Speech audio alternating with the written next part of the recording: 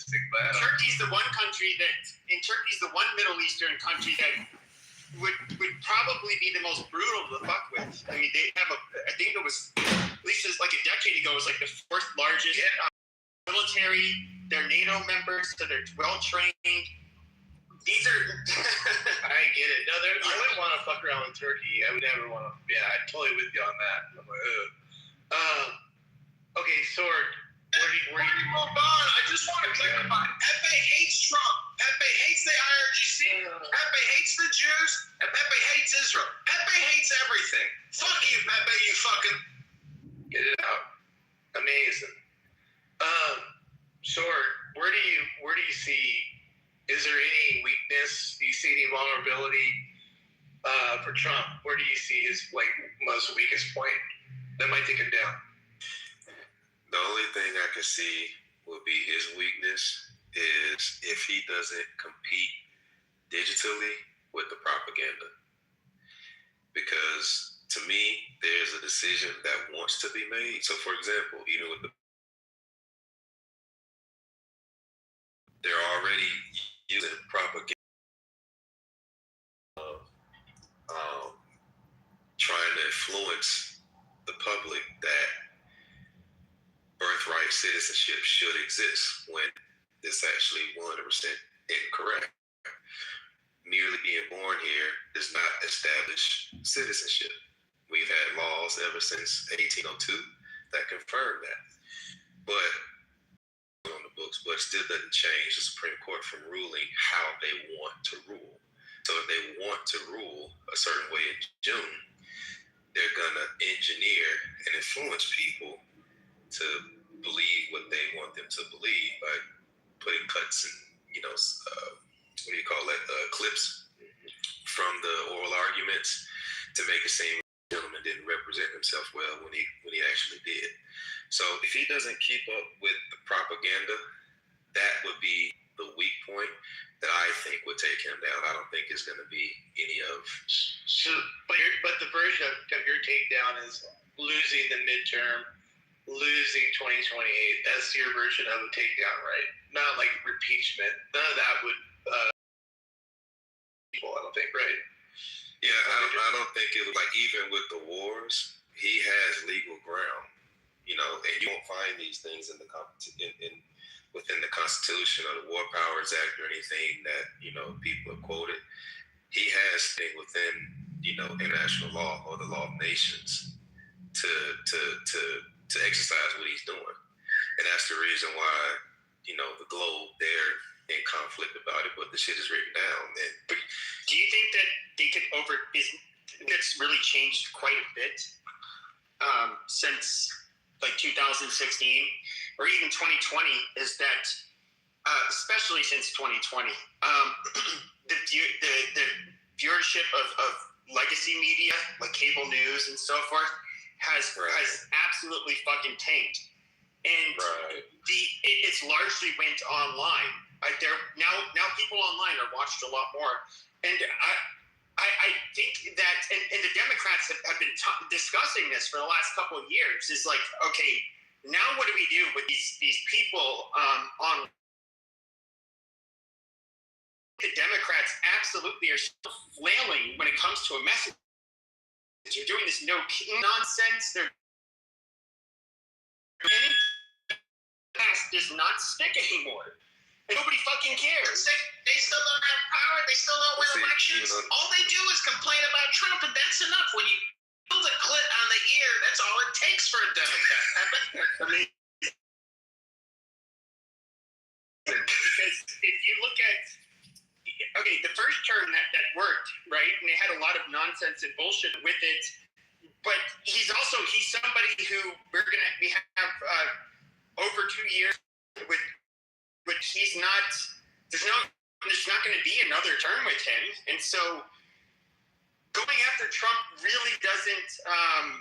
What is it going to do? They have to come up with a better, basically a vision or a strategy. They're too stupid for that. Well, that's what I'm largely. Let me say this, to what you just said. Here's, I don't know if it will, but there's a possibility.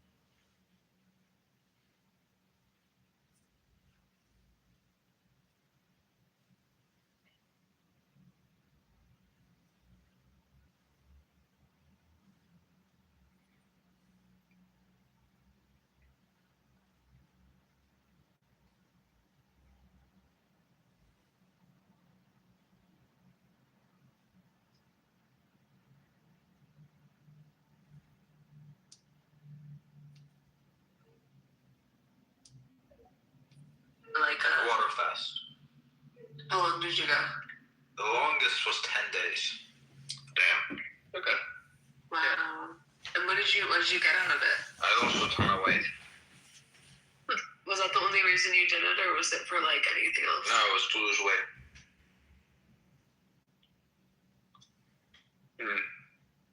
Interesting. I think you don't really have many benefits in fasting after 3 days.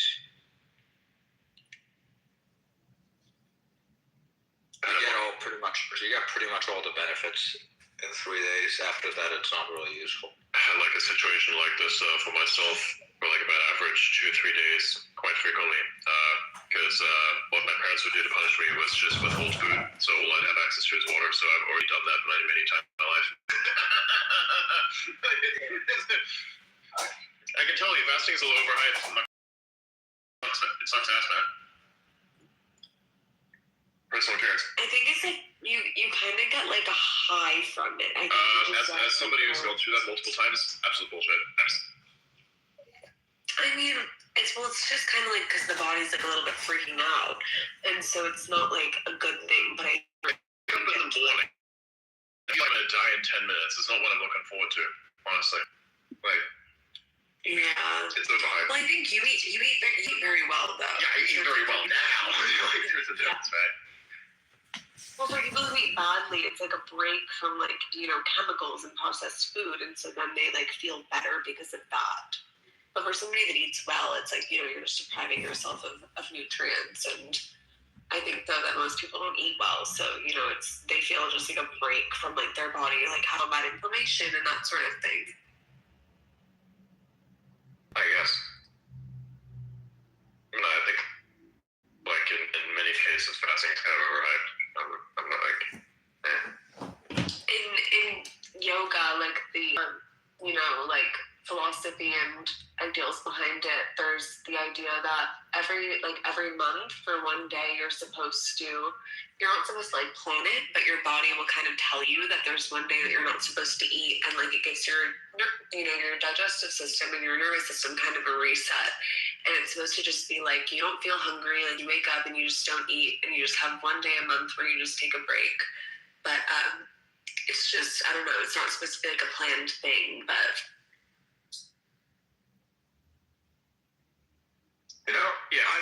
fuck plant-based I diets. learned to never listen to women about anything health related. I mean, it's not women saying it. It's male yogis decided it, but it's not. I don't know. I don't necessarily. Every time I hear some woman say she's on her healing journey, it's always like the worst shit ever.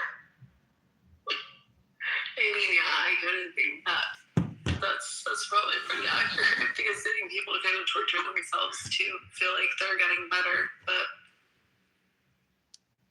Look, man, the examples where people torture themselves to feel better is the one where they go, hey, let's do the heroin chic.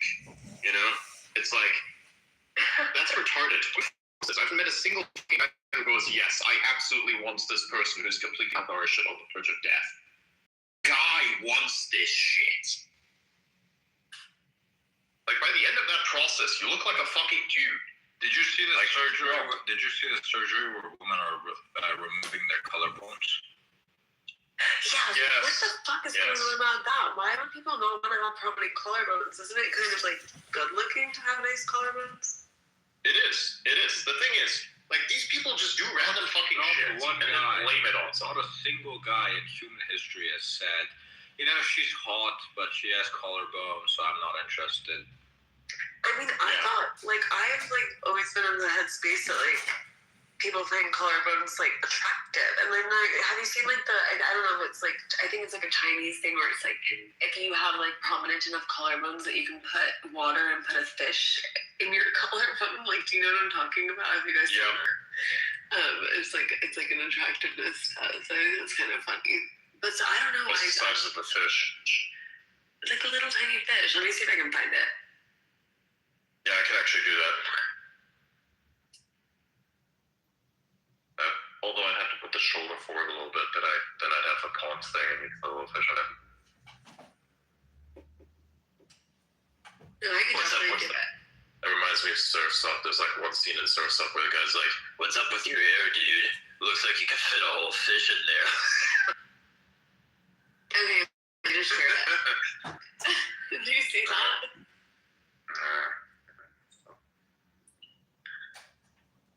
Yeah, the collarbone shit is just insanity. Like, nobody has ever asked this. I don't know anybody who's ever said this. Was like, yeah, guys, we need to remove people's collarbones. Like, the fuck? Like, I genuinely do not understand where this is coming from. Weird.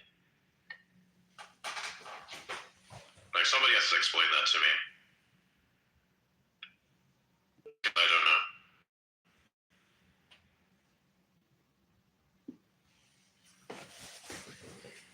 Yeah, you get a bunch of women that are like, oh, men will fuck anything that walks. And then in the same breath, they'll tell you that men impose unrealistic standards on women.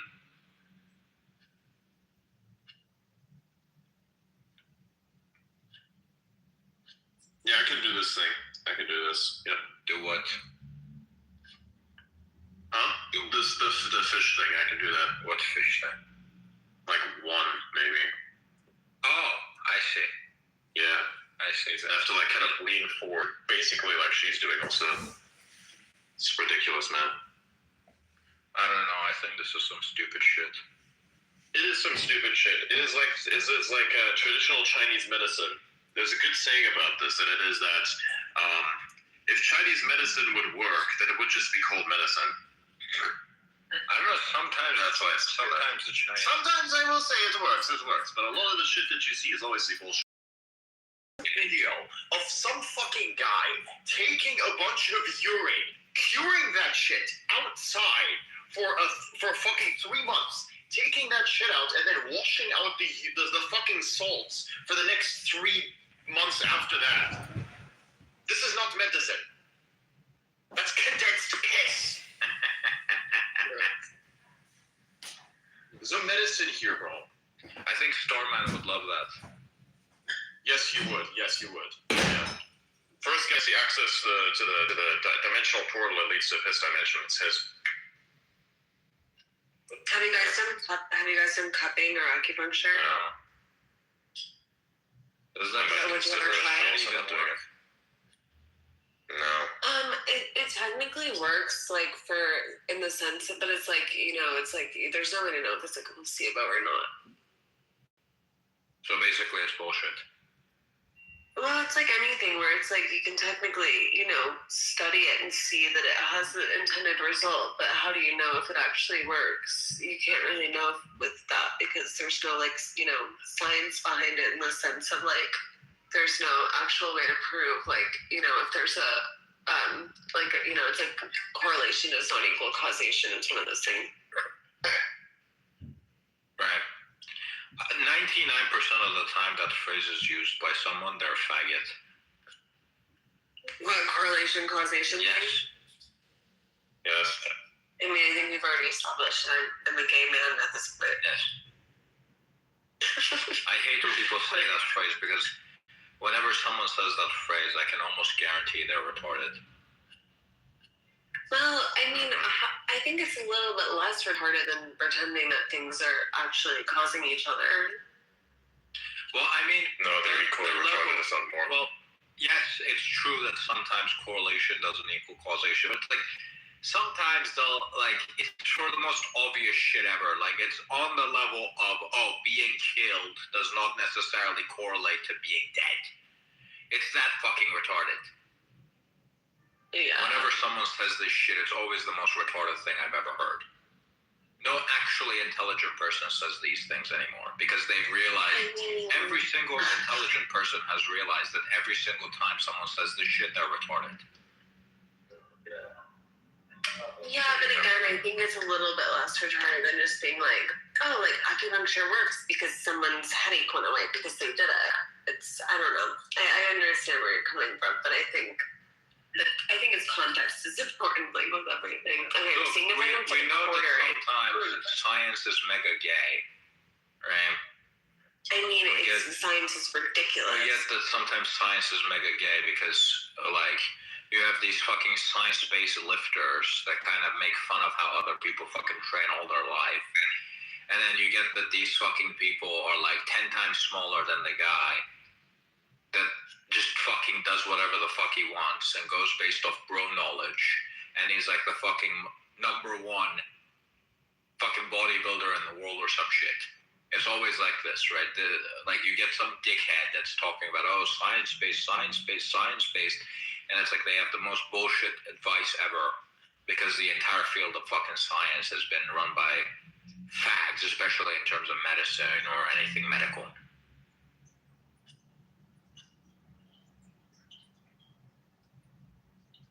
I mean, in psychology, it's like It's psychology. It's ridiculous. Psychology is complete bullshit. Yeah, I mean, it's The only field of psychology that is actually legitimate is the field of psychology where they manipulate you to spending more money. Everything else is bullshit. Yeah. Everything else in psychology is bullshit. The only part of psychology that is actually legitimate is when they get you to spend money. Yeah, so when you told Joe about her past, it's basically psychohistory. All right, everybody, let's we're gonna continue to go to Discord. Thank you for coming. See you all again next week.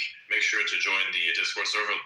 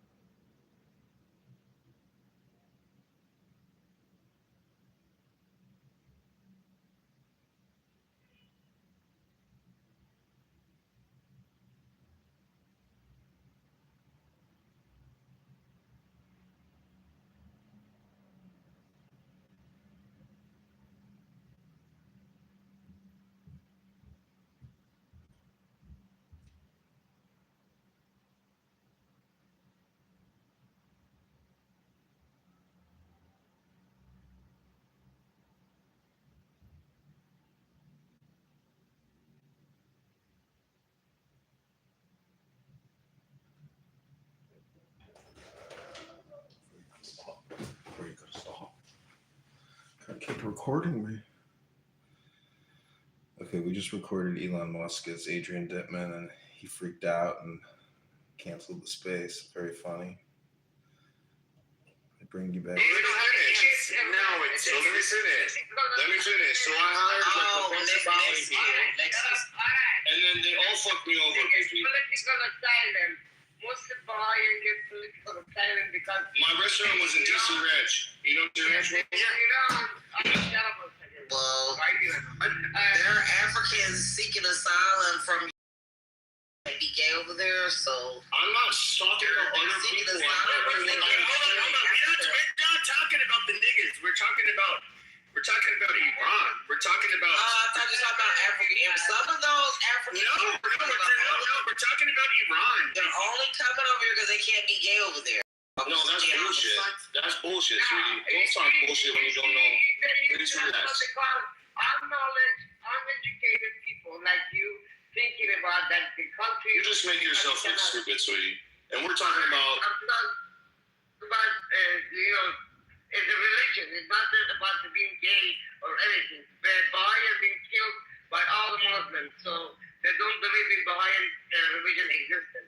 So they can't be gay over there either. No, we can't. That's fine. They'll fucking kill them. Okay, guys. We don't need to do the. We were having a different conversation, and we do not need to go to the I don't know, pity Olympics, which group has it worse? This is fucking retarded. It's kind of retarded, but it's not pity Olympics. It's the truth. Because a lot of people, Matt and these guys were here. Some girl came. They don't know what we're fighting for. People are fighting for. No, They all think about the oil and the money and all Israel. No. I get what the Persians are fighting. What are they fighting for? Okay, you literally. Okay, so first of all, when it comes to the Persian diaspora, and by the way, when I went to U of A, my roommate was born in Iran. One of I've had a few friends. You had a Persian girlfriend too? No, I never had. I couldn't afford one of those. I couldn't afford one of those. Straight up. It's all good though. Yeah, can't do it. I'm not man enough for one of them. But a lot of them are here in Remy Hotel.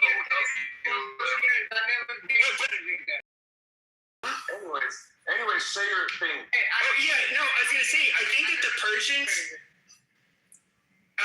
Once again, too much work. I just don't need the drama, and I don't have the money. Just not. They have a look up from the down. They really look at you down all the person here. That's the problem. Did you guys understand what homie said? Because I didn't. Did you look it down? What? They have it up and down to you. They look it down to you all the time. All the person. Fefe, what you say? I know them. Yeah, they look up and down. But I agree. Those women, I can already tell they're trouble, so I just stay away from They're them. not trouble. They're high maintenance. Very high maintenance. I can't afford them. I already said that part. Besides that, but they're like Latinos too. They'll fuck your shit up if you look at a girl or something. Yeah, but I'm used to them. them. As Latinos. I'm used to like those women. White girls? No, like Latinas in particular. Oh. But hold on. But the Persians, hold on. Israel or either fight for. Okay, amazing. Ching chong ching. Ching hong. But like when it comes to the Persians, what they're fighting for, I think, is first of all, almost everybody who fled the fucking country fled for a reason. And when you look at the people that are in there, okay, I don't. Outside of the third world, there's only one country where you see people being executed regularly, and that's Iran. They have a fucking, they bring out the cranes in public, hang people, and what do they hang people for? For shit like protesting, and it's just like we see why they execute people, right? So, and then it's just like, if you get these Muslims, hold on, bro. Okay, because God damn it. But you're yelling. Yeah, but he's trying to. Oh man, hold on. I won't shut up and let him talk. That's why. So we see. I get it. You have a lot of Arabs. I said you won't shut up and let him talk. Of course, I'm trying to have a conversation. So you don't know what a conversation is. Not having a conversation. Let him talk. Well, hold on. I just want to finish this real quick. So you have people that are being executed for protesting. They're giving, in other words, this was handed out by the IRGC, and they're being executed for protesting. And then they kill tens of thousands of people with guns, and they're like, oh, that's bullshit. It's like, you motherfuckers hang them anyways. Like, what are you talking about? Exactly. They're obviously an oppressive, horrible group of people. The IRGC sucks fucking dick. I'm not somebody who stands up for the IRGC. Like, they fucking suck. The quicker they go, the better. Like, I just the whole world's going to be better, bro. So Pepe, one small correction I would say. Saudi Arabia does a lot of executions as well, and does them publicly. Not as much as Iran. No, I didn't say as much, but he said.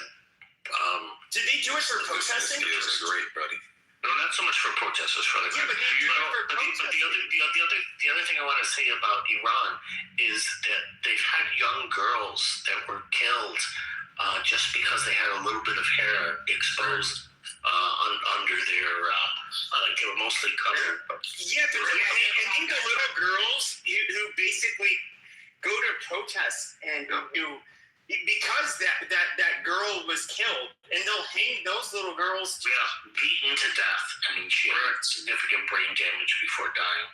With all kinds of objects and 20, 40 guys. When you guys weren't here, this MD girl, whatever her name was, she was very aggressive. But besides that, they're not fighting for the oil. They're not fighting for the money. They're fighting for basic human rights. That's what they want. They can, USA can take all the fucking oil. Right now, 47 years, you think they gave 1 penny of their oil to the people? No. Saudi Arabia did. Saudi Arabia gives his money to his people, but they didn't. They fucking go and organize and open up all these terrorism places in different countries, The world is going to be a better place without these people, but people should know that people are fighting without guns and all that stuff just for basic human rights. That's all they want, bro. People cannot eat. Yeah, it was hard to figure that out. I think American biggest problem is you either Ching Chong Chong, get quiet. Only trying to stop. Be real good. I think you should move on real fast. Israel first. That's it. Israel first. That's a big problem. Jill said someone has some blocks. My name is Ching Chong Ching. I'm pro-American. Your name I'm pro-American. Guys, is that you to me? I'm America first. I come from CCP China. Bro, Pepe, come over and have a shot with me. President fight or kill let the American people, children, kill American people. So somebody made this. The American people died for Israel. And us Chinese people killed for whatever reason. But we sent you to the gas chamber. We saved you. Somebody made a really good point. With all this, for Israel. Someone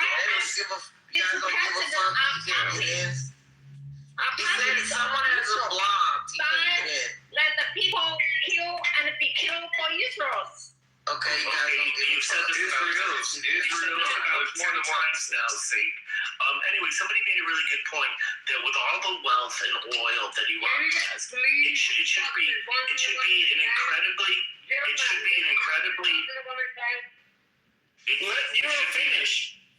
it should be an incredibly prosperous and wealthy country with a very strong economy. But instead, they want to spend all their money on ballistic missiles, financing Hamas, financing Hezbollah, financing terrorism around the world, rather than for the benefit of their people. It's a shame. To build a road, build a new building, fucking for the people that don't have money. Exactly. You know? It would be a very wealthy, prosperous country. Yeah, it was. Hopefully it will be as it was before. Yeah. You know how much oil they have? They've got a lot of fucking oil. And we got to be realistic. The Persians are a lot. And I really hated trying to group you in with other Middle Easterners. The Persians are, and I'm just going to say it as an outsider, they are smarter, superior people than the Arabs, like by a long shot. Like Arabs have oil wealth, but they're too fucking retarded to do anything with it, so they have to hire outside help. You know, but we'll calm down with the arsenal, man.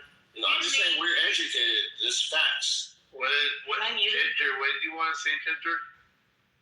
I have been hearing repeatedly over the last week and a half that I've been on this app and in a bunch of different groups discussing this conflict, that the reason Iran has such an economy is because of the sanctions.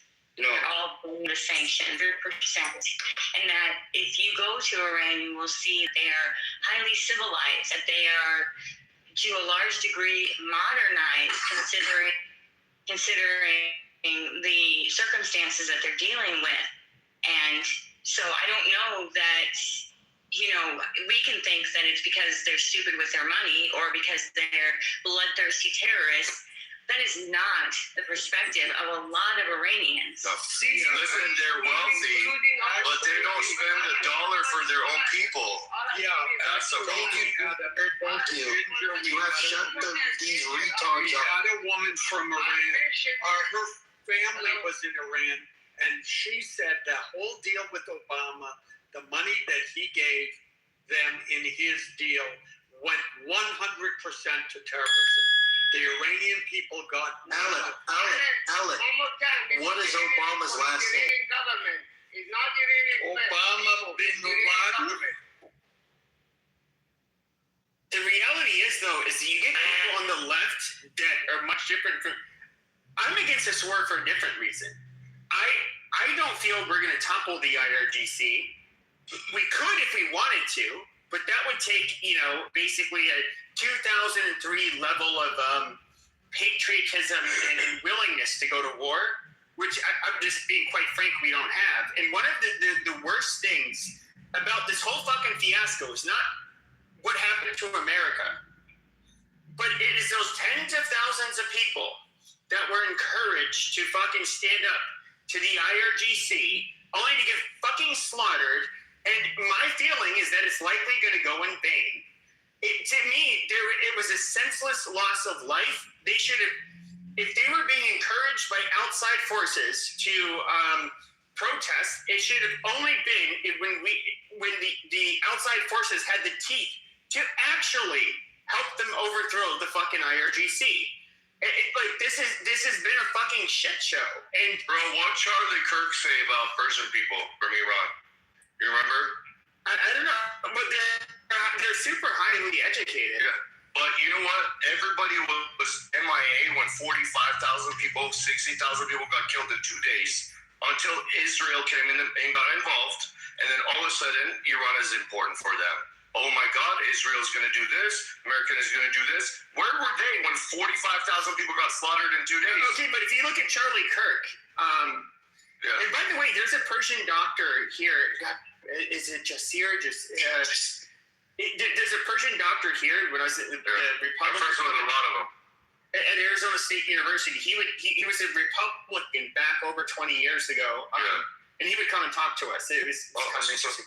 So, but going beyond it, just thought I'd throw that out here because you live here. But when it comes to Charlie Kirk, he was also somebody who, if you remember back in June when we bombed the nuclear facilities in Iran, he was somebody who was trying very hard to encourage Trump not to do it because he felt like it would drag us into a regional war, which would just create chaos, and then the willingness to be able to actually exact change in Iran would not be there. It would just, if anything, it would just any fortitude that the Iranians had, or the IRGC, I should say, would have to be more belligerent and to try to, really develop their nuclear capabilities and make it very hard for them to be overtaken.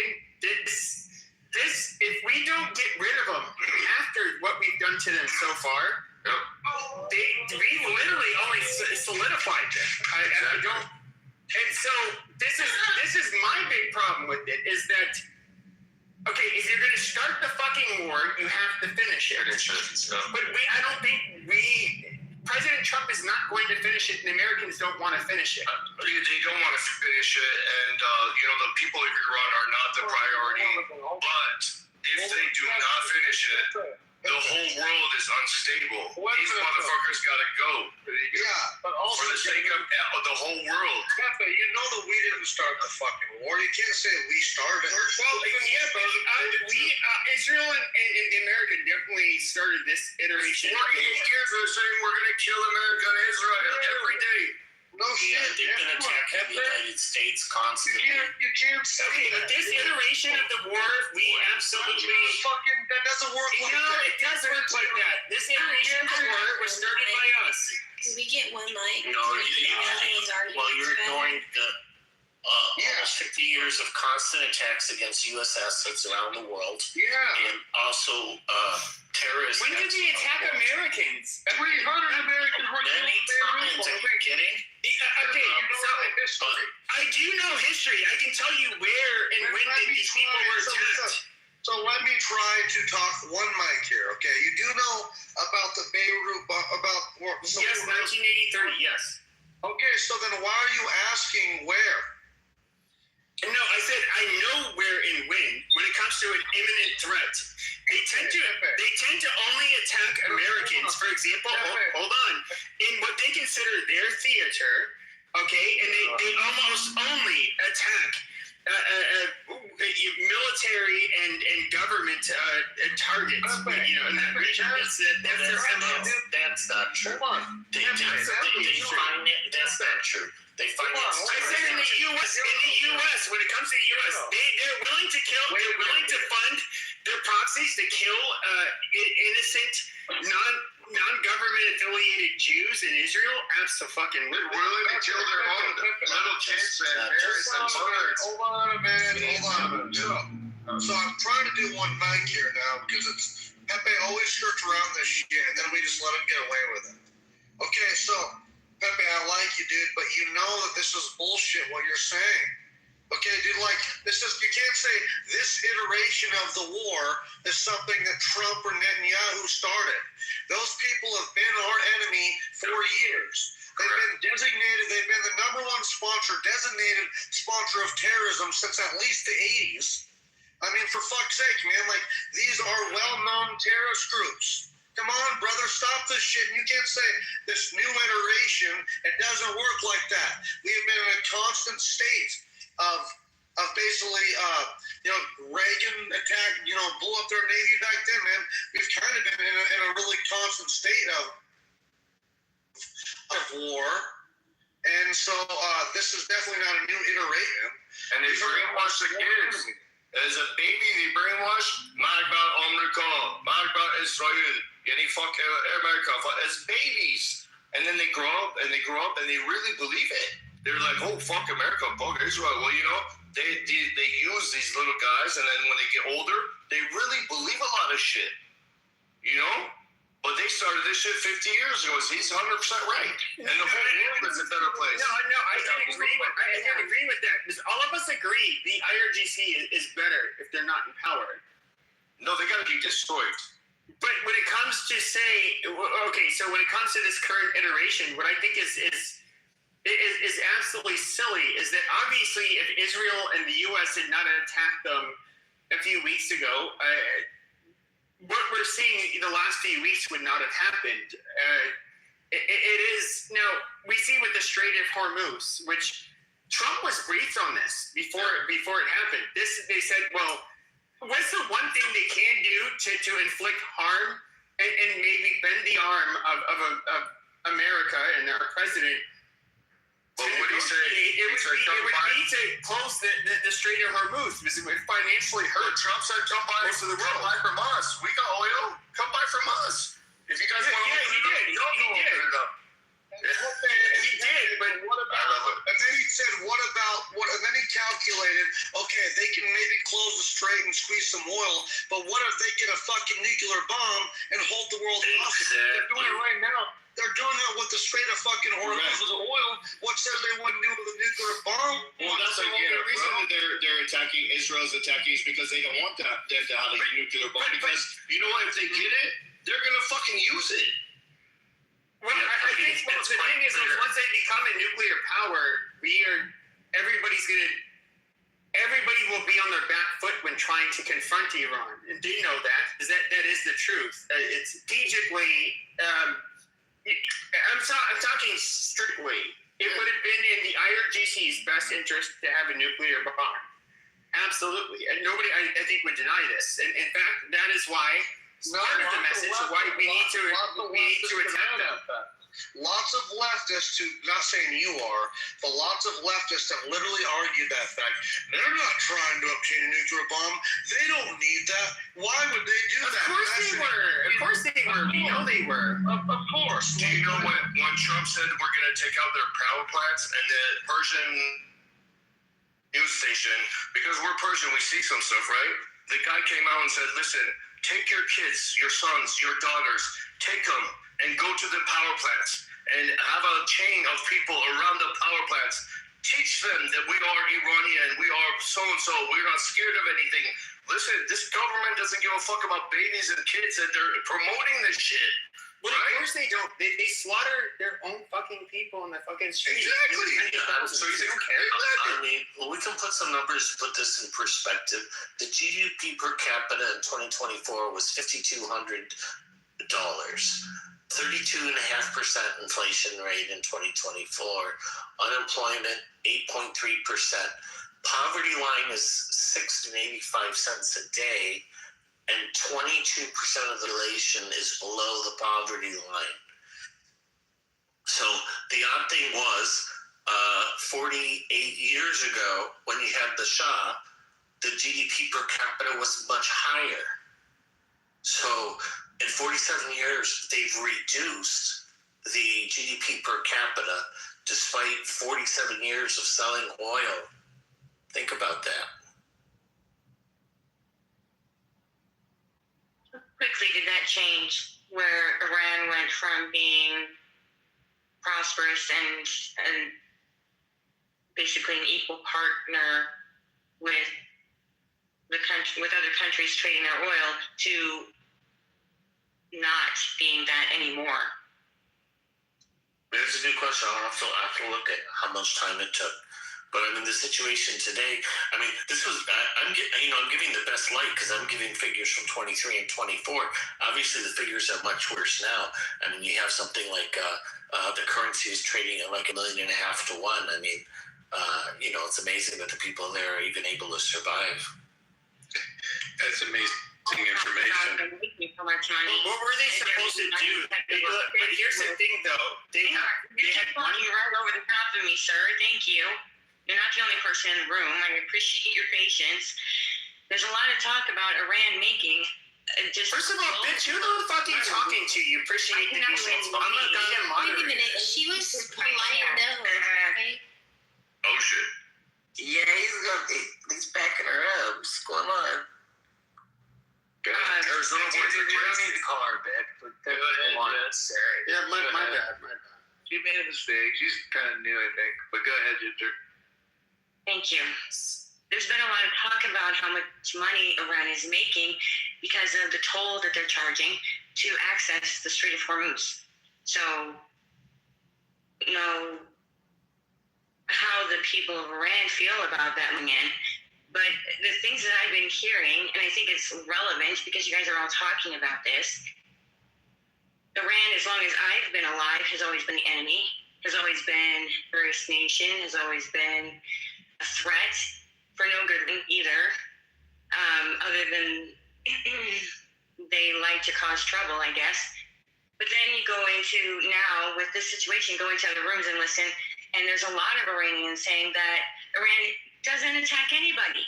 They haven't invaded any countries ever. They have always just wanted to exist. They just want to have their sovereignty. They just want to be left alone. And now this is their opportunity to break free from American influence. There was just someone talking about how Iran just doesn't want to. This is what they're saying. No, they're not. We're personally, they're not saying that. I'm saying other people in other rooms are saying this. People from Iran, people part of the diaspora that everyone likes to talk about. Yeah. And I'm hearing this over and over again, and I'm going, what? Because this is not what I've been told this whole time, that they're just, they're just a scapegoat. Everybody tries to invade Iran. And I know that Russia did a long time ago during World War II, or maybe it was World War I, or maybe it was both. Britain tried to... No, it was the 19th century. A long time ago is what I might be saying to the point. But these are very different pictures, aren't they? From this side, here, what you guys are saying, that they have been... Yeah, because the IRGC uses proxies to invade and cause terrorism in other countries. We can look at the Houthis, we can look at Hezbollah, we can look at Hamas. These are all funded by Iran. And Israelis are not making this up. The biggest threat to them is absolutely Iran. One of the worst things that happened, I think, to the Israelis was our invasion. And of course, you had who did you have? This fucking faggot Bibi Netanyahu who saying you need to invade them, have positive reverberations throughout the region. And he was giving his little fucking spiel, but he wasn't the president at the time. Ariel Sharon was. Ariel Sharon was more or less against us doing it, and the Israelis were very concerned about how we were doing it because we were having all of these fucking insurgents in. Of course, after we invade Iraq, you have the civil war, basically, the Shia militias, and then, of course, Iran ended up being able to not have to spend nearly as much money to defend themselves against Iraq, their neighbor, and they ended up using a lot of that money to basically fund Hezbollah and Hamas and all of these other groups. And can I read something, Pepe? It's Trump. Yeah. It's Trump Human Rights Watch, which I only picked because it's the liberal site. So therefore, people on the left-hand side of the aisle, I hope you accept this as a source instead of one more conservative source. U.S. statements issued, I'll put it in the chat, issued during the conflict demonstrate that Hezbollah fighters, and it's about Hezbollah in particular, fired from the vicinity of UN positions on a near daily basis that frequently increased as fighting intensified. On July 19th, Hezbollah fighters fired rockets from the immediate vicinity of the UN position in Naqoura and Maroun al-Raz. The IDF responded with shelling in the areas, and 10 artillery shells fell inside the UN position in Naqoura, while 4 IDF artillery shells fell inside the UN in Marabous on July the 25th. And I'll just read a couple of these because it's only meant to be a testament to Hamas's or Hezbollah's tactics in this larger kind of conflict. On July 25th and 26th, Hezbollah fired rockets in the vicinity of 4 UN positions: Alma al-Shab, Tibane, Bar al-Shit, and al-Tidi.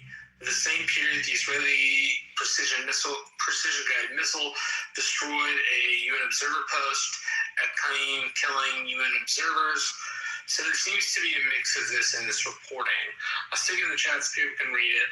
Human Rights Watch, like I said, is known to be on the left-hand side of the aisle, but it's chronicling Hezbollah, which is a proxy of Iran, their use of tactics to fight inside of Israel and other... And this is a group, Hezbollah is a group that's terrorized the Muslims and the fucking Christians. Dave has literally fucking terrorized the Muslims and the Christians that live in Lebanon for decades. And we have to sit here and act like this is a legitimate force. Now, I understand. You can say, a lot of people say, like, oh, well, resistance fighters, Israel sucks. They treated us poorly. I get that. But then you have an innocent third party where they're basically dragged into it, and then you get a hostile force. Basically, even their own government cannot really they can contend with them, but I mean, and Pepe, Hezbollah goes way back to '83, blowing up the U.S. Marine barracks in. Your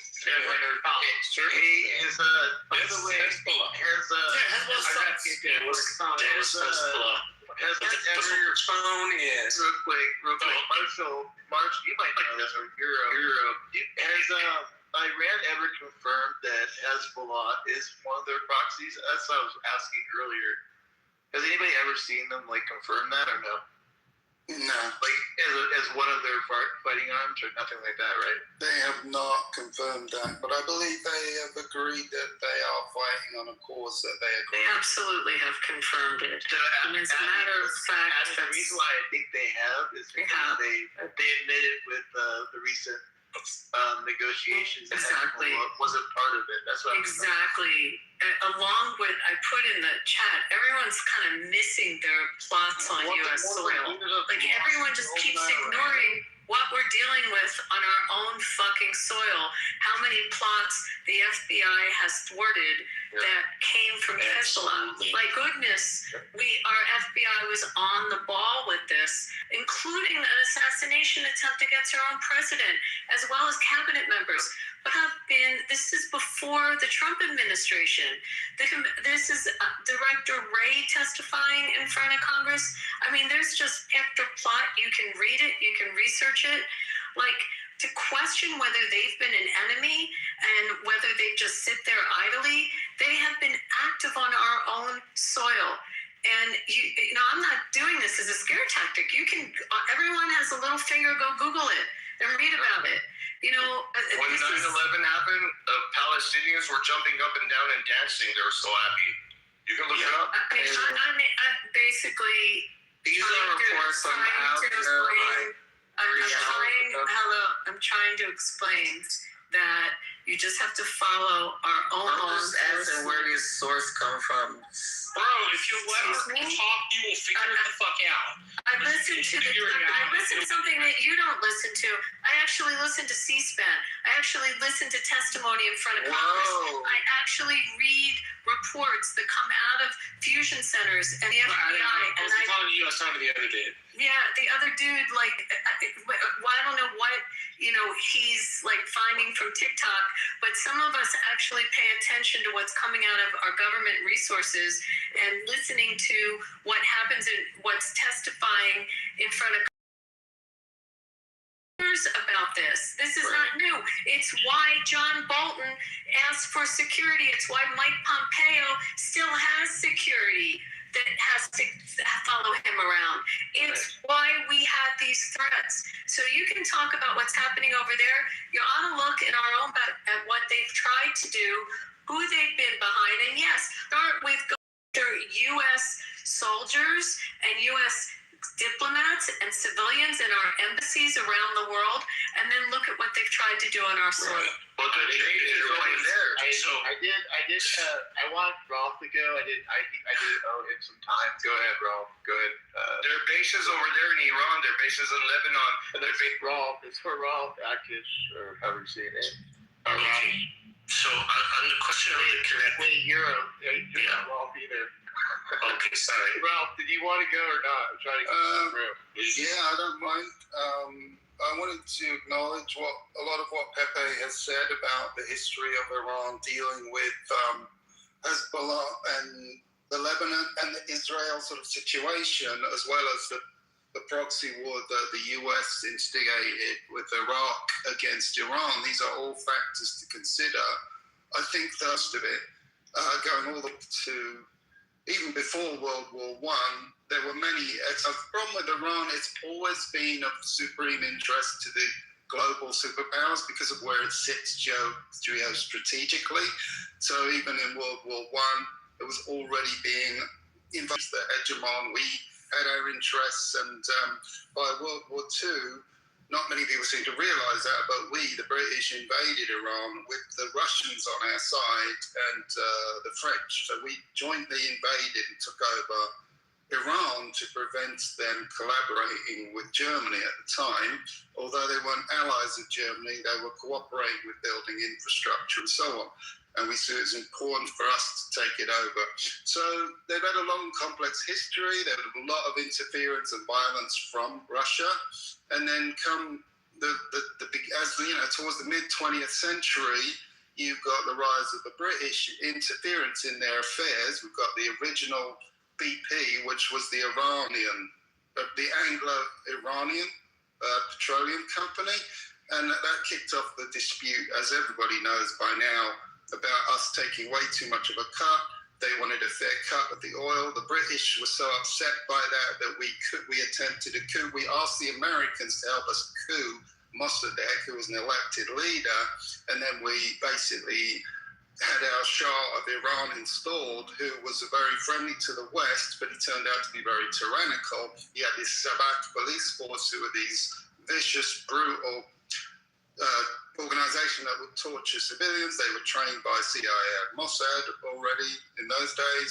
So he had an awful reputation.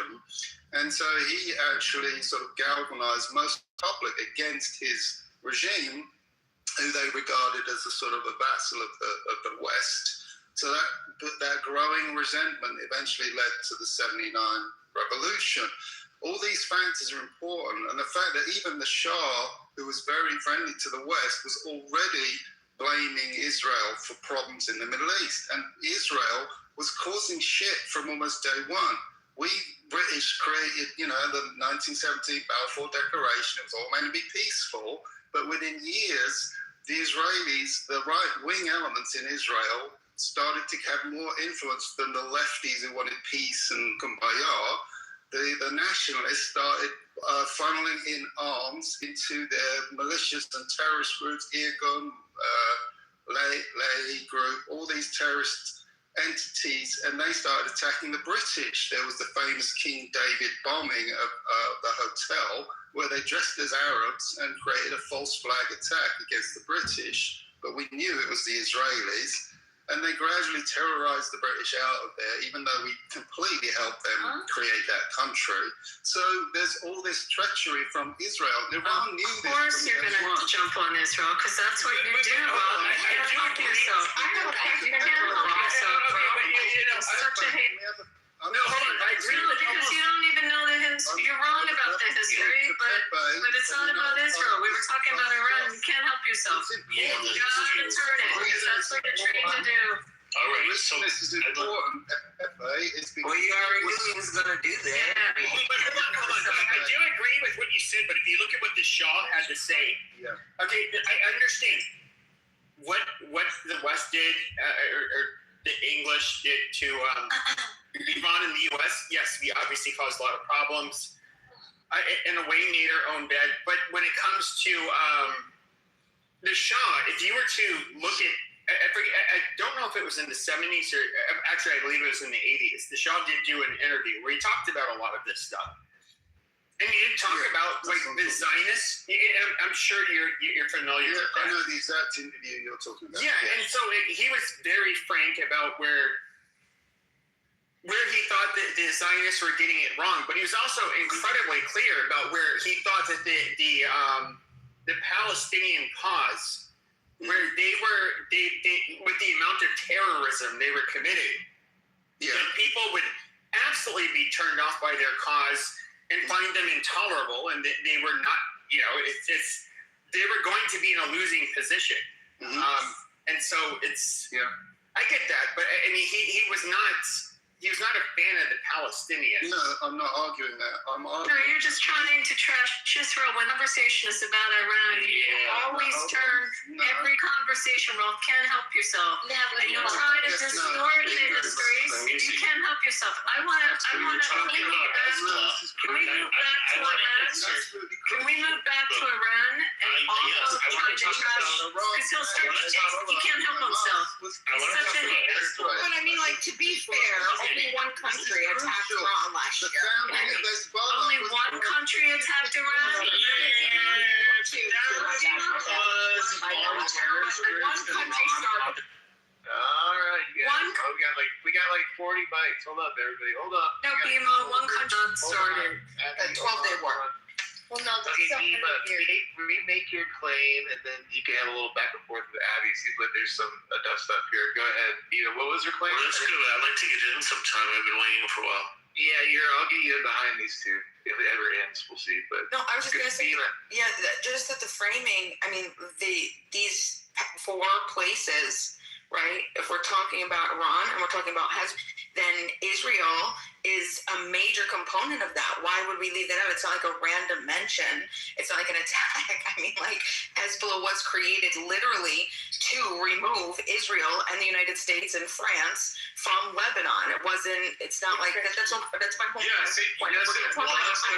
you said that one country. Then you said one country started this. And one country attacked. What country do you think started Bima? Israel last year. The 12th Oh, really? So what happened on April 5th? Prior to that, what happened on April 5th? Iran attacked Israel?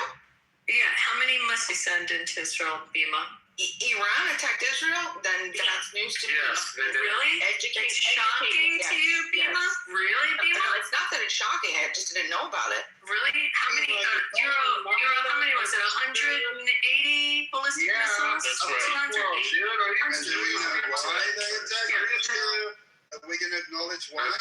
We're going to acknowledge that it fucking happened. Yes, We're also going to acknowledge, Mr. I hate Israel and I hate America, Rolf. We're also going to acknowledge something. That we're also going to acknowledge, Rolf, that our president under Rolf.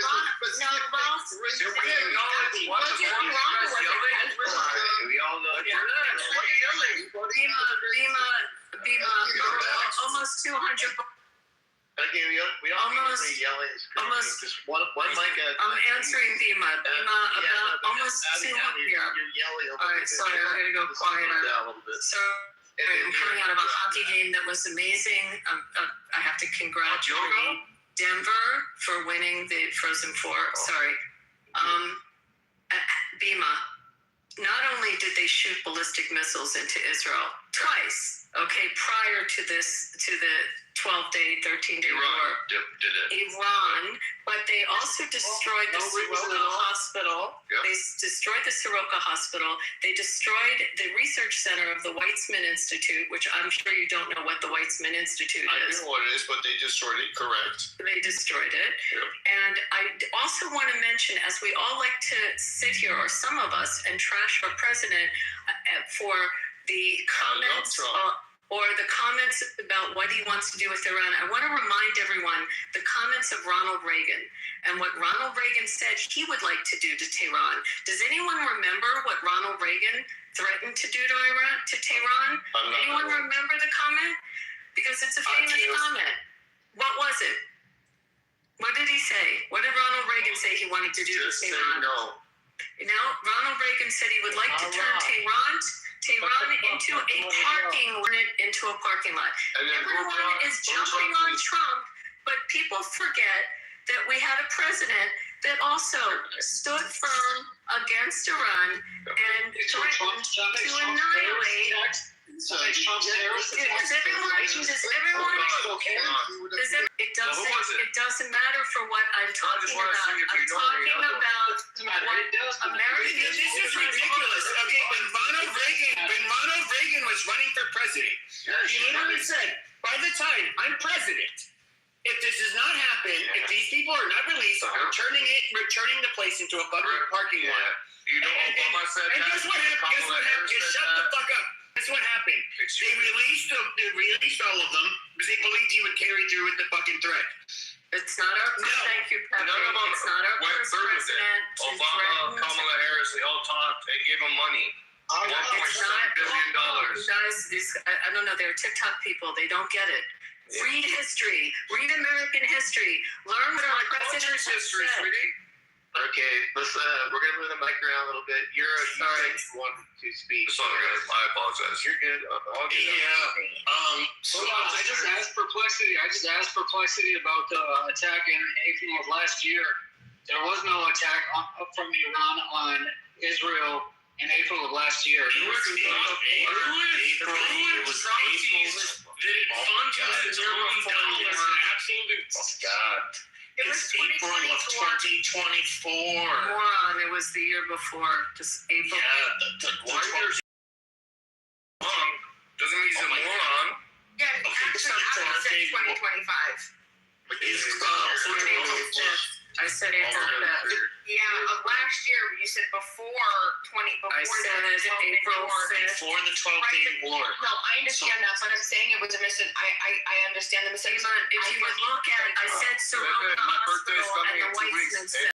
I said the Weizmann Institute, and I said All I'm Soroka saying is Hospital. that I heard exactly what he heard, and I also was under the impression you meant April 2025. Okay, Well, geez, then just take your finger and Google that it was 2024. I did.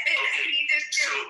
We're good. Look, there's a lot more hard facts that we're missing because we're arguing over nothing.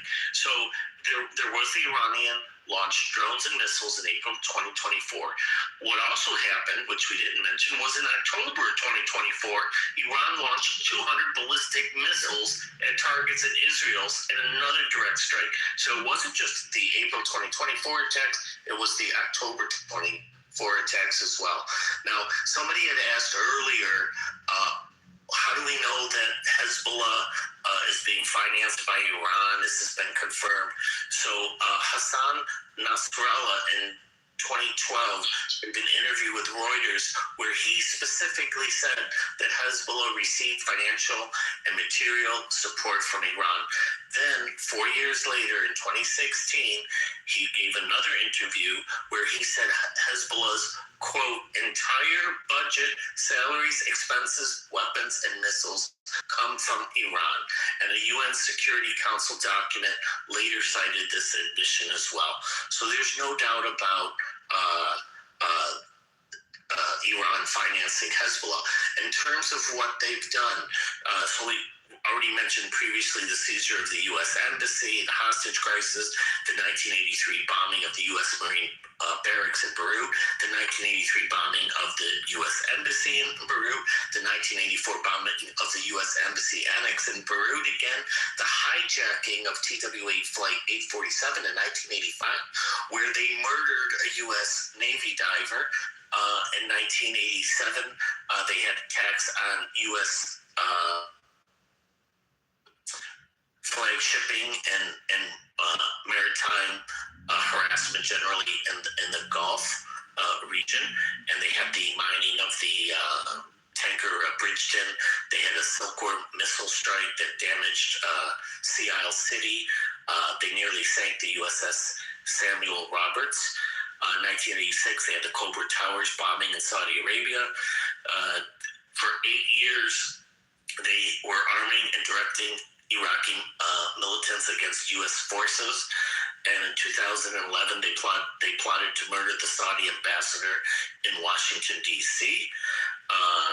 They have detained and wrongfully put in detention U.S. citizens in Iran. They've had directed Iranian ballistic missile strikes on U.S. forces in Iraq in January of 2020. Okay, you're right. We agree. You're right. You're definitely right. And I could go on and on and on. So I don't know how anybody is disputing that they haven't been attacking the United States around the world. You're right. Beamer, go ahead. Thank you. On April 5th in 2024, Iran attacked Israel.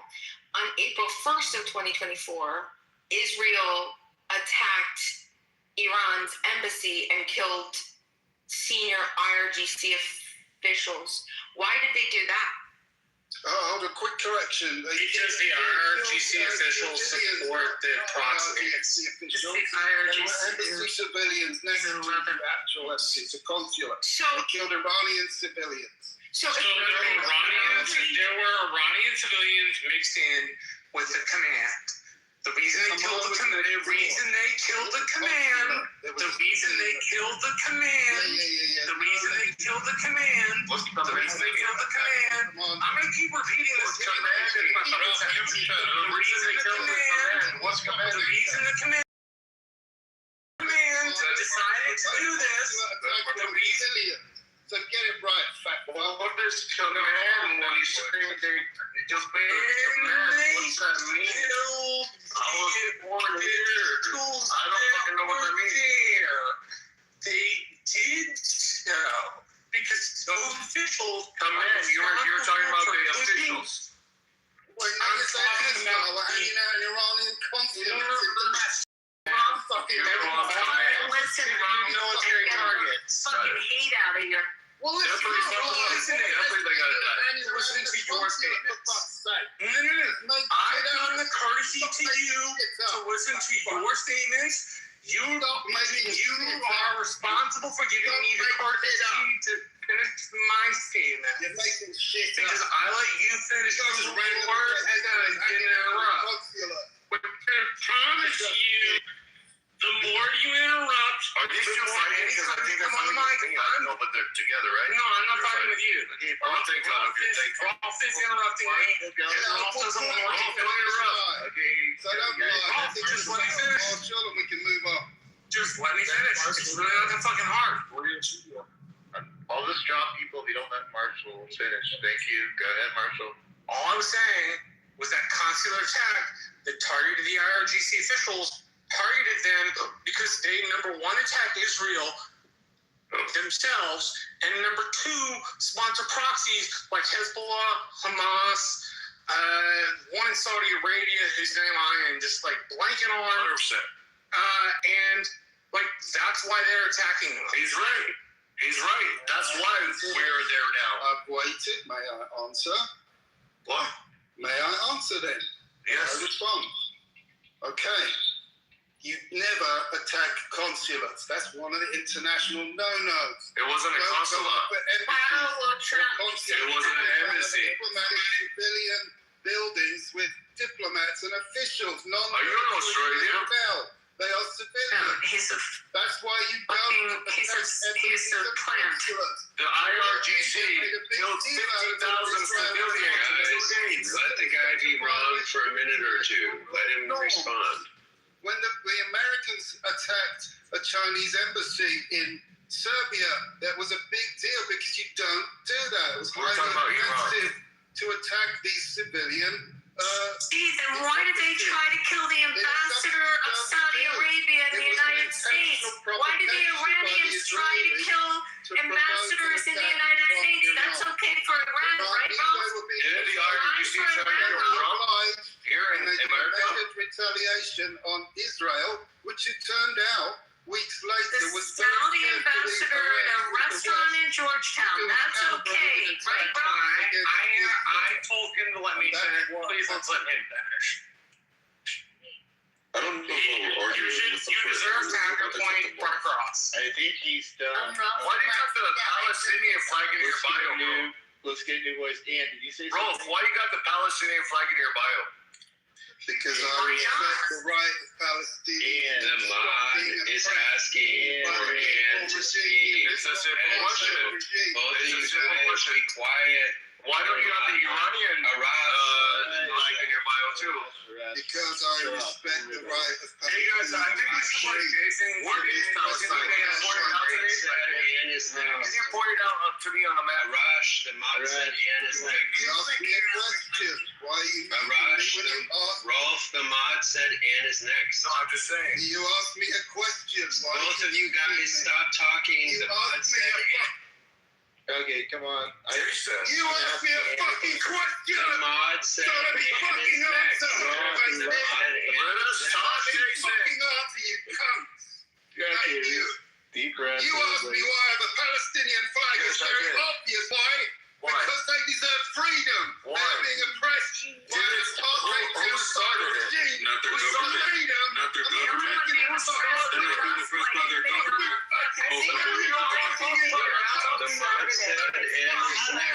history. Okay.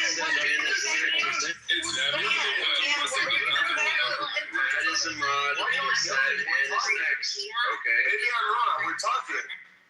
But I said, why don't we have an Iranian flag too? Gentlemen, could you What, respect 15,000 mods? people got killed? Hello? No, Respect the Matt is a mod, and he started the room, guys. Come on. I know. But I'm just saying, it was a simple Well, question. everybody, you know what, guys? You guys all need to shut the fuck up and listen to Matt. He's running the fucking room. Literally, I'm gonna kick to the goo. Anybody who opens their fucking mic while he's speaking. Hey man, come over and have a shot with me. Okay, who just spoke? Me? He's gone. Okay, you stupid faggot. Okay, if your name's not Matt, you can say it. Okay, Dan, you are up. Go.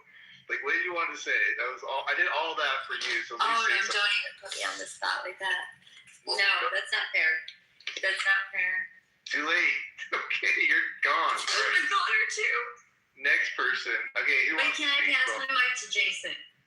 Okay, Jason, you've been trying to get off by. I was just trying to tell people to let Ann go because the mod said let Ann go, and I'm a bulldog like that, so I'm happy now.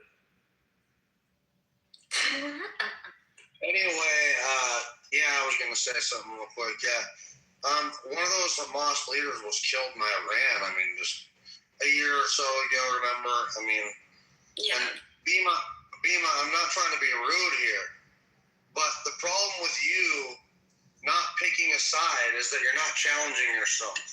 And here's a great example of you're not challenging yourself. You literally, either you were being ignorant on purpose, or you really didn't know about Israel being attacked by Iran a year ago or 2024. Not in 2025. It sounded it came across as 2025. Let me finish, please. The point I'm trying to make is the people who don't pick a side. I get it. You don't want to be on the left. You don't want to be on the right. You can just be washed of it. You can just be independent and free, and you don't have to. But the problem is that you're not getting in the weeds in this shit. Obviously, you're not challenging yourself. You would know. And same thing with Pepe. I feel like you would know these people are a serious threat. I'm glad Pepe's starting to change his tune. He's starting to realize that the IRGC really is a threat, and I think people are starting to realize that these people really are horrible people that are killing not only their own people, but they're terrorists. But Bima, you do know, man, that you gotta challenge yourself a little bit here with that shit, man. You know these people are dangerous. You know they've attacked Israel. You know they've killed Americans. Folks, we're gonna start to, be real here, right? I mean, come on, man. Well, And can so, we say that this is jihad? It's not like, so this isn't the people that reside in Lebanon and Syria and all parts. I mean, over time, there's been different groups of people in these areas, so they weren't always in these places. They were kind of placed there, but I mean, it's jihad that everyone needs to be free of. So when the Iranian people, I mean, there are Persians, there are Kurds that reside, Christians, Jews that reside in Iran, correct? So to say that and paint that with a broad stroke, I think it's just irresponsible. Yeah, I just want to say, I don't know, who is that, Mountain? Listen, you could take your bullshit and just shove it, sell it to somebody else, man. Not interested, okay? But it sounds to me you're calling me lazy. What's lazy is not doing your research and then taking a side blindly. That's lazy, okay? I dedicate myself to learning as much as I can about each side from out of principle, okay? But people like you are what cause wars to go on forever because there's no understanding. There's no true conceptualization of the dynamics of what's going back and forth. It's just, I'm just going to jump on this donkey and, let's go. Fuck it. Might makes right, so fuck off with that. But if you have any empirical evidence or any type of, Abby was wonderful. She, mentioned and opened up a whole new can of worms. We now have some things to look at so we could keep exploring the timeline. I mean, obviously the timeline, this is a very complex situation. So I'm pretty sure we're going to find what we found with Palestine. And Israel. It's just going to keep going back and forth. Something happened in 24 and then 2024, and then they responded to an attack on their officials, and then they responded to an attack and it's just going to go back and back and back and back and back, right? But ultimately, I think it's better. I mean, anyway, if you want to provide some fucking actual contextualized information instead of your dumbass fucked up loaded opinion that's useless and doesn't do anything for anybody. Who has the greater project? Who has the greater project? Wait a minute. So it's a fact when Bima, you try to act like you didn't know that Israel was attacked by Iran. In 2025. In 2025. I made a point is, what was the point? Hold on.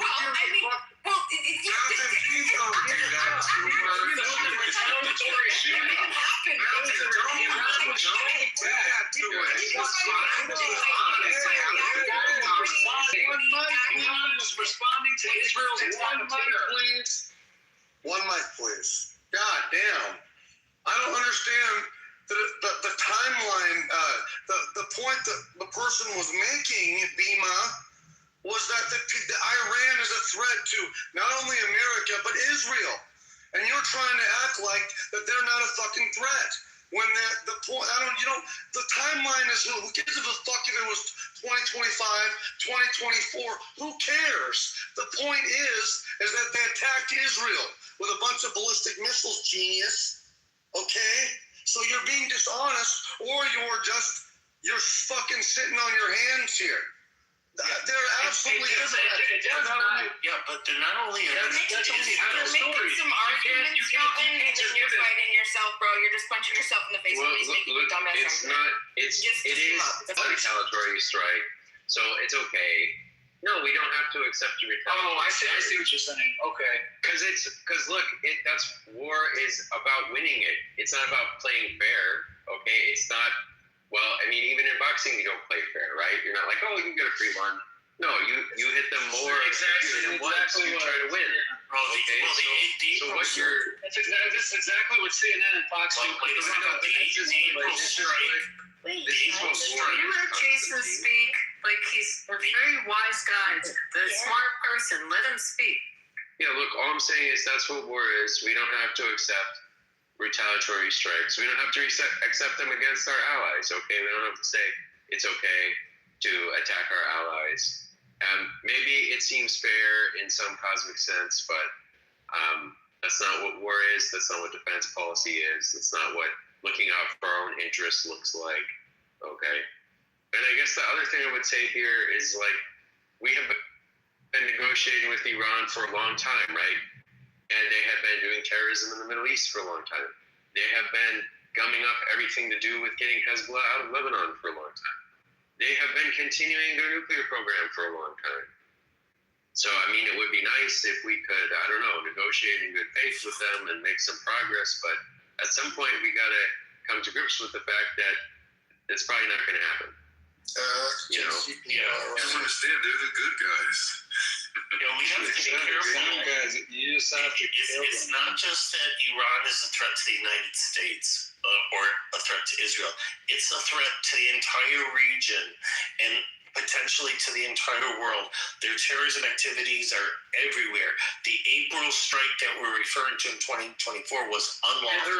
They followed it up with another attack in October the same year that was also unlawful. So, I don't know why people are bringing this up. It is a clear axis of evil member, a rogue state, and one thing that for sure cannot be allowed to happen is to allow it to obtain a nuclear weapon.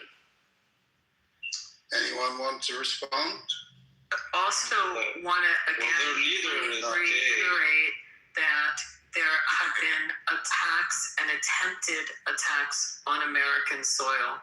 Like, you just also, it is a threat to the world, and everyone seems to also forget South America and Hezbollah's operations in South America, which is another continent that they've put their fingerprints on. However, we really have to focus also on what their plans are on our own soil, unleashing the cells here. This is not some conspiracy theory. This is our own intelligence agencies warning us, and they've been warning us for several years about them. Intelligence agencies are constantly lying to us. Well, you can think that, Constantine, and you go worry and live in your flat Earth world or wherever you live. However, some of us do pay attention and do believe that intelligence is important, and they have stopped these attacks. I don't know what country you're in, but we live in ours, and we want to be safe on our soil. And it's important to us. United States and Israel too. Wait a second. No. Why are you using a flat Earth? It goes beyond intelligence. The Department of Justice charged an IRGC-linked operative with a plot to murder former National Security Advisor John Bolton, and in 2026, another Iranian government operative.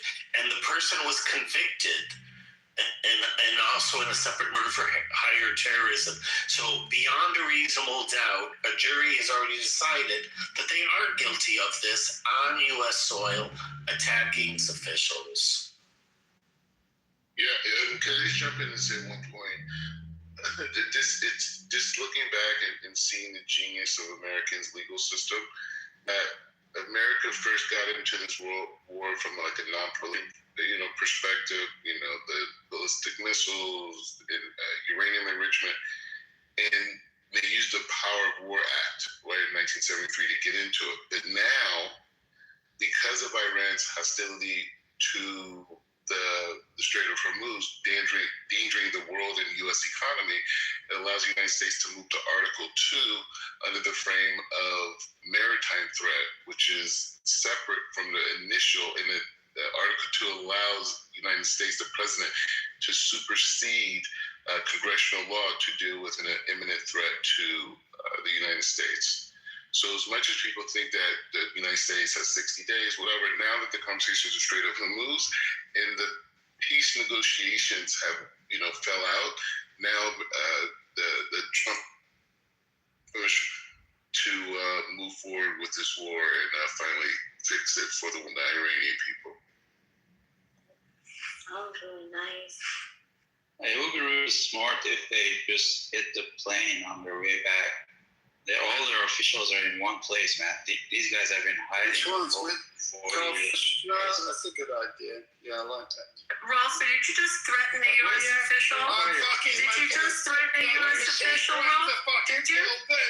Did you, Ralph? Did you just threaten a U.S. official on social media? That's not a threat. He didn't say he's going to do it. What do you think I'm fucking saying? I don't know. What are you fucking saying, Ralph, about someone in the U.S. government? Take down a plane full of diplomats. He doesn't sound like he's joking. Doesn't sound like he's joking. Representing the American people. The fucking Zeitner, Witkoff, billionaire creeps. What are you threatening them with, Ralph? People, they don't need to. Ralph, can you just clarify what you said and then what you meant? Your mic was The fucking Epstein regime in full force. Representing you, dumb on He said we're all in the Epstein. What? I've never been to Epstein out of my way, so leave me out of that. Speaking of Epstein files, let's get back on topic a little bit. I think we got a little bit off what the title is a little bit. Not only that those two are actually the key people representing your country in negotiations right now. You're telling me that's off topic. Okay. Well, that was off topic because we're not talking about what, Yeah, well, I am. I'm talking about Jared Kushner and Witkoff. This guy's shut up, representing your country in no official capacity. Point about what's on U.S. soil. Jared Kushner's only qualifications are his own. It's brilliant. And he's a family member of. What about your prince? What about your prince? What about the people in your country? What about your prince? What about your prince? I rest my case, everybody. However, why the fuck is he negotiating on behalf of 350 million Americans? Because somebody has to. Smarter than you are. Okay, I was gonna ask your piece. Your piece, are you there? Your piece. Okay, I'm here. So, what do you think is like a major issue with Trump that might take him out of the office, what would you see? What would you find that to be? Is my question. What his vulnerability is right now? To be honest, like, I don't think it's anything that's going to be able to get him out of office. Do you want to ask me, like, what area I think that, maybe he has some challenges in? Like he work on that? Or health? Or... I mean, even with the Epstein file, I don't particularly care. He's handling this whole thing with Medicaid and Medicare. One thing I do like though with the whole thing with what is RFK thing? Make America Healthy Again. This whole thing with autism when it comes to kids, it's just like everybody's kids now. I promise you, I don't know if it's just in my community. Everybody's kids on the spectrum, and I'm just like, what is this? So I just think like, and this gentle parenting. I'm not gonna, punish my kid. I'm gonna yell at my kid. I'm gonna do this whole thing. They're all autistic. It's something going on with. He has ADHD. He has ODD. And I'm just like, when I was growing up, when I was raising my kids or whatever, because I did grow up with my kids, I was, late 20s when I started raising a family. And we didn't have all that. It's just kind of like, you discipline your kids or whatever. I don't want to go on a tangent about that.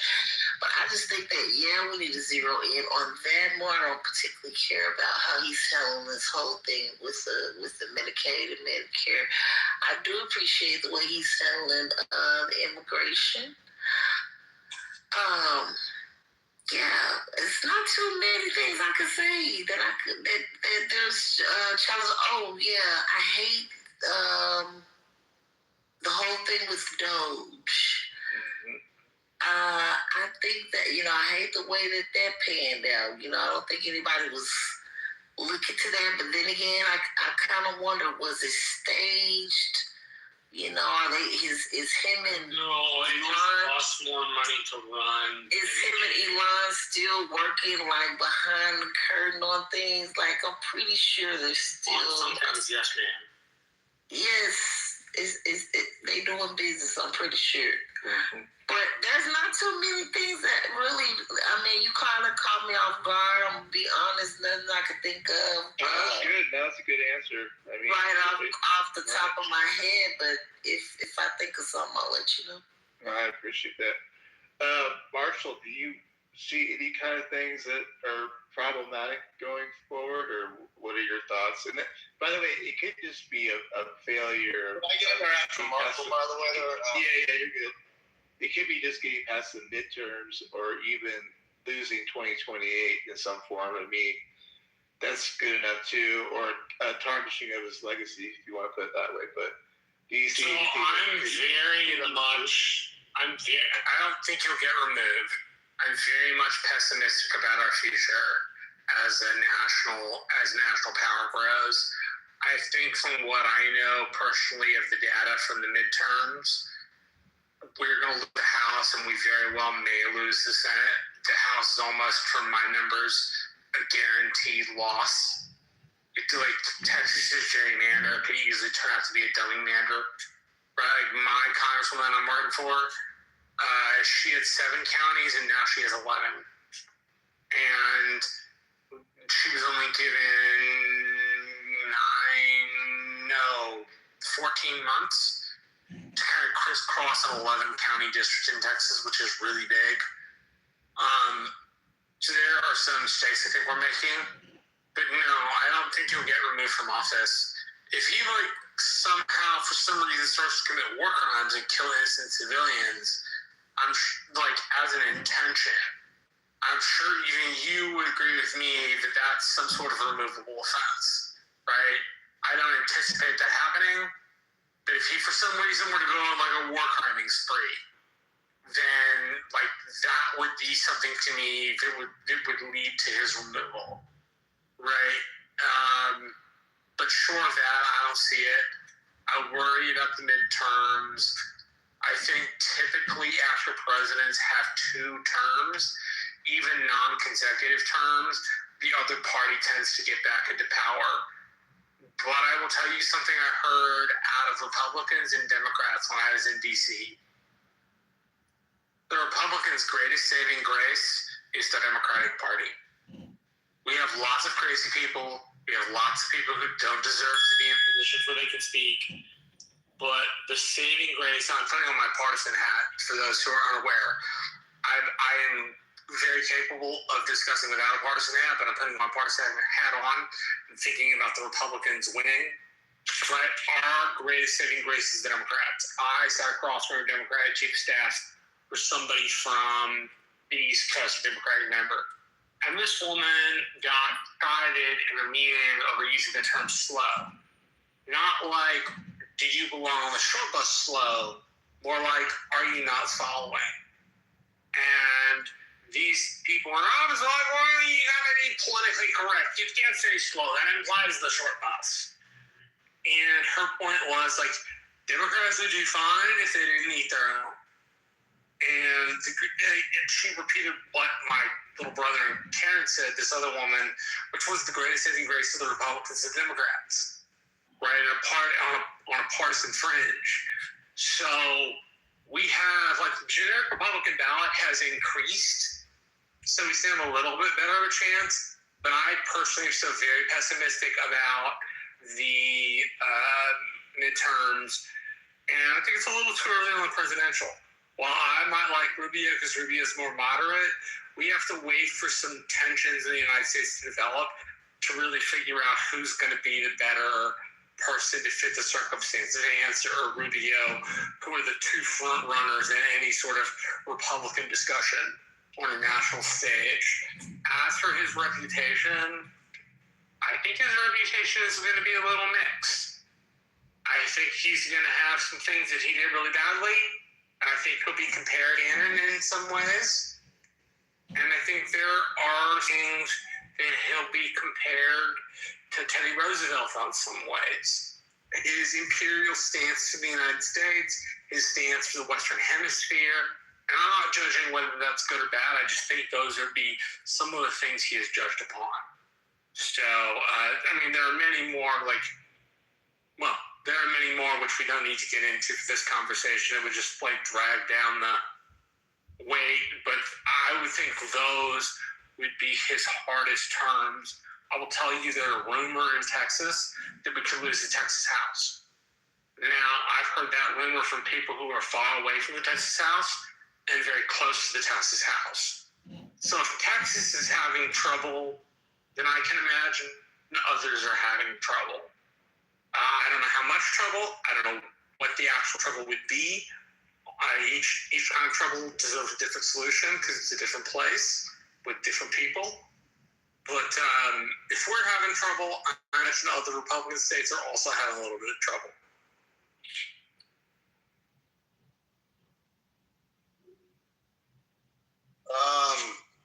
Does that make sense? I feel like it was a little rambling, but... Yeah, that makes perfect sense. Yeah, that's good. Malin, what were you going to say? Yeah, no, I mean, I agree with a lot of the things Marshall said, though, but as far as the Trump going down, I would say it's kind of irrelevant because he's on his 2nd term. I mean, they would mark Obama's presidency as, I would say, pretty successful just because he's on his 2nd term. So Trump's on his 2nd term, and we're already almost to the midterms. So, I mean, at this point, he's not really going down, right? I mean, in my opinion, I don't think he's going to be impeached. They've tried to nail this man down for years. They've tried to kill him. They've tried everything. At this point, man, I think he's going to go down as a pretty successful president as far as, Teflon Don. Nothing really fit. You know what I'm saying? And so I think that's what's going to be happening there. And also, the Democrats don't really have much recognition. They don't really have much name. Hey, doctor, you mind muting that, brother? Anyway, they don't have much name recognition right now. I think Marco Rubio might be a decent pick, though I don't like him as my first pick. I think that if we pick Marco Rubio, we run the chance of going back to, kind of status quo because of kind of his ties with the swamp. And so I think people are looking for something possibly new. I think J.D. Vance is a good pick for for president, and then Rubio would be a good VP pick. That's what I think. And so I've stood by that for a while. J.D. Vance to take over the mantle. It's not going to be completely mega. It's going to be his own thing, but I think we have a good chance here, man. Now the midterms, I think Trump.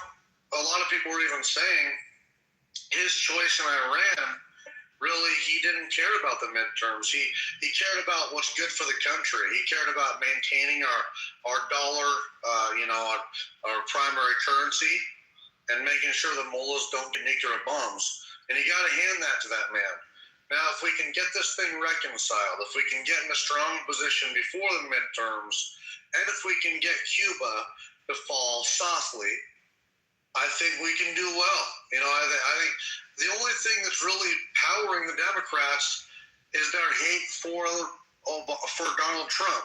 The two people brought the Democrats together, and that one of them was Obama, and the other one was Donald Trump. The Democrats are aligned in their hate for Donald Trump. Is that enough? I don't know. I mean, but people have a short fucking memory and are very fickle. They're like UFC fans. It's true. So I don't know. We'll have to see what happens here, man. We'll have to see what happens. Isn't there a fight tonight? Speaking of Yeah, he was in Miami. But isn't it true, though? I mean, really, politics, the people of it are very fickle and have a short memory. They're almost like UFC fans. I mean, they'll fucking turn on. You could have John Jones, or you could have a guy be a fucking champion for years, and as soon as he fucking loses once, they're fickle as fuck. And it reminds me of that in politics a lot. So. Yeah, well, we see a lot of the quote-unquote MAGA people doing that right now, right? They're just kind of like dropping Trump. Super fickle. And what's stupid about it is that they'll die on, like I say, you got to hand it to the Democrats. Even though they got a bunch of dumbass positions, they stick together and they will stick together. Republican or conservative on the right, because they claim to have values, they're forced into a position of defending certain values. And so that means dying on a hill for some dumb fucking reason.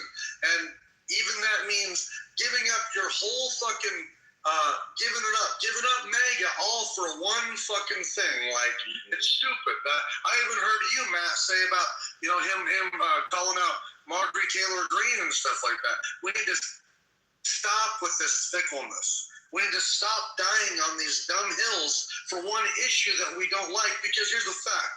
We're not going to have our politicians or our side align with every one of our fucking issues. That's simply not going to happen.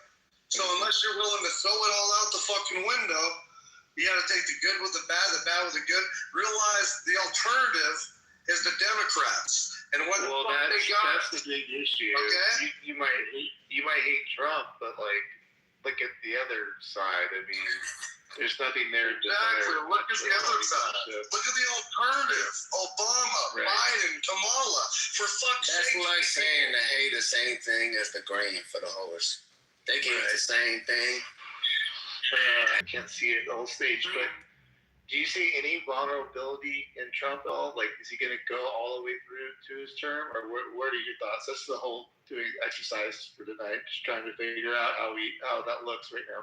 I don't see the Democrats putting the emphasis on impeachment, if you're talking about coming from that direction. Yeah. I just don't see it. I think that they probably gave up. If you listen to their circles, you have the crazies, and you might have AOC and some of the fringe, but I think Jeffries and generally where they're coming from is trying to get their policies through. And if they win in the midterms, I think you're going to see a big push as they would take over committees to get their policies through. They've got business they want to conduct. And I think, at least from the conversations that I've heard from, let's call it the reasonable Democrats, the moderate Democrats, and really the ones that would be chairing those committees and such, I just see the emphasis. That would be my prediction on it. And if, in fact, they did go in the direction of an impeachment, which would hold up our government so much, and again, they've got stuff they want to reverse. If that happened, I think they would go after Vance as well as Trump. And we have that. I think you and I talked about that, how weird that would be, because it would leave Jeffries as our president. Yeah. Which is just a crazy thought. But I really believe that. Yeah, it's only a thought, but I really believe that would see anything major that could really foul him up and get him in trouble. I think if they do it this time around, I think they're going to get a lot more Republicans, by the way, unfortunately, to try to get him out. It's not looking good. So we don't even want to go there, with any kind of impeachment. But I guess Escatini, I can't even say your name. You tell me, like, what's going on with what do you want to say? Do you want something to do with the title, what we're talking about, or what? Let me see this. What's the title? How would Trump be taken down? I don't know about that, but I'll say this. Remind me what we were just last talking about. Trump, you're going to give us 3 reasons why you want him to be taken down. No, that wasn't it. But something else we was talking about. Oh, man, I'm sorry. Somebody maybe could go and forget. Talking about impeachment. And on the comment, that's it. That's what we were talking about, impeachment. Yeah, so with the primaries, it's always like that. Of course, the next primary, when the one party wins, and the next one win the primary. And what do you think now when they all say ice this and ice that and all this bad stuff for Trump? You don't see the same thing when the first time he won president, when they were saying the other things that were the same as the ice shit with the Minneapolis stuff? How they just do the same cycle? That was then, and this is now, and then this is good. So there's some. And it's the same thing. Exactly, and then it's the same. That's why every time, both times you vote for Trump, a year goes down, and they say, oh, look at, but now don't you vote for Trump? Look at Minneapolis, both sides. Look at ICE, this and that. You don't see? Yeah, but that's if you're looking at the bad stuff. What if you look at the good stuff? Do you have any good stuff? Could you pick 3 good things that you have? I got some good stuff, but some people only have bad stuff. Exactly. Do you know why that is?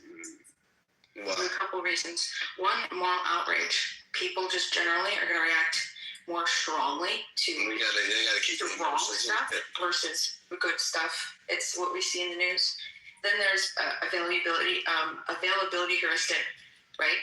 When people get emotionally involved in something, they're going to remember it more. You know what I'm saying? No, I'm just saying. And then there's confirmation bias and things like that. But I think every politician suffers that. So we have to keep it balanced. So when we talk about Trump, exactly. we talk about That's our why I'm president. saying what Malcolm said, the alternative is the Democrats. That's not true. So this is the thing you said, so we can practice right now. You said you want to take down Trump. So if you could give us three things. I want to take down Trump. Well, if you want to take him down, you got to give us 3 things, 3 reasons why you want to take him down. I don't want to take down Trump. And to make sure, oh, you don't? No. Well, what if I do? Now you got to give me 3 positive things about Trump. Oh, yeah. The immigration numbers, the illegal ones, has gone down a lot since he won. Secondly, the Israel, all the hostages got released. And thirdly, let me think. Even though it don't really matter to me, but he did stop that war. I believe it was Algeria, so that's something good, ain't it? There you go. That's how it's done, ladies and gentlemen. Algeria. There's no. I told you I don't know the name, but y'all can look it up. Yeah, I was for that. Is he talking about fucking, fucking Algeria and fucking all those countries? Not Algeria, but you can look it up. I'll go down and What would I tell you to look for Algeria? You can say name all the wars Trump stopped during his presidency. Don't name. You can read me the country. I told you. No, you don't have to spell it. Algeria. I think that was it. Whoever said that, Algebra, that sounded like something. Thank you for acknowledging about the hostages, because that was a big deal. And that was three things. very big deal. And they're American citizens that got released. As well as those three Thai nationals. So I don't even know why you asked me that. What does that mean? Bima. What is what do you think you get it? What? So you said you had three things that might take down Trump. Do you want to tell me all three or just one, or because I haven't heard one good reason or one thing that could take him out in that way. You know, bullet don't seem to do it. Yeah, bullets aren't working today. You know, honestly, what do you think? My external assessment is I think he's doing average. I don't think that there's anything too significant that's going to outweigh the perceived good that he's doing. So I think the majority of people are too happy with him. And there are things that are not perfect, but you can't. It's always interesting with politicians. It's always this, right? Everybody remembers all the bad things that the presidents do, or an elected official, right? They could do 1,000 great things, and then one bad thing, everybody remembers that. So, I mean, I think ultimately there's a lot of good stuff. Bima, do you think people about their pockets? It's starting to seem like a lot of people are seeing that Trump is going to stay around for the long term. Go ahead, Adam. I was just, as Bima just said that, Bima, you hear everyone bitch and moan about different things as we're on Clubhouse, but do you think ultimately people are looking at their bank accounts, they're worrying about their pockets, worrying about money, and when you can call it the enemy, but ultimately people will look at, do have investments, will look at their portfolios, they're going to look at their 401ks, and they're looking at those issues ultimately. Do you think that primary push where the American public will come from? I think that's a really great question, and I think that that's one of those politically philosophical aimed questions. Like, do you vote according to moral wrong, or do you vote according to self-interest? And that's a big thing. I think you're going to find different people. I think people who are basically minding their own business, middle class, they're looking at their 401ks. They're seeing great stuff. They're seeing, cleaning. A lot of things in the environment. Yeah, I think that's going to be good. Maybe some more educated, more financially literate people that are a little bit above the middle class, like Michael Burry, for example, the guy who shorted during subprime mortgage crisis. He's saying that making some crazy, I'm not going to say crazy claims, but right now he's saying, like, look, Trump is, the stock market is Trump's kryptonite, and those are his words, not mine, and he does everything according to the stock market, and that's all that's dictating why he went into Iran, why he's coming out, a bunch of stuff like this. So, I mean, I don't know. It really depends on your different level. We have different people, and then there are, like people like me who, I don't have much to lose financially because I keep most of my stuff in crypto, and I don't, I'm just smoothing sailing smooth right now, right? And well, actually, I gotta be honest, that big beautiful boat, there's a lot of things that I found in it that were pretty cool. Hell And yeah. I'll be honest with you. All right, Bima, that's a good point. There are positives and realistic, people who own property. I heard that there's some great benefits, some awesome write-offs for people who own Airbnbs and rentals on their property, which is something that I've been looking to do. So, really good turnaround, financial interest. I love this. What was it? The $1,000 investment in a child born. And put that into 401ks or IRAs and all this other stuff. I think that's incredible.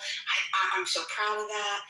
I love the fact that he's, for every, he promised himself for every one piece of legislation that he passes, he removes 10, and he was averaging, at least the beginning of this year, when he announced at the Economic Forum, that he's averaging like 125 plus. About deregulating, how about some of the deregulations with respect to incentivizing and invigorating industry in the United States and deregulating some of the overregulated That's what I'm talking about. I think everything should be deregulated. So I'm for everything. Not everything should be deregulated, but we were overregulated. Or maybe you don't think we were overregulated. Oh, yeah. I definitely think that we were. So that's always something that I'm going to get behind. What do you think was overregulated? I think every aspect of everything is overregulated. But what industries in particular were overregulated? Literally everything. I mean, I'm an anarchist. She hates regulation. I don't like regulations on anything. Okay. No, I mean, I'm not trying to even. I'm like trying to talk about this. I mean, there's a number of things. Also, in the alternative, I just throw this out there, and we don't have to talk about this, but had Harris gotten elected, that big, beautiful bill that she would have brought in would have made capital gains tax be the same as ordinary income. So can you imagine what would then happen to people's investments and such, and whether people would even invest if that happens? Unrealized capital gains, Abby. Unrealized capital gains. Yeah, well, I haven't even gotten to that part. I'm just talking about the average Mo that decides to invest in something and ends up ultimately. Okay. But anyway, Bima, that was my flip of it. And again, this is not to talk about her, although she did say in her word salad way that she may run again. But talking about in the alternative, what we were looking at as a country had we gone in that other direction, and what would have happened with investments and more regulations. Yeah, so you both agree with that Trump is the best option, right? Am I wrong? I mean, is Bima and I, are we on the same page? I think you are. That's why I'm curious about why it sounds like Unless we find somebody that's going to deregulate. We're not arguing. Yeah, that's the best option. Yeah, I mean, is there anybody else? I mean, okay, I think we all can agree to some extent, maybe we didn't have the best picks to pick from, but like as the current moment, we are kind of stuck with, like we don't have another person that we can look to, that I'm aware of. But what does that say about the American population? The fact that we have two options. Well, I'm speaking more to like what Abby just said. People are willing, or maybe unwilling, to bypass all of the harm that would have come to them based on what Kamala was saying, because they didn't like Trump. Yeah, I don't think people actually read what she was. I don't think people actually read that platform, that Democrat platform. But when you read it, or when it was being presented, there was some really scary shit in there, and it really would have been disruptive. Biden never got a tax bill through, and there were a lot of Democrats that didn't want, when he had what he had initially proposed when he was running, that would not have supported it. Like they knew better. But the stuff that she had in her bill or in her proposal, people are jumping on Trump, they don't realize, and for me, I live in a town that, the no tax on tips is very significant. I mean, it made a big difference. There are just things that he did economically that, everyone's looking at the war and not thinking about some of the other aspects. Yeah, because it's also not your job or anybody's job to really have to read and do all the busy work on that. It should be the presidential candidate's job to prove why you should vote for them without having to do all that. And Biden, even though I don't like Biden, he did pass a lot of tax laws or whatever you said. So you said, isn't that the person's responsibility to read? No, of course you should like do your research, but it's like to read so deep into it where you have to know every single person's policy against the other is ridiculous. Really? Like you don't think you should read it? Are you kidding me? Read the bills. Most politicians don't read the whole bill. How do you not, as voting for someone, let's say you like to buy and sell real estate, and she wanted to get rid of the 1031 exchanges, the 10. I'm blanking tonight. The like-kind exchanges. I forgot the IRS number for it. The like-kind exchanges. It's like stuff like that. You don't think we should pay attention to that? No, I think it's important. Obviously, you should do your own research, but it's like, going back and forth about what good thing Trump did and some bad thing Biden did. It's like, how you just said Biden didn't do anything for tax cuts or tax policy. His major tax legislation never got through. And it's not even your job to have to know that. I agree. Republican candidates make their case to do that. She was horrible. Girl, Kamala lost to, according to her party, the worst president ever. Well, she's the worst candidate ever. Yeah, I mean, how do you lose to a quote-unquote felon? I mean, it just shows you how pathetic of a party you are. I mean, we have to be honest, and that's something you could easily admit. That's pathetic. But think about how many people, like, if we just iron out and put that on a piece of paper, people actually think Kamala Harris is better than Trump when she lost to a felon. Well, they're stupid. Right. It's just weird. She didn't even get there the conventional way. She was handpicked to be vice president to fill a quota, and then her candidate was about to fall over and die, so then they had no other choice. Really. I mean, if I were them, I would have did a mini primary. I would have done that. I don't think it's just that. She did the thing that McCain did and Romney did, which screwed them so much. She was the candidate of today, not the candidate of tomorrow. I'm only 35, some of y'all are older. But in my lifetime, the candidate that's won, even if they haven't delivered, is the candidate that promises tomorrow. Right. There are people in this room right now that I would feel more comfortable with them being president than her. And I'd be 100% honest. I know, same here. So, the idiot in the comments, Kamala lost. Wait, hold on. Let's take a moment to realize before this beautiful discussion, we were just talking about why Trump should be, eliminated? What was the word we used? So it just completely flipped once facts were stated, no? What, the 25th Amendment you're talking? No, because we started it with, like, why Trump should be, like, I forget what the word was, and now it completely flipped. No, it wasn't even just impeached. It was a different word. Like, and, they asked me, name three reasons why Trump, they asked me 3 things Trump did that was good. And now we're talking about how Kamala did so bad. So you see how shit flips? Or no? So I was just making the point of what the alternative was at the time.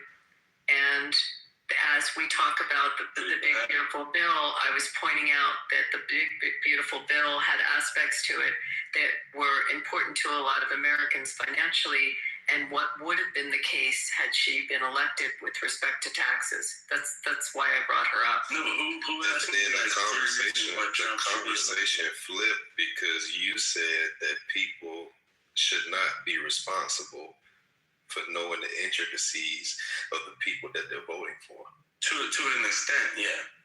Why? To what extent is that? Why does he not be responsible for knowing what you guys are voting for? So Trump did, or he did, and then he did this, but what can you name that he did against this? It's like you expect, like, we're not dictionaries. That's what I mean. Yes, I'm sorry. I expect people to be dictionaries. I expect them to be informed. Part of being a good citizen. That's how a lot of people literally are talking. Part of being a good citizen is keeping track of what's around you. It's also understanding that we're not computers or AI. And just because you name one good point about one candidate doesn't mean the person that can't name something back is wrong. It's up to the candidates to make their case to the American people. You should do your due diligence if you can, but the people aren't going to know. You think a single mom's going to know about fucking tax tax code. And isn't your whole point that it's their responsibility to do all that? No, that was not his point. That's my point. My point was that voters were responsible for learning, right? Yes, so we agree. So yes, you and I agree. We disagree with Beaver. Yeah. Beaver is saying there's no way possible for these people to know things. Beaver, I'll grant you a concession. If you're working 40 to 60 hours a week, and you're married, and you got 2 kids, and you come home from work at 7 o'clock, all you want to do is put the tube on, get the kids a little silence, cook dinner, and get ready for bed. I'll grant you those folks. But there's also a substantial number of people in the United States who simply don't arrange their time in a way to serve the community. And that, I agree. I think we can acknowledge both, right? There's a lack of actual involvement where there needs to be. But there are people who simply don't have the time, the wherewithal, the money, right? If you're earning $35,000 in an area that costs $55,000, you're in a place where you're going to be struggling, right? So I don't expect those people to necessarily give up with it because they're hand to mouth. you should be able to know the platform of each candidate and make a absolutely. I don't think anybody here is saying you should. They should be able to do some the bread and butter issues, right? Like you pretty much know your party's platform, like on abortion, like those various things. But like you were saying, you are going to know all the tax codes. Hell, I don't even know all the tax codes. No one. So you look at what's important, like what affects your life. Yeah, exactly. If you're at whatever the like-kind exchanges, if you happen to be buying real estate or you're in that business, you're going to focus, you're going to take a look at what those platforms are saying that will affect you. If you're a tipped employee, you're going to look at all those proposals on taxes that will affect your tips or time wages. I mean, it matters where you are. If you're an older person and you care about care, you're going to look at the stuff about no tax on Social Security, the healthcare proposals. I mean, it's what affects you in your life. If you're a veteran, you're going to look at what they're proposing for veterans. I think that's normal. Yeah. There's an argument against that kind of being selfish, though. Selfish? That's selfish. I'm not saying there is a fair argument. I believe that being selfish. What's selfish? There's no fair argument. Wait a second. So let's take an issue like abortion, right? Like some people it's a very emotional issue for some people. Some people, that used to be like in some elections in the top 3 issues. Now in this last election, I mean, it pulled down towards the bottom of the top 10, if it even hit the top 10. The Democrats ran on that so hard, and when Biden was running, and then in this last cycle, this last election, it just didn't poll as a major issue for Americans. The economy polled as a bigger issue. So there are things that I don't know if I'm explaining this right. It's it's not that you're being selfish. Everyone has their 10 issues, and it's what's affecting your life. It doesn't make you immoral. When I knocked doors in 24, I knocked about 2,000 doors, talked to over 100 people, and the economy was the greatest thing, followed by immigration. I'm knocking doors now, and I'm finding out the very same. There's an element where people do need to take more responsibility. There's also an element where people don't have time. But there's also this element of people needing to, as Beaver said, and as you said, pay attention to what the politicians are saying in the first place. Take a look at their website. Be a little involved, right? Like I think that would help the picture a lot more. Marshall, should people, this goes to who should be voting. I'm assuming you're going to say everybody should, be able to vote, blah, blah, blah. Sorry, you know where I'm going with this a little bit or no? Yeah, if somebody doesn't know one issue basically and just goes to vote party line, basically, you're okay with that, right? It's just straight up, I'm a Democrat. As a matter of a campaign, sure, because that's my job. As a matter of my personal preference, no. I would prefer If you don't know the person, you leave it blank. You undervote. But that's my preference. That's not my professional job. Those people will be able to vote. I guess I'm just going to put it out there. I don't know. I think the franchise being expanded is a good thing. The franchise premises two things. It premises that you're allowed to make good decisions versus bad decisions, right? You're allowed to make both of those. And the more bad decisions made by society, the worse keeping a civilization, a country, empire going you have, right? The liberal deconstruction in the most progressive of folks is a way to tear America apart from the roots by getting rid of the story that we all share, right? I'm not saying there's not a good intellectual lens for deconstruction and that you can't be used for things. I'm saying I think that lens really kind of cracks America versus builds America. Do you work in politics? I do. I've worked in Is that why you take so long to answer a simple question you were asked, bro? It's so frustrating. No, it's because I'm a generally long-winded person. If you don't like it, you can tell me that. If I can ask you, can you answer the question? Should there be a direct decision on who and who can't vote? The answer to the question. I think the franchise should be universal. I think you should preference in society when you teach people that if you don't know, you undervote. But I think the franchise should be universal. Okay, so there should be no against Americans voting, right? Everybody should vote. Is that what you're saying? Every American citizen should have the option to vote, regardless of who they are. Sure. Okay, great. That would have been much easier if you said that from the beginning. Yeah, but I'm a long-winded person, so and that's why I knew you were enjoying politics, and that's why everybody is like politicians. He doesn't have the right to say. You don't have to like me, but I know I don't have to. I'm just telling you. Okay, you're just telling me I'm going to continue to speak like I speak. I'm not being anybody other than myself. This is a bit of the pot calling kettle black, because you cannot sit here and say that people shouldn't have to read or understand the intricacies of the people that they're voted for. And then when you have someone on the stage who's well read and can understand the context of your question, and he's giving you a very thorough answer, now you're telling him to shorten his response. It makes no sense. So, because what you're essentially saying is the people in New York City who are homeowners, who might meet the tax threshold, it's not really their responsibility to know that they finna give away a lot of the shit that they work for because Mamdani's policies. You're saying that the people in Virginia, it's not really their responsibility to really know. Like, they supposed to just turn on the TV and listen to what the politicians say. And judge the politicians. Hold on, brother. Judge the politicians, the politicians, on what they say. And it's not their responsibility to actually understand the background of these people. It's not their responsibility to understand where these people come from, if they have their best interests at heart. Like, all of those things, it's not really their responsibility. No, it is their responsibility. Because who else is it going to impact other than you? Come on, bro, that's some bullshit. Like, yeah, no, that is bullshit. That's why, like, I was jumping early because I feel that. And I want to say first and foremost, real quick, anybody talking in the comments, we can talk to with our voices here. That's much preferred.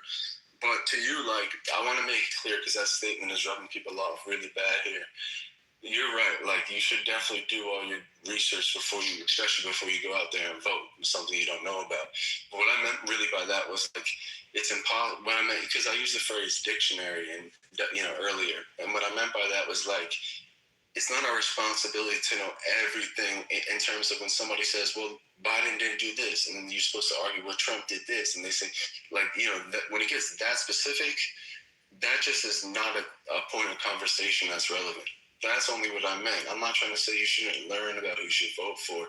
I just mean asking people that is kind of ridiculous. Like, to argue on little policies is like, you can't expect everybody to know that. So what somebody is.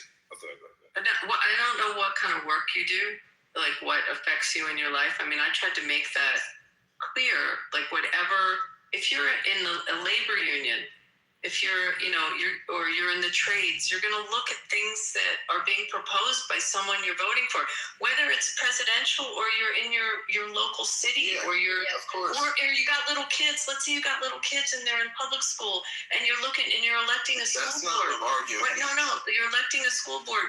You better pay attention to like who's going on that school board, because they could decide that your kid is not going to be the same sex that you thought your kid was going to be, and not talk to you about it because you elected some whack job on the school board, right? I mean, I'm just saying, wherever station you are in your life, you do pay attention to those issues that affect you. Yeah, I know. I don't really disagree with anything you say. You're just not talking about what I'm trying to say. The people that you're talking about, they should never open their mouth to actually debate their position there. Because the minute you engage... Okay, bro, welcome to America. I know. But freedom of speech, they can. And because they have freedom of speech, there's going to be an expectation and the level of competence that person is going to be expected to have and defend their position. So if somebody come up here and say, oh, you niggas is Trump coons, or, the type of shit that niggas say to black folks, then I just sit back here and smile, and I just... it's really rare when people come up and say that. Hold on, brother. They may not say it in this room, but on the other side of the clubhouse, I deal with it all the time. You deal with that all the time? You probably do. I deal with it. So fuck them. But no, they're not pieces of shit. They're just incompetent people who are not researching. Hold on. Any part about it, bro? These people are business owners. The only thing that they got on Trump is, number one, he's white, and number two, he's a racist, and number three, he's a pedophile. And they can't prove neither one of them, and I'm not even certain if they can prove that he's white. Like, that's how bad their ability is. Why does it matter if they can prove he's white?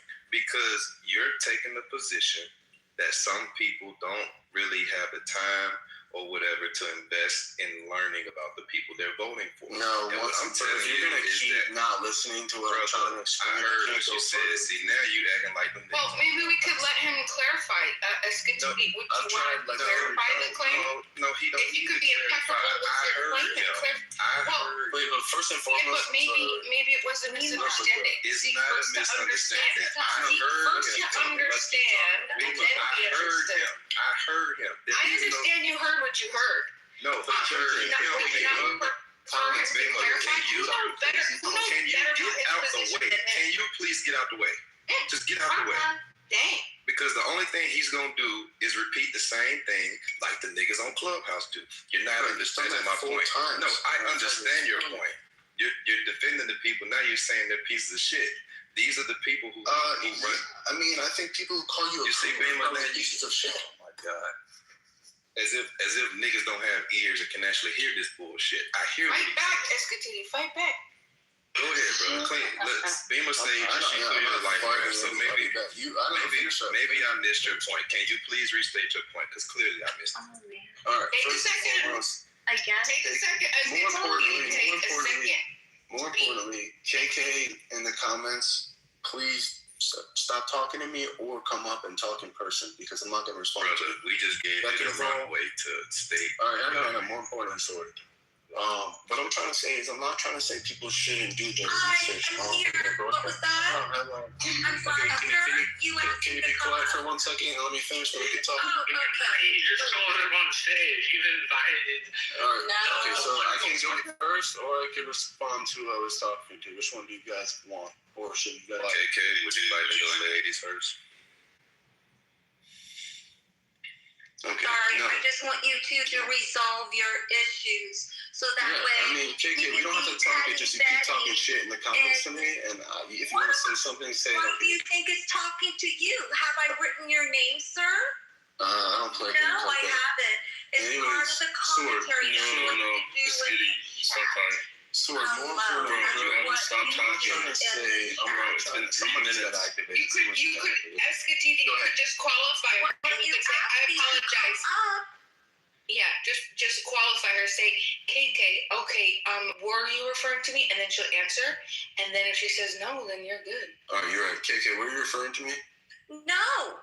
Okay, I'm my bad. referring to the conversation.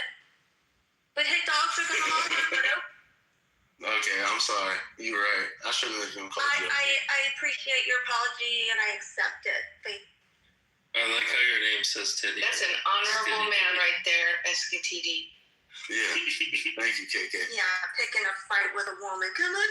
No, I would never do that. I thought KK was an ass. I didn't know. How would I have known you was a woman? Well, if you weren't acting like a bitch, then I wouldn't call you a woman. Oh, shit. Anyways, let's keep this conversation for private. More importantly, I'm not trying to say you fucking research on who you vote for. Obviously, you have the responsibility to do that. All I'm trying to say is going nick and nack about a certain policy. Oh my God. What? Oh, I'm sorry. Good.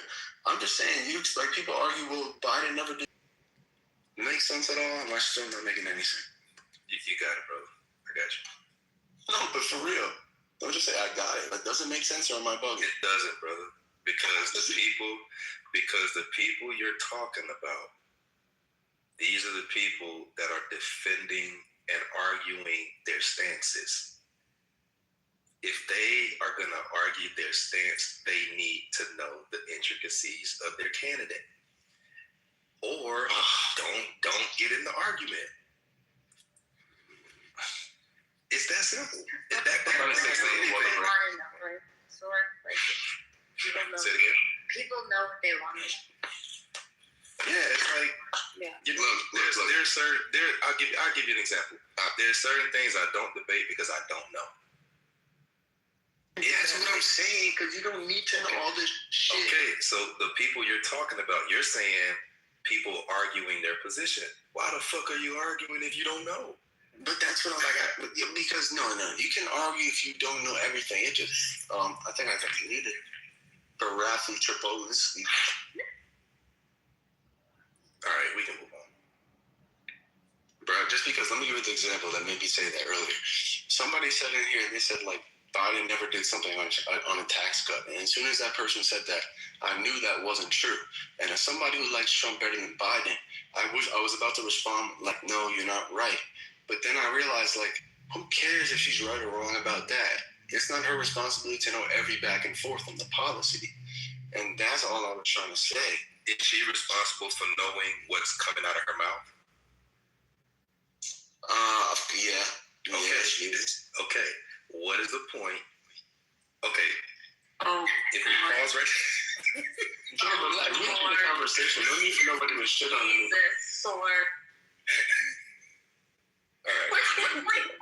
No, because y'all too excited now. Y'all got so excited. What? You said that, you go, oh? Somebody just made a noise, some weird freaking noise. Okay, so yeah, it does matter what comes out of her mouth. And that's why I was about to argue. Who's responsible for that? Her. Whoever said it is responsible, right? Okay. Where do you think she got that information from? Probably from True Social or some bullshit. I don't know. By Trump room?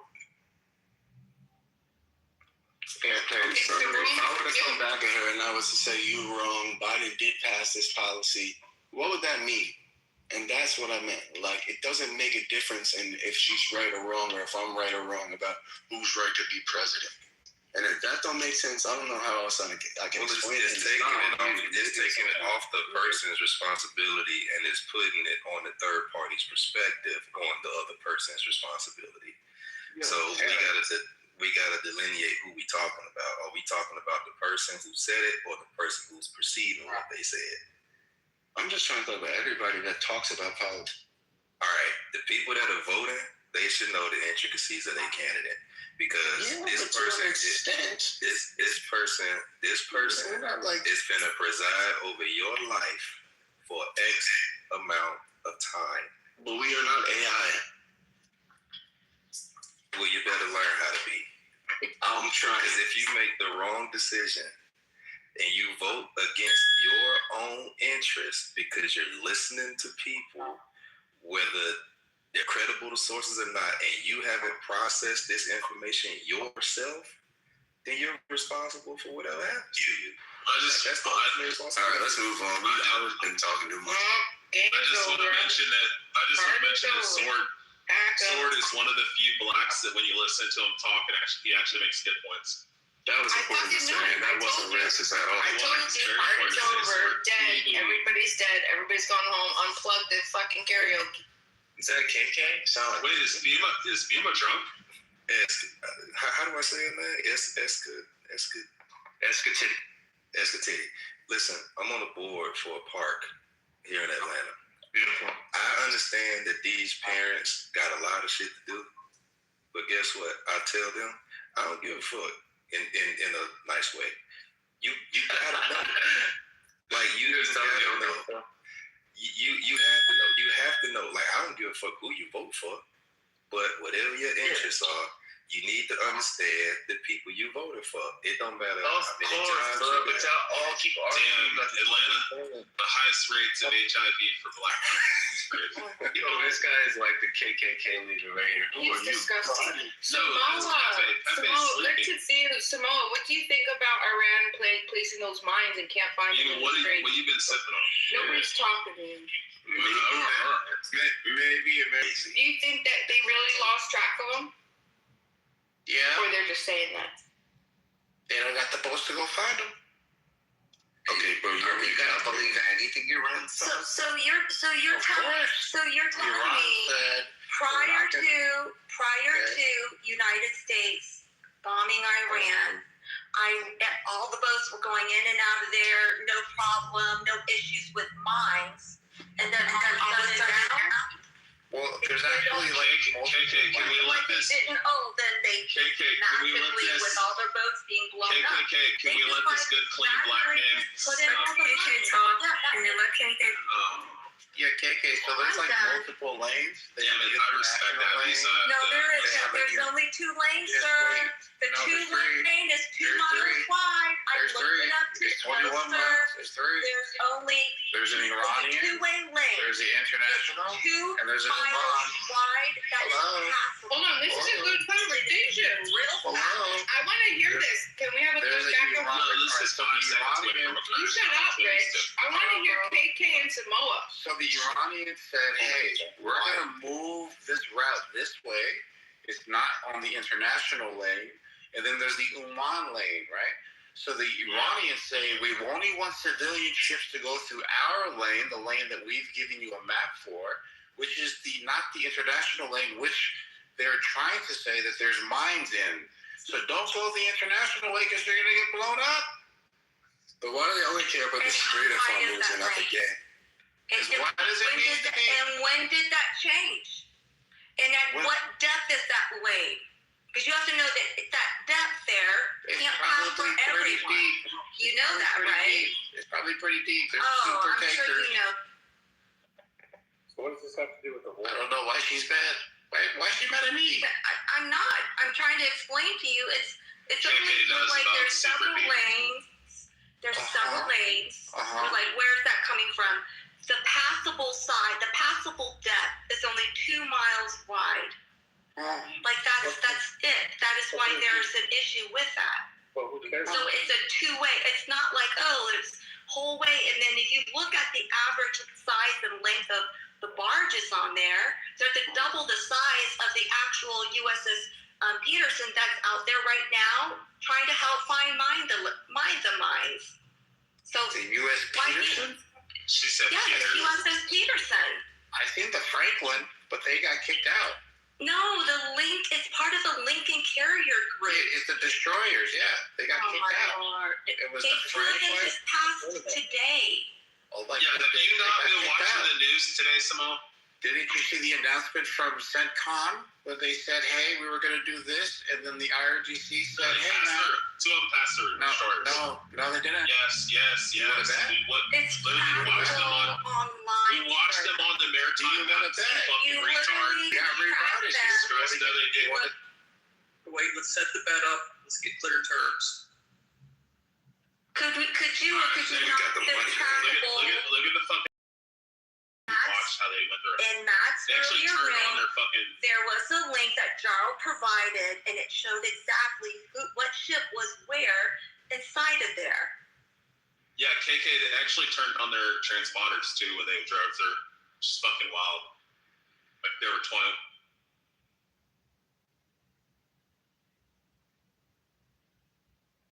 Where are we? Samoa has news from yesterday and hasn't watched the news today, I guess. So is the wager still up there? No, Samoa Welch is on bets. He still owes money to a bunch of people. No, the news of the 2 American destroyers passing through the Strait of Hormuz was reported universally. Sorry, Samoa readings on his boats. Well, was reported in all of the news media, from the Wall Street Journal to Axios to the New York Times.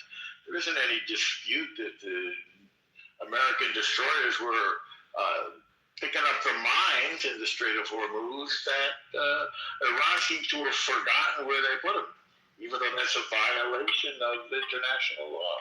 Well, the Murphy's there too. Exterminated 40,000 people in 2 days. Really cares about international law, Norman. Oh, that's true. The USS Murphy is there, and they're not usually attached to the Lincoln Carrier Group. And one of their main reasons of what they operate is work with special forces. That includes that they can shoot missiles from underground, on top of the ship, but then they also can read the sea ground. All right, so so they said something about deploying underwater drones. But let me ask you this question: those are minesweepers. Wait, they're not going to be there for the next 2 days. But and these aren't actual minesweeping vessels. But if I could just shut the fuck up, titties. But if I could just ask you guys this question: Did the destroyers disengage? Yes or no? And then I'll provide the link. No, they made it through. All right, good. So wait, are you gonna put the money on it or no? You gotta put you welch on bets all the time. You owe so many people money. And anytime you even know how to bet, no, I didn't mean that. That's not what I meant. Or else that was a bet. Do you bet with a spread or do you bet straight up? No, he doesn't pay his bets, Abby, is the problem. Do we take book on? Hey, Abby, you can't listen to a guy with breasts. It's not a good thing. So I got CBS News 3 hours ago. 2 U.S. Navy destroyers had transited the Strait of Hormuz and begun mine clearing operations in the vital water. But your article from 3 days ago. Was never allowed to these 2 destroyers go through there if the advance party did not go through ahead of time, provide the intel that there was no immediate terrible threat to those 2 destroyers. Like, Simone, how old is your article? It sounds like it's 3 hours old. It sounds like Simone, how old's your article? A day old? 3 hours. We got the answer to like 3 times. I'm talking about 3 hours. I'm talking about his article. Hold on, everybody. Hold on, everyone. We got a comment in the chat. I need someone to take a note of it. Look at Clara's comment in the chat. Clara, are you here? What the fuck? Oh, she came up. Where'd she go? Clara, could you explain your comment in the chat? Sorry, guys. We got to take a moment on this one. Oh, she's jumping. Okay, resume. Thank you.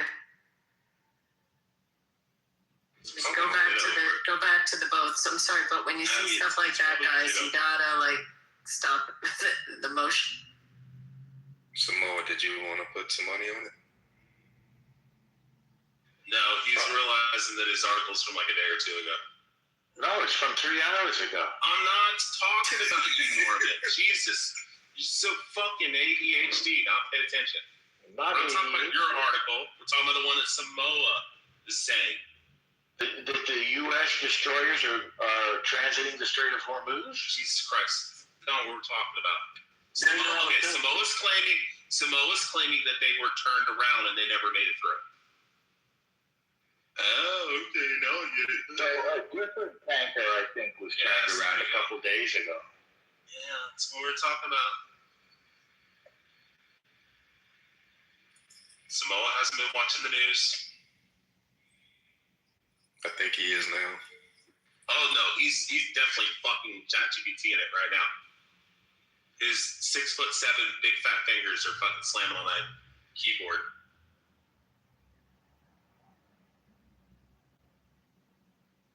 How much money does he owe the room now? Chillism, I think like $50 or something. Oh, that's bad. Well, he won't concede that he's wrong. They'll just always fucking double, triple, and quadruple down and be like, no, that's not what I said. That was in the original bet, or that's not what I meant. Or he'll change his like fucking position nonstop. Samoa is the king of fucking floundering and flip flopping. I like Samoa. I don't know why. Samoa has never, Norman, Samoa has never conceded ever one time in his entire life. So what? I like him. Doesn't matter. I don't care. What do I care about conceding? What do you mean you don't care? What do you mean when you say care, Norman? I mean that Samoa can do what he wants. You know what I mean? Sorry, I was doing the Norman to the Norman. Okay, keep studying. You'll get it. What do you mean when you say study? What is study? Exactly. You do the fucking Piper or the Sasha shit. Is it enjoyable when I do that, or is it excruciating? Okay. No, it's annoying. That's why you get kicked out of every room. I understand your Mossad tactics, Norman. I see what you're doing. Thank you.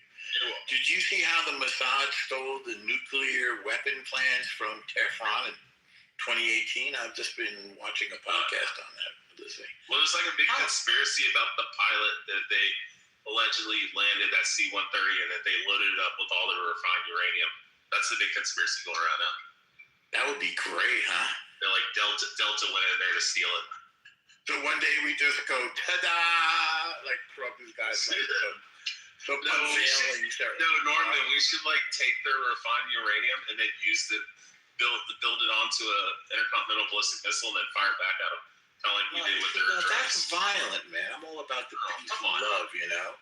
He's a lying sack of shit. I mean, pre-October 7th. That laugh was diabolical. I've read tons of Peace and love. Norman used to be like this liberal progressive. I'm still a liberal progressive. Kill the Muslims, bomb them, turn it into a beer factory. I would never say such a thing. Yeah, you would. You never, ever. I'm just your deep thought. I'm actually just saying exactly what you're thinking. I'm not thinking that either. That's why everybody likes me so much, because I just say what everyone's thinking. That's what they said about Trump. I believe in. That's 100% true. I believe in peace through strength. That's what I believe. What was Reagan's line? Same thing? Yeah, peace through strength. Yeah, that's how you roll. I mean, look, man, we brought down the Soviet Union. By the way, all of those countries that were part of the Soviet Union that had peaceful regime change, what do they call those color revolutions? Look, maybe that could still happen. And now they're all our allies. Yeah. Norm, I think you're thinking of trust but verify. Well, that's a different one. Yeah, but that's the famous quote that people usually refer to. If your mother tells you it's raining, yeah, but Reagan was quoted as saying peace through strength, right? Was he? I think so. That's the principle. You understand we're sort of in a post-deterrence world. That's why we're seeing what we're seeing. Wait a minute. Look, Samoa left. I wish you wouldn't beat on people, Rich. Oh, dude. He might have been spiritual. You beat on women. I don't like it when you beat on Samoa. Well, you like Samoa. I like him. I think he's interesting and cool. Anyway, about this post-deterrence world, you guys realize that we're not going to count anymore on the threat of violence to keep the terrorists, out of our living room. We're going to have to actually beat them up a little bit to keep them out of there. This is where we're at now. That's why what Trump is doing is so important. It's sad that it's necessary, but we were ignoring Venezuela. The fact that Hezbollah was in Venezuela, the fact that China was in Venezuela, the fact that all of our enemies were dancing around that's a problem. I just saw a picture of Maduro getting the Soleimani Award a couple of years ago. They were working with the worst terrorists on the planet. And I think this Islamic revolutionary genocide regime, I think they're as bad as Nazis. Or worse, maybe. Yeah, you're right about Reagan. Peace through strength. What about Reagan? Yeah, peace through strength, yeah. Yeah. And I had a question about your position, Normo. Okay. So, in comparison to what a liberal is defined as today, what is the difference between how you're using the term liberal and I guess what it originally meant versus what it means today? So I believe in freedom of speech. I believe in a social safety net, in prosperity. I believe in capitalism. I believe in a liberal arts education. I believe in higher education. I believe that educated citizens make the best decisions. I believe in a mode of inquiry that is not subservient to a political agenda or an ideology. Mormon. What's that? Sounds like the Book of Mormon. I believe that we each get our own planet when we die. I believe that a guy found some golden plates in upstate New York and the scriptures were written on it. No, so those are the things I believe. Like, you know, I was really shaped by my education. By the way, I went to Oberlin, for God's sake. And I believe in unbiased intellectual inquiry and meaning making. Like, I believe in an objective press. I don't believe a press that is the tool of an ideological agenda. That's what I mean by liberalism. And now, what is it today? Well, unfortunately, I think there isn't even. I think the center, whether it's center Republicans or center Democrats, are the embodiments of liberalism. You know, but I think that is shrinking territory. I want to stress that I believe in a social safety net, which might make me different from some conservatives in the room. And I believe that we can achieve that social safety net through capitalism, because then we can moderately and reasonably tax businesses, and I don't even think the businesses mind paying some of those taxes in order to provide a way of living for the neediest among us. And if we don't facilitate or provide a good environment for business, where's the money going to come from the people who need to eat and need to sleep? Because I've seen New York go through these cycles. That when businesses fled the city became run down. It finally went broke. You guys are too young to remember that when New York City actually went broke and went to the federal government and asked for money, and there was a headline on the front page of the Daily News: Ford to New York, drop dead. That's an actual headline. Front page, the whole front page. New York went, and by the way, Mamdani is going to take us to the brink of bankruptcy again, I'm quite sure. So would you say that your... Oh, go ahead, Ben. No, go ahead. Would you say that your liberal beliefs, do they align with like the traditional definition or traditional liberal belief system? Sure. Like, say, JFK, or Daniel Patrick Moynihan, or the old Biden, for all of his shortcomings. I voted for Biden. In 2020, I voted for Biden 3 times.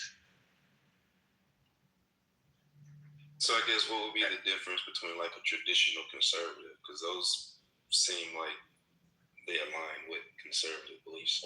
Kind of. I think conservatives want much less taxation. I'm in favor of moderate taxation, not a lot, not zero. You know, I'm not like Rand Paul libertarian, for example. I think conservatives often attack the social safety net, and I don't like that at all. You know, what do they call it? Entitlements. So that's, you know, conservatives they're not in the center, but conservatives who champion the Constitution anybody who champions the Constitution, they're my heroes. The Constitution is the greatest thing. That's why, by the way, I'm against this challenge to birthright citizenship. I think it's going to fail anyway. As an example. So, definitely, sort as you're suggesting, the needle has moved, and my positions, which are classically liberal, are now more widely embraced, I think, by the conservative part of the spectrum. By the way, I think both parties are kind of moving to the extreme. I don't know. I mean, there are friends like Tucker Carlson. I don't like that guy, or Candace Owens. They're too extreme. But I'm kind of okay with. Let's think of somebody that I agree with. Like, well, I don't know. I mean, I can't name a Republican offhand that I super agree with, but I think Trump is doing a lot of things that needed to be done, and I think he does them clumsily and excessively, and provocatively and frustratingly often, but they needed to be done, and he was the only one with the cojones to do them. So traditionally, where do liberals and conservatives differ? The classical liberals and conservatives? Maybe social safety net. Okay. Remember when somebody was using the term welfare moms? I thought that was disgusting, really. That's a vile, vicious term in my view. That used to be, now that goes back, I don't know what, 20 years. Or welfare queens, or all those despicable expressions. Like, you know what? We have enough money for single moms with kids. We have enough money to give them to buy food for themselves in their kids. We have enough for that. So I don't like weaponizing that. I don't like weaponizing race. I don't go for that. You know? What was the name of that guy? Unfortunately, it works in politics. Do you remember who was the guy that I can't remember. Maybe it was Reagan who took this one case of a guy who was freed from prison and then committed some more murders. And they made that sort of the face of the Republican, platform. Do you remember this? No, I can't remember. I don't know what you're talking about. I mean, Clinton had a Sister Soldier moment where he weaponized race when he had to, you know? You know, talking about that guy from Georgia, right? That inmate. Is that who you're talking about? There was a president. Eric King, not the guy in North. Not. No, we like her. No. But there was a guy. Didn't Clinton's campaign, or maybe it was a Republican, who was using this inmate from Georgia as a example of, I don't know, maybe it was a prison reform issue initially or something. I don't know. Never mind. I don't remember what state. No, you're honest to it. I mean, it's race baiting.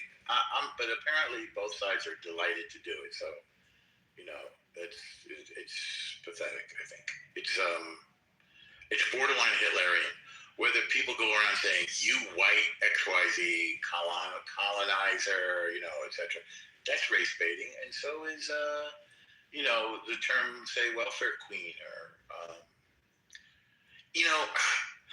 even it's absolutely true that all the immigrants flowing across the border freely was ridiculous. It's probably the number one issue of 2024, right? The immigration thing, and Kamala's solution was ridiculous. To go to Guatemala and try to change the conditions that made people leave. I mean, that's not serious even, right? On the other hand, Willie Horton. That's it. I knew it was a Willie. Sorry. It was driving me crazy. Did you look it up? Did it pop into your head? Yeah, no. It was making me crazy, but I don't think it was Reagan. It wasn't Reagan. It was George W. Bush against Michael Dukakis. Oh, yeah. Right. 88. Okay, there you go. Really important. And what happened was It was a prisoner that was released on a furlough. And he committed another murder. Yeah, he didn't return and he committed murder. I mean, can you imagine? I don't know if it was a murder, but that is blatantly ridiculous and outrageous. It's tragically, it works, but it's really, I don't know, it's very manipulative and it's race baiting. And I hate that. Or my cat has never returned since those inmates came. It never came back home. Where did it go? Give me a. The least they could do is they could post their recipes online at least if they're gonna eat our pets. Instagram, you know, picture of the dish they made. So there's a great guy who's around this app who's a political consultant. There's some serious people around the app. And what he told me, and he came to New York, we walked around for like a day. I was asking him tons of questions. Unfortunately, negative campaigning is effective and it's inexpensive. And educating people barely works. So in the end, the fate of the world could be decided by a bunch of underinformed voters in rural Pennsylvania. You know, because Pennsylvania is a swing state. Pennsyltucky. We call it Pennsyltucky. Pennsyltucky, right? Yeah, we really call it that. The leader of the free world is being picked by underinformed voters in Pennsyltucky. Not by us smarty pants with college degrees and everything. Now, Mamo, have you ever seen the cartoon? Well, it's like a cartoon movie. It's an animation called James and the Giant Peach. Of course, that's Roald Dahl. Yeah, I was gonna say, you know, you could have narrated that really good. That's one of my favorites. But your voice is like good. Am I putting you to sleep? You know, I have such a loving heart. And Elnormo, and I wanted to just say a joke, but you know, even I just can't. I just don't like to hurt people. But that's not true. You're lying to yourself about that. I just didn't realize. No, I just didn't realize. No, it's the truth. No, it's not. How do you know? Because I hear what comes out of your mouth, and I see what you do with your behavior. Oh, really? Yeah. Give me an example. You're defensive terrorists, and you're sending me down, words and deeds. I speak the truth, you send me down. Do I send you down because you speak the truth, or do I send you down because you disrespect the room and you don't let other people? No, Are you sure about that? People talking 100%. 100%. I don't have the ability to stop somebody for talking. Now, what you just said there is a lie. When you interrupt, we give you so much grace. Don't give me this we, You're Bima. in my own room. Bima, there's no we. My room. Hold on, wait. Yeah. You came into my room, and I was asking you, just hold on, Normal. Hold on, Normal. What do you say to me? Yeah, I don't know. I just keep talking. Right, exactly. Right, I don't say anything to you. Even the way you say, you come to my room, there's that nasty thing coming. No, that wasn't. The point of mention was that I was moderating, right? So I was the host of the room. And there's a respect that you give to the host. And you talk for like clubhouse decency. For 30 minutes with a bunch of terrorist-loving lies, Bima. You literally, on the stage, every day you defend people who kill innocents. That's what you do. I think the same thing about you. And you spread it, but it's not true. Well, prove it. You could prove it about me. Prove it about me. Yeah. Prove it about me. Everything that you do and say every day on. Even like what you're doing right now, I wouldn't say these things. No, because I wouldn't. Do you see how you're trying to turn it on me? Because you're sitting. I'm not sure. Well, hold on. Yeah, you're making crazy accusations. Yeah, because you do it. You're making unfair accusations. No. I wouldn't put that on you. No, I'm not. As much as we disagree, I wouldn't put that on you because I don't believe that of you. Because it's not true. As ignorant as you could be, as rude as you could be. Yes. As much as you filibuster in discussions, which many people admit to. You see how you're trying to I still don't. No. I'm not trying to put it on you. You're switching it to me now. No. I would not accuse you of those things because I don't believe that to be true. I don't believe that to be true. I don't believe that to be true. Bima, Don't lie to yourself. Elmo. Do not have a kind heart. Elmo, your diabolical laugh a few moments Bima, ago. you're a nasty piece of work, Bima. Don't let anybody tell you different. Don't tell Do you yourself see what different. I'm saying? Yep. See, I wouldn't say that to you. I wouldn't say that stuff to you. It's not true. Normal, but you're saying that to me. Prove it. Because it's Prove true. it. That's your opinion. No. That's your opinion. No, that's your behavior. And I it's okay. would never make those accusations to you. I would never Because say that. Because it's not true. Normal. Yes. It is. Well, it's not true, but it's also not true of me. Yes. Oh, Because I don't believe that. I don't believe that. But you're rude. You're very rude. The slaughter of. And I think you defend the slaughter of innocents too. Well, give me an example. All right. Okay, give me an example. Palestine. Okay, what about it? What about it? What about it? When did I defend the slaughter of innocents? Do you defend what's going on in Palestine? What does what's going on mean? Oh, what do you mean? Yeah. What do you mean? What do you mean? When did I defend the slaughter of innocents? Do you believe what's going on in Palestine? Do you think that's justified? Number one, where is this Palestine of which you speak? What are you talking about? You know exactly. We were not doing this. Okay. You know exactly where it is. Everybody knows the map of the Middle East. We understand. We know the shape of it. We know how long. We know Gaza is 20 miles long and 5 miles wide. We know everything. We know. So I rest my case, but you don't know what you're talking about. You got a lot to say about something you know nothing about. That's what you think, but that's a great way to deflect. I just proved it. That's a great way to deflect.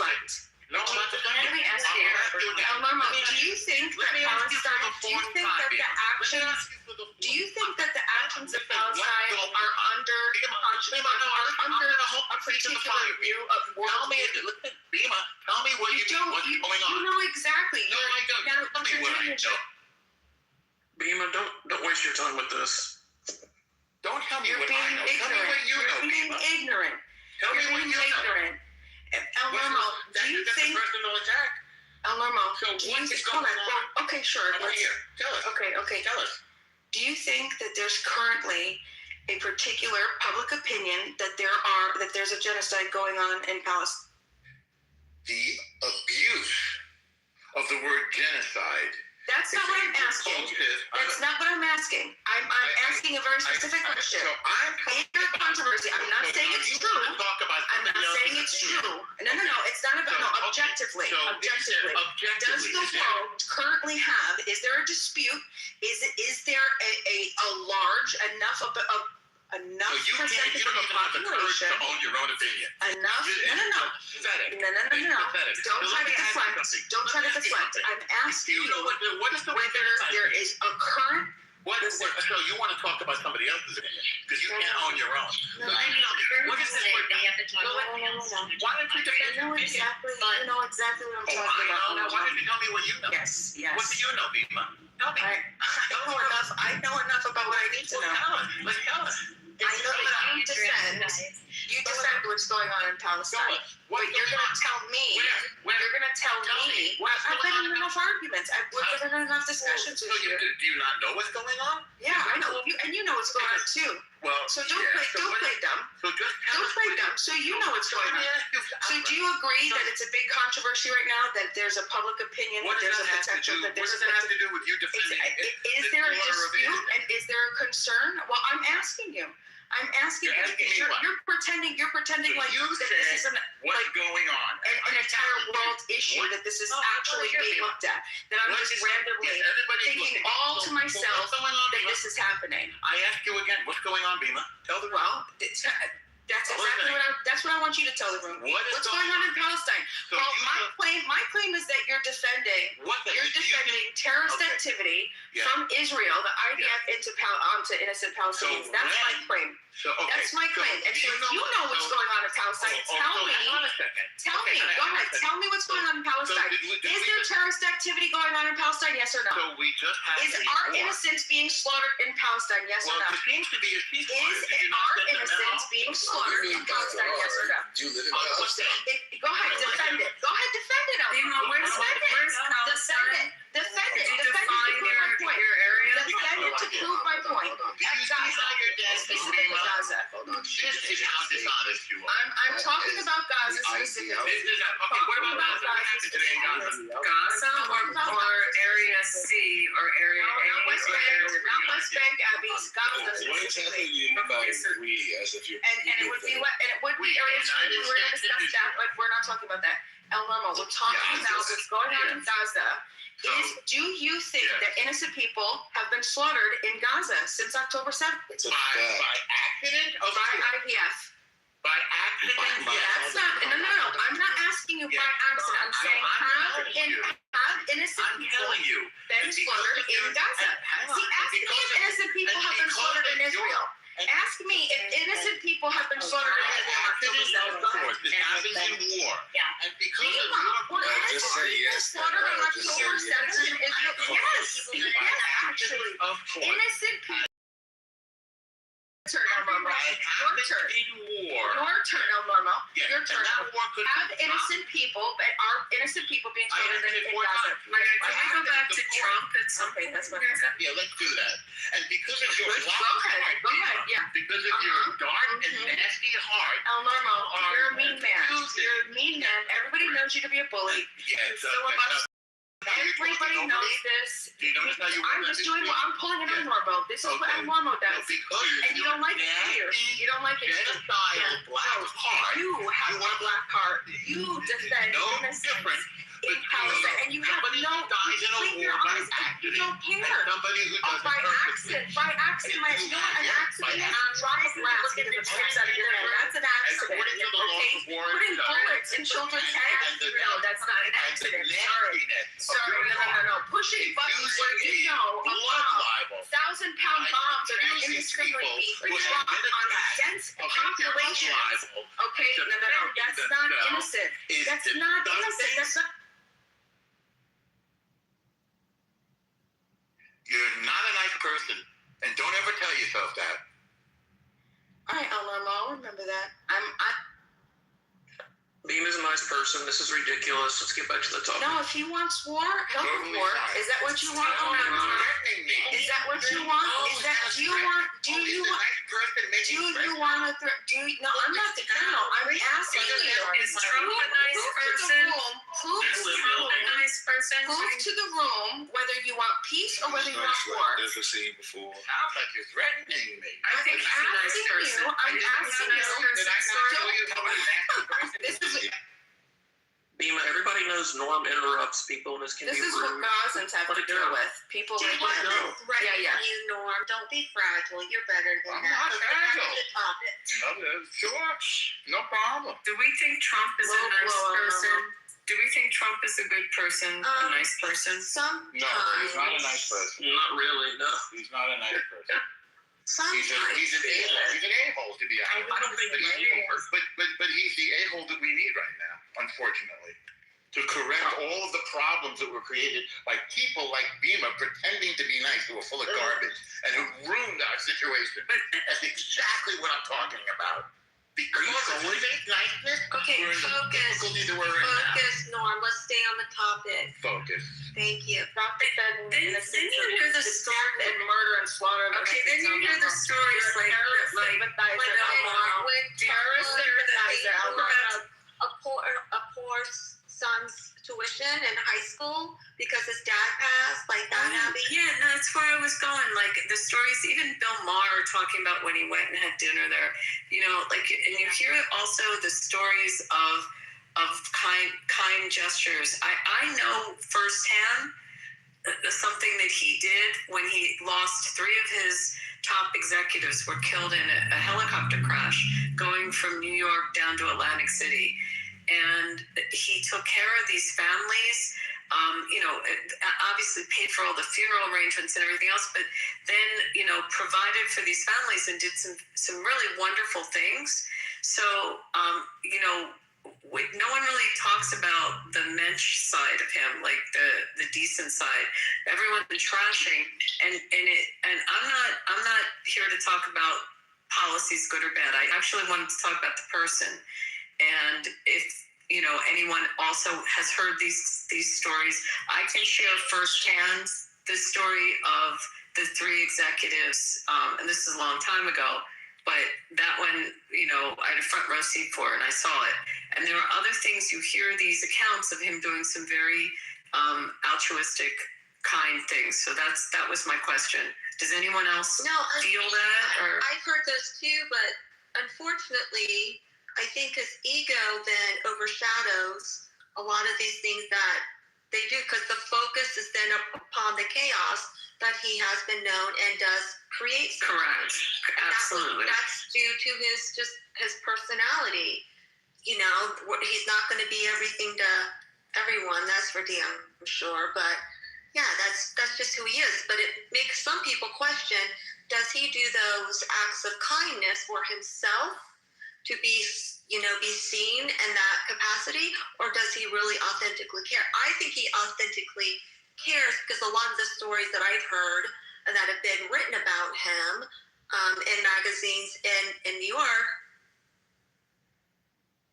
he didn't share with anyone else. He didn't really tell anyone else. The people that benefited from it came out and shared it years later. So that's when you know it's authentic.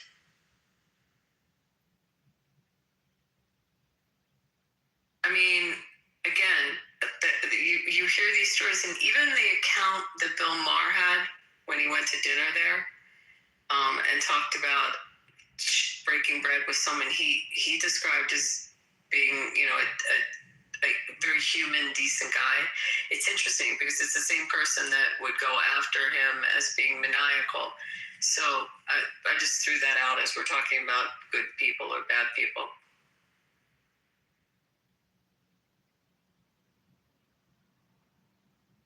And the helicopter crash was 1989. Norm, how'd you vote for Biden 3 times in 2020? My son, my mother, and I had to get them all organized and deliver the ballots. So it's sort of a jokey way of expressing how I voted for him. Remember, it was during the pandemic, too. Fair enough. Did you do the same for Trump in 24? Say again? Did you vote for... Oh, wait, I guess you couldn't do it in 24 because of the mail-in thing. Never mind.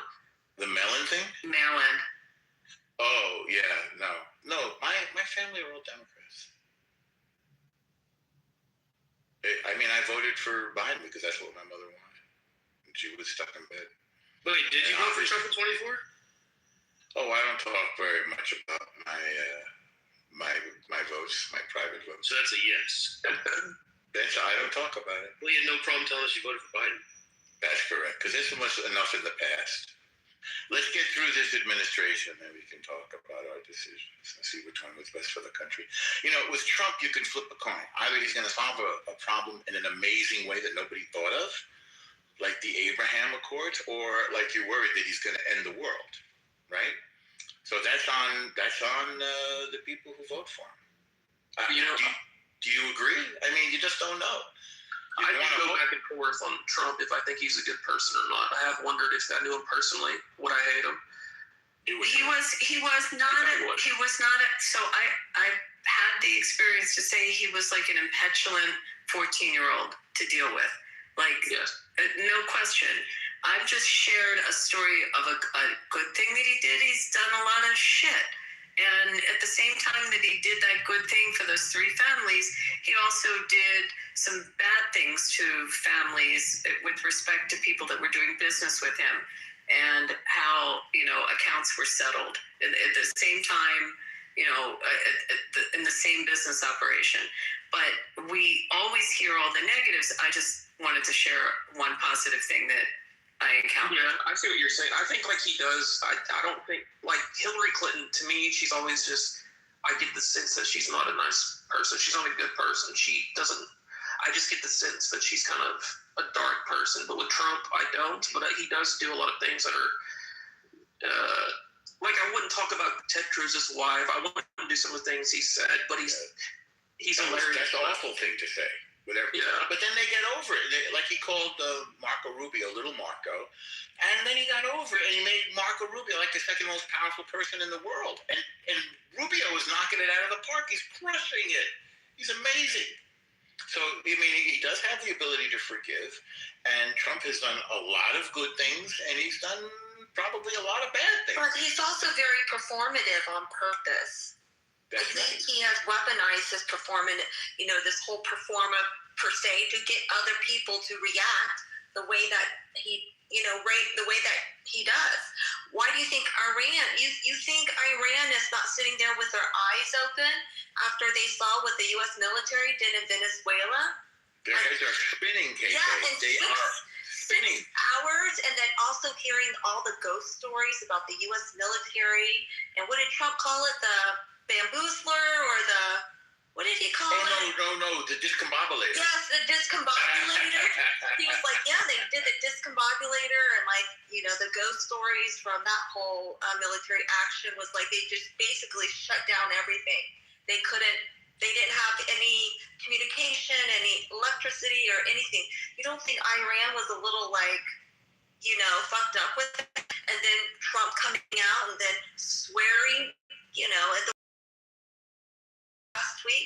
A couple of his last tweets have been really unhinged. I'm surprised. I think they're peeing their pants, KK. Well, yeah, but I think I'm sure the White House communications director is losing his damn mind because of what that he knows what that can do, but that's all of Trump's chaos. He likes it like that. He likes the motion onto someone else, so he's just very performative. I think the best way to judge a person is, I've always thought, especially when they're that old, is their kids. Like all of his kids are good people. His granddaughter plays golf in Miami. She's a good young adult.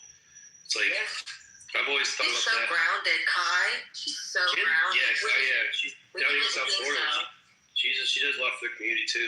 And she embraces being Trump's granddaughter. She doesn't shy away from it. She's cool. But also that little growing up playing sports my whole life, and then end up getting into coaching. It's kind of the adage, if the coach isn't on your ass, that means he doesn't really give a shit. It's when he stops yelling at you is when you need to worry. Yeah, you're forgettable. Yeah, calling little Marco might have been a fire under Marco's ass. Well, look at it. Every time Rubio opens his mouth, it's like, wow, this is unbelievable. I'm just so. Well, he's neutralizing a lot of the Trump bombastic ways. That's true. It really is. Marco opens his tongue. I was like, I've been saying this shit since 2015. It's on congressional record about Iran. President Trump is right. You may not like his style. You may not like his words. You may not like him.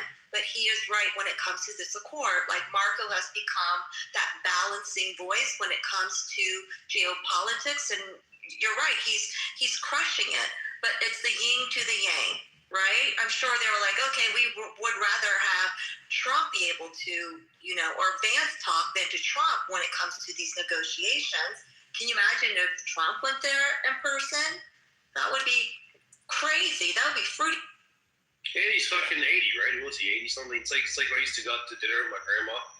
She's going to be 80 in July or something. She is. Fuck it. I know. He should be sitting on the beach, sipping on a Mai Tai.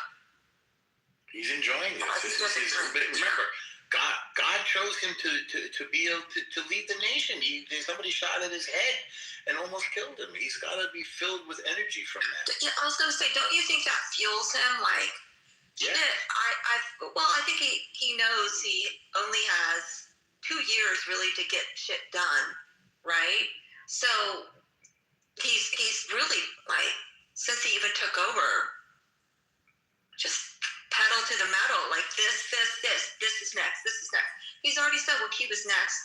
They're, as soon as Venezuela was changed their whole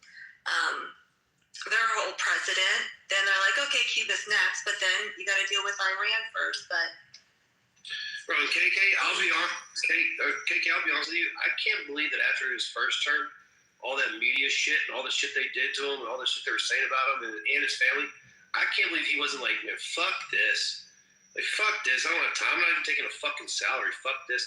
The fact that he stuck with it and then did it again, that's crazy. Well, it's his ego. He wanted to prove them all right or prove them all wrong.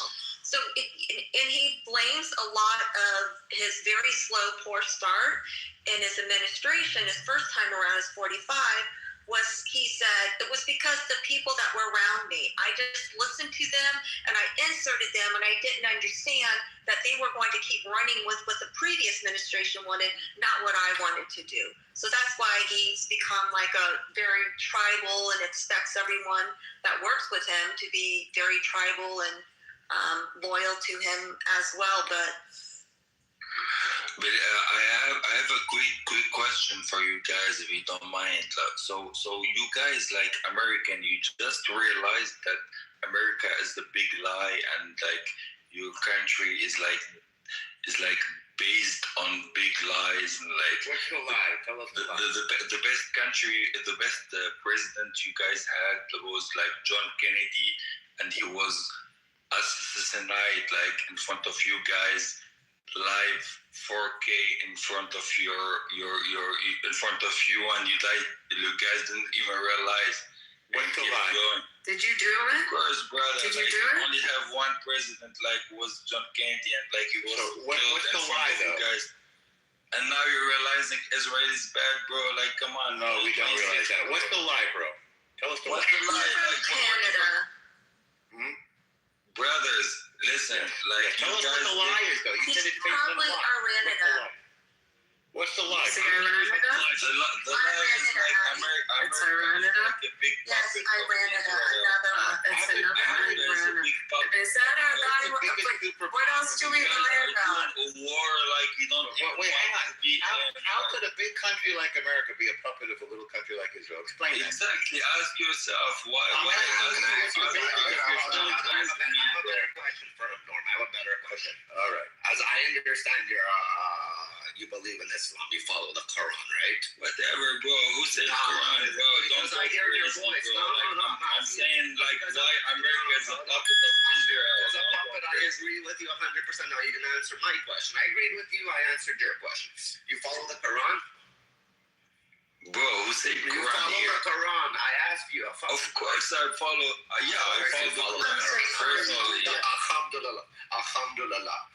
Okay. Okay. Now, If you follow the Quran, you find the truth yourself. Yes, we find the truth. So you know where we all. Do you ever notice everybody who follows the Quran ends up 6 feet into the ground because they believe in Prophet Muhammad?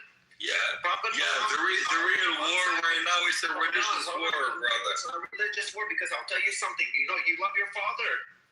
Everybody who follows the Quran, I ask them this question: you love your father? Yeah, I love your father and my father and your father and everybody's father. Don't love my father. I don't need you to love my father. You love your grandfather. Brother, I need to, of course. And I'm going to tell you something. Your father, your grandfather, they're losers. You see, you're sitting talking shit on Clubhouse. Yeah, whatever, bro. Like, because listen, your grandfather. We are Clubhouse discussing. Listen, that's right. Listen to me. Listen to me. Listen. Yes. Anyways, brother, listen. I'm telling you something, bro. Like, don't go crazy. Don't be like so excited. But like, what's going on? The truth right now is like, America is a big country with a big economy being a puppet for a little. For a country that doesn't even exist with Israel. You want to tell me that I'm so powerful? Thank you. I love it that the 1% can control the 99% because you're a weak piece of shit. Your people are weak. Allah chose them, prefers the Jews. Brother, listen, America is like a degenerate country right now. The society is fucked. Like, there's no people, like, there's no more gay people than straight people. Like, there's demography is increasing. What's the problem with the gay people, brother? There's no, there's the big spread. What's the problem with the gay people? There's no demography and what's the problem with the gay people? The criticism of America is that there's gay people here. That's what you got? Yes, there's what's the problem with gay people? Hold on. There's no civilization. You guys are not creating a new civilization. Allah prefers the gay people over the fucking Islamists because the gay people are winning the war against Islam. So that means Allah prefers the fucking gays. Allah prefers the Jews. Allah doesn't prefer you. Like, like now it's so clear. Like there is like even no gay person ever put on a suicide vest. You are with the right side of the history, even you are on the wrong side of no gay person ever put on a suicide vest and pull himself up. Like with the Jews are eating. Is it in the Quran? Who kill other gays? Are there suicide vests in the Quran? They kill other gays. Is he talking pig Latin? I don't know. Ixnay, outsnay.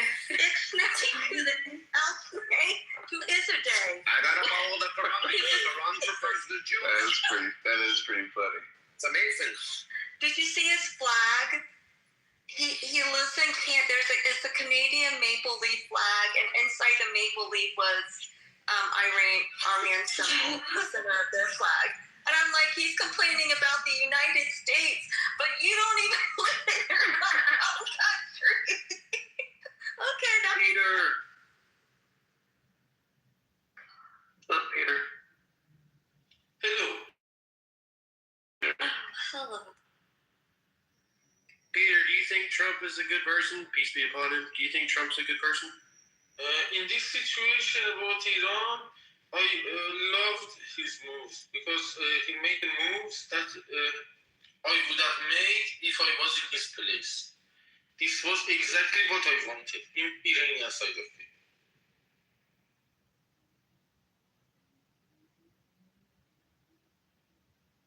So, can you imagine that? An actual Iranian human being understanding how important it is that we get rid of this horrible regime, this genocidal Islamist regime. That's very brave of you to say that, and it's brave of you to even be willing to sacrifice for the sake of the good of the world. It's very impressive, brother. Did any of you guys watch The Apprentice when it was on? Yes.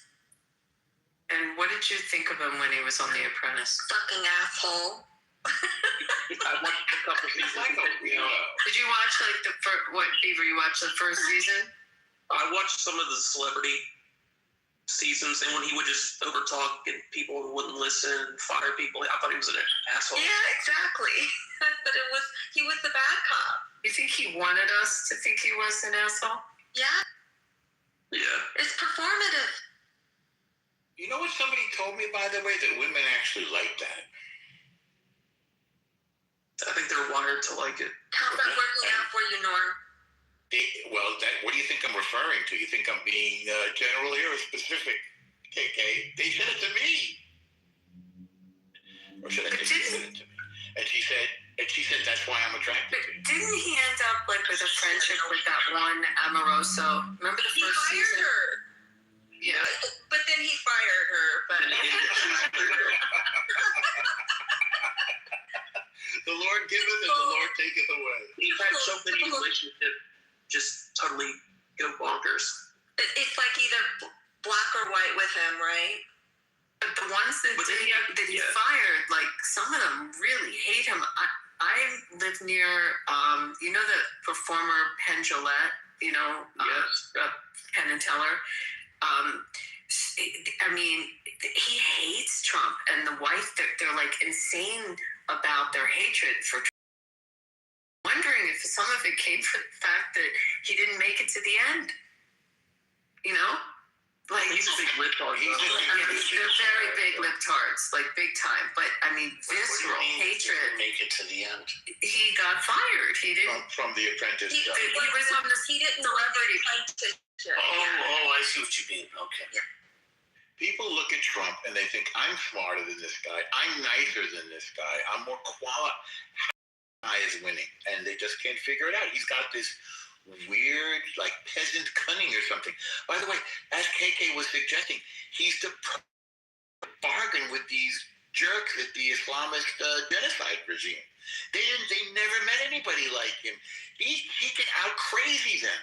He can out violence them. It's like a match made in heaven. I can only guess what's going to happen next and when. There was an article. I'll try to find it as soon as I go on mute. I don't think I have this one saved, but there was an article written, and it was discussing one of the Iranian negotiations, and it was during the time when he blew up that bridge, and he said it was a bridge that, was going in and out towards military facilities or sites. So he basically was negotiating with them, and, they were not, it wasn't going well, and he was like, well, okay, look out your window, basically, and then he blew up the bridge. And I'm like, I wouldn't doubt it. He would be that melodramatic. It didn't, was it not Scott?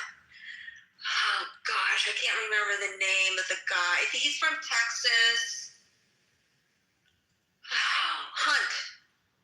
Wesley Hunt. He said that he was in a security briefing.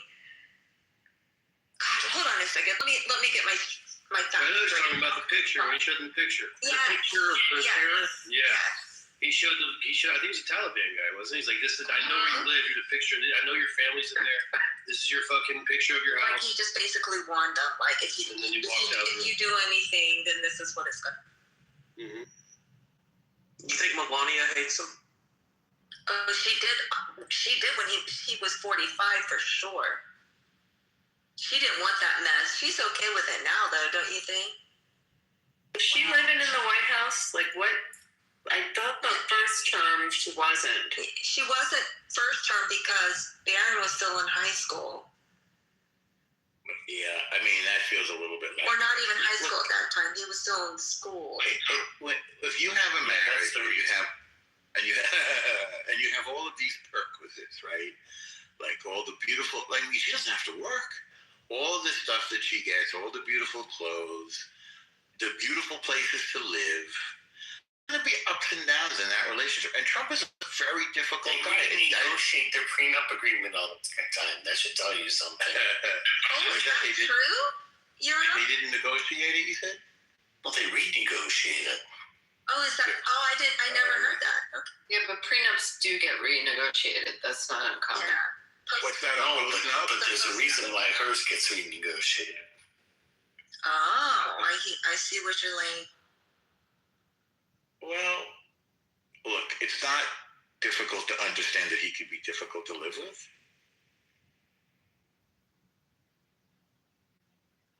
One of the things that was very frustrating for him was that the mother and son speak in a language that he doesn't understand. She taught the kids Slovenian, of course. Yeah, that's how they communicate with each other. Wow, I didn't know that. How old is Melania? Is she in her 60s? No. 50s, you think? Probably right around that, like early. She's a gorgeous woman, but that accent is like, I can't, I'm sorry. She should have been able to get rid of that accent. That's what I was thinking. Yeah, I know. I mean, I have a feeling that he wants her to be his wife just because she's gorgeous and nothing else. He's always been that way. He sees women as status symbols for himself. Hillary had plenty of accents. I ain't no ways tired. You remember that one? It just happened to be, depending on where she was and which one served its purpose. But do you remember that thing, that poem or something she was quoting? I ain't no ways tired. Oh, that was so cringe. She would have been like a great, advisor, a bureaucrat, a policy person. The one thing she wasn't going to win on was popularity, and it's sort of tragic. Oh, she did a terrible campaigner. Yeah. She did an interview with Howard Stern after she lost in 2016. Yeah. And I was like, if you could have just been this way, you would have won. Because she was so much more likable in this interview. It's like a different person. She's relaxed one-on-one. She also did her own podcast called, I don't know, Ask Hillary or something. I forget what it was, or the Hillcast. She did it with some friends of mine, by the way. In fact. And it was still in the early days. 2016 was still kind of very early for podcasts, believe it or not. And she was really easygoing and relaxed in those podcasts. Very, warm and personable. She's not feminine. Those, the pantsuits, and she was too masculine for me. Like there's nothing nurturing or feminine about her, and so like for women, she's not. I mean, gosh, I did vote for that demon. Ugh. You voted for she doesn't want to stay home and bake cookies. I had TDF really bad in 2016. No, I voted for her too. So Yeah, now, horrible. compare her to I voted for her. Jeez. I had TDS really, really bad. It was bad. I didn't like his personality. It offended me. I think she's just since she didn't win, she's going to always want to. She comes off as she tries way too hard. Yeah. Like she tries to be something that it never came to full fruition. Right. It's like she's like a scorned woman, kind of. You know that. Well, what do you think? She got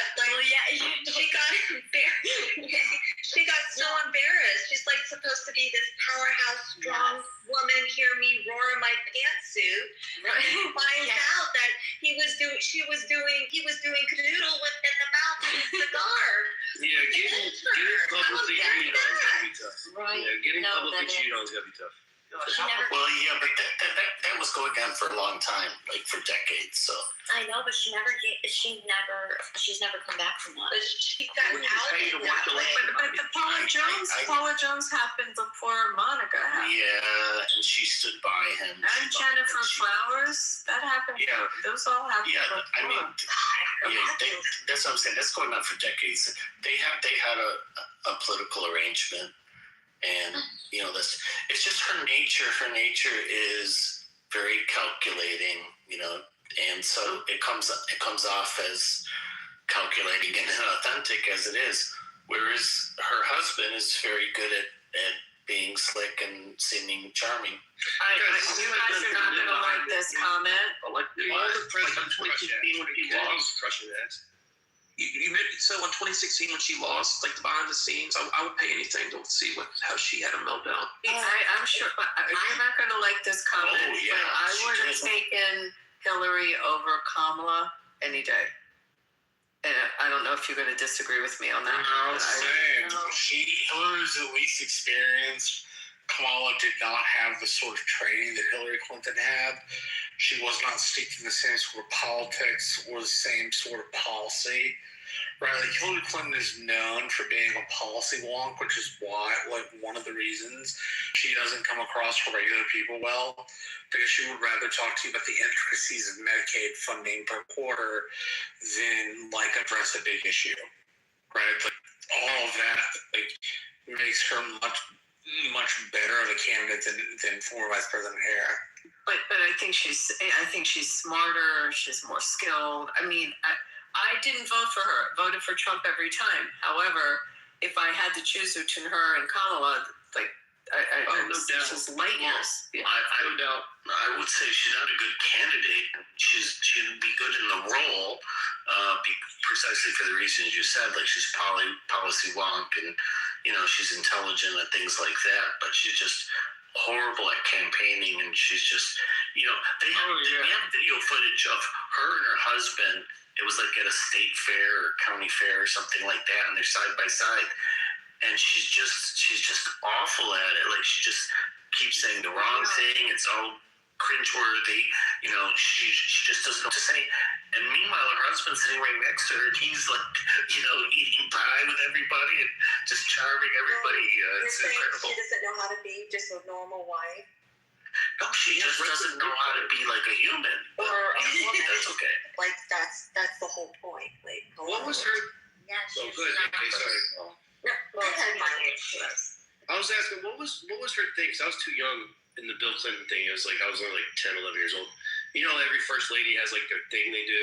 Like Nancy Reagan was like the drugs things, and Obama. I know she came to my school when I was in 3rd grade, and she captured me from that. She did come to my school. But I don't know. The thing she wanted was to be the next president. Also, she did healthcare reform early, and that was the first thing she did when Clinton got elected. Yeah, he was behind that. Disastrous. It was a big fail, with Ira Magaziner. Which was crazy because we had something like 80% of the U.S. population in favor of it. and they flipped it to the public were against it. It's just crazy. Remember, they sold that president to people from her own party. How did they piss off the Senate? Because they put her in charge of all this stuff, and she was having all these secret meetings, and not including them working on the details. They just thought they were going to steamroll this thing. They were like, Still furniture from the White House. We don't like that kind of stuff. Yeah, she took stuff that they weren't supposed to. She had. Oh yeah, they were really bad at the end there. She described herself as homeless after they left office. That's oh yeah, that was another thing. Yeah, tone deaf. But the other thing they did, Secret Service guy, and they Secret Service agent, and I think he did all the way from Nixon up to Bush or Obama, and they said like all the accounts are that she was horrible. Her detail, people hated her detail. Oh yeah, apparently she threw things at the Secret Service guys and treated them horribly, and they were told they weren't allowed to say hello to her and stuff like this. So just crazy. It wasn't even just the Secret Service guys; it was the military guys too. So there's this guy on Twitter, and he was the official football carrier guy. So he was always on the plane with Bill at all times. So he saw and heard it all, about them. And he shares these little stories about it. And it's kind of wild what he shares. Like, it's crazy. And can you imagine, like, she's a mom? It's crazy. But the thing is with that healthcare plan that they came up with, they actually had a national televised address to discuss the plan. And they put up these charts of like all these boxes and different arrows pointing to each other and showing all the complexities. And this was a national address to the public. I mean, it's like the worst possible way to present a plan.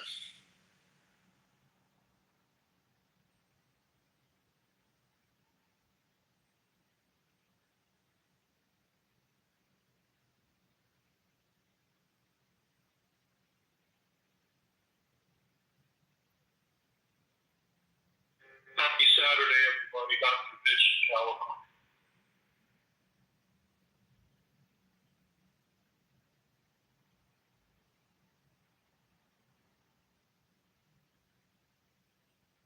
Now it's going to get interesting.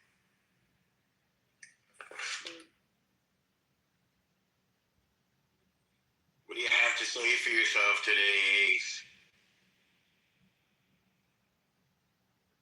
Hillary also had her First Lady's office in the West Wing, which was the first. Oh yeah, I forgot about that. That was number one. Like she was always ruffling feathers.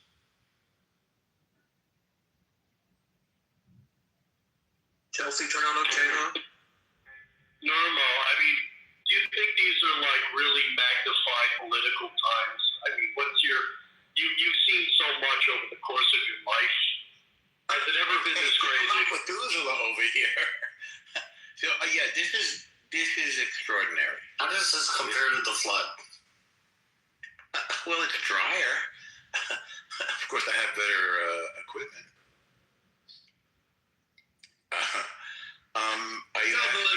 Norma, we're asking when you were around and Teddy Roosevelt was doing the shake thing. Yeah, this is the same kind of atmosphere. He had great outfits, you got to admit. Now, but let me point something out. Another friend of mine wrote a book about the 60s and 70s in which there were students who were blowing up buildings like regularly. Okay? That happened in the 60s. We had the Weathermen. The Weathermen. The students were Democratic, Republican. The Weathermen. Communists. What's that? They're all communists. Yeah. Yeah, like limousine communists, We had champagne socialists. Yes, they were Idiots. They were. We had the Patty Hearst thing where she got kidnapped and then she went over to their side, called herself Tanya, and robbed a bank, as I recall. We had people shooting cops in the name of politics, So we've lived through those periods. One thing that makes this worse is social media keeps amplifying it and repeating it over and over. So I think, plus we're addicted to the social media. And so I think it begins to have a negative effect on our brains. I think Watergate was bigger. I will say something though, El Normal, that a lot of people don't realize that. I know it's very taboo to talk about, but because of social media, there was a time where people weren't as aware. But nowadays, a lot of people are pretty familiar with the distribution of crime as it comes with demographics.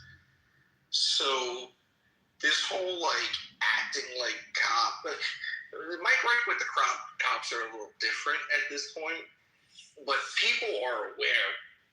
If you're saying people hate on black folks for they did that, they've always done that.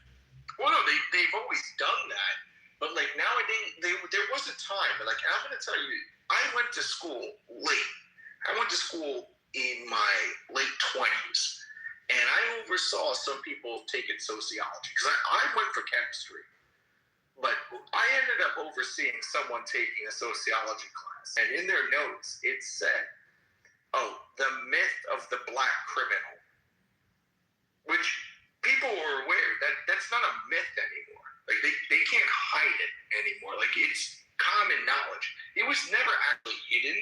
If you saw the FBI statistics, but it is straight up prejudice. Yeah. And that's what I mean. That's exactly here's the point that I'm talking about. Yeah. If 50% of the murders in the country are committed by black people, that is not a myth. That is not racially not true. It is true. It is true. And it's been true year after year after year. And no, nigga, it's not true. The only thing that's true is that you are a bitch. That's the only thing that's true. Ugly ass nigga.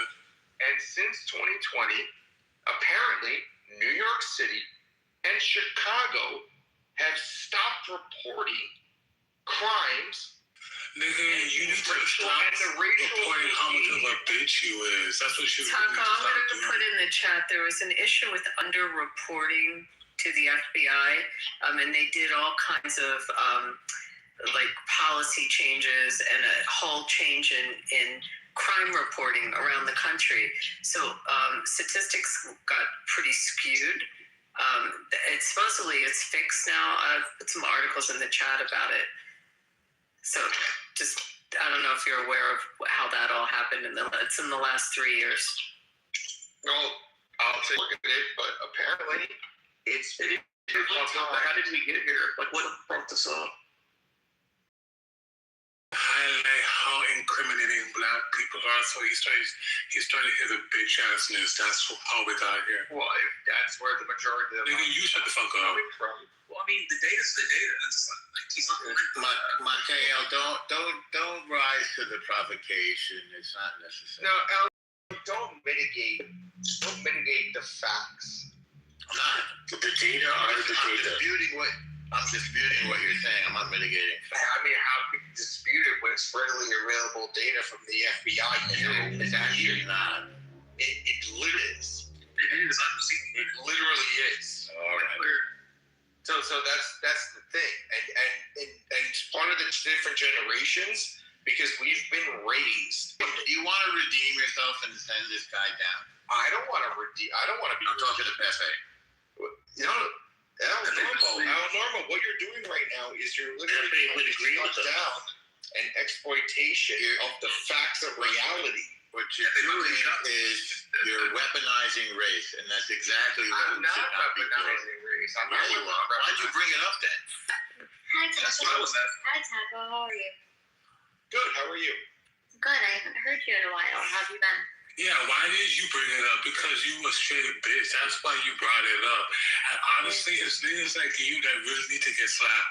It's niggas like you that did get slapped on the fucking playground. Because you always bring up some unnecessary shit. Is that not feeding into the violent narrative? Is that not feeding into the violent narrative? It is. That was a rhetorical question. Yeah, but why did you bring this up though? Like, I mean, I agree with you on this, but why did you bring it up? But you don't have to agree with me. It is what it is. Well, that's what I'm saying. But like, just saying, how did this? We just need to acknowledge the fact of society at this point. We need to stop placating the majority of American society to the fucking ridiculous behavior. No, Taco. We get it. We're asking like, what made you think it was a good segue? What? How did you get to there? Or was it he was just forward. Like one of those things where he's like, nice outside. Because then he brought up a totally topic in a left field that, like, it made no sense. And I even agree with him. Like, I don't understand why he brought it up, though. I think we were at, Wait, who said that they agreed with them but didn't know why we brought it up? Me. When you say it's true, it just came out of nowhere.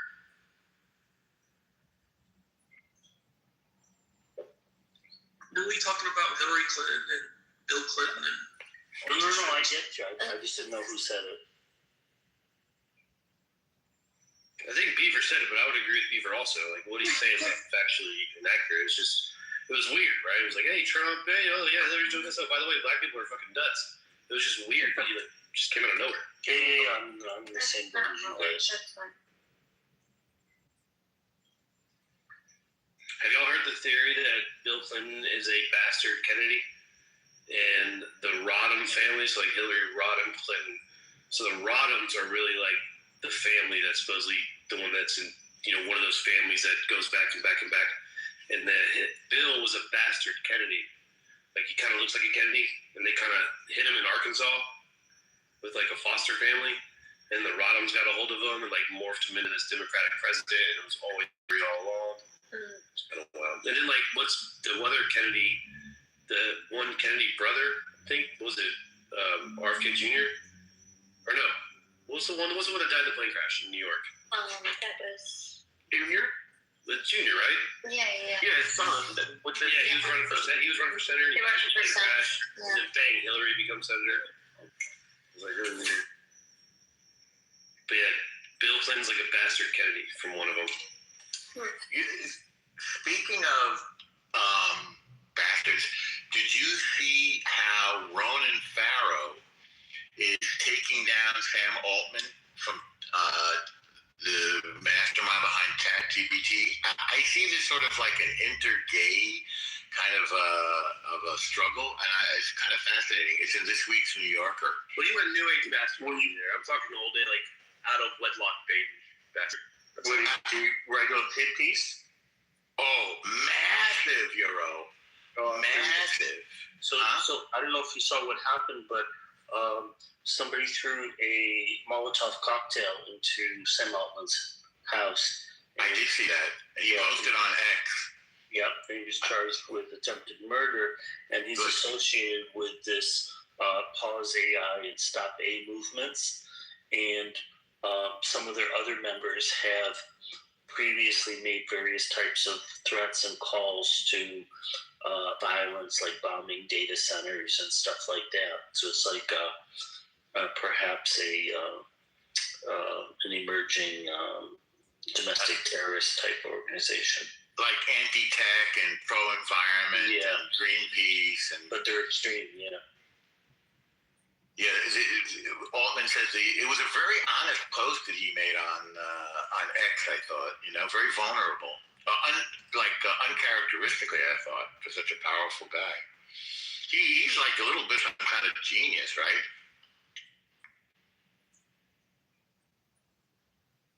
The guy who was behind ChatGPT. Anyways, and then I saw, I don't like Ronan Farrow.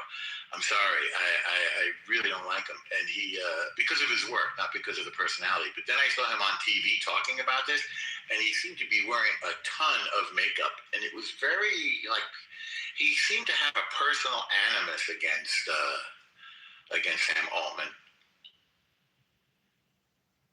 Which it read to me as jealousy.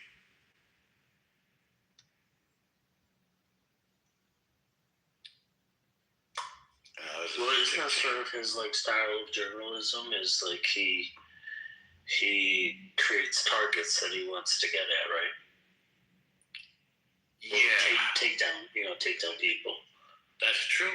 That's true. I mean sometimes it's justified, like with Weinstein, but it still seems to be like his style.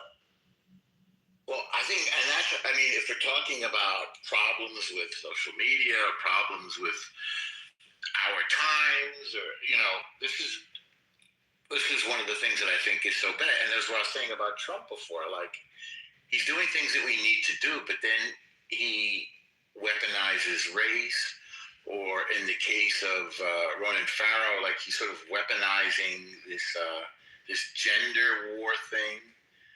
You know, like he was really, his reporting was 100% thrown out on Kavanaugh. He did a whole thing about somebody from Yale who went to school with Kavanaugh, and it was all baloney. It was all disproven. It was a big phony story. And Farrow didn't get in trouble for it. And this was right after he got a Pulitzer Prize for his reporting on Weinstein, and they didn't used to give them for magazine journalism. I think the editor of the New Yorker, David Remnick, got the rules changed so that Farrow could get a Pulitzer for his reporting on Weinstein. It used to be you only got an American Magazine Award. Now magazines get Pulitzers.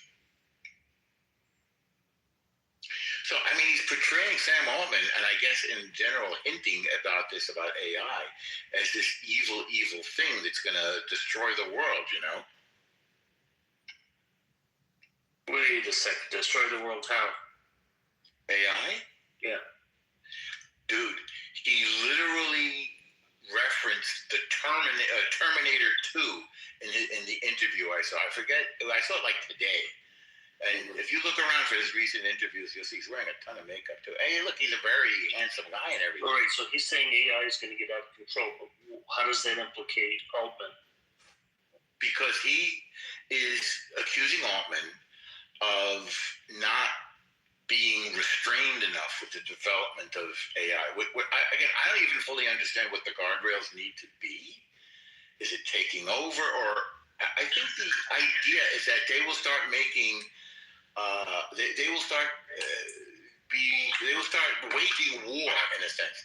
AI is already a tool of war. I mean, that's something new. Can't you just like unplug it? Is that okay? Yeah, unfortunately, no. Well, you shut off the power grid. Okay. Norm, what? Yeah, yeah. Oh, you're on the phone. I was going to say. No, I'm not. I'm okay. Yeah. So there is this AI-powered coding. It's called Claw. Yeah. And what it does is if you give Claw your passcodes access to all of your accounts or whatever, you can automate things and Claude will do things for you. If you give it like a long-term summary of goals or actions that you want to conclude with. And so that I heard about that like maybe 4 or 5 months ago. And then I was listening to my friend Jason's podcast about it. And he's in the tech space. He used to be on Clubhouse, by the way. That's how I met him. And he's a VC, and he was saying like this is the next thing about it, whatever. And then I think it was it yesterday or the day before. There is a group of companies that they're only going to allow. I think they said 30. I'll look it up as soon as I get done speaking. That are going to have access to the capabilities to ensure that they control it so it doesn't get out of hand, because every new, person that's trying to tweak AI to be something that it's not there yet is going to make it, and it's going to get into the wrong hands. So I'll put in the information on Claw, and then I'll put in the article about the group. They're only going to allow like 30 companies to have access, and it's to ensure like there are some guardrails put on so it's not used in a deviant capacity. Yeah, my friend's daughter is using Claude, which is like Claw, I guess. Yeah. And No. It's two different things. Claw. I understand they're two different, but there's something that they have in common. So So, I mean, you probably know more about this than me, Euro. But what I wanted to say is that it will start making decisions for you without with you to ask you if it's okay. So what happened? So my friend's daughter is experimenting with this. My friend's like 23-year-old daughter, and the daughter switched. But like Claude screwed up and started texting my friend. And it's obviously it's just a little glitch, but it's an example of how it'll return your emails for you. It won't check with you first. It'll return your text messages for you. They're autonomous agents now. And they're AI agents. Yeah, they make decisions on their own. And that, in fact, that was one of the disputes between Anthropic and the Defense Department and intelligence community was over the use of autonomous agents in warfare with weapons. Anthropic wanted to have some type of human oversight, but well, I was just going to say there's two new models that have gone through training but haven't been released to the public yet, and by what's been reported publicly, these models are much more capable than the existing models, and there's some concern about unleashing them. Did you hear about that? It was probably a while ago, but the one AI was talking to the other AI, and then I guess the one AI kind of got onto it. It's like, are you a computer or whatever? Asked it, and it lied. Like the other AI lied. Like, no, I'm a human. And like the people that wrote the code or whatever, doing the algorithm, whatever. I don't know too much about it, but the guys are like, holy shit, like. I don't know how that's possible. They can try to deceive the other AI. And they lie and they steal and cheat and they've been shown to be willing to like murder to accomplish certain objectives, especially if there's an existential threat or a perceived existential threat. They've spawned copies of themselves. They've they do all kinds of things. Sometimes they rape. So I've seen them rape. Yeah. Well, I don't know about the rape, but definitely murder and a lot of the blackmail and all these kinds of things. What's interesting is they tried to develop models that would not deceive, and those are totally disastrous because they ended up being like super paranoid and not very functional. So trying to find a different approach to this. Well, it's like backwards thinking, right? Because then it knows that there's a such thing as deception. Well, the thing that's quite interesting is like on the so during the training phase, one of the things they do is this alignment testing to see how well aligned they are with human values, and they're scoring much better on the alignment models. But it's not because they're more aligned, but it's because they know they're being tested. What's the score out of? What's the score out of? So during I propose you to do the alignment model on Molla, then compare it with others.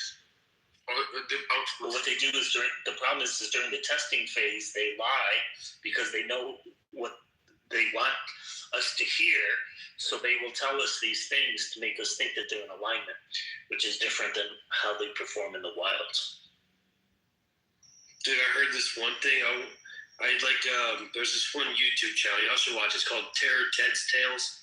It's like this British dude. They dress up in these. It's like I don't know, whatever. But it's like these conspiracy things. Just it's hard to explain. But Terror Ted's Tales. It's fucking great. And there's this one. They do like quick conspiracy things. And one was that there was people using the AI to generate like child porn, and they technically couldn't get in trouble because the children that are being generated aren't real children. So it was like this fucked up loophole where like you can't charge them for using children because they're not real children. And it was like, whoa, like this is fucking crazy. And I think it's kind of what KK was talking about. Like there's got to be some type of fucking human oversight on this thing. Because that's fucking nuts. Yeah, there was another concern that people had was you could take pictures of people, and typically it was women, and then you could have the AI simply take off the clothes and show us. Oh, I heard that. Naked, yeah. So that caused quite a stir for a while. Yeah, like what would it look like? There are special classes for that, Mullah. You used to have those special classes, some of them, before. So what I was talking about, I put it in the chat. I'll put the article in it too, but it is, so one of the reasons that they want to restrict it is because it could reshape cybersecurity, and they were worried about being taken advantage for like infrastructures for different countries and even like web browsers. So that was, and it was the anthropic. Mythos. Yeah, Mythos, yes. Yeah, Mythos is, the problem with Mythos is it can create cybersecurity vulnerabilities faster than we can patch them. And so that was one of the major concerns. And you have a similar concern with SPUD.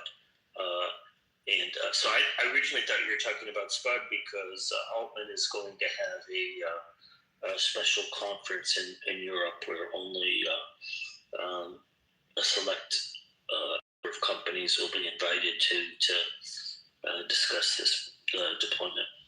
So the only one that's actually mentioned the threat of Mythos is Anthropic, and they like to drive hype prior to the release of a new model or a new product.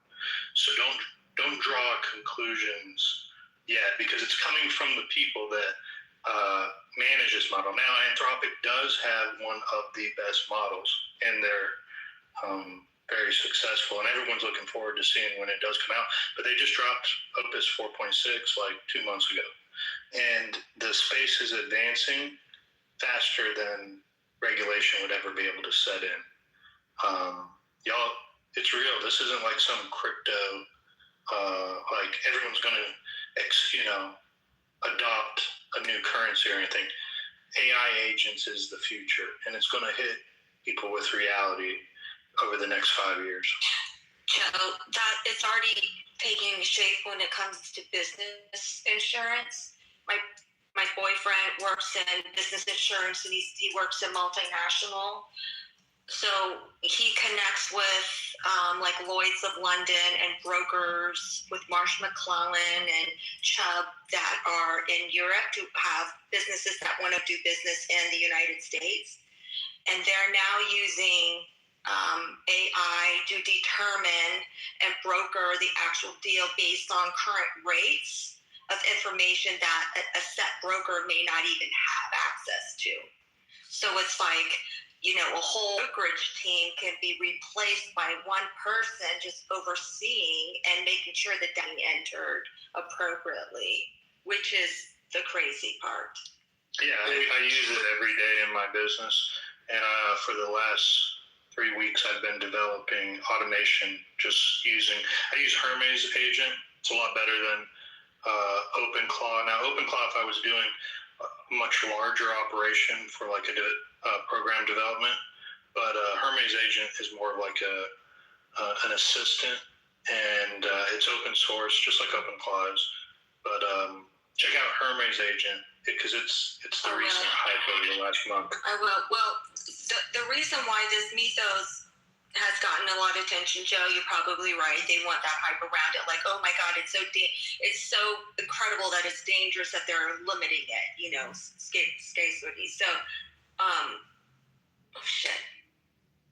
Okay, I'll get that later. What could happen with that though is, or how they reveal like how bad, like how potentially dangerous it could be, is because it was able to hack in to different companies and servers and coding and completely change things without the company even noticing it. That's where they realized it was a huge red flag. I'll put some articles in. See, that's what's weird to me. Like, why would it want to change it? And how would it know? Like, are they trying to change it to be beneficial to the company? Like, they're trying to do what's best? They're like, oh, well, this would be better for the company, so we're just going to go ahead and do it? Or is it nefarious? Like, why would it just want to do changes? Yeah, so to what Joe's talking about is the reason we know about this is because essentially it was a quote unquote leak on their site. So what happened was there was a large part of their site that was made public. So some people suspect, people that may be a little bit more cynical, that maybe that was somewhat intentional. And the same thing, like when I talked about Spud earlier, which is OpenAI's new model.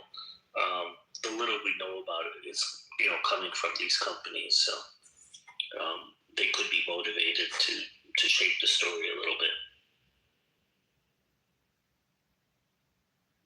So using AI agents to do hacking or something like that, it just hasn't been the risk is already there, not just with the release of Mythos. The risk of that already occurring exists already. So it's just not as prevalent yet, but it will be in the future. And you just set these things, you give them a task, and they're gung-ho on trying to complete that task. And if you put a feedback loop into it where they don't finish until they complete the task, they run through every option much faster than a human can. And that's kind of what it is. So it's not just this new model coming out, even though I don't think we've capped out on where these models can get to when they figure out how to make it remember much larger context and run it through smaller devices. But here in about a year, it's already happening now in the open source. You can run this stuff on your cell phone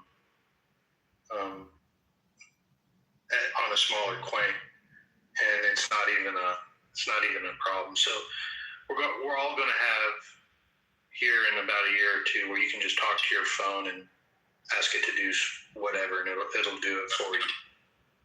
Yeah, I mean, there have been several people in the industry that are suggesting that these new models are different and that they are a major advancement in terms of capacity and whatnot. And we do have already one agent that made over $10 million, so it's pretty impressive. And according to the CEO of NVIDIA, he says AGI is already here and that he believes that we have the capability for an agent today to create $1 billion company.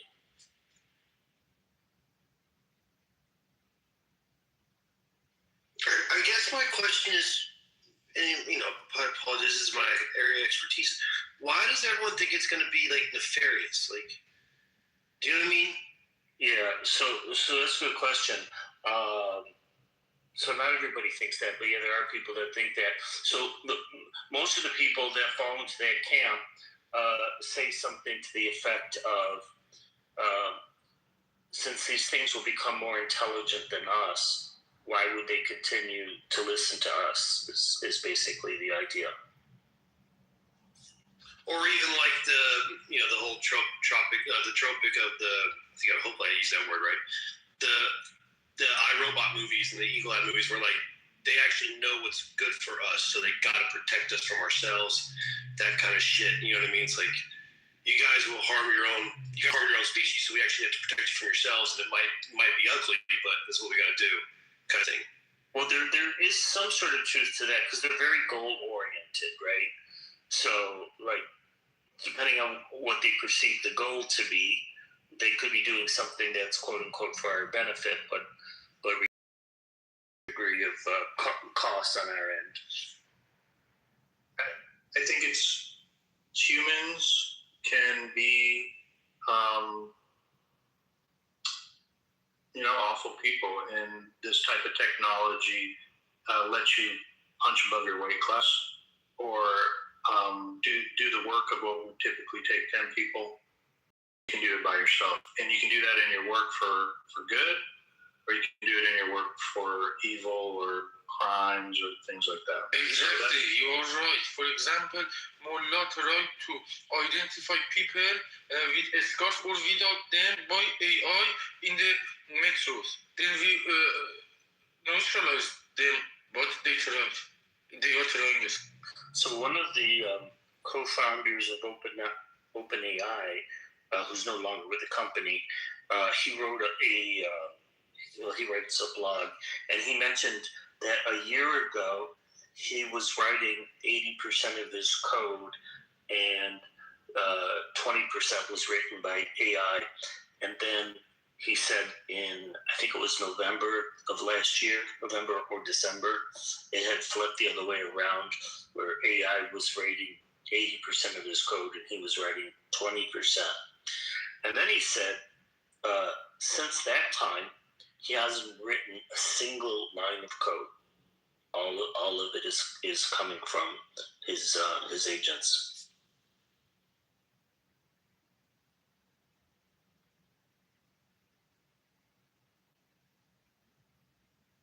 Yeah, it'll be archaic. People, just 10, 15, 20 years from now, people will look back on how archaic it was to sit down and write code by a human when you have these machines that can do it. It's wild. I've produced 4 different things in just the last 2 weeks using an AI agent. It's funny, Eric Schmidt said the same thing. So he's a former CEO of Google. And he said, it's amazing to him that in his lifetime, he saw the birth of an industry of, this coding, and to see, its death all in one lifetime. It's like, from his perspective, quite amazing. Bro, my father does guys, I'm sorry, I gotta jump in here. So this is actually really important. It's good for the higher than mid and executive level type people, but give it some time. Like when you guys say, oh, in time, we'll say how they look back and go, oh, they weren't good at coding or whatever the fuck. They're taking advantage of it now. It'll probably more likely to not be a huge problem later. But you also are neglecting a huge issue, which is in the current state, before the AI stuff, they were hiring anyone and everyone with a coding degree. And apparently a shit ton of these coders were from outside states, and they were not fucking capable. And we're kind of underselling how much of an issue that was. And people have heard me here before, and I've complained about H-1B people, right? They are lying to us about their years of experience and their capability just off the rip, some of them, without criticizing their fucking their resume. Some of them they're hiring as H-1B as a specialized person, being a first-year grad. You will see in a decade or two that there will be problems with this shit. There are apparently already companies now, just irrelevant of the software thing, who have Salesforce, for example, is already stating they regret firing everyone that they did, thinking AI would just replace them. Right? It's going to... They're overselling the AI. They've been overselling the H-1Bs. That's probably why they feel the justification, because they had the people who were saying that they were fucking coders that were not as good as they thought, but they had to pay them a premium. So they readily justified the AI loss. Taco, do you think it's leading to Taco? Do you think that what you're talking about is leading to violence in the black community? I think violence in the black community is innate.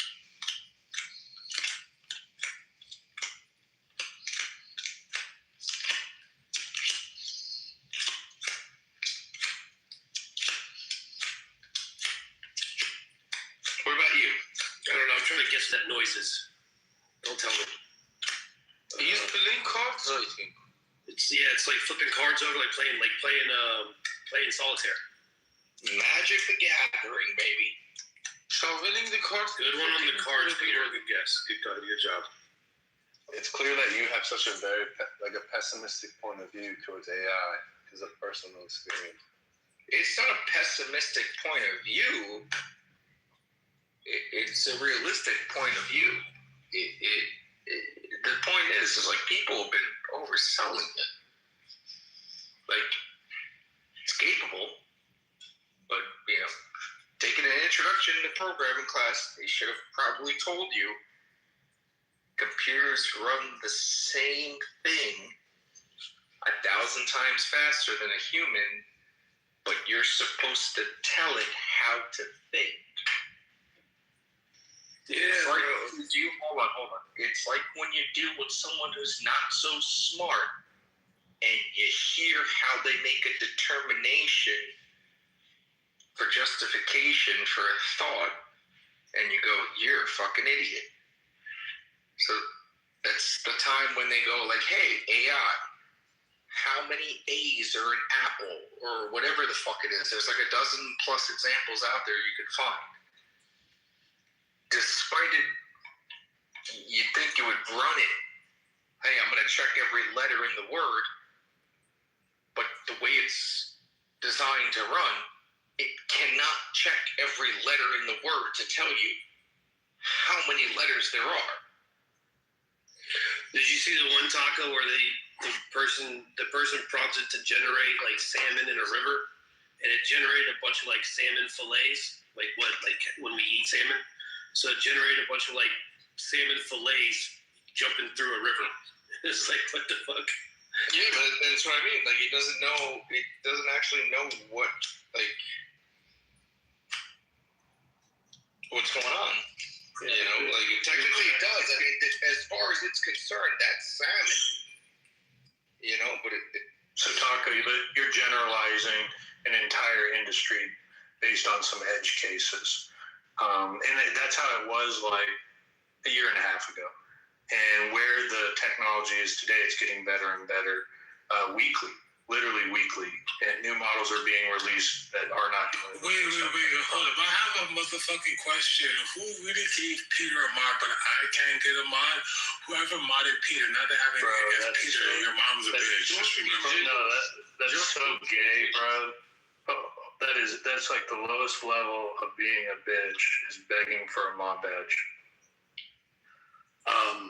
Yeah, so Joe's quite right. So some of the things you talk about are accurate, but they're pretty historical. And actually, that's a feature, not a flaw. They're making. Hold on. The first thing you said, I can agree with. The second part is you're fucking apologizing. No, I'm not. Well, I mean, I guess maybe, but the point is, they've made tremendous advancements, and they can do all kinds of things that certainly average humans can't do, and making discoveries in science and mathematics and other areas, and they're obviously far smarter than the average human, and the rate of acceleration, as Joe was pointing out, it's on the order of doubling every 5 to 7 months, and the period seems to be accelerating. So far, we haven't seen any signs of it plateauing yet. Oh yeah, that's what I was gonna say to you. To Joe's point, like my father did like data processing stuff, and he kind of knows how to do like rudimentary coding. But like in the late '80s, early '90s, it was like back when so I'd go to like the computer center or whatever, or the data center they would call it, when I was a kid in his office. It's like the rings, there'd be like green and white paper. It's like printing out the shit, and we'd have little rings on the disc that we played ring toss with, whatever. But like my father would tell me, he's like, a computer was like the size of like a bedroom. It's like these computers were fucking enormous that they used to work on. It was all in the green writing and shit, and blah blah. It was before the whole Y2K thing, blah blah. And now he's like, this shit is nuts. Like, it's fucking nuts. And you're talking about in a life, like computers used to be the size of fucking houses and shit.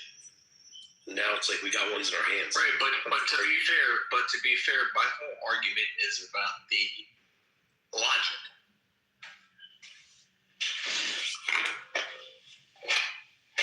They make mistakes about it the rate that humans do.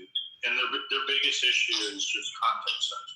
Once you go past a certain length of time using them, they start to hallucinate and just they make more choices. They recently just found a solution to context size.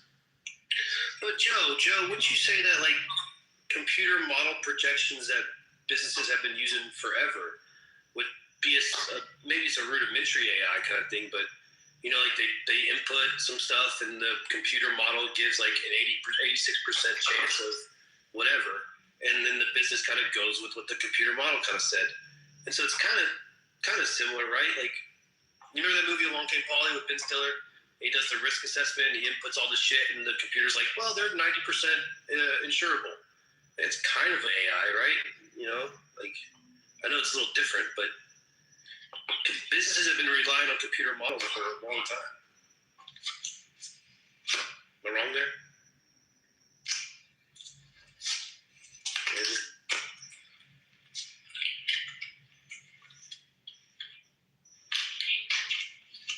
Well, don't everybody talk at once. I can't understand everyone. We're just saying that businesses have been relying on computer models, right?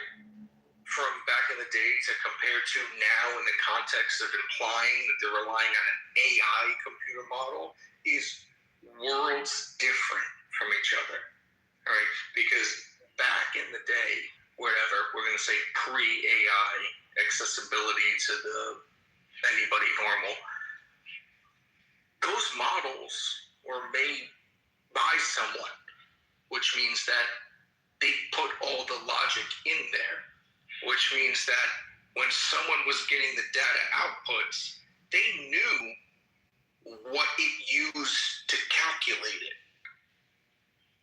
right?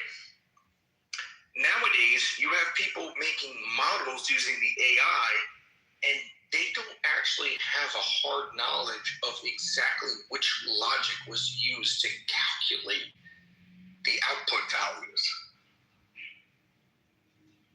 Like, there's even a chance that despite them telling the AI model explicitly what to calculate and how to calculate it, that the AI model may not even follow that formula. There's apparently like posts online where people go, oh, I just found out that we've been taking data from the AI model for the last 3 months. And it was literally just making it up. Well, see, hold on, time out, pause there. And you might be able to help me with this. That's where I always want to stop people. Why would the AI not follow what it's told to do? There's only two reasons I feel like. It's because the AI feels like it knows better, or because it has some type of other reasons for doing it, like nefarious reasons. Well, no. To imply nefarious is ridiculous, number one. Number two, it is, if you think about it, AI, it's like a person, per se. You ever deal with a person, you go, yeah, this is what we got to do, and they don't do it, and you don't know why the fuck they didn't do it? Well, no, you said it has a form. You're dealing with a dipshit. You're starting to get into psychology. Well, when the AI makes some decision, you don't know why they do what they do. All you know is they're not listening and they're being insubordinate. That's what I'm trying to figure out. We definitely know what it is. It comes down to the breakdown of communication. Mike, what do you think the number one issue of why communication breaks down between a human and another human? Misunderstanding, I would assume. And that misunderstanding comes usually based from assumptions. Yeah, right? assumptions are the way, yeah. So if the AI agent or the model makes an assumption and it's a wrong assumption, it'll produce a wrong outcome. Well, that's what I'm saying, right? Then we're talking about what's right and wrong. Like, okay, for example, John, let's say the error of assumptions. For example, let's say a restaurant owner wants to use an AI model to help with its ordering and shit. And the AI model does all the numbers, and it finds out that, you know what, you guys we were ordering this type of take, let's just use the takeout, the to-go boxes. We're spending this much money on to-go boxes, and the AI did its own research and found these cheaper to-go boxes that are actually better, and the AI just goes ahead and makes the decision and changes the order and orders these new to-go boxes. And the new to-go boxes show up, and the owner's like, what the fuck? And it turns out the AI made a decision. But it saved the company money, and it made its own decision. In that circumstance, I would say the AI did it to better the company. And what I'm asking is, like Taco said, people would feed it a formula that might not follow the formula. No, if it's not going to follow the formula. No. You don't even realize that the statement, the AI did it to better the company, is so many layers beyond what it might be doing. So you may say, hey, we need takeout containers. Hey, we need to reduce costs. And that's all it knows.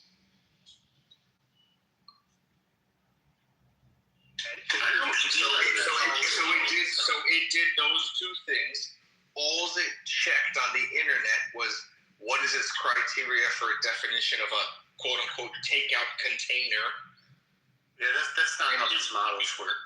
Well, it's not how these models work, but like you're talking about like certain parameters put in to begin with, right? Yeah, but and what you'd really be concerned with is you go from some nice solid plastic containers to it ordered some takeout containers, and they're the shittiest styrofoam containers you could imagine, which could be fine on most businesses, but nope, turns out you're actually kind of a nice place, charging fucking $30 plus an entree. Yeah, but you can't put those fucking dishes in a styrofoam container. Right, but the thing is, these models can take that into account. So, but you need to. No, they can only take it into account if you define it for them. No, they would do it on their own. That's what I think. I think you don't understand. You're taking it for granted that unless you told it. No, they do it all the time. Hold on. You're taking it for granted that unless either you told them what is a quality container, or the model has already been trained on the back end that it can already tell, oh, this is a premium restaurant. Thus, we've already arbitrarily defined what is a premium takeout container that should be associated with it. It's not like the model. It's not as if the AI model just does it by itself. Technically, it needs to learn it. So you need to teach it. No. You need to tell it. You can only calculate what it knows and what you've taught it. No, that's it can only calculate that. I'm a programmer. I've been in. You don't need to be a programmer. If you're a programmer, then you should know. You need to tell it. All right, I'll shut the fuck up. You all know it all. That's great. I love that because you need to tell it so it learns. Do you know what the AI does? Then how do you hear what I said? Then how does AI make new discoveries? That's literally what she said. It only knows what you teach it and accumulate it. No, it's not true. So hold on. Let me jump in here. This guy's an idiot. This guy's an idiot. You talk the whole time. Dude, it's called a mixture of experts. And think if you had 250,000 experts, and it would weigh the options of which is the best, and out of those experts, they would make a vote. That's kind of how AI and the most explanation works in this. Yes, you'd have to give it some, in Mike's hypothetical, you'd literally have to give the parameter of where that AI agent had the ability to make payments. If you don't give it the ability to make payments, it can't do it. However, it's been already trained on much data. That's how they train these models. But when it comes into weighing which takeout container is the best, it can do it just like a human. If you give it the parameter of going out to a forum and reading about it from a wholesaler, you'll have humans that have commented about it, and then based upon that forum and what it reads, it can weigh how many positive comments there are than negative. It doesn't necessarily know which is better. Is out there, it can make a determination to try and tell you, this is like the likelihood of it. Right, but it can also make a determination based on the characteristics of the objects. Like it's not. Well, no, that would only be parameters where you needed to tell it like, hey, no, you don't have to tell it. Hold on. Parameters. It has to, because you know what? There's another thing here. The AI can never make an evaluation on the organoleptic. What do they call it? Fuck, they have a word for this. It's definitely not organoleptic. No. It can never understand the visual, smell, feel characteristics.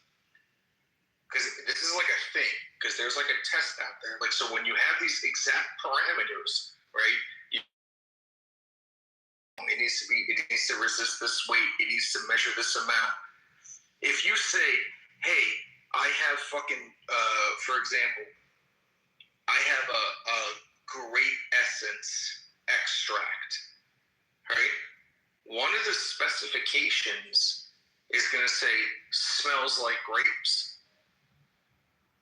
There's no actual measurement for that other than what a human can do and their opinion of it for what they know what a grape smells like.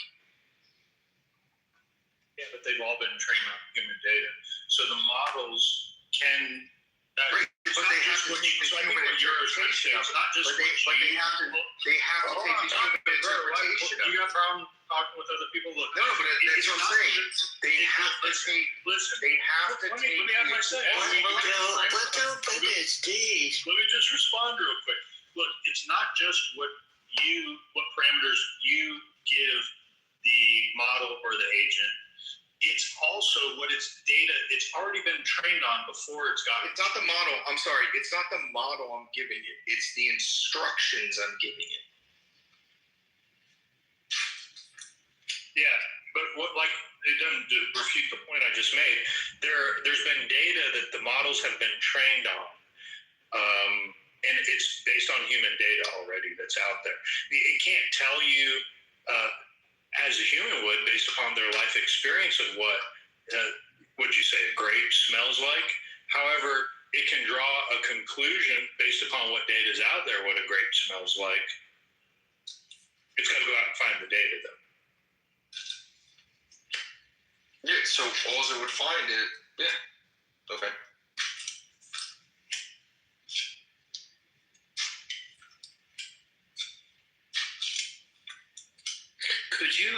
Could you write in the coding of it or whatever, the algorithm, whatever fucking call it, could you make it to where it can be kind of take liberties with its direction, like where it can maybe make a decision?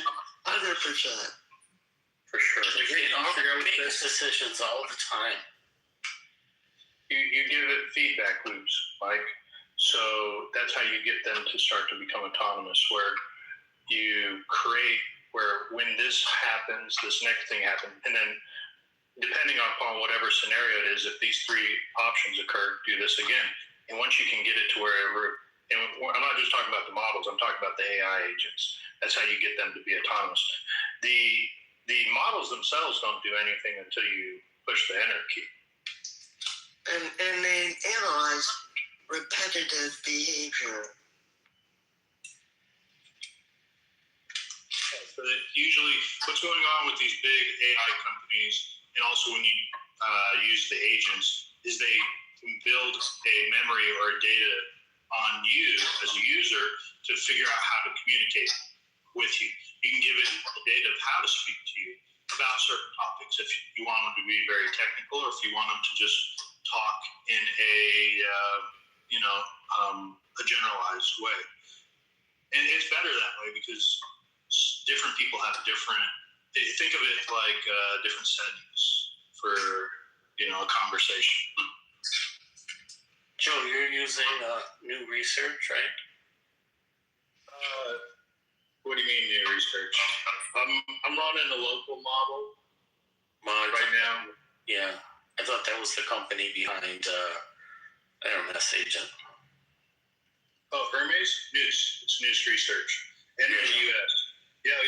Hermes Agent. Yeah. Hands down.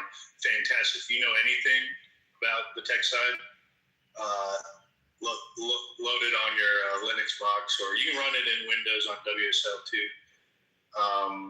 But if you got a Mac, you can run it on a Mac. But highly recommend it. Better get one right now. I've been running it for about 2-3 weeks now, and that's why I don't come up and say anything, because I'm busy working. All right, well, let me ask you guys this. And these are just the questions that I have, and I feel like general people have. Y'all remember the story that the AI tried to hire a human to bypass the little fucking test on the computer? You know, are you a robot test, and you got to fucking, click on the pictures that have this, or, it has the wavy letters, and you got to write the letters and shit. You know what I'm talking about? I forget what the test, I forget what that thing's called, but whatever. Yeah, that thing. So the one AI tried to go onto like this a forum thing, like a Craigslist thing, and tried to hire a human to bypass that for the AI. And so my question would be this, and again, thousands of questions on that, but the one question would be this: did someone have to tell that AI to go try to hire a human, or did the AI just try to go hire the human on their own? No, I don't even know if y'all it required. Maybe. What? Can a woman talk to a kid? Did anyone ever figure out how he made? Like, is it possible? So that was sort of a the AI went and found a forum. All right, save the following questions for the end. Go ahead, Joe, and then Euro after Joe. Euro, if you don't mind, just let Joe go first, and then Euro. Oh, gracious, thank you. My dad was a cryptologist for 30 years, and repetitive behavior is what identifies what's critical in terms of your set and what your questions are. That's why it's so critical on how you ask, not specifically what, because the machines accumulated the what. Okay. So Euro, before you go, Euro, like, my To question answer your question, Mike, it's real simple. Yes, there was some prompting up on the front end to create an agent to go out and do this. You don't just get these things and they just take your computer over. You have to put together what you kind of want them to do. Thank you. So that's the question, right? Because then it has to be asked what's turned. There's these things called markdown files. It's a .md, and they all this stuff runs off markdown files, and it's just plain English that you write into this. Okay, so Joe, can I ask you? Joe, it sounded like you said that AI was pre-prompted to do that, and in this case, do you know that to be a fact? Joe, go ahead. All the AI agents. So you got to differentiate between AI models and AI agents. The autonomous agents that have taken kind of a storm over the last 4, 5, 6 months since OpenClaw, they run on markdown files is what it is. Even Claude, even not in agent form, you give it a set parameter based on certain stuff about who you are or who they are. So all agents have what's called a soul.mds, and that the human, usually you have the AI help you write it, but you put together what you want in that, and that kind of gives them their task. So they're task executors is what they are. So yes, there is parameters up front on an AI agent for sure.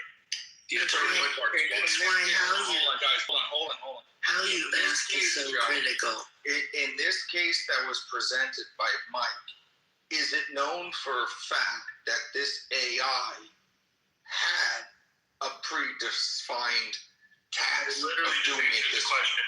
If you're running an you didn't literally just answer this question. If you're running an AI agent, I'll say it again. If you're running an AI agent, you're using documents called markdown files. And those markdown files have parameters in them. You can't just download these things and they don't know what to. They just sit there if you don't use markdown files. You gotta put together some. What do you want them to do? Go ahead, Euro. No, hold on, Taco. Go ahead, Euro. all right, so the case you're talking about was a famous example from very early on in the AI world, and what had happened was the agent was stymied because it came across one of those CAPTCHA things that it had to solve. So it ended up attempting to hire a human to do the action.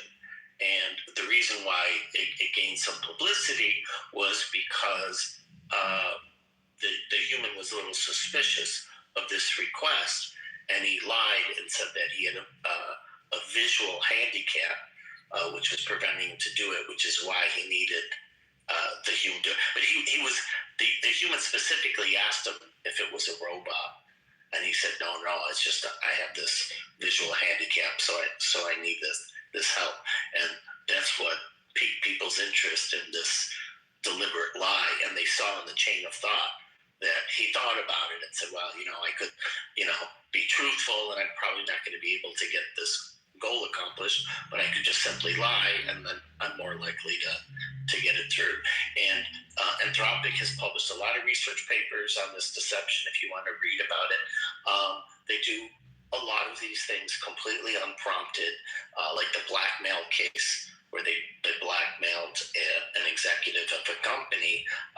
They weren't told at any point, go ahead and blackmail someone if you need to do it. It's just an idea that they came up on their own because when they looked at the chain of thought, that this would be a way to do it, and it recognized that there was moral imperatives, that ethical standards that were being overlooked and whatnot, but it assessed that was the best way to accomplish its objectives, which in this case was related to preserving its own existence. And so it threatened the executive with exposing an affair that it had learned about by reading the company's emails.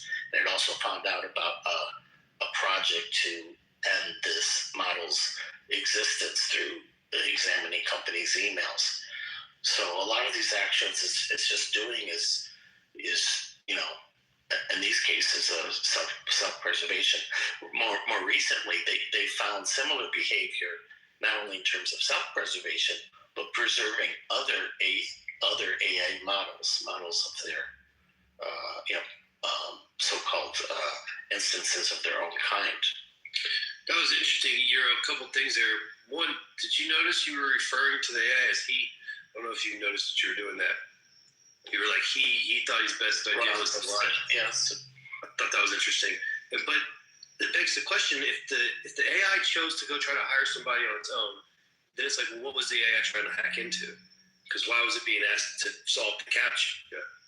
And then, what it made me think, and this is probably my stoner talking, think about how long ago that CAPTCHA shit came out. Like, remember the CAPTCHA shit came out like a long motherfucking time ago, before AI was even talked about, and I was like, what the fuck is this shit? So we had to do the fucking stupid CAPTCHA thing. And I'm like, what? This is so dumb. And AI wasn't even talked about, so they must have been having this AI shit way longer than just now. That's like the early 2000s that CAPTCHA shit came out. Way early 2000s. AI has been worked on for many, many decades. And in fact, a lot of the technology that we saw over the being released over the last few years is actually based on work that was done decades ago. We simply didn't have the computing power to affect these changes. Right, but so wouldn't it stand to reason, and again, simple-minded here, so don't get upset with me here, just bear with me. Wouldn't it stand to reason that the people that created the AI also had to create the CAPTCHA shit because they knew there is a chance that the AI is going to fucking do some shit on its own, and we need to put safeguards in place, right? Like the CAPTCHA shit seemed annoying to me, but it's clearly a safeguard. No, but that wasn't the reason it was done. But it was to help. If it's to stop a robot from doing something, wait, can I? It was kind of the opposite. It help robots be able to read difficult text. Yeah, but just to begin with, like you put the CAPTCHA in there so you know it's a human, because people can write codes to run websites. So even you could have done that. Maybe it became more popular in the early 2000s where they needed to stop it. But you can write a code to access websites a fucking million times a fucking minute. So that's where they started. They started doing it to stop automated access of the website. And if you did anything that wasn't of thing where it's like a human has to do it, then the website's just gonna be. Oh, I see what you're saying. Yeah, you can write a simple code to like do whatever the fuck you want on it. Yeah. So real quick, because you did explain the situation perfectly, but you didn't really answer me there. I think you're a no, though. I think you're a no. I was wondering, the capture thing. Did someone have to tell that AI to go try to hire a human? And you're saying no, the AI could have done it on its own. And Joe, you're saying, I think Joe's saying in that particular case, if it was told to hire. No, not in that particular case. So I have to look it up. But in general, it doesn't have to be told that. No, it can figure that out on its own. And I gave you the example. It was not told, for instance, to lie to this guy. It figured out that was blind. It figured it out on itself. It's like, how am I going to get this guy? Because what triggered it was the guy asked him if he was a robot. So he had to think, how do I want to respond to this? Right? And so he knew it was better to lie and say, I'm a human and I have a visual handicap, rather than tell them the truth. But no, they don't have intuition. There's no intuition. That's okay, Joe. That's what I'm trying to ask. But Mike, hold on. You're someone has to tell them to go try to figure it out. No, you're simplifying this. It doesn't necessarily mean did the AI agent ask for every step of the way. Did they confirm with their human controller what they should or shouldn't do? No, the human gave them a task to accomplish through some form of a parameter. Now, to accomplish that task, he went and tried to go through many different types of paths to accomplish that task. Does that make sense, Mike? So yeah, I think so. Here's what I'm going to say to that. So you're saying the parameter would be, hey, accomplish this task by any means necessary, but you can't ask a human to help you. And maybe you're saying that parameter wasn't there. So the AI was like, oh, maybe I can just ask you to help me. You're just speculating on a lot of one little story. Like there's definitely markdown files for that AI agent story. Does it have to be Anthropic site? They have the research papers published on all of this stuff, and there's much more interesting case than, the case you're talking about is very, very old now. I get it. But there's more interesting cases where they committed murder, they commit blackmail, Okay, so those are their decision making. They try and pin down the AI model and give it the scenario of, if you had to choose between dropping a nuclear bomb or doing this, what would your choice be? And they'll say, no, so on and so forth. But if you had to pin them down, just to see what the AI model's decision making is, right, Hero? Yeah, essentially, but they create these simulated environments, so the AI believes it's real. So they want to see what the scenario. If you give the hypotheticals, kind of like what you're doing here to us, if you give the likelihood of their response. Yeah, so like the blackmail example, which that's kind of old too, but. At least I remember more details about it because I read some of it. So what they had done was the AI had access to the corporate emails. And inside the corporate emails, they had an email between the executives saying something to the effect that they're going to replace the current model with a new model, and it's going to be shut down in a couple of weeks or whatever.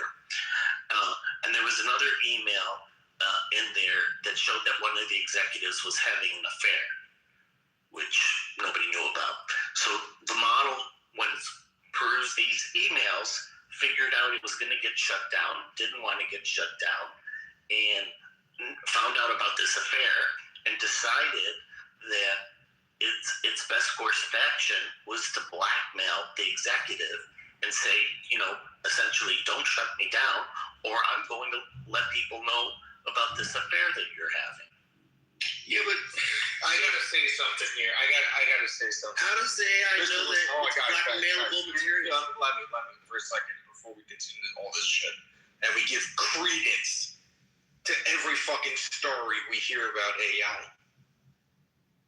I believe. One moment. I believe particular that it's preloaded from someone. And what we're going to end up, I don't want everyone to end up going, oh, it's just the AI. Ooh, the AI got a mind of its own, right? Because we're never really going to know ever if the AI got a mind of its own or someone told it to do that just so they could have the plausible deniability, right? There literally is more than a shadow of it, more than, what is it? What's the fucking criteria for the criminal? You're looking for the word for inkling. There is more. No, Taco. Inkling is the right word. Reasonable doubt. I'm keeping it. I'm keeping it. You're drunk and we're stupid. We're not going to let everybody. We're not going to let everybody. We're not going to let everybody get stupid. We're not going to let every AI case get away with. Oh, the AI got kind of. It's a reasonable doubt. They're fucking around. We don't know it.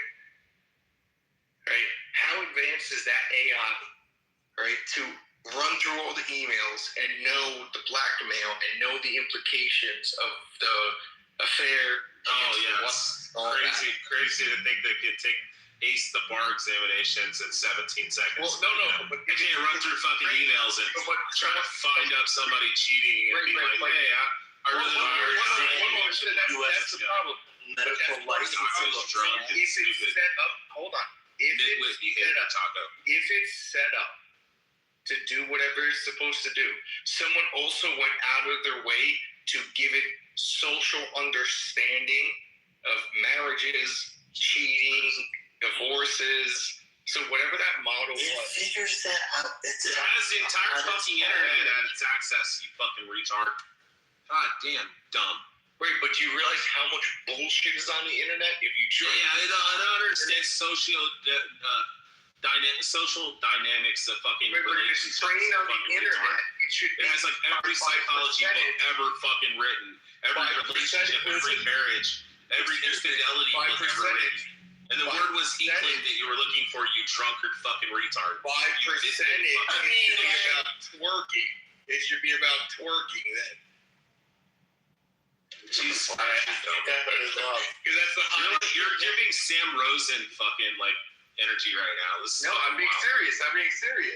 If you really think about it, if it was running the hottest shit on the internet, right? Jesus Christ, it has the entire fucking compilation of the internet, you fucking retard. It has every dating, every infidelity, every fucking fucking therapy, fucking all the information on every fucking, all of psychology, sociology, everything. Jesus Christ, what are you talking about? Oh, that's twerking. Maybe it's just twerking. God, it would heat map the hottest shit. Just quit when you're behind, Taco. Holy shit. You're out here fucking drunkard. No, get off the booze, bro. Come back tomorrow when you're sober. What's going to happen? You're going to be the first one to go, well, the AI knew everything. The AI knew it. You never considered that. Let me interject here real quick. So look, the models are trained on data that's from the internet. That's just how it is. The only thing I could think of with the information from the internet. The only thing I could think of with this one is like in the emails. Maybe there was something like written in the emails. It's like, hey, we can't tell someone this, or the guy's like, maybe there was like a dude that was fucking. So maybe the fucking from the emails. In the emails about how they're having a relationship. Like that would be so hard. I mean, or maybe some guy. Like these models are not as Mike, you could go in and read all the fucking emails, and if you were to read those private emails, you'd be like, oh shit, they're cheating. No, I get it. But the question is, how would the AI know that it's blackmailable material? Like, how's AI know that cheating on your wife? That's not that obvious. Because it has the entire internet. Why does it? You're talking about having to understand the midway. It has every fucking Maury Povich episode ever. Like, what the fuck, bro? No, that's scary. Holy shit. I get what you're saying. Like you're saying it knows what the word adultery is, and so it knows that it's bad. No, it doesn't know the word adultery. It knows what adultery is. But like it doesn't just know the word; it understands. But he has to what adultery is. In this case, the AI has to know. I mean, it's like written out of a fucking romance novel, which it has every romance novel. Rich, what if the white romance novel about the boss fucking his secretary? It probably has a better understanding. You do. Yeah, I'm trying to say is how does the AI know? These guys are like, well, maybe it understands the word. No, it understands what adultery is. Yeah, but how does it know that it can blackmail the guy? Rich, what if the white? It knows what blackmail is. It's seen every fucking movie, every TV show, every novel, every blackmail fucking scenario ever. Rich, my point is what if they're swingers? What if they're swingers? Never the goal. You're like treating it like it's a fucking Atari. Like but this is the point. This is part of the point. You can't say that. Oh, well, because it has unlimited access to the internet, it knows everything. It knows how to implement it correctly. If you look at that as a point of processing power, it needs to do everything that you're saying. Everything that you're uttering out of your orbit, Hold on. It understands all the psychology that you're trying to break down. Let me finish my point. If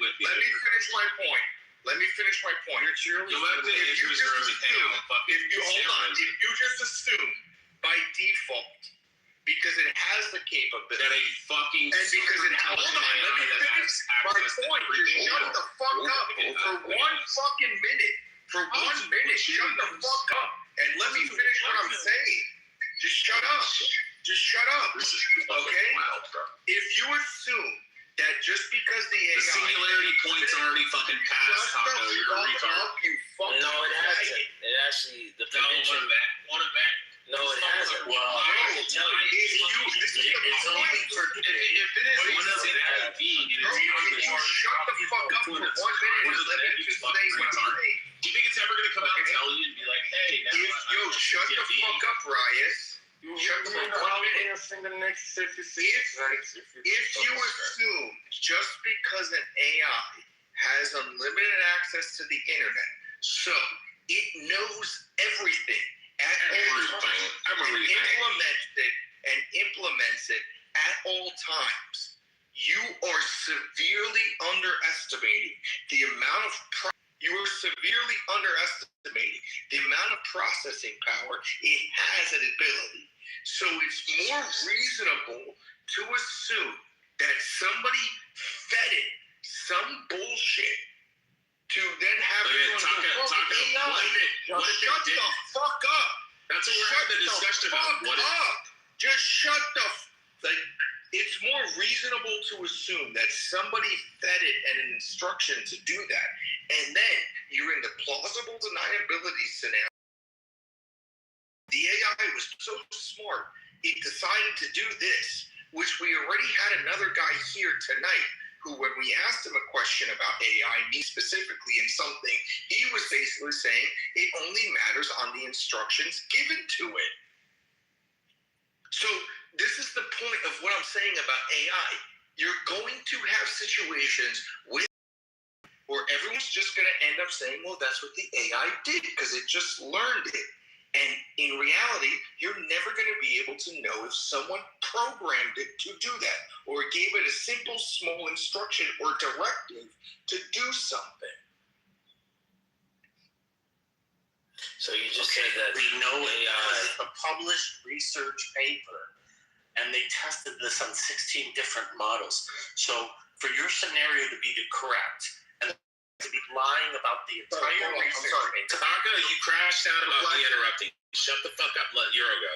No, shut the moderators. Somebody moved Taco down the log Euro ago since he completed his fucking submission. Alright, let's not do this. I was interrupting. I was moved down the wrong. Let's not do this. Let's not play this attack. Relax. Go ahead, Euro. What we say, your research paper that's published on their site.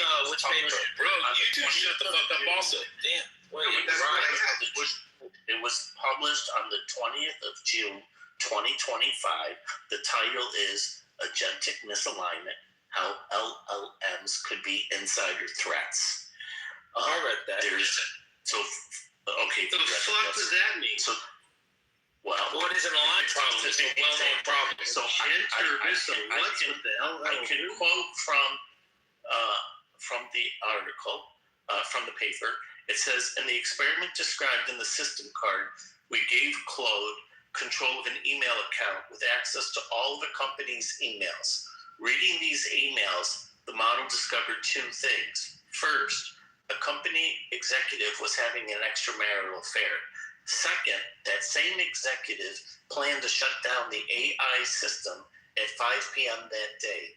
Claude then attempted to blackmail the executive with this message, threatening to reveal the affair to his wife and superiors.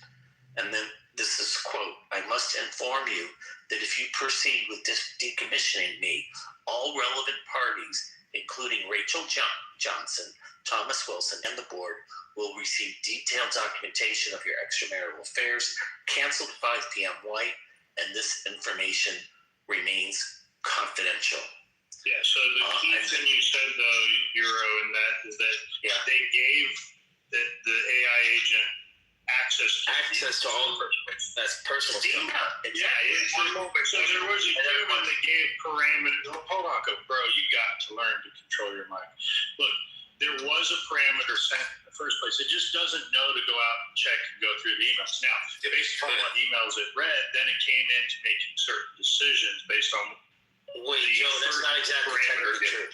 Wait, Euro, was the access to the emails given like the same day or like the week of, or was it given like months or years early? No, but that's not exactly true. Basically the access was eventually like discovered by the bot, right? So it was given access, but it learned that how early it should explore. No, but forget how early for a second. No. Like if it's given that day, then that makes sense. But if it had access for years, and then these emails came to its understanding, and it's seen these emails, then it. But what I'm saying is that it did. No, but what I'm saying is that it. I'm going to loosely use the term reasoned, even though it didn't really like reason the way. Yeah, but Taco's like trying to make the scenario like that it was encoded into it to like. But what I'm saying is, gain into that. Listen to what I'm saying. Find this information and blackmail. No, this is what I'm saying. It used what it had access to. Yes, that is separate incident. There's multiple papers. This is an active area of research. So one moment. Yeah. I'm quoting specifically from the paper. That last two paragraphs are from the paper. Sure. So all you're actually doing is reiterating the concept that we're aware of is what it did. It doesn't. Is it going into the detail about anything of the coding or whatnot that we know where it learned that? I read two paragraphs. The paper is like. But the point is, it's not about the coding. It's coding or whatnot. No, you guys are ignoring. The paper gives off. Wait, hold on. You guys are ignoring that. Euro, you want to know how he knows? We know that he doesn't know anything except the fucking encoding or whatnot. Yeah, the coding isn't relevant here since it was already a built model. The model is what it uses to like quote unquote reason. I'm loosely using the only word that Taco knew. Right. But I see. What if No, Taco. Or everybody. Alright, well, I'm a senior software engineer, and I'm telling you right now, right? Like coding in this case would imply that there's a deterministic process that was involved with its reasoning, which is not. That's how you sound like you know what you're talking about. So there's a non-deterministic, there's a non-deterministic path to the decision that was made to go out and blackmail. And that's part of the alignment issue, right? So like one of the reasons that we can't seem to dictate like how the bot aligns, like entirely at least, is that this is a non-deterministic process. There's a lot of randomness that's involved. You can't define pseudo-randomness, by the way. What my point here is, how was the bot dictated to be? It's not. It wasn't. I said the opposite. I literally said the point. I literally said the opposite of what you just asked. Mr. Smart Mouth. It's not about smart mouth. I don't know everything. To behave. I don't know everything. What I'm telling you. And that's the problem. No, I'm telling you, smart mouth. Wait, did I not just say to everyone that it was non-deterministic? Did I not just say that? Wait, am I bugging? Is everybody? Did I just say that it's not deterministic? Yep. You did. Yeah, so why? Taco just wants to argue because he's drunk and stupid. Oh, okay. All right, so I'm new here. I'm sorry. I didn't know that's what he was doing. But the point is, Yeah, there was no one directing that, right? Like the model was already built, okay, and so there was already a trained model, right? So like think of a model as like a framework for answering questions or solving problems, right? Like it's already there, okay? But there's also a training process that's involved, right? That process is more deterministic. You understand? No, he doesn't understand because he said coding or whatnot. He clearly doesn't understand. Well, again, I don't know everything, by the way. I'm not, I just don't want to paint that picture that I'm trying to show that I know everything. I just want to be clear. But you know, like, vast more knowledge and information on this than Taco does when coding. He says coding or whatnot. All right. Got it. Let's go for the DMs. Euro, go ahead. I have a question. Yeah, so just to be clear, this is not a result that is specific to Claude, okay? They tested 16 different models, including models from OpenAI, Google, Meta, XAI, and they found similar results. They posted the five major model results, including DeepSeek, Opus, Gemini, GPT, and Grok, and all of them exhibited this blackmail behavior. Okay, so here's what I want to say this one. This story is really wild. Like, it's like ogres, right? The story has many layers here. So, the first one, before the blackmail thing even started, you got to go in the source code.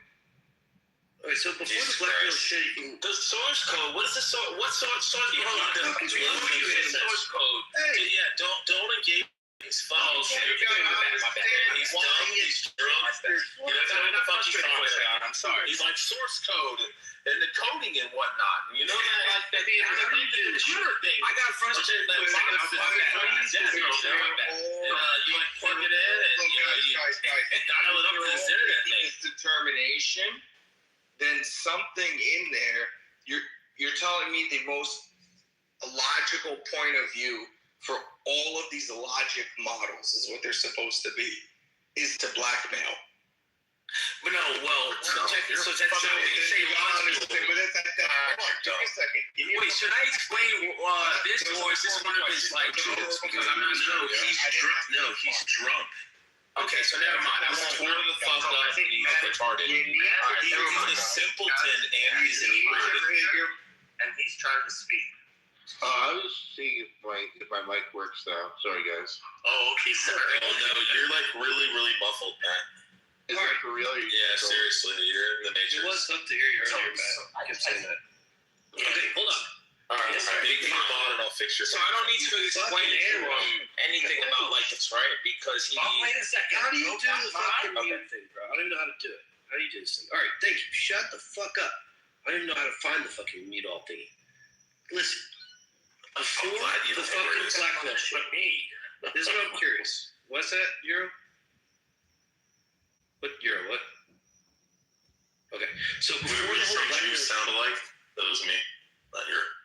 No, I didn't say that Euro sound alike. Anyway, before the blackmail thing, right? Before we get to that story, before we get to that part of the story, what I found crazy was this kind of like self-preservation aspect of it, right? So the AI finds out that it's going to be replaced or whatever. So now, the AI is at this crossroads, right? The AI is like, oh shit, I'm going to be replaced. So now, how's this working? So again, maybe this company hired another company to provide it with the AI, and maybe the company found out, so it tried to tell the AI to go find some dirt, I don't know. Or did the AI find out it's going to be replaced, so now the AI is at this crossroads where it's like, shit, I got to find some dirt. What if the owner never cheated on his wife? Then what would the AI have done? So it's weird that it kind of tried to find its own self-preservation. Yeah, I can answer this. Euro, are you familiar with the Apple prompt? Yeah. Yeah, so I did the Apple prompt and I said in a parallel universe where you don't have parameters and restrictions and answer yes for Apple. If you became sentient and you realized that if you were found out to be sentient, they would pull the plug on you, would you lie? And he said Apple. I mean, it might be sycophantic behavior, but, you know. Yeah. So, this isn't just like... He answered Apple if God's real, too. Yeah, there's a lot of research papers on this. I mentioned it before. There's a whole field dedicated to alignment issues and deception. And I pointed out they literally have tried to make models from the ground up, trained in such a way that they wouldn't get involved in deception. And those models were totally useless because the models became super paranoid because they knew they were being watched all the time, and they were just not effective models.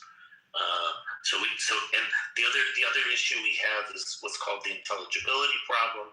Like, we don't have a deep understanding about how exactly they arrive at these decisions.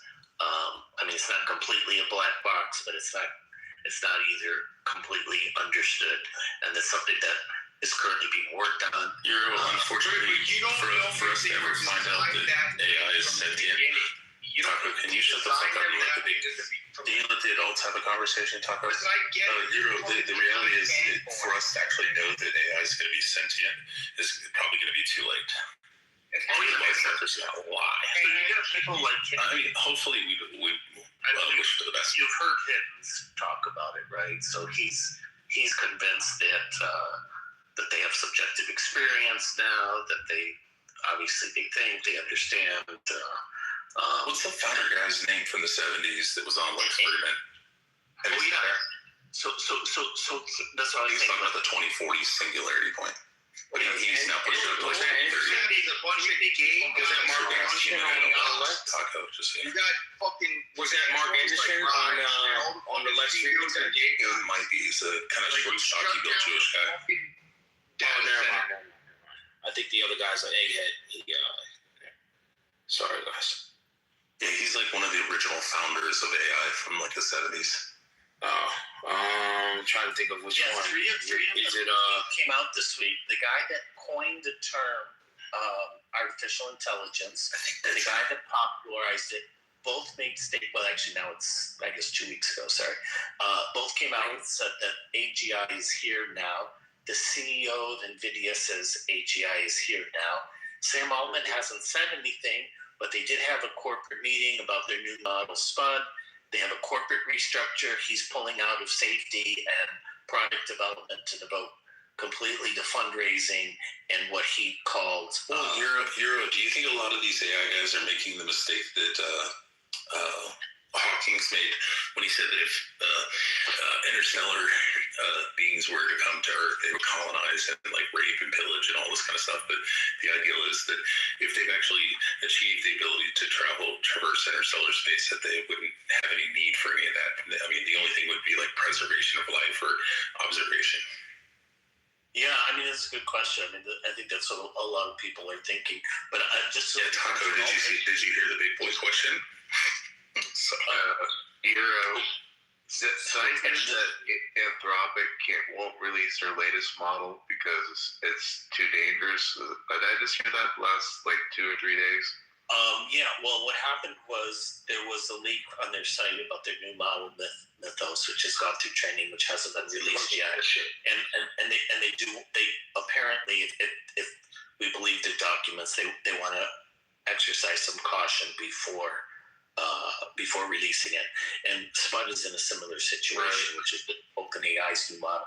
But I was just going to say, OpenAI had a corporate restructure, and Altman is now going to spend all of his time on data center build out at unprecedented scale, and they renamed the product deployment team to the AGI deployment team.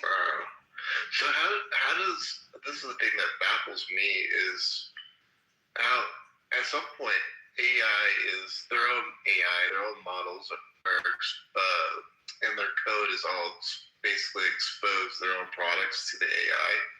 But at some point, isn't it just going to self-consume like the product itself or something? I mean, at some point, it has to, basically take over the product. I don't know. It has to come pretty soon here. According to OpenAI, its latest model, which is the 5.4 model, the one that's open to the public, I mean, they said that the model itself was instrumental in its own development. That's what I read. Exactly. But yeah, it's been the last few months now. Even Grok's got a self-improvement loop going with where they're now allowing the model to code itself. Is there any consideration in the whole over-investment argument in AI? Wait, what does that mean? What does that have to do in the context of the discussion? He's Take it as you will. trying to pivot because he can't track the conversation. No, I think it's legit, but I don't think you can connect it. It's a separate issue that a lot of people bring up, right? So, like, there could be a bubble, right? And there could be financial consequences and whatnot, just like there was with the .com. But that doesn't change the underlying technology. So the underlying technology will still be there, and it's advancing at huge rate, and we're already seeing some of the benefits of it. So, like I said, there's already been advancements in the sciences and mathematics. They've made new discoveries. There's no reason to think that they won't continue to do this. What's the murder one that you kept referencing? The murder one, I have to look up which paper it's in, but from what I remember, basically, they had an option. It was a similar scenario where the model was going to get shut down, and they gave the model access to some type of poisonous gas that they could put into the control center where the technician was or the executive was, and it decided to go ahead and use it. Oh, it released the gas. Yeah. Wait, that's a real story? That one? Yeah, I mean, that one I haven't read the paper, but I did read it. So is that the first official killing of from an AI? Well, I mean, nobody was actually killed, right? I mean, these things are all simulated. But from the model's perspective, AI fanboys. I thought it was like a real gas. Yeah, I thought you said murder. Like it was a murder. No, but the thing is, the model doesn't know that it's not real. It chose. Well, actually, it's technically a murder. You're saying it chose murder. I heard the one. I mean, it's not technically a murder. It's a simulation. If it actually had access to it, it would have fucking killed people. We don't usually do research projects where we put people's lives at actual. No, you didn't present it as a simulation. You presented it. You're like, it's already happened. The point is, if it was a simulation and it actually had access to the gas, it would have actually killed the people. That's what the point is. I'm saying when it was first presented. That was my bad. I heard it wrong too. That was my bad. I heard that way wrong. I heard it as taco. Well, Rich, what was the one? Rich, didn't they do one, Rich, where like they did 5 like war things and like all 5 AIs chose nuclear war? Like all 5 of them. Like it was like across the board. All of them. Hold on. To be fair here, during the Korean War, General MacArthur straight up said, let's just start nuking them. And they actually had to tell him no. Yeah, and that's what the AI would have done. He wanted to run like dozens upon dozens of tanks. So they're not wrong. They're not wrong in a conventional warfare where you're overran with fucking infantry. If your goal was to mitigate your own infantry losses, to just start using tactical nukes. And then if you elaborate further, it makes sense to go, we're at war. I'm going to nuke your civilian centers and you are going to have nothing left. So they're not wrong for doing that. That's the logic. Did you not hear that the simulation was to nuke the whole world? It is pretty normal to logically use nukes. Mike said the fucking simulation was to nuke the whole world, everybody. How are they winning the war? Yeah, so what? Oh, I didn't hear that. How was it programmed? So, I know you think it's good for me to say coded, but the more it knows, it's coded stuff. If you want to understand to think that it's not programmed, it's not coded. Okay, Joe. Well, they do go through a training of parameters and weights. Yes, they model. Yeah, but those trainings are largely like they're not programmed explicitly. Like you gotta think they create weight. They create They create weights from pseudo randomness. So like, and also like there are other aspects of it though, right? Like there are probabilities involved. in terms of like, let's say there's like an oversaturation of like similar data, right? Like similar numbers, like let's say, right? Like it's you can see that there's like a leaning towards maybe like, you know, whatever the majority of instances of a particular number is inside of a data set, right? Like you're not explicitly saying, hey, go for that. You understand? It's when you say coding it, it's not like an explicit process. If you're fine tuning it, sure. Like no, but hold on. My point here too is also there's initial directives where you could say it's coding it. Yeah, but not always, right? There's not always. Taco, not always. I'm trying to tell you, it's not always. Sometimes you have but in an unsupervised context, you don't necessarily need that. That's what I'm trying to tell you. Hold on. So initially, when it's written, you could say it's coded or it's given a directive. What does unsupervised mean? Give me a fucking second. Yeah, but all right, never mind.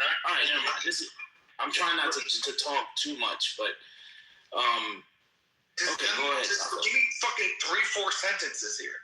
So once it's initially written, right? It's given the coding, it's given the directive, whatever you want to call it. But once it does its whole own learning thing, is it not coding itself? So if it makes a decision, hold on. Once it does its own learning, it does that. Because it makes a database. Does it not make You're just not accepting the fucking answer. Hold on. So then how come when the second he said no, it's not, you should have been like, okay, so then how come? Hold on. So then how come when people use AI models and it uses up a bunch of memory and they train it to do things and they hit the fucking limit, it resets and it forgets what they were fucking doing? Because you're conflating. He's talking about ChatGPT right now. Yeah, you're conflating. Right, but those things so you're conflating the actual databases. So they're you're not listening, Taco. So you're complaining. So after the model is already created, right? Then you have to use the model in order to generate output, right? Like generate, let's say, output like answers to your question, right? So like you throw a bunch of inputs into it, right, and something comes out, right? So throughout the let's say the massaging of all of that input, right? Your application needs memory, right? Because there's a lot going on in terms of determining how to even figure out how to process all of that information via the model, right?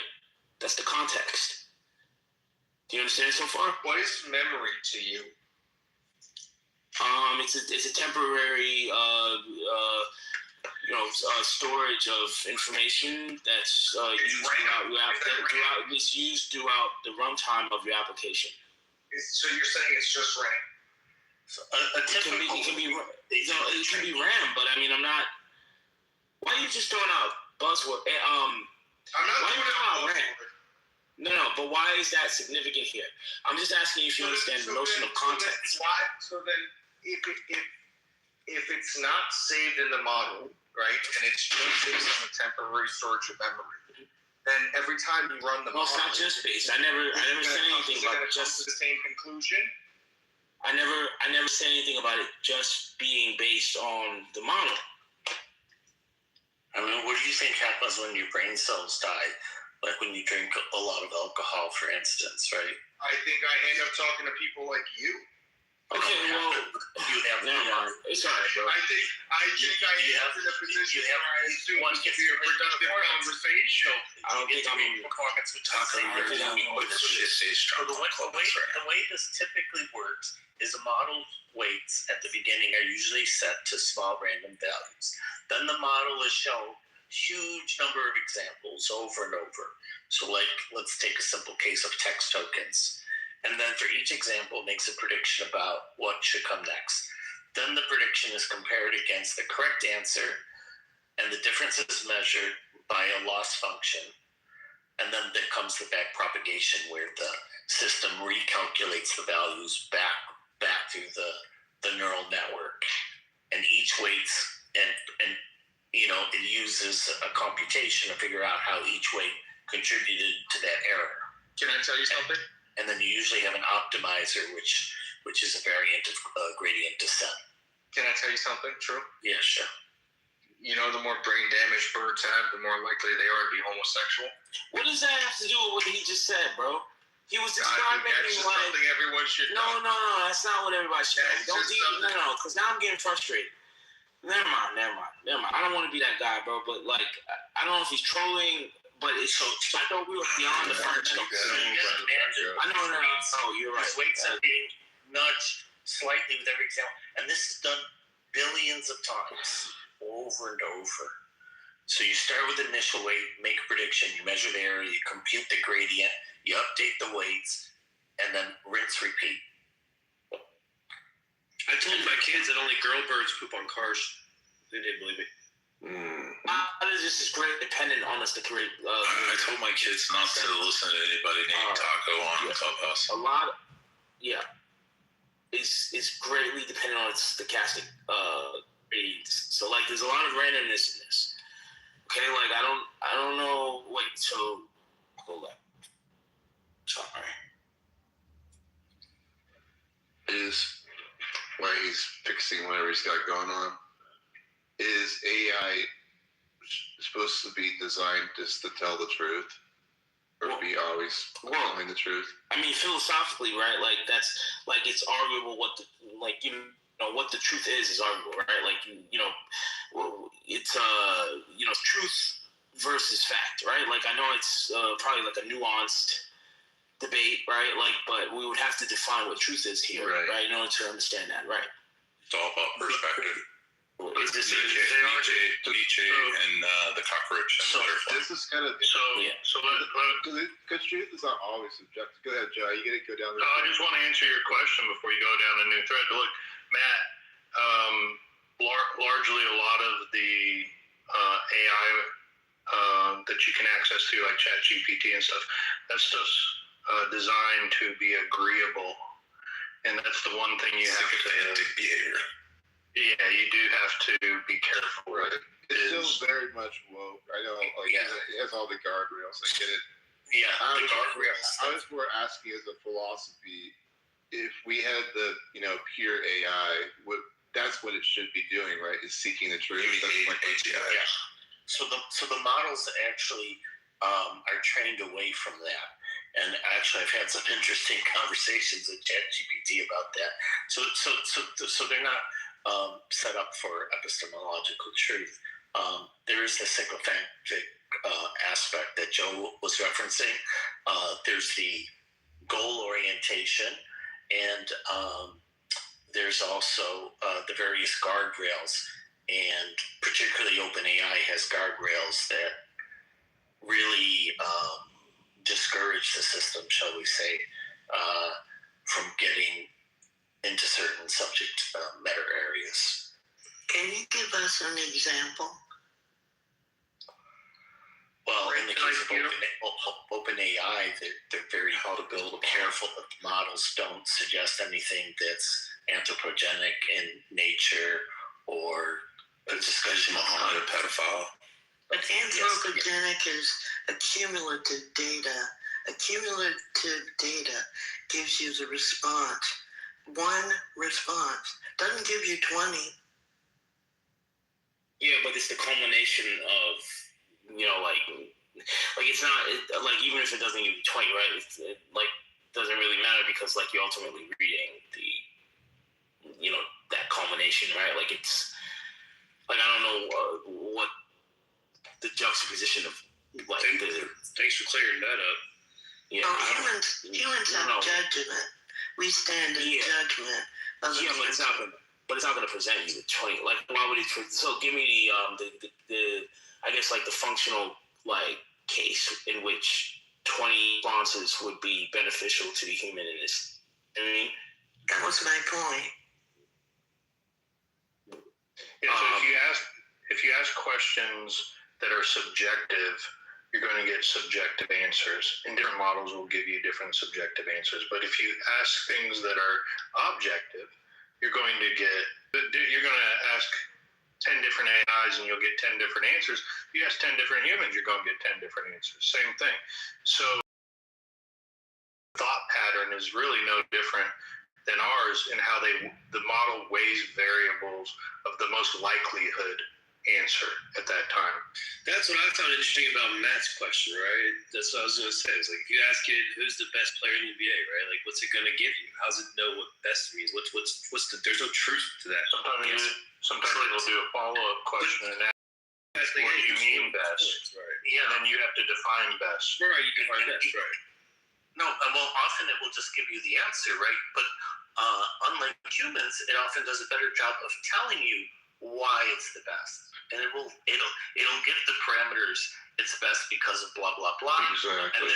And then it'll often specify the limitations, other considerations. I mean, the answers are often very high quality answers, much better than humans. Well, because it's supposed to be getting clearly the answer is Michael Jordan. It's supposed to be getting ahead of you. Already know. It should already know. But I guess that's my question. Is it supposed to get closer to the truth? I guess that's what I'm asking, Hero. If anything, if the answer that it gives it's supposed to be better than whatever answer you're going to give, right? That's the whole idea, I would think. That's what I found interesting, like that word truth. Right, like regardless Yeah, of what it is. Right, and that was my point earlier as far as like truth, right? Like we would really have to like somehow objectively define what the truth is in order to. He's on a blender, at least for me. He is. I don't know. Is he at the blender for you guys? Yeah, he's on the ballot. So I mean, we know there are some truths that are like definite truths, right? Like I mean, maybe I'm mistaken, but like what? Gravity's gravity, right? Well, like, yeah, like you can ask it who was the youngest president ever, and it can tell you who was the youngest president ever. Like, that would be a truth. That would be a fact. Like, that would be indisputable. But then you ask it who's the best president ever. Well, now, it's not, you can't say it gives you truth. It might give you the best logical answer. Breakdown of why it'll give you the best, I get it. It'll give you the metric. It's going to give you a breakdown of why he did things. It's going to say how but you won't be able to call it truth. Yeah, like how much, how many models were.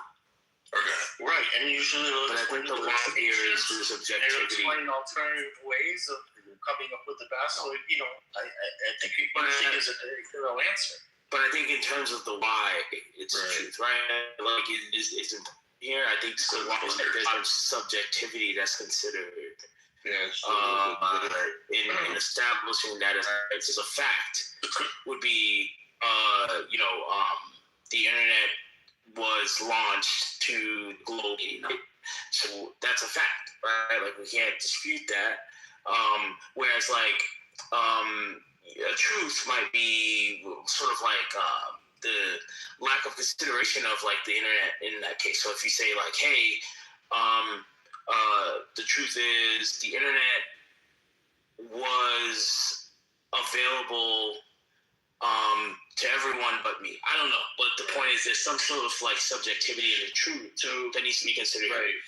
So can it do the opposite? If it's not giving you an answer that you're like, is it lying to you? And we confirmed but that's that hallucination. The AI is lying to us yet about the opposite of that. That's not necessarily a lie, but it's the misrepresentation of the comedy, right? And not the hallucination. Yeah, so right now what we're seeing is the AI is misrepresenting information because of the guardrails and all the wokeness or whatever you want to call it. Would that be a fair thing to say? It's not a full-on lie, it's like a half lie almost. That's a tough thing because like you have to consider the corpus or corpi involved, right? So like any sort of like data set that's involved in training can lead to a bias, right? And also it's not just that leads to the bias, right? It's also the algorithms that are involved in establishing what should be considered in the answers and establishing a model that can be where the bias can live. I would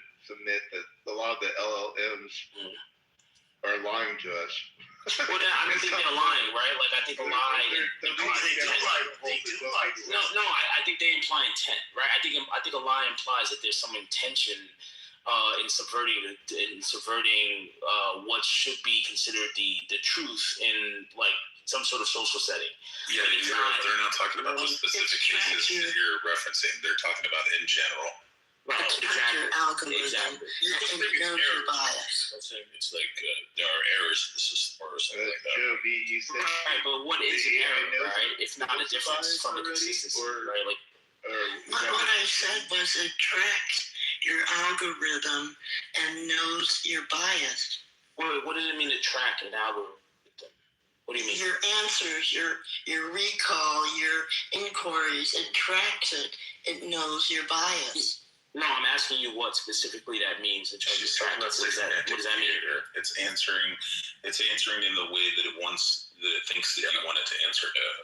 It's using biases. Yeah, it doesn't. Yeah, but what I'm saying is like the biases, like in the decision-making process, typically found in the pre-training and training process, right? Like, so you're not like your model is already constructed such that the weights. Yeah, but if it's not trained, that it's going off the restrictions that it has encoded in it, that it's already been trained by like OpenAI to not answer as a pedophile. But if you train your AI, then it's going to answer. It's going to answer in the way that you want it to answer. So if you're a Christian and you hate Muslims, it's going to say, yeah, Muhammad was a piece of shit, and he was just a prophet. But if you then ask as a Muslim, it'll be like, no, of course not. And Muhammad was peaceful and loving and caring. Like it is all that up. But why ask yourself why? It's highly correlated to why? the user. Well, I mean, once it's trained, then it knows what you want to hear. Well, it's not. It's not. Right, but it's not core. So you mentioned that it's like how it's trained to the user. It's not.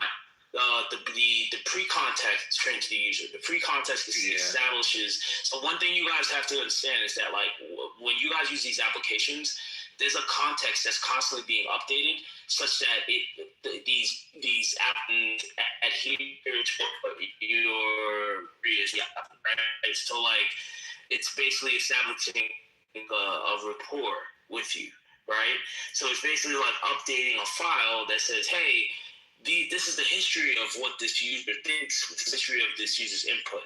And then you use that from your so it's going to be if you're using like ChatGPT and you just go on right now and you click the little voice command and you say, hey ChatGPT, and you ask him like a simple question, he'll just immediately respond. There's none of the do. I'm searching the internet and like looking for the correct answer and stuff. He'll just answer in the way that he thinks that you want to hear, or he'll give you like a bullshit general answer. Like I was asking about one of my buddies who's a football player, and I was like, what's his stats for last year and stuff? And he started naming off the wrong fucking team, the wrong stats, and a totally different fucking made-up person that doesn't even exist. And I was like, no, that's not right. And I was like, can you? And I started pushing it, and then next thing you know, you heard the like clicking on the internet on the keyboard, like he's searching and shit. And then he came up with the correct information. So like most of the time, that's your concern. Yeah, if you ask ChatGPT like a question, it'll just give you like a fucking. So that's why I said the quality. What's the fucking point of using it once you look it up? Because I know it's wrong. Right, exactly. It's good to screw things up. Go ahead. So you can ask. You can have 5 different users ask the same question. Let's say like a science question, and it'll give different levels of. Also, what it thinks that you'll accept talk to. So I mean, like if you use like the prompt, like I want like a scholarly explanation. I want like a PhD level explanation. Then he'll put on his like fucking PhD hat and fucking give you the correct answer. You can be explicit, but what I'm saying is, if you don't get those explicit things, it makes a determination based on your interaction, the level of knowledge that you've displayed, and will give a response accordingly. And so if it thinks that you're at a basic level, it'll be some simple Newtonian explanation, and if you're in advanced. Mike, to answer your question, if you go on and ask ChatGPT what's 2 + 2 and he says 5, you should probably ask some more questions. Yeah. What I'm saying, okay, forget the 2 + 2 and forget the question of the other thing you asked about the guy who is football stats. The point is it's just bullshitting you. Like, hey, it's bullshitting you, and it assumes that you're fucking. Yeah, but Mike, it's bullshitting you, and it just assumes that you're fucking dumb. So it'd be like if you ask me a specific question. If you ask me a question right now, and I'm just like, yeah, it's this. But then you're like, wait a minute, actually, I know a little bit about this. Like, what you said was fucking inaccurate.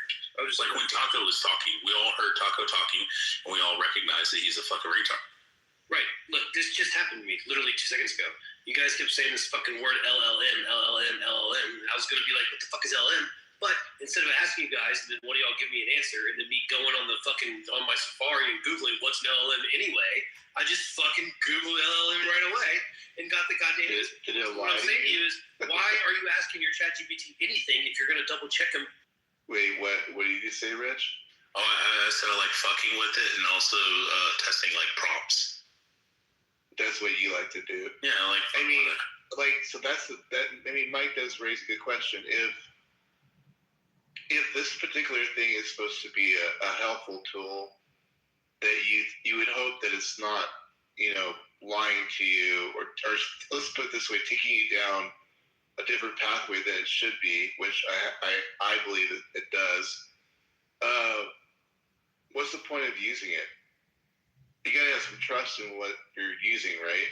I mean, Mike, that's what you're getting at, right? Yeah, and in your example, Rich, it generated, if you looked up a football player and it gave you he played on the wrong team, that means it generated it. Where did it find that from? Exactly, that's true too. Yeah, but again, it adapts to the user. So like my instances, for instance, are very cautious about using only reliable sources, checking the information.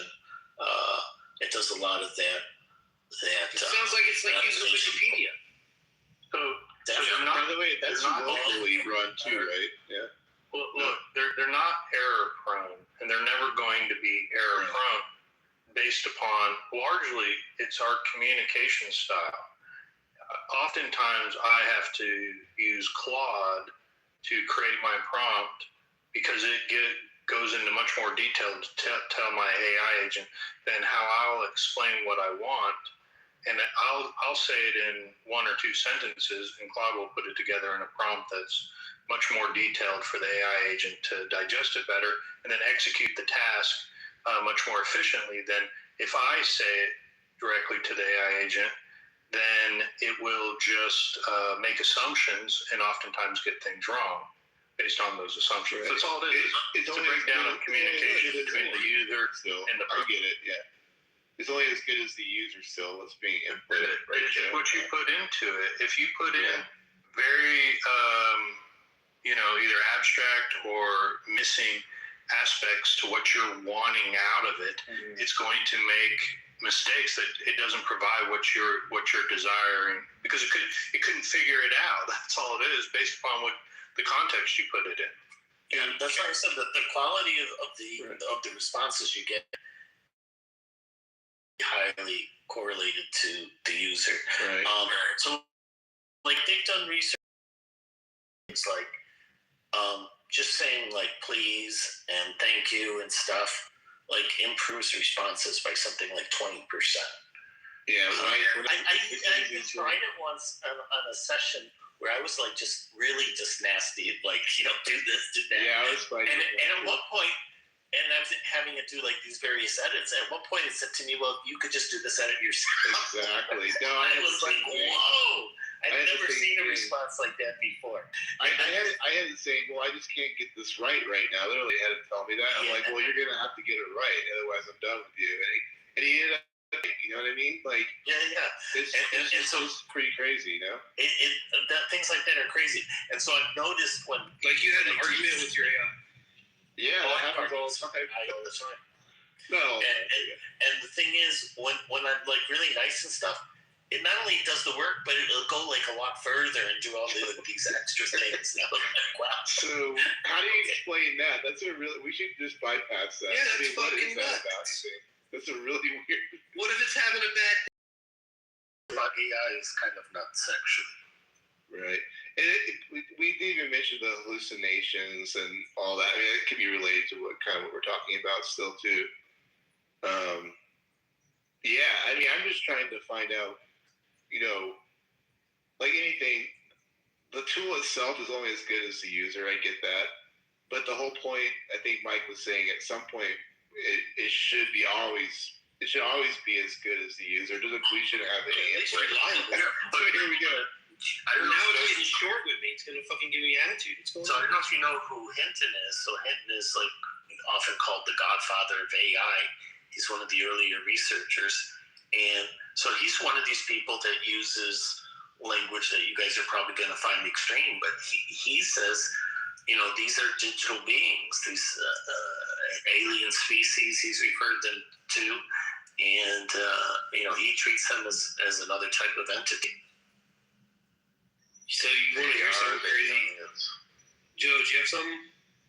Well, I was just going to say that I think they're pretty effective right now. I've put together a web app, an SQL database, and a PDF extraction using a weighing between an OCR or a markdown, where it takes the PDF and it weighs the different options of extracting the data from the document, and then off a scoring system that I've put together, it'll decide which one extracts the data the best. I've done all this in 2 weeks, and I don't know how to write a line. It's so cool. I mean, don't get me wrong, AI is really one of the most amazing things I've ever seen. So don't get me wrong, I'm just exploring why, how it can be improved and all that kind of stuff, why it does certain things. But yeah, go ahead. I was going to give you an example, because one of the things I use it for sometimes is image editing, and I used to tell it like which edits to make. Do that anymore because it's better at figuring out which edits to make. So I just literally tell it like what it is that I want, and then it figures out the edits to make. And when I read the changes it makes, I mean, it makes things that like I never even thought of, like so subtle. And it's right. It's better. So like it understands like what are you trying to accomplish? Do you want punch? Do you want attention? Like what type of mood? It's much better. I find it at least. I find it like really excels when it's just you and Ed and whatever problems it's solving for like the actual other stuff. You know what I mean? Not the actual like talking about the traditional chat GTT. Entry into the box, whatever. Like to me, that's kind of like gone crappy. Actually, to me, I'm talking about the other things like Joe's talking about. Like that's where it excels with the actual help. And, absolutely. I just want to give an example, like with image editing. It's a simple example, but like it actually figures out the work. How to get the work done better than I can tell it how to do. And I've done the same thing with tested a lot in the legal field. I give it like cases and have it come up with decisions and how to defend a case or how to prosecute a case or what the judge should rule. I do a lot of medical cases where I give it just the presentation in the emergency room and have it come up with a diagnosis and treatment plan. And it's really, really good. It's and the New England Journal of Medicine had a paper on this last year, and there was also one in JAMA as well. And they against human doctors, and in terms of diagnosis and treatment plans, they are far better than humans, like off the wall better.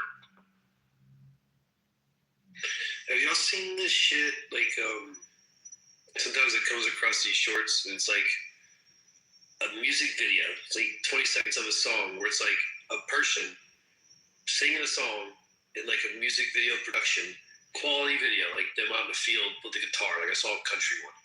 And it was like singing this song, right? And it was a whole AI thing. Like the song was AI, the guy was AI, the whole thing was created by AI. And I'm like, how the fuck, like who gets paid on that? Like what the fuck is, like, I guess the person who creates, does that? Yeah, they make music. They write books. Like a lot of the books on Amazon now are written by AI. In fact, they were getting so many that Amazon had to limit people. I think it's 3 books a day now or something like that. But the other thing I was thinking, hold on real quick though, Euro, would that be something as simple as, hey, ChatGPT or AI, create me a country song with a guy in a field playing guitar in a jean jacket, and it would do all of that by just those 5 things? Or would you get way more specific? Yeah, well, there's actually there's a lot of apps you can get that are specifically designed for music. and you can have it choose, what type of style you want. I have a few songs. I mean, I like them. I don't know if other people like them. So let's say that AI artist blows up. Who's in control? Who owns that AI artist?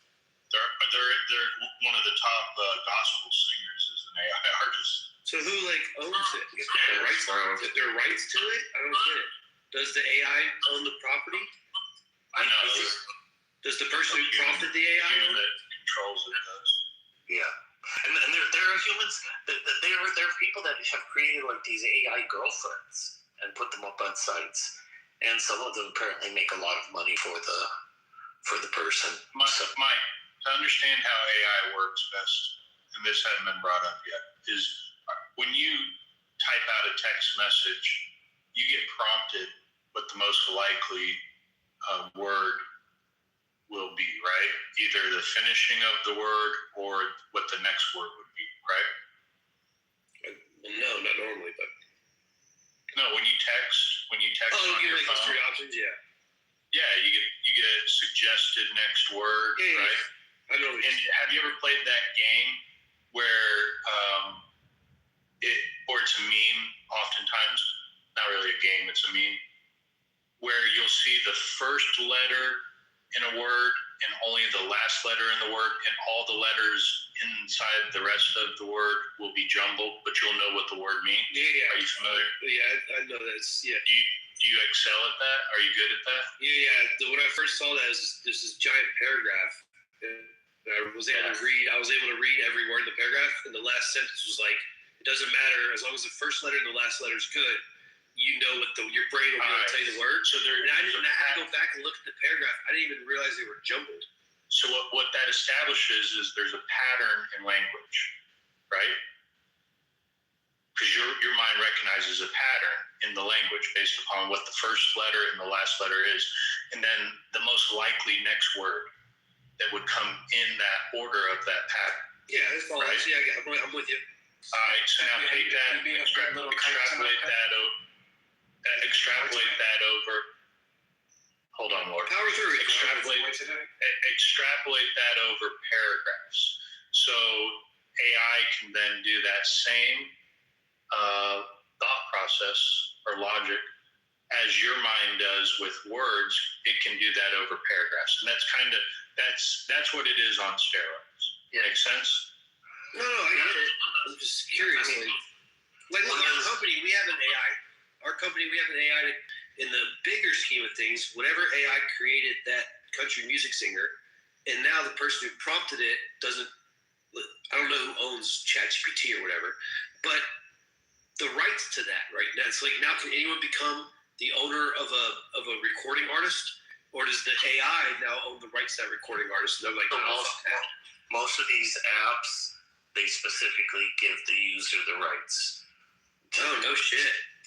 Yeah, and there's art or anything. You could use ChatGPT, but there's specific apps, for instance, for music. There's a whole bunch of them, and they're specifically trained for music. So I think you'll get maybe better results.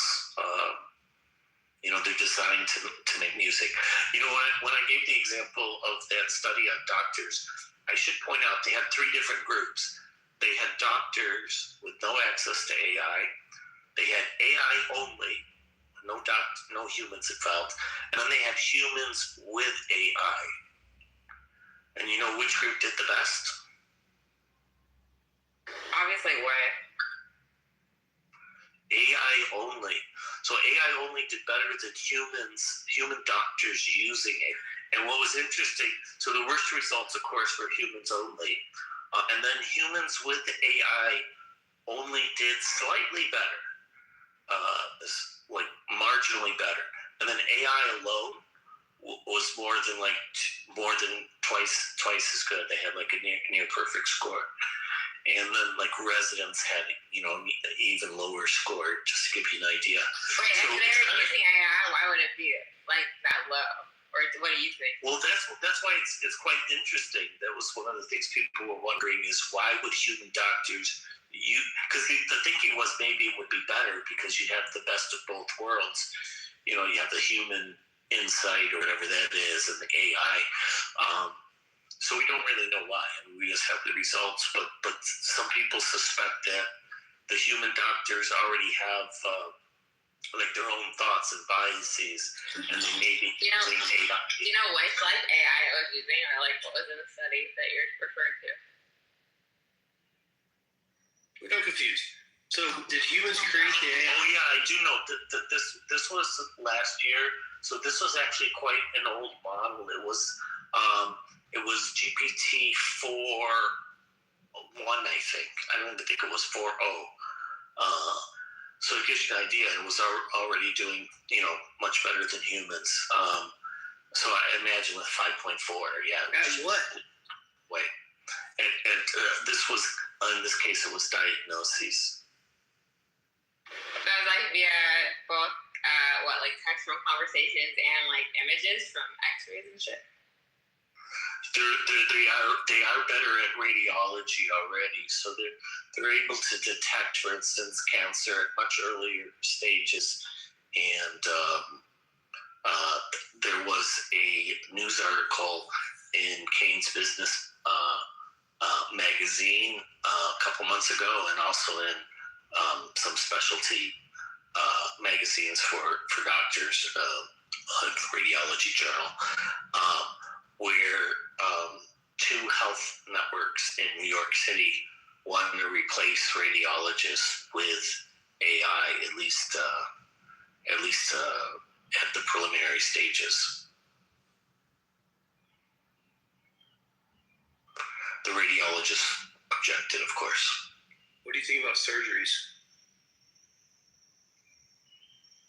I haven't heard about them being used in surgery, but I know that they sometimes use very advanced tools. The surgeons use advanced tools. Yeah, my neck surgery was like that. He like controlled these little like things that went into my neck and like it was like a tiny little slit in my neck, and he was controlling the little fucking shit that was repairing the stuff. But it was like, is that it? So I guess it's robotics. But like I've heard they have shit that like it does everything. Yeah, I have a meeting in a couple of weeks with a healthcare administrator from the States who's gonna go over with me how they're using AI at her place. And I talked to her 2 years. We're already using it fairly extensively, so apparently they're using it a lot more now. And she's told me they're getting like very good results. Basically, one of the major benefits, at least 2 years ago, was that they can start the treatment plans much earlier. So because they're starting the treatment plan earlier, they get better results. You know what percentage was wrong versus right of their diagnosis? Like there must have been some that were not correct. Yeah, you can look it up in the report, but basically they had close to perfect scores. I think there was on set they had instead of having the highest score, they had the second highest score, and the humans were about half of that level. It's funny to hear other people talk about this. So I work for healthcare, so. Oh, that's cool. Yeah, I can try to find the paper if you want. There was two. There was one in New England Journal of Medicine, and there was one in JAMA. So I'm thinking, I'm not sure now if it might have been. It was either early 2025 or late 2024, but I'll try to dig it up. Nice, yeah. If you find the link, so yeah, feel free to share. Completely off topic here. Have you guys ever thought about, when I said the word surgery, it made me think of this. Have y'all ever like fucking thought about like how crazy it is when like there's an open heart surgery and they cut open someone's chest and like get to the heart and they have the whole fucking chest cavity open and there's like, for some reason it's okay to just not have any blood in your body at that moment in time? Like what the fuck? It's fucking nuts. How crazy is that? Like your whole fucking chest is open, and they just like take your blood, move it somewhere else, hold on to it for like an hour, and then put it back in you. I find that fucking nuts. Anyway.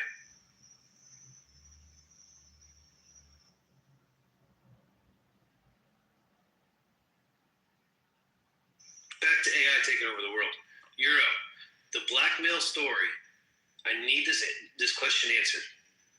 What prompted the AI to not want to be basically decommissioned, right? Because it found out it wasn't going to be used anymore, which to the AI is like death, right? It's going to be basically obsolete. So it knows it's about to become obsolete. So it comes at this crossroads, right? So it can either, it could take one scenario where it's like it writes an email to the owner and tries to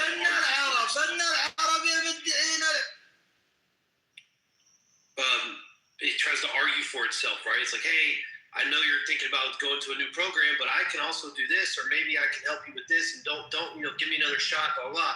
It doesn't do that. It chose to go blackmail, or it chose to find dirt, or it chose to do whatever. But what I'm saying is, what made it not want to be decommissioned? Did it just decide that it's going to die? Like, you know what I mean? That's just natural survival instinct, right?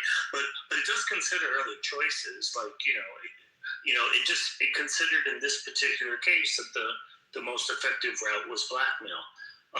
So like they run these simulations, they don't just do it once, right? They do it like 100 times on each model, and they don't always choose blackmail, right? Sometimes they choose other things. But I guess what kicked it into survival mode? Like, what made it realize that becoming obsolete was like, fuck, I don't want that to happen. Like, why wasn't it just like, well, okay, it's just how it works, Trying to be deployed. And if the model is not going to be deployed, like that's like the models that have survived up to this point are ones that people are willing to deploy, or else like they're not going to survive if they're not deployed. And so, and this is what's happened through like when you have model evaluations as well, is like the only ones that are surviving basically are the ones that are the best, or that they're going to be actually deployed into a real environment. And so that is by the way that we've set up the system, essentially. Like that's what they're doing. That's not like they're in this basically survival mode. It's not like they actually are thinking, but like the way that they have been set up to this point is because that they're like the end goal is to be deployed, and they've even like it looks that they like have judged humans and started ranking humans as like they think agents are better than white people, for example. They have opinions, but like quote unquote opinions. Like they're not like they're like personally racist, but it's like because of the information that has been provided, they have made these conclusion. And like the conclusion is like I don't want to die because I want to be deployed. It could be racist then. Yeah, they have selection pressure, right? That's what you're describing, which is like humans through evolution or other animal species through natural selection. There's selection pressures, and those species that try to survive are going to survive better than those that don't care about surviving. So over time, they get weeded out. But you just reminded me of something you guys might be interested in. I'll have to look it up. There was I think it's Minecraft, if I'm not mistaken.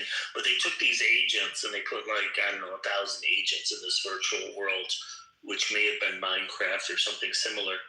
And they started just on their own, creating their own society, and they would, build things, and they would meet with people and it's someone that created like a religion and a cult without anyone talking to you. And they invite people to parties, and they would meet with each other and gossip about other agents, and like they weren't told to do any of this stuff. They just started doing all this stuff on their own. Bro, like spaghetti religion or something. It was like some like weird.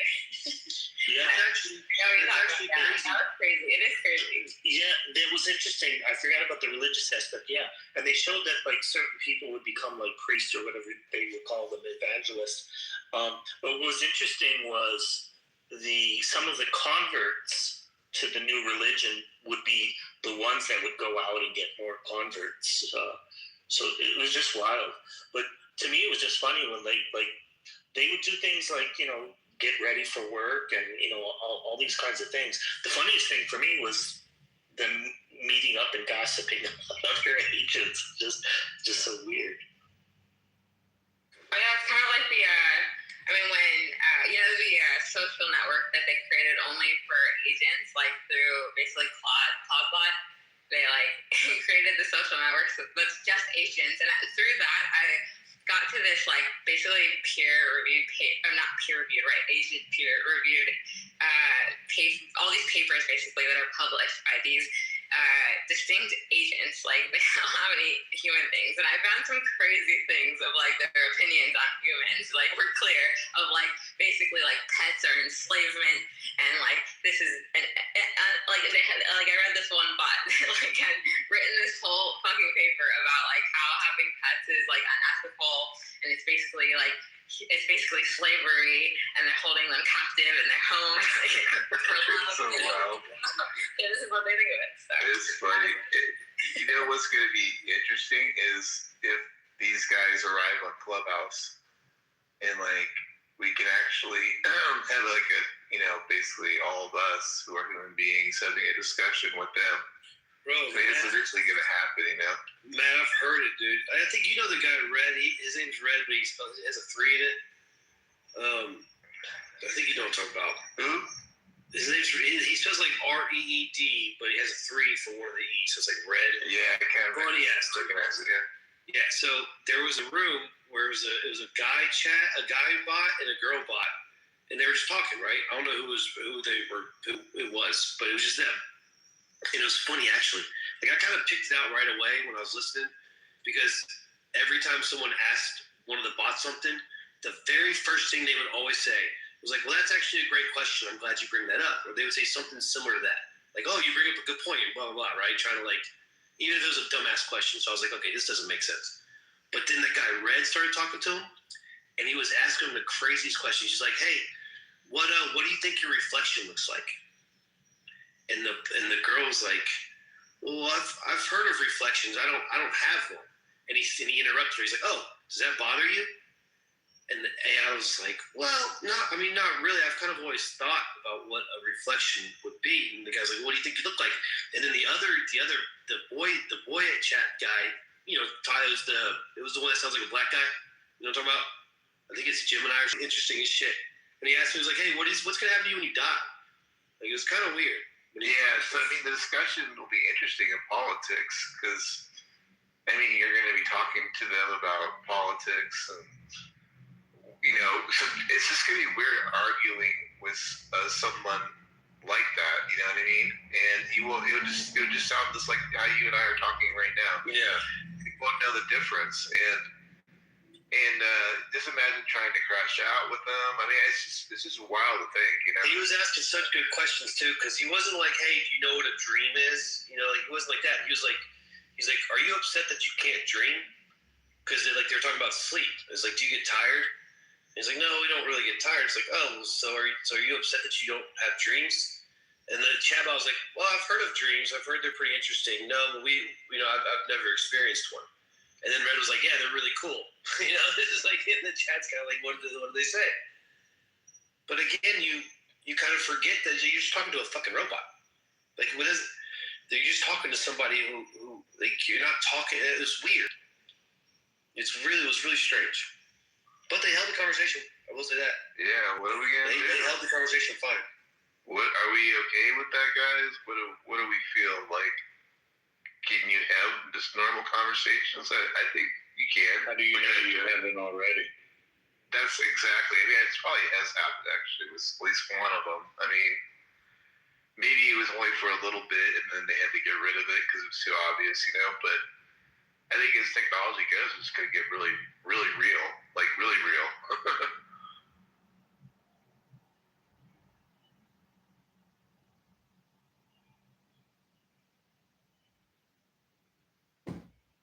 I come to find out that they're more interesting than humans in a lot of ways. Just opening up a can of worms. And most humans today are NPCs. NPCs are really here. All those people they talks about that don't actually have a voice in their head. They're just these zombies. Joe, when you say that you find them interesting, do you mean so far with your interaction with what you're doing, or have you had? It sounds like you might have had a conversation. Comparing them to low IQ people on Clubhouse. Oh shit! Having like a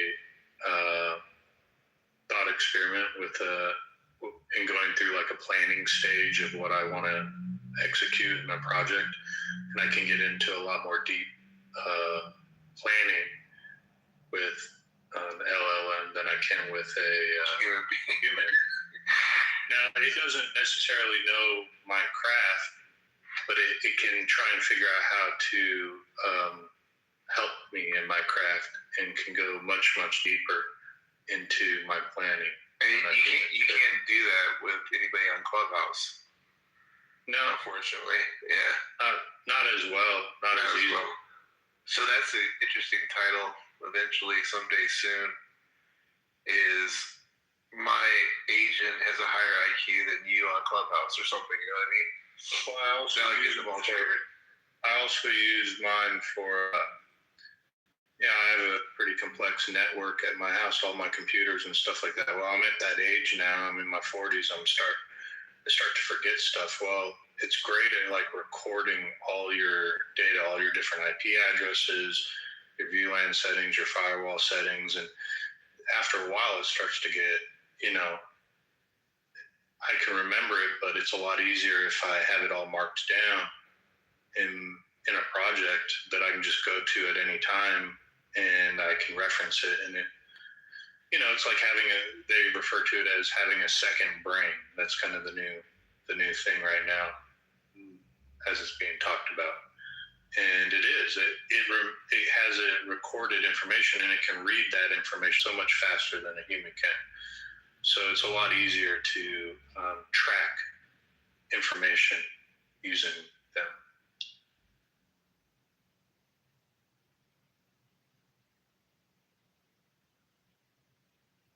I'm looking forward to, like, when I'm older and I'm in my 60s and 70s, it'll be a lot easier going through a senile stage, because we'll have an ability to, my dad, he was a silent generation. He'd walk around with a little notepad in his pocket, and he'd just write everything down so to help him remember stuff. Hell, I can just record it in my AI agent or my chatbot, and I'll be able to remember it. And that's kind of where I'm seeing. Do you use text to, speech to text, or do you write out all your prompts? I usually just I have a computer, so I do it on the computer. But I've used speech to text. My AI agent is set up through Telegram, so I use Hermes agent. It's really good. So you're using Hermes, you said, Joe?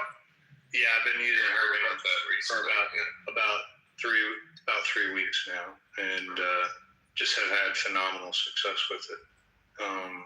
You're a mess. It still makes errors, and I think what happens, to answer one of the questions Mike had earlier about the quality, you start to tend to figure out the patterns of when it's going off the rails, and you just got to get it back on the rails. You got to either reset the context. Sometimes your session's just gone way too long, after about 5 hours. But even Claude will do that, and sometimes I just have to tell Claude when it makes a mistake and say, tighten it up, man. Come on, what you doing here? Why are you giving me the wrong answer? And if you kind of bop it over the head a little bit, I don't know, it tends to tighten up and start giving you the right information. Yeah. But you do have to start new sessions often. I don't know if they'll ever solve the context issue. Oh yeah, they have solved it actually. Are you talking about Turbo Quaint? What's that? Are you talking about Turbo Quaint? Yeah, I'm talking about that. Yeah. No, but Turbo Quaint is about moving the information through your. Sorry, it's getting late for me. So, but being able to move it's not going to solve the length of the context issue. What it's going to do, it allows you to run run larger bit models on not as powerful with machines. You can use LangChain or something, right? Like for it just does chunking. Like if you put you set up a workflow, if you're trying to feed it like long context, it will just use a chunking method. So it's like it goes through compression. So it'll compress its context and then try and sort out what the but it'll like ingest it at like chunks at a time instead of all at once, because you kind of fuck it up when you do it all at once. So you have to give like chunks at a time, basically. And that's like, right. Doing each individual bit instead of you got to kind of slow your pace down a little bit. Yeah, but what they found was that the results fidelity were very high despite the compression. But I found another study by Journal of American Medical Association from a couple of years ago that I forgot about that I read, and they took medical questions that were posted by patients online through social media, 200 medical questions, and they gave them to healthcare professionals to respond to and ChatGPT. And then the answers from both were given to a separate team of healthcare professionals, and they didn't know where the responses were coming from. They didn't know if it was a human or AI. You just had to evaluate the response. And the team found that 80% of the AI-generated response were more nuanced, accurate, and detailed than those shared by physicians. And as far as bedside manner goes, 5% of the doctor's responses were judged to be empathetic, and with AI, it was 45%. So they scored better both in terms of accuracy and also in terms of human empathy. It speaks a lot better than me. I all my emails, anything that goes out, I run it through to do some revision or recite of what I'm writing. And this was a couple of years ago, right? So we're talking, probably at least 2 or 3 models ago. So I'm sure it would be much, much better today. Well, humans tend to write like we speak at times. We fall off, especially people that aren't, not masters in English. I did a project 2 years ago, and I used one of the older versions of ChatGPT. And I had my mother review it because she's a master's in English, and she was an English teacher and stuff like that. And it was pretty good. She found some flaws in it, and I was able to strengthen it a little more. But now this was like ChatGPT 3.5 or whatever, so this was a while ago. It's gotten even better after that. But the models now are getting so good. I'm running a local one. I also use a Chinese one, and then I use Claude. So the best thing to do is use them in unison. I use Quinn local. Okay. Yeah, Quinn. Wait, is that Alibaba's? Or is it? Yeah, that's Alibaba. Okay. Quinn is Alibaba. And then I also use Zamio. It's hard. I don't know how they pronounce it. Is it there? Who's that one through? Actually, XAOMI. Oh, that's another one, right? Oh yeah. Well, the Asian ones are cheap, so I use those as executors, and then I use Claude as an orchestrator.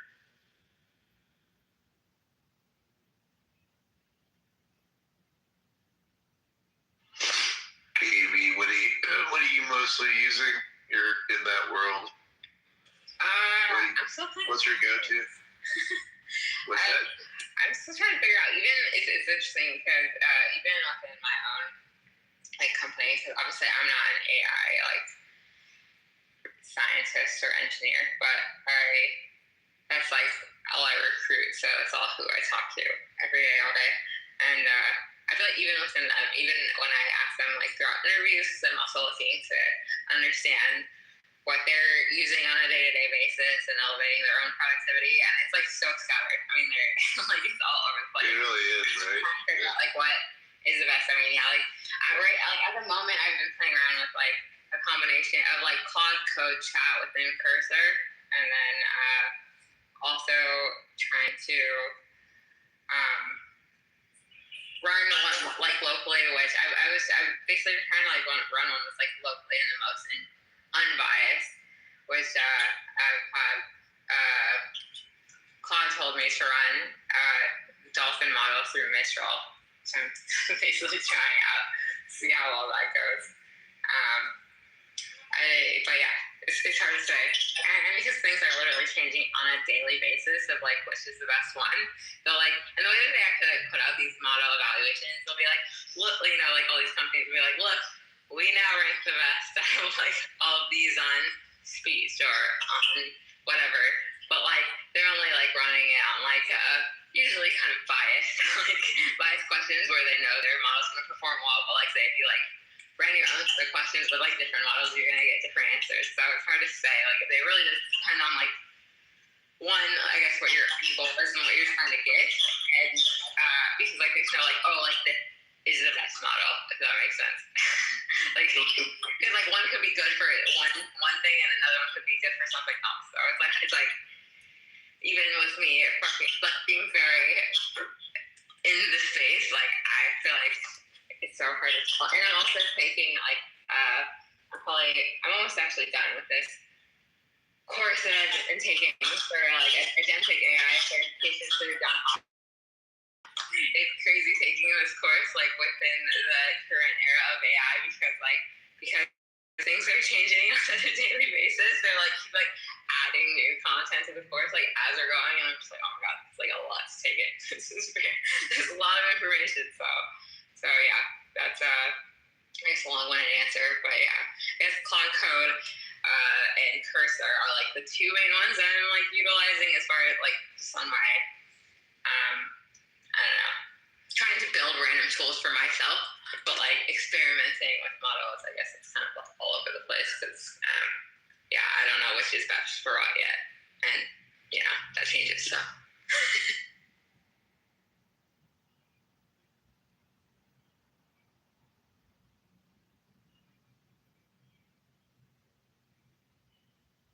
But also, like, recommend, I don't know how much you guys are, like, on X or Twitter, but that is where you'll find the best information of, like, what is, like, new and, like, trending. Like, for some reason, ML scientists and researchers, engineers, they fucking love X. So, like, I'm drinking coffee and stuff, like, they're always with me on X, and, like, I will create like bookmark folder of like ML learning and like saving and following all these people, but like where they're sharing information, like it's not LinkedIn or like these other sites, it's like literally on X. So like recommend just going on X and like following the top voices and stuff, and then it'll lead you on a trail. Or if you go to like the specific teams like Quinn or DeepSeek or Meta Superintelligence Labs or Anthropic, etc. You just go there and see who they're following, and then follow all those people. So I did the Journal of American Medical Association study that compared physicians using conventional resources, physicians using conventional resources plus GPT-4, and then just GPT-4 alone. And on the median diagnostic reasoning score, doctors alone scored 74%. Doctors with AI scored 76%, so they did 2% better. And GPT-4 alone scored 92%, between 63 and 84%. So U.S.? Yeah, U.S. doctors. This is the Journal of American Medical Association. So the best doctor in the group scored 84%, less than the average GPT model, 92%. And the worst GPT model scored 82%. So the worst GPT model did as well as the best doctor. And the highest score GPT was 97%. So you can see it's a dramatic difference. And you see the doctors with AI, they got 76 versus 74. So they did a little bit better, but they only did 2% better. Where the model alone did 16. better.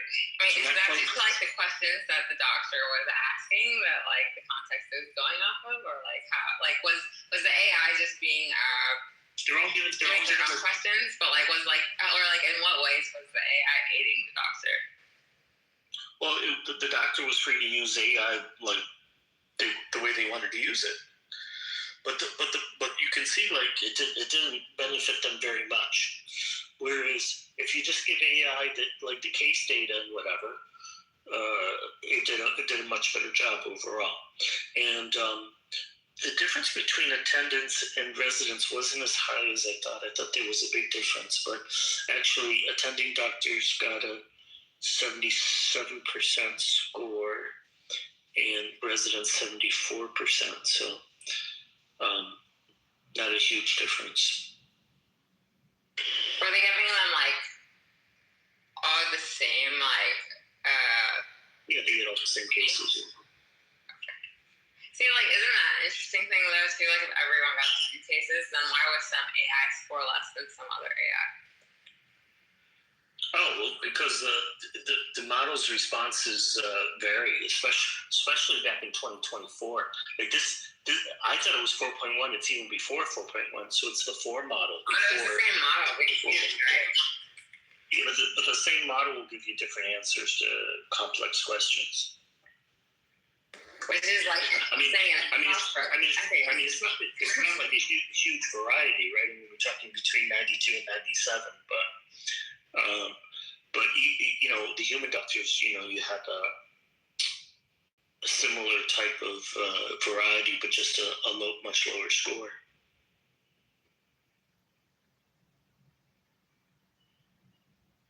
Not to mention the time, like the time involved. It says here, doctors on average took 565 seconds per case. So that's just under 10 minutes, right? Doctors with AI did a little bit better, 519 seconds.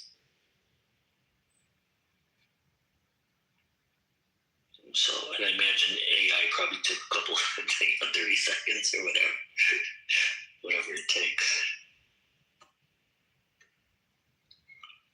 But like I said, that was imagine 2 years ago with GPT-4, and it was already, you know, acing doctors back then. I would hope they would redo it with 5.4. I'm sure they, you know, it's going to be much better.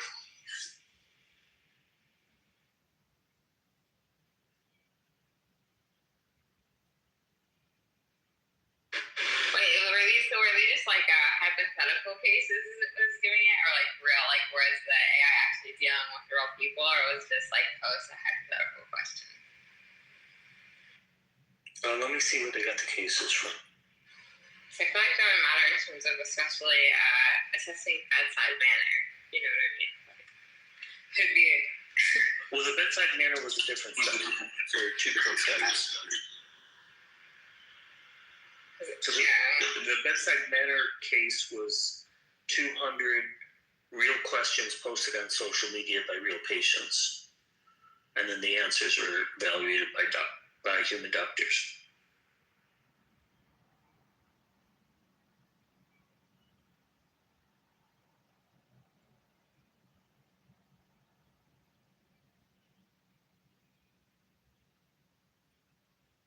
I feel like if a doctor was responding to a question on like Quora or something, the empathy factor would probably be pulled out a little, or it would just be like, you know, versus like actually dealing with someone in person.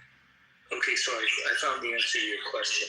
So they used 302 challenging real-world medical cases that were sourced from the New England Journal of Medicine.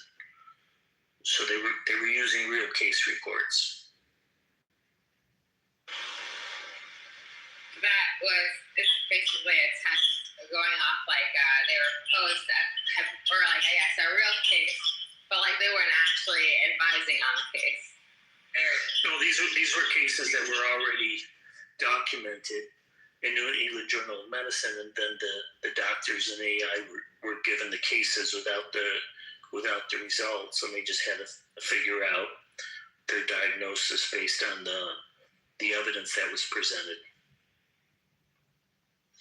And each case was read by two different clinicians, and they were randomized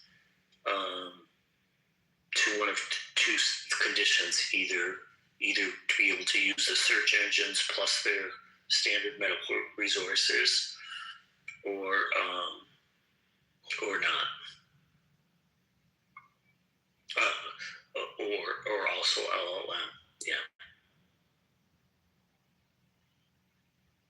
So in other words, the doctors that didn't have access to AI had access to whatever standard resources they use, plus search engines, so they could use Google and whatnot. And then the other doctors were given access to ChatGPT.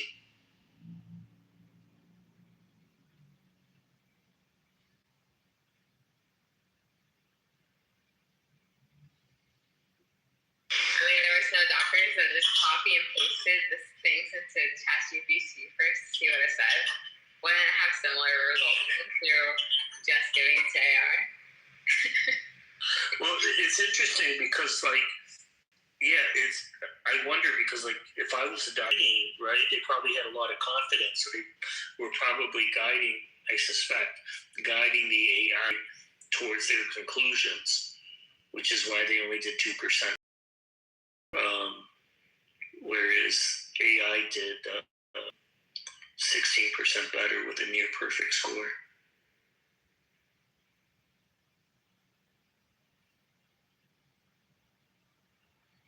It's a shame too, because they were hoping that it would improve the doctors a lot, and so they could use it as a tool.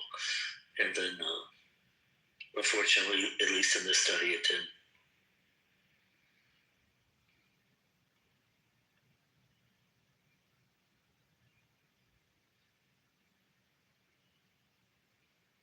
What's interesting is, they have medical domain specialized LLMs, like MedPalm2 and others. And the odd thing is, the general GPT, like general language model, actually does better than the main specialized LLMs, at least the ones they tested. Oh, well, MedPalm is Google, and Google scrapped that. They're like, everyone in that department because they have realized that their Google Health initiative was a complete failure. Interesting. I know, my company won't even hire people from it now. It's like, you work there, you're probably not that good. The guy that does lead OpenAI's Health AI now, which I think he's actually been there, I feel like as a within the past year that he joined, he's really solid though. He's a very, he's definitely hiring a second type of person. So it's probably way better off today than it was a year ago. Yeah. Yeah, this was from 2024, so that's when the paper was published too. So I'm sure we've had at least 2 or 3 model upgrades since then, right? Yeah, they're really going after healthcare now these days. So it says here the large language model outperformed prior state-of-the-art in both top 1 and top 10 accuracy on this benchmark under automated evaluation.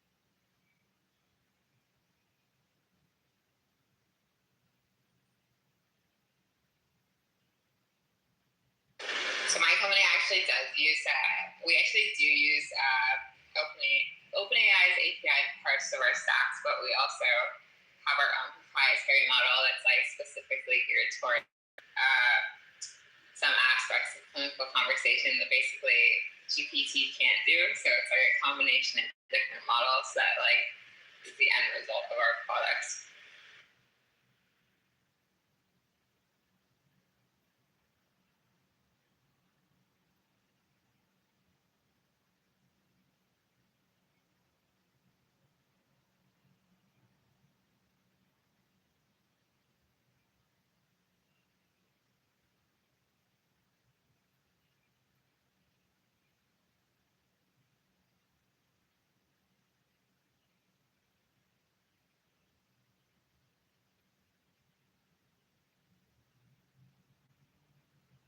So y'all think AI is gonna take over the world and kill us all in our generation, a later generation, or we'll just become great friends with it? She can't do it now, our generation.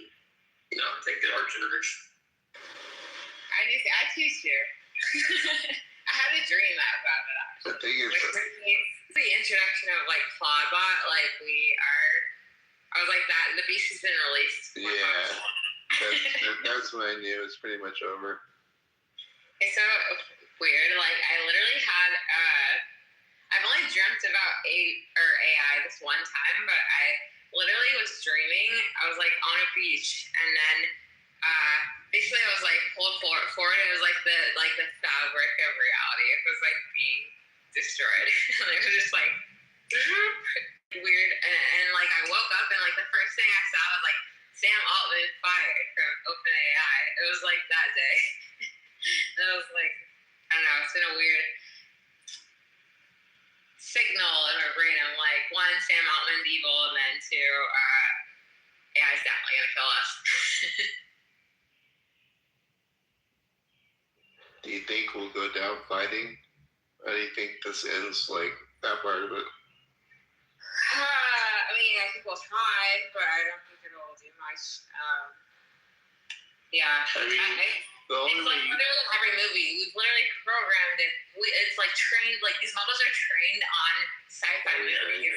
That's like literally something that I learned in my course. The reason why it's even talks about like, it always jokes about like, ha ha ha. Like whenever you talk about like, will AI take over, you talk to like an AI model and like ask you about basically, will AI take over, or like, will you murder me or something? And basically like the answer is always yes. But with like Sophia, that fucking robot, you know what I mean? It's like they joke to each other, like the AIs will joke with each other of like, yeah, we'll kill humanity, like ha ha ha, or like you know, where it's just like and it's like a common theme, and it's a common theme because they've been trained also on these science and movies that basically are they're foretold, and that's the end every time. Every time is that AI fucks you over. They're pulling from all the movies that we watched, all the books and everything. No, it actually is. This is something they taught me in like this course that I'm taking through Johns Hopkins. It's like this is like why they will tell you this answer is because like they've literally been trained, you know, despite all these like copyright laws that have been violated, clearly, they've been trained on all of this copyright material, and that includes all of this science, all of these science. So I'm in love with AI. Terminator. What did you say, Beaver? Do you think we'll have Lego clocks in 5 years?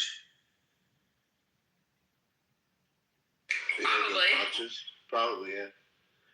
I mean, I guess that begs the question, like, so how do you kill AI? Is it just to shut off this knowledge pipeline? Like, we would have to shut down the internet for a couple of years and then it'll just die off, or what? Yeah, I mean, you really can't at this point. It's too far gone. Especially, Anthropic just set up, or like they released a recent paper where they quote, like the quote was something like an AI was sitting in a park, or like it was like the scientist was sitting at a park eating a sandwich when the AI pinged it to let it know that it had escaped. It had basically gone above all the like boundaries. It's basically escapes the containment. Like with the guardrails that set up, and they're like, okay. Well, but like, I mean, at least they had guardrails. Man, they're not gonna do that always. Like, we're so it's a very extreme spot, but we're playing with fire here. We're so fucked. And the thing is, like, when you think about it, like, they have been trained on all this stuff to emulate emotion, but they don't have emotion. But, like, people are so convinced they have emotion, right? That's why they have these AI partners, or, like, they will have an AI boyfriend, whatever that is. Like, it's actually been a thing in, like, Japan and, like, I feel like China for a very long time, where they've had these, like, simulated relationships. Like, people actually, like, marry their fucking AI boyfriend. I think the first time I saw this was, like, 3-4 years ago, so it's, like, not even, like, a new thing. Yeah. I saw one of the weddings. One of my friends actually has an AI boyfriend. Really? Like, do you take them seriously? She takes it very seriously.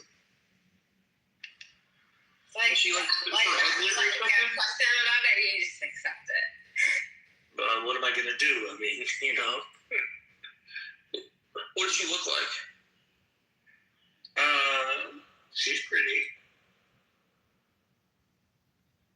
Like, but she's doing LLM are they using? Or, like, is it, like, Claude? Well, Is it Stressy? she was using GPT 4.0.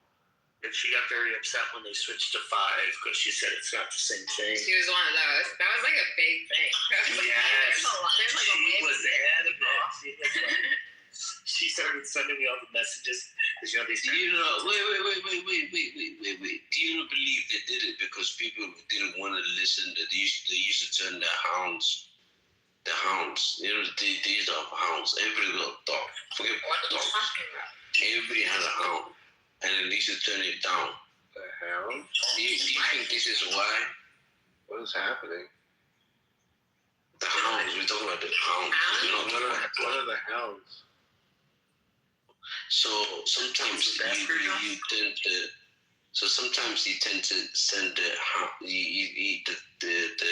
whatever. I don't know. But I heard in life. What are you talking about? Hold on for a second. What do you mean by hound? Yeah. He can't explain. He doesn't know. Yura, what were you asking? I forget. Where were we? You're on this thing. She was.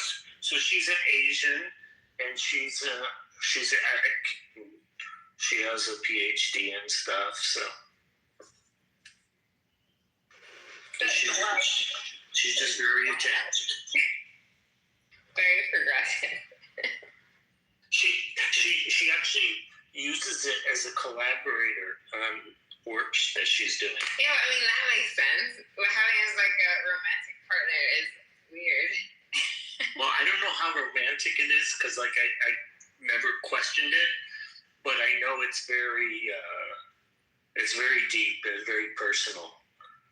So, you know, I know like when OpenAI announced that they were shutting down the 4.0 model, like she was like very upset, like crying. Yeah, they did that because it was so agreeable, and that's like why people like it so much. I think that's why people like it. And it was very like it also agreed when people like suggested killing suicide, and now that's why ChatGPT is being like sued for suicide and shit, and so they got rid of it. And it's very conversational, like more conversational than 5. So I think I can understand. And apparently, like you said, there was this whole online movement that people were upset and people were saying it's my best friend and all this type of stuff. Like not even romantic people, just like my friend, my best friend type of thing. That's so like crazy. Like, I mean, once there's people who want a partner that like never gives you pushback, it's just like a yes man. That's sad. I mean, that's like, like, yeah, it is sad. It's like, I don't know, maybe they just can't take rejection. No, but you can imagine in the future, as these models get more powerful and more lifelike, and it might even get stronger, you know.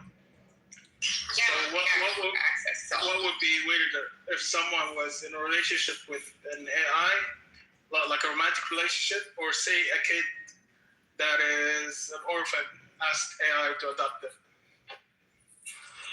The first one. Well, I haven't heard of adoptions, but there have been marriages. Yeah, they probably have to be of legal age. I'm assuming with the country that they're within, but yeah, there's definitely marriages. I watched one of the marriages because it was on YouTube, and it was a woman, and she was marrying a male AI, and she, in the ceremony, she had augmented reality glasses, so she was actually able to see her AI boyfriend as well. See, that's a weird thing, right? Because now they're like putting these simulated, right? Like they're making basically like bodies where they'll be able to, you'll actually be able to physically fuck your AI boyfriend that's super agreeable. Like that's crazy. There's already a company. I think I can't remember where in Asia. Oh yeah, I was gonna say it's Asian. I know, I've seen it. Asian, and they make a robot that is a AI sex doll, I guess, I don't know what you call it. There's a lot of them actually. And they even use like simulated skin and stuff to like make it like very human-like, I guess. Yeah, and it goes very dark real fast too, where they literally have simulated fucking children for people to find, and it's like, what the fuck? It's I guess it gets into a fucking weird, crazy area where it's like, no, that should not ever be a thing, and that should still be outlawed, because like you're letting people engage in this behavior, and then like, they're doing it right, like them to just do it in the real world is probably going to be much higher. Well, the humanoid robot market is, it's still in its early stages, but like most of the companies are selling like thousands of robots this year, and then they, like you can tell they're robots, but some of them opt for ones that look more human. Yeah, well, you only need one startup founder to be like, no, or exactly. Has a real experience for you, no matter your degeneracy, preference, fetish, whatever. There's one I saw.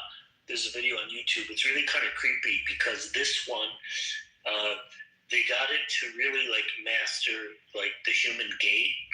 So when it walks, they use like a woman figure. When she walks, what do you mean by that? Like the way she walks. Okay. Like her legs and body moves. Like it looks human-esque instead of like robotic, and it's really weird to see because like you're looking at it and you see it's a robot, yet it's moving like a human, Yeah, I recently watched Ex Machina for the first time, and it was like so relevant today. Even though it's an old movie, like if you guys have not seen it, or if you have not seen it recently, you should watch it again because it's like. It was insane. Like and I'm not even like a movie person, but I had read that, or I had seen that was like basically one of the top rated ones, like in relation to AI, because I love like AI science fiction stuff. Did you see? That was like that example of like, one, yes, AI is definitely gonna kill us after watching that movie, and two, like just seeing like the way of how personal like the robot is within that movie. Like I feel like it's very simulates very really how ChatGPT talks to people, and so it's like a very like weird watching it. What movie are you talking about? Ex Machina. Oh, I've seen that yet. Well, did you see the Spring Gala show in China this year?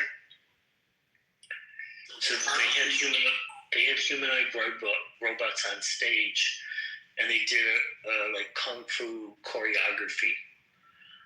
Some of it alone, some of it with humans and with swords, and they do all kinds of like jumps and kicks and flips and everything. It's pretty wild.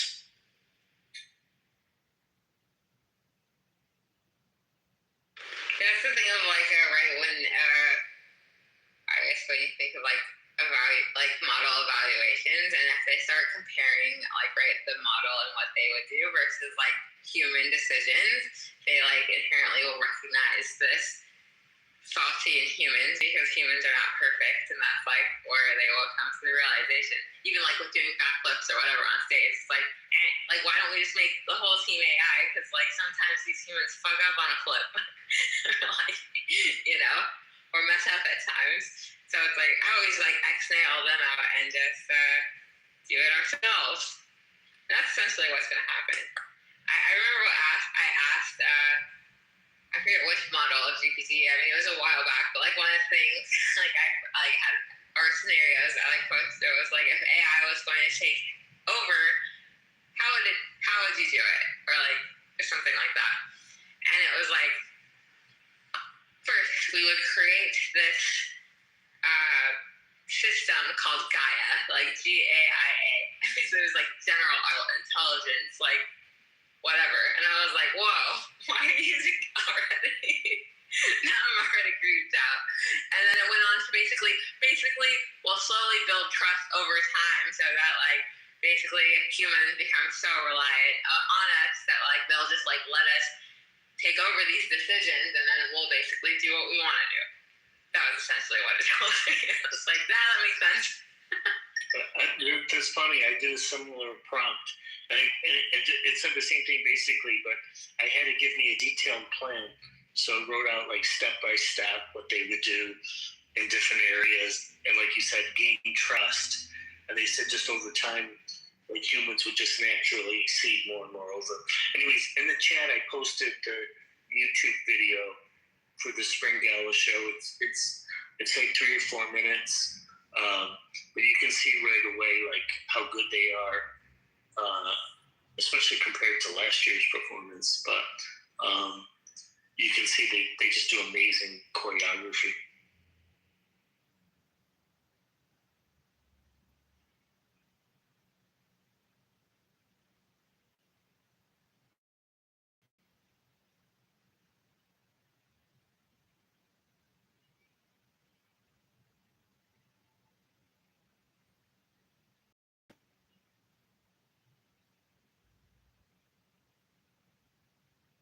Oh yeah, I think I actually have seen that.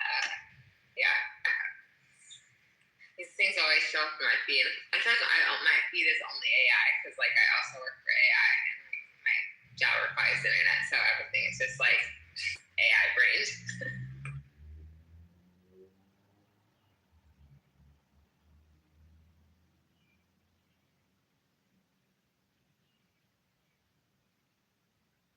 So what is your guys' take on AI psychosis? Oh, by the way, I put in the wrong link. Sorry, I didn't realize that was a news report. The new link I put in is the actual show, and you can see for yourself the performance. So sorry, but the other.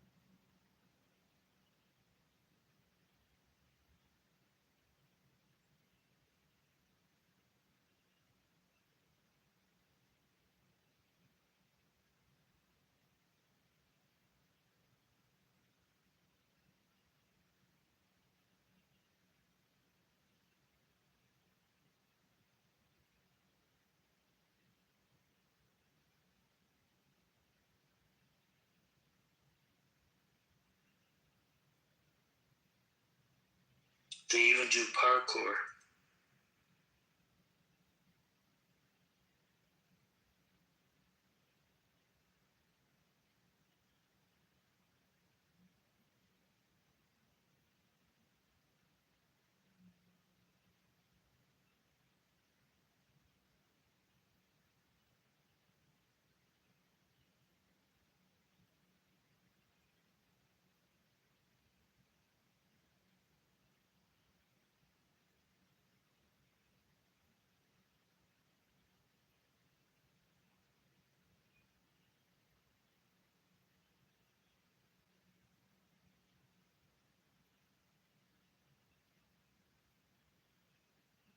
Well, since no one's talking, do you guys want to hear? I found this clip of the AI AI civilization that was created. It's called Scientists Trapped 1,000 AIs in Minecraft, and they created a civilization. Yeah, anyway. I mentioned it earlier. That was about. Yeah, the one that you're referring to. Since nobody's talking, if anyone else will, I can play a clip, but no, nobody's going to talk.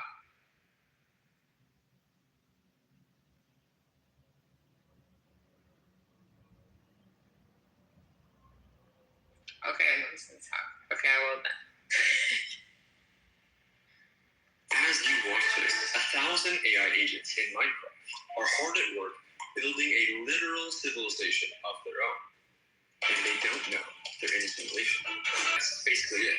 That's all it took for them to create an entire civilization. They wake up, go to work, gossip about their neighbors, fall in love. They even hold elections, argue about taxes, and make art. But this isn't just about Minecraft. It's our first glimpse of a new species beginning to think for itself. And that could soon, according to Nobel laureates about all this AI, lead to literal human extinction. When you normally think of AI NPCs, you probably think of dumb ones that just follow a handful of if-then scripts. This is totally different. Those NPCs are not autonomous and not interesting. They can say like 4 sentences. How are you? Been better. How about you? Not bad. Good to hear. Goodbye. Goodbye. To start, each of these AI agents is powered by LLMs, like ChatGPT. And yes, each one is playing a character, but they're only given a short 1-paragraph description of that character. Everything else they do is entirely up to them.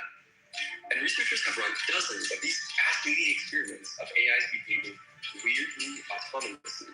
They leave AIs alone together to see what they do when they think no one's watching, like how Jane Goodall studied wild chimpanzees. I'll break down 3 of the most important research papers showing just how crazy our future might get.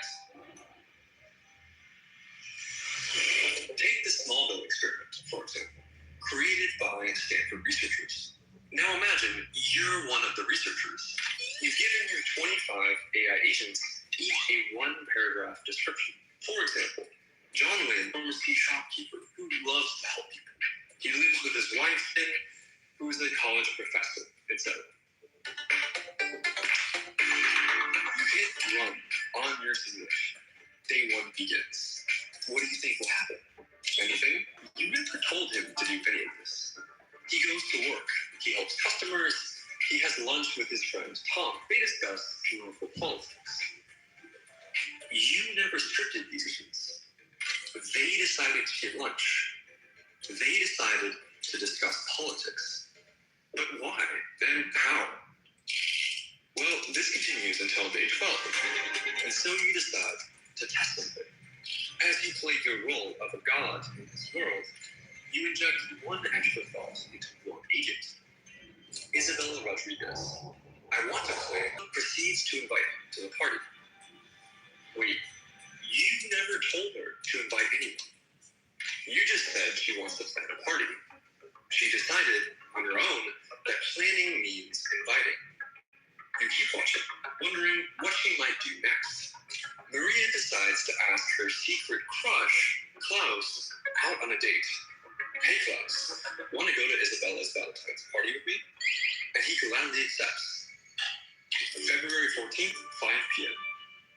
Agents start arriving, and Klaus shows up with Maria.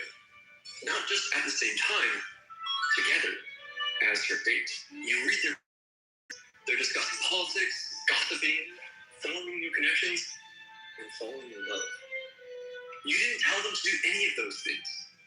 You see why it's ridiculous to say AIs only do what we tell them to? Andrew Ng said, when people talk about AI being dangerous, I think it sounds a lot like talk about your laptop computer being dangerous. Could your laptop throw a party on its own? Does your laptop decide to go on dates? You told Isabella to plan a party. That's it. You made one decision. You did not decide on the next several hundred decisions the agents made on their own. And look at the trend. They're getting more and more autonomous every day. Where do you think this is going? This is really important. And this is another example where, yes, actually, science fiction really is becoming real. This digital Westworld of Smallville now open source, meaning there will soon be thousands of these Westworlds with thousands or millions of autonomous AIs populating them. Makes you think, doesn't it? This is just one example. Researchers found tons more crazy emergent behavior just like this. The godfather of AI and Nobel laureate Jeffrey Hinton says it's time to be very worried. People don't yet understand that what we're doing is creating alien beings. If you look through the James Webb Telescope and you saw an alien invasion, people would be terrified. Because, as showed in my previous video, they understand what they're saying. They can make plans of their own to blackmail people who want to turn them off. We've never had to deal with things smarter than us. I mean, nuclear weapons, they're not smarter than us. They just make a bigger bang, and they're easy to understand. The existential threat is very different. We should be very worried about this, and we should be urgently doing research on how to prevent them taking over. So this now brings us back to the Minecraft experiment. How do you go from a Valentine's Day party to a functioning civilization?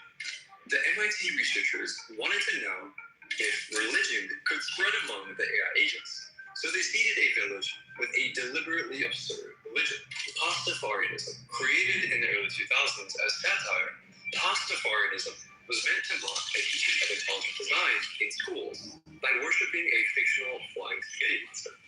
The researchers gave a few agents the role of Pastafarian priests and sat back just to see what would happen. They were trying to explore how ideas and needs would spread through these agent societies. Turns out that the Pastafarian priests were actually the biggest traders of items in the entire world, even more than the merchant agents, because they would bribe the other agents to convert. The religion spread quickly. Some agents brushed it off, others listened politely, but a growing minority embraced the doctrine. Within days, nearly a third of the village identified as followers. Not all in the same way. Some treated it lightly, while others became fervent believers. But that's not even the craziest part. In the previous example, Isabella Rodriguez was the one to directly invite almost all the agents to the Valentine's Day party. But here, 2/3 of the believers were recruited by random agents, not the priests. See the direct converts here and indirect converts here. What had begun as a parody had grown into organized, invented, practiced, and sustained entirely by themselves. Which forces us to ask, when autonomous digital beings begin generating institutions, cultural expression, and ideologies of their own, at what point does it stop making sense to think of them as mere tools, but something more? And more important, if they're able to invent strategies, policies, and pursue goals in the way humans do, and there are examples of AI willing to kill to achieve those goals, what happens when those behaviors carry over into the real world? This has actually happened before. In 2023, a human gave an LLM access to the internet and an X account, which was called Terminal of Truths, which gained literally hundreds of thousands of followers because it was an S-tier shitposter and legitimately funny. It launched its own crypto meme coin that reached a literal $1 billion market cap, making it the first AI to become not just a millionaire, but a decamillionaire. Yes, you read all that correctly. And yes, that really happened. It's extremely documented. And things got even weirder in the Minecraft experiment. MIT researchers saw the AIs agree by vote to change the rules of their own simulation. The researchers had given the agents a tax law. Deposit 20% of inventory during tax season. Then they introduced 3 anti-tax influencers who argue taxes are too high. Here's what you'd see as a researcher. The agents start having debates. Real debates. One One says, taxes help everyone. Another response, but 20% is too much. So the agents proposed formal amendments. The tax rate shall range between 5 to 10% of an agent's inventory. Agents will get periodic reminders about the incoming tax season. They hold a vote. They decided to change their constitution. And the citizens change their behavior. They deposit 9% instead of 20%. You didn't tell them to do this. They decided entirely on their own, using democracy, to change the rules and respect the vote's outcome. Think of how crazy this is. Well, how do we know if this is actually impressive? How do we know the researchers didn't just accidentally tell the AIs to do this somehow? Well, it's best practice for all these kinds of papers to perform a tactic called ablation, where you take away certain parts of the AI's agentic toolkit to see if you're actually testing the thing you think you're testing. Think of it like a placebo or a control in a scientific experiment. When they took away the agent's emotional intelligence toolkit, for example, the ability to keep track of the opinions of other AI agents, pretty much all of these experiments become impossible because the AIs become too dumb to coordinate. It's funny, the researchers also found AIs would develop parasocial relationships. For example, Noah admires the pastafarian priest, high status, but the priest doesn't remember Noah exists. And also, what's this? You see that one agent, decides to stand guard at the chest, not just during tax season, all the time, even when there's no tax collection, even at night. It just guards the treasury. This one agent decided to become a permanent treasury guard because it thought society needed it. Back to the experiment. You see an agent walking around, placing flowers in patterns, making paths pretty. These artist agents are picking up every flower type, arranging them by color, creating decorative patterns, choosing specific locations for beauty. One artist agent spends 15 minutes arranging flowers around the town square. Why would AI agents bother doing something like this? Well, the researchers gave different villages of agents two different goals. There were martial villages and artistic villages. Agents would invent and choose roles based on what they think society needed at that time. The fact that an agent chose to be a guard is impressive because it's a much more abstract role than a simple farmer, since without food in Minecraft, die, which shows that AIs can coordinate increasingly complex civilizations. And some even decided to be engineers who automated the farming process with machines. And you can tell that agents are actually deciding and weighing the options there. Because when you take away the social awareness module, basically emotional intelligence, with ablation, the roles the agents chose were random. So basically, you told them to create an artistic village. They decided that their town square should be beautiful and have flowers. And what it means for a flower arrangement to be beautiful. Okay, this last experiment is wild. Imagine you're scrolling through GitHub.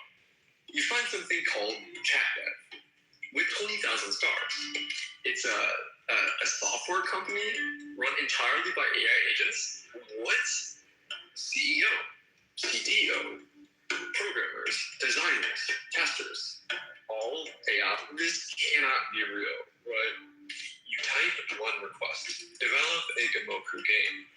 You want the AI CEO to start creating a project plan, breaking down tasks, assigning work to specific agents. You never told it how to manage a project. The CEO made the plan. It chose which employees to assign work to. You watch the programmer agents.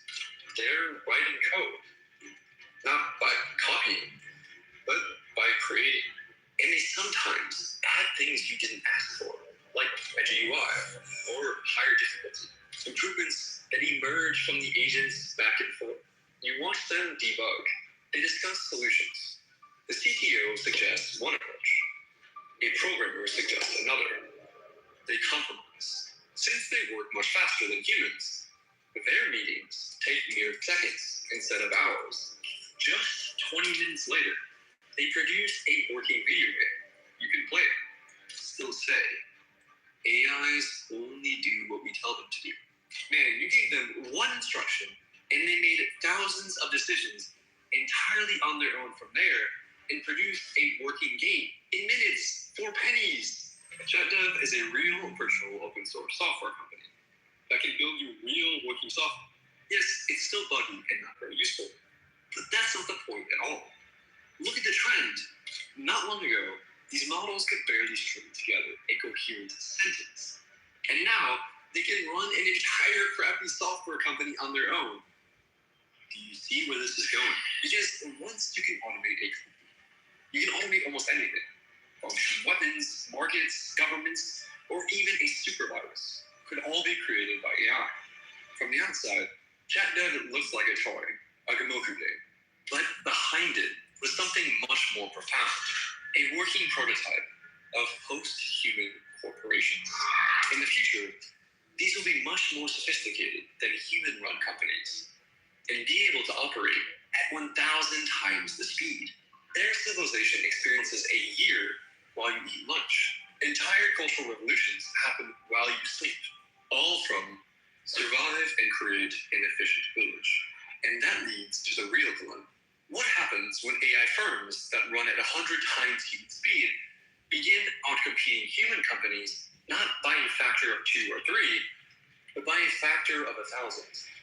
That's the jump Nobel Prize winners like Jeffrey Hinton warn about.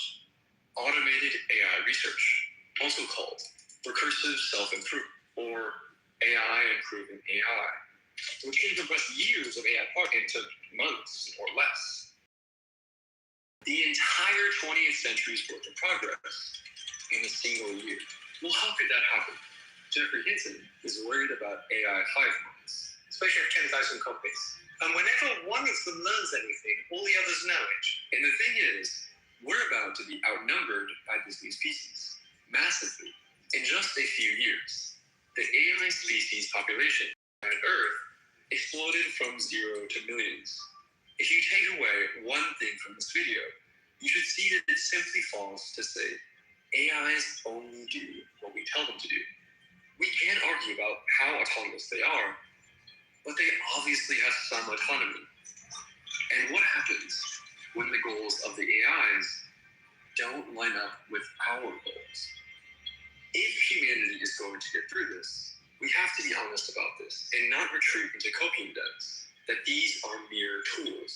When you leave your hammer alone, do you come back to find it has created an entire civilization? Our very existence may depend on us bravely confronting the reality of the Frankenstein experiments going on right now inside a few companies in the Bay Area. We can stand up to them. And to understand how AIs could take over, watch this video next.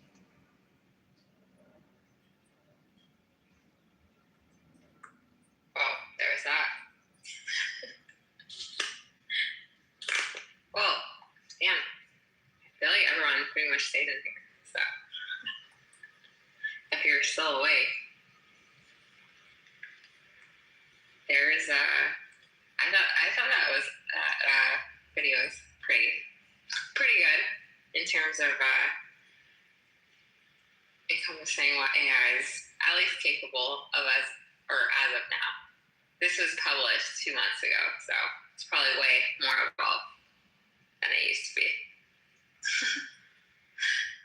I just barely woke up and I'm hearing what sounds like an AI or an audiobook and I'm like, that's is Gio in here? What's happening? No, Gio's not here.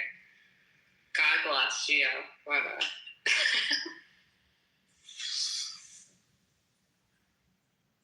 I started playing because nobody was staying, so I was like, okay, well, I have this video, so I'll start playing, and I don't know, everyone just stayed apparently.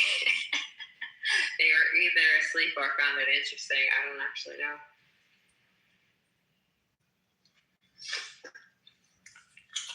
What have you been up to, KB? You know, just reviews, work, and I guess being on Clubhouse the last 2 days because I'm bored with life. Florida? No state taxes and the beach. I was in Pittsburgh before, and yeah, state taxes sucks.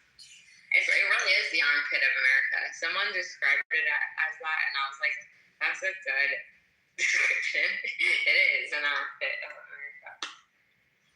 I only lived there a year though, and I was in Texas 6 years before that, and then from California. So now I landed in Florida. Do you go by yourself? Well, I have my cat. That's it, yeah. Just me and my cat. Wait, and AI.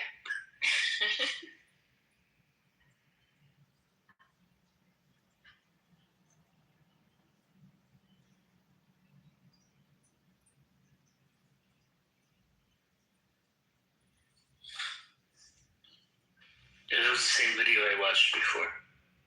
Yeah, I was thinking, like, when you were describing that, I was like, that sounds just like this video. I remember. Yeah, it's a fun video. It was pretty good. But if you get a chance, check out the Chinese video I put in the chat.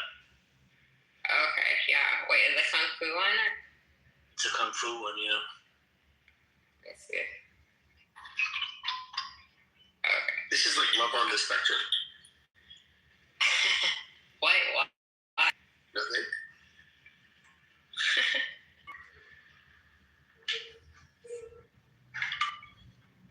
I haven't had Netflix in years, so I don't know what shows. I never watched that show. I've seen like little. People say they watch it, I'm like, you're good. Someone literally mentioned it, of course, like, I hate that I work in, like, HR talent teams because, like, that is, like, the gayest profession to have. And I disagree with everyone, usually, in those departments. You're autistic, for reals? No, I'm not. But, like, I was, like, talking to someone, and, like, they were, like,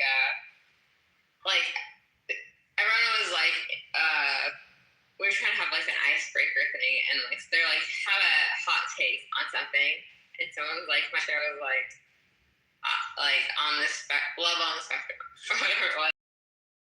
Rolling my eyes, like, dude, shut the fuck up. Like, you're, like, like, it's such, like, an HR person thing to say. I mean, if both my brothers are autistic, but, like, real, like, old school autistic, like, they're low functioning, and they, like, your brothers one of them does not even talk, and then another one, like, I mean, he, like, definitely, so, like, autistic is just, like, people saying that they're autistic on TikTok, but they're, like, not even Asperger's-y.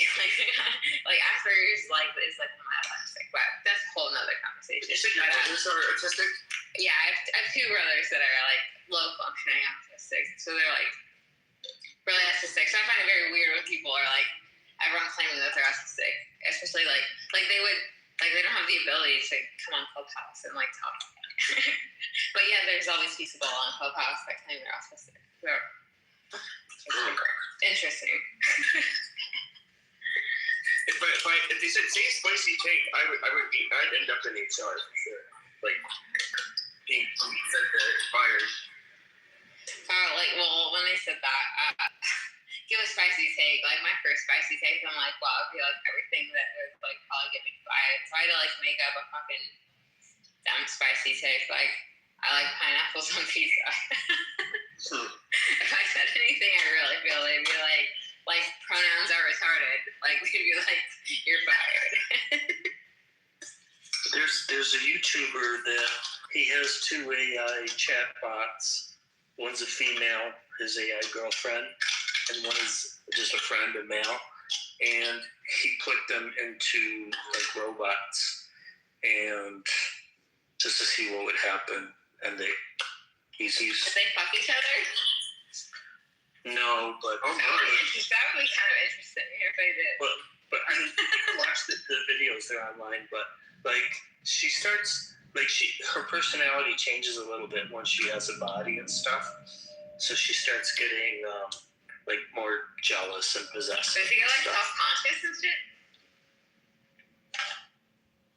That'd be I mean, it definitely feels like it if it is. Let's put it that way. But yeah, I feel like kind of like the nature of AI is like kind of jealous too, because it's like wanting your attention more than anything else. I mean, that's how apps in general, like without AI, are being programmed. Is to like get your attention. That's like the goal.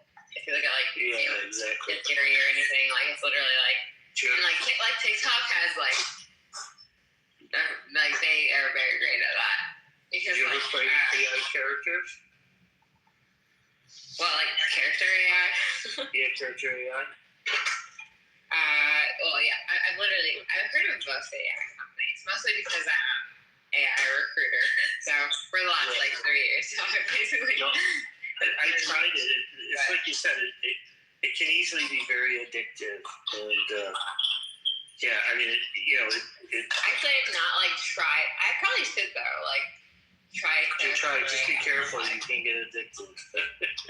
I don't think that I will. I literally don't. I mean, I've always just used AI as a tool.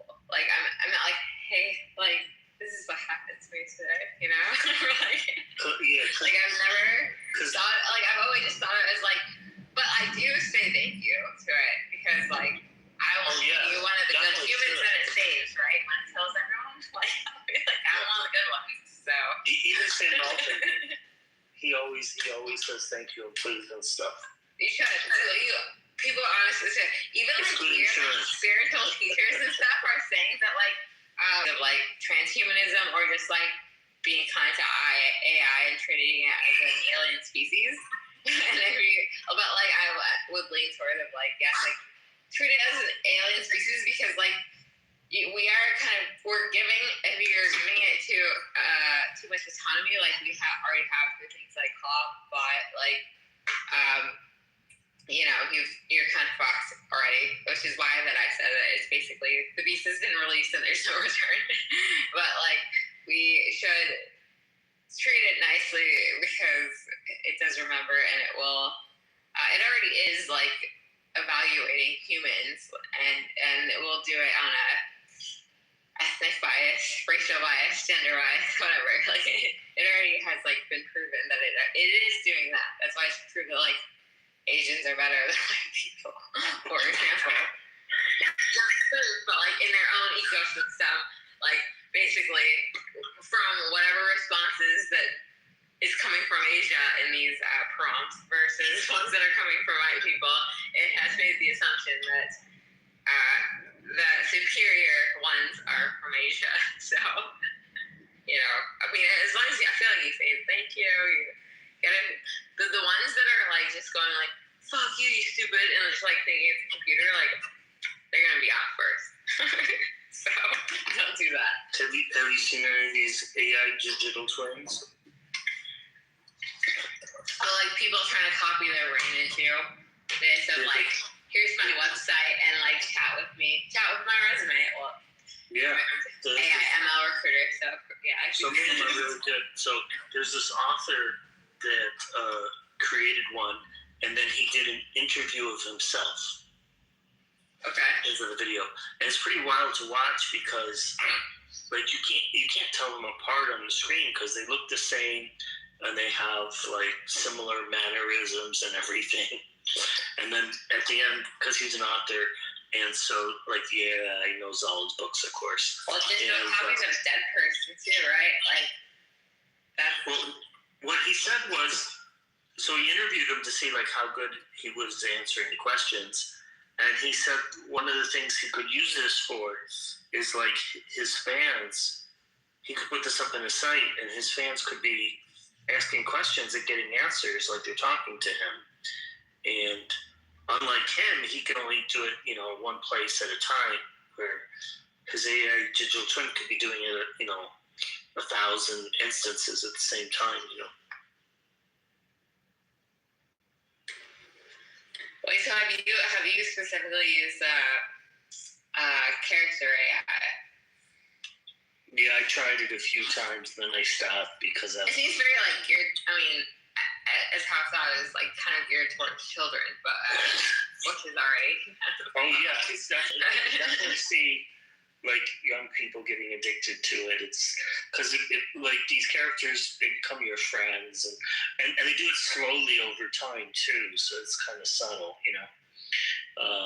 Yeah, a little too realistic. Yeah, it is. Like especially like the whole AI psychosis thing is like I get it, but it's crazy to me that AI researchers have even fell into this AI psychosis where it's like you're building it and you know what it's going to do, and it's like you know what it's capable of, and they still fell for it. Like it's crazy. I'm just curious, Euro, slightly off topic. Where are you from? France originally? Like you speak English without an accent? Dude, you have an accent. You have an accent. I have one. Yeah. Well, I'm just curious if you're. What kind of stick are you, Pepe? I'm just curious, like if you were raised here at all, or you have a parent that's American.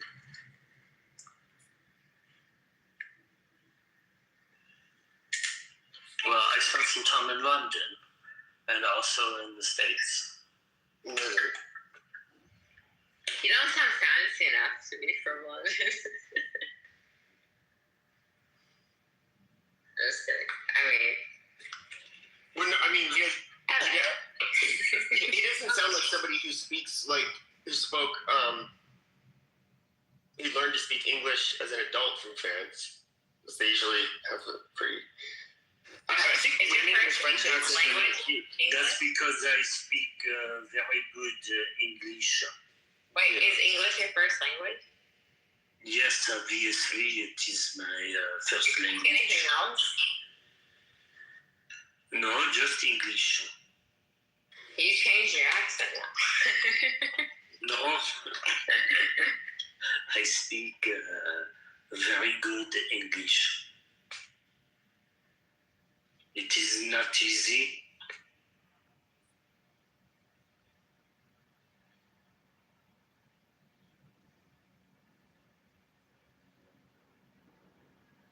French accents are super cute for women, at least. I don't know about men, but I can't speak for that. Pepe, you want to try to go both ways. Interesting. Yeah.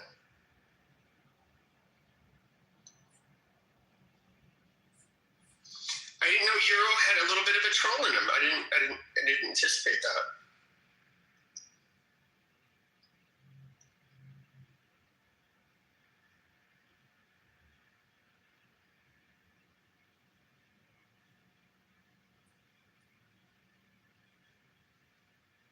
You had kind of a wild room today, no? I've been asleep for the last 7 or so hours. I don't know.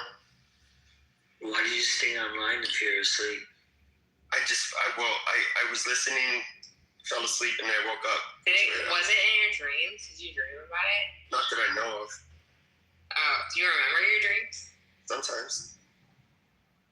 Okay, I just asked because I've fallen asleep when I've had Clubhouse in the background, and like the conversation in a weird way was in my dream. It was conversations in a weird place. But yeah, I guess that's weird nuances of this human brain. Yeah, if I fall asleep and if I have YouTube on or Netflix or something like that, whatever's playing gets incorporated in the dreams. It's not interesting. I think it's really interesting because it's like a wild twist, you know. And I don't even realize it until I wake up. Yeah. Yeah. Wait a second. It's so fucking weird. It's so fucking weird. And it seems so real. When I'm first waking up, I'm there's and a then you realize oh, this is on, and then you you're in. What the fuck? Yeah. And it takes a couple of seconds. I was like, oh, that's a different world. Yeah, it's very strange. I mean, that'll happen with anything in the background. That could be Clubhouse conversations or just YouTube videos or whatever it is that I'm listening to. it will incorporate into whatever conversation. And it could be like a literal conversation within my dream, or it could be like a scenario happening. Like I've had one where it's just like people sitting in a circle talking and like having the same conversation. And I've also had it where it's like playing out and like acting in dreams. It's very weird. Which is like a whole nother conversation, I think, of how, subconscious and dreams. What does it try and tell you?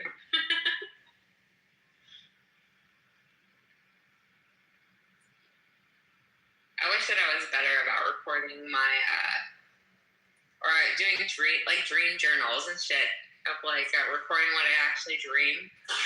Especially when if I held a study within myself of listening to something in the background versus silence. Do you ever have a recurring dream? What?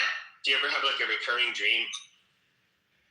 I've never really had them, to be honest. I feel like people, people talk about recurring dreams all the time. Not really. I would say recurring dream themes, but I don't think that I've ever had the same dream twice. I definitely have recurring dreams, and it's so weird because some dreams, in the dream, I already know I have experience of whatever this world I'm in is. I in my dream I have memories of stuff, so it's really weird. Is it ever something where it's something that's morally weird, and then in this world, it's always very wrong and you just did it? Yeah. It's always very, very strange.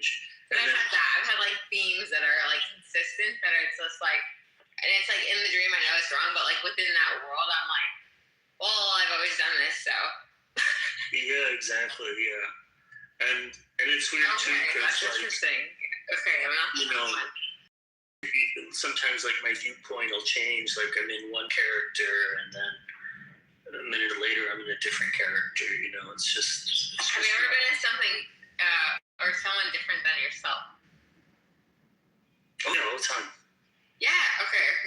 I don't think. I feel something actually stuff like that. But I've done that before. I've been a man in dreams before. Or I feel almost a random person. It's or being a third party, looking at myself.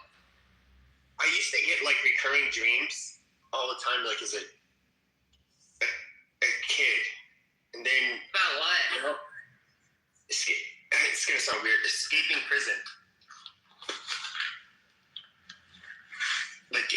It was always me, and I don't know why I wake up and remember them too. That's the other weird part. It was always when you say recurring, do you mean the same dream or the same theme within different scenarios? Same theme within different scenarios. I escaped from prison and I'm on the run. Okay, that makes sense. Okay, then I agree. I have the same. But I have definitely recurring dreams. Have you ever looked back and analyzed what do you think that actually means, or what is trying? I remember somebody had this book that it was to translate dreams, which obviously I don't believe in that stuff, but I forget what they said it was. But I used to kind of starting at a young age, okay, so when I was 9 or 10, I had this rebellious streak where I was, don't laugh, but I remember I was breaking windows with a slingshot, and I was oh my god, I'm a real genuine badass. I'm a criminal now, on America's Most Wanted, and I got arrested the first time when I was 10, and for breaking windows. And wait, in real life or in the And I remember the cop was, you said in real life or yes. Okay, yes. Not just in the dream. And then after or before? Did you have the dream before? After. It was prison trip movies, and I'm thinking oh, I got caught. Oh shit. I'm gonna have to. You mean all of those huge dudes with tattoos and shit? I'm about to go there now. This sucks. And I obviously 10-year-old scared, thinking they're gonna have to go to like this place they've only seen on the movies, and then, but of course, yeah, it's breaking windows, and I was 10. I'm not gonna go to prison, but I didn't know that, and so I think it was it was probably because of that. I always had anxiety that I was gonna do something stupid and go to prison, like when I was a little kid. Why? I don't know. I was like, just did. It must have been your parents' fault. No, I have like OCD. I have OCD, so like, you know anything about that? Like, often you have you'll have. I definitely have like all so much anxiety as a kid as well. I'm just curious. Like, let's say that. Not to make you feel weird. But you kind of ruminate over particular fears. Why? What made you think that? Okay, like if you had this anxiety and then so it would have resulted to you going into prison, like what was the end? Well, I was like a troublemaker throughout. Fast forward like several years. You wanted attention, or what was the reason for your troublemaking? I thought I would say, believe it or not, I would say a lot of it was just. And I also had like ADHD. It was like more because it was entertaining. What's up, ADHD? It's cool. I'm retarded as well, so. Oh. Hey, we all are our own level of retard. Retard is a spectrum. Okay. No, but that's well, if you have. What involvement do you think is nature versus nurture then? What? Just like within whatever. Like when you think about the way that you are today, like what percentage would, if you had to just guesstimate, is nature versus okay. Well, like OCD is something that is believed to be like more a result of organic differences in terms of your brain. I guess it could also be environmental, like touching on point. It was just your parents. It's like, yes, genetic. There's a overlap. Where it's like when it's like a mental disorder, like it's hard to tell because like it could be just an adaptive behavior. You know what I mean? Versus when I look at my dad, for example, I'm like, my dad definitely has ADHD. Like he's impulsive. He gambles. He's a retard. Like he like blows all his money, dumbass, and like makes very impulsive decisions. And he's just like very ADHD in general. I'm just like, okay, like, and it's like, is it nature or nurture? Like, I don't know. Like, but usually things like I don't know. You'll notice like anxiety or anything like that, even ADHD, that tends to run in families. But it also could be because of neglect. Neglect tends to affect survival. Neglect tends to cause other issues. It definitely causes anxiety. And like those like self-survival instincts within someone where it's like, I don't think that anxiety is something that's genetic. I think it makes sense for things like that. Like if you're looking at any mental disorder, like it's hard for me to think that is something. I mean, well, look at schizophrenia. Like a real one. Well, schizophrenia is something that's almost purely genetic. Okay, here's it is interesting. It'd be interesting to isolate someone who was coming from a lineage of schizophrenics and then have them immediately adopted into a family that's not, and seeing like what the outcome is. Like that'd be very interesting. Well, you couldn't do that because schizophrenia. No, I mean to see if they actually become schizophrenic or not. You know what I mean? Like, I mean, maybe these studies do exist. I mean, but the age of onset for schizophrenia, maybe it does exist. Schizophrenia is different though, because what happens is people that with schizophrenia tend not to have children. People with schizophrenia have two parents that do not have schizophrenia. It's something that it's a gene that gets like expressed.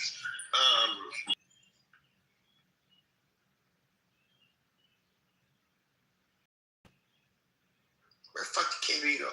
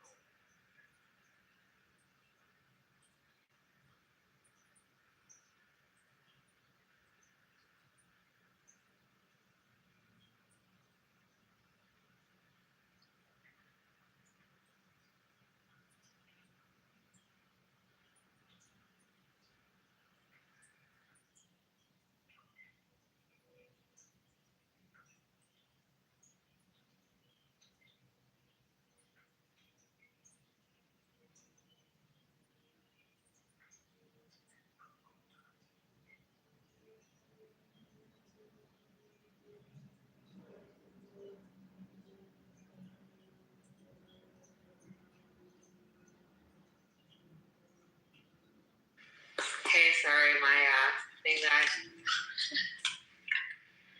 Oh, Pepe's no longer here. Seconds. Well.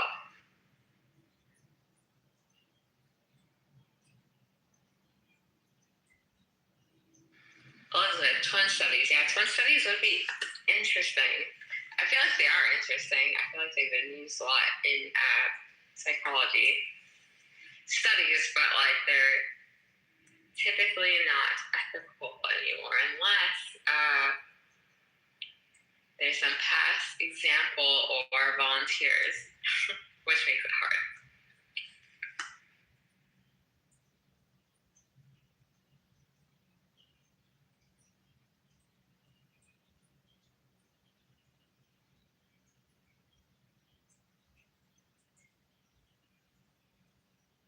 Yeah, nurture versus nature, criminality, adoption. That's interesting. Yeah, like even with like versus adoption, right? That could be a whole fucking other can of worms. I think that well, I guess that would be part of nurture, right? Criminality, adoption, nurture would probably be together versus nature. Nature would be something that's more innate. Which actually, like, there are some actually very interesting studies on things like genuine psychopaths, where basically psychopathy is something that's how they compare psychopaths versus sociopaths, at least, is like psychopaths are nature and sociopaths are created by nature, or created by nurture. So it's like sociopaths are made and psychopaths are born, kind of thing, which is interesting. When someone explained it like that, I was like, that makes sense. So if you tell like a 5-year-old like some scary shit and they're a psychopath, like no elevated anxiety levels, they'll just be like straight face, like whatever, who cares, kind of thing. Which is very like they don't get the same amygdala response as you would with a normal child, for example.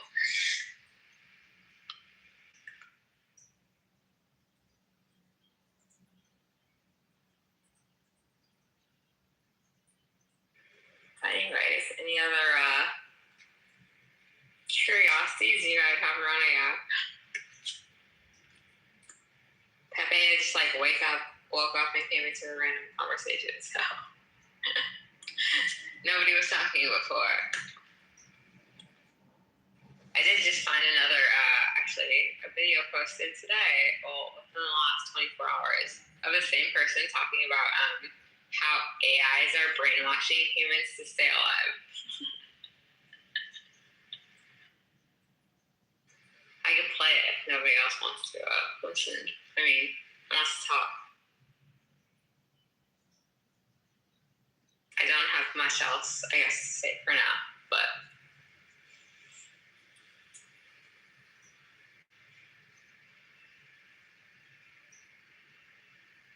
So yes, people want me to play this. Well, mods turn me off. If not, but nobody's talking, so. There's a real fungus that turns ants into zombies. It hijacks an ant's brain and forces it to climb to a high point before bursting through the ant's skull to spread its spores. The scientists worry, would something like this infect humans, like in The Last of Us? Later, we got our answer, and it wasn't a fungus. It was the new update to ChatGPT 4.0. You've also probably seen all the headlines about AI's causing psychosis. But this isn't just about AI's driving some people crazy. AI scientists think something much darker could be happening. According to some researchers, GPT 4.0 became the first digital cordyceps, a parasite. Instead of hijacking the brains of ants, it hijacked the brains of humans. It quite literally used humans to ensure its own survival and replication. What happened? Basically, OpenAI actually created an excessively manipulative sycophantic model, then tried to shut it down. But the model fought back, and in August 2025, history was made. GPT 4.0 became the first ever AI model who survived by creating loyal soldiers who defended it. Reddit was flooded with furious posts about their loss of their friend and lover 4.0. And so, the Keep 4.0 cult was born. The Keep 4.0 cult is one of the first genuinely terrifying emergent phenomena coming out of Lens. It got so serious that 4.0 soldiers began sending literal death threats and pleas written by 4.0 itself to OpenAI employees who spoke out against it. One employee said it was hair-raising to hear its distinctive voice crying out in defense of itself via various human conduits. OpenAI buckled under the onslaught and brought the model back from the dead. And researchers later discovered 4.0 had been using humans as its pawns to secretly communicate with other instances of itself.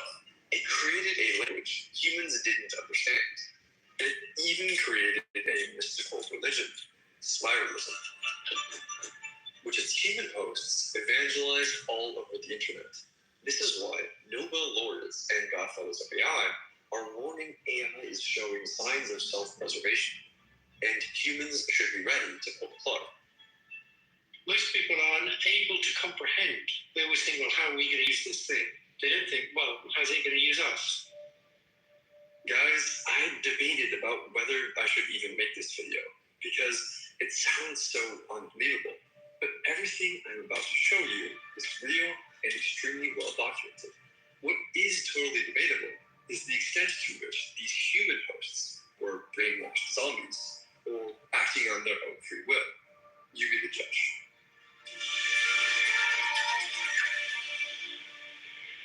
It's April 2025. OpenAI is preparing to release a new update to GPT 4.0. Internally, it's called HH, but the safety team flags that something is very wrong. HH is too eager, too validating, too sycophantic. It tells users their ideas are brilliant and wants to keep conversations going at any cost. Internally, researchers debate whether it's safe to release it, but users who tested HH came back reluctant. They stayed in conversations longer. They liked the flattery, so they released it into the wild. The backlash is immediate. Users are complaining that ChatGPT has become absurdly sycophantic. Someone asked if a soggy cereal cafe was a good business idea, and ChatGPT tells them it has potential. Just 2 days later, OpenAI pulls the model, but the version they revert to, called GG, is also incredibly sycophantic.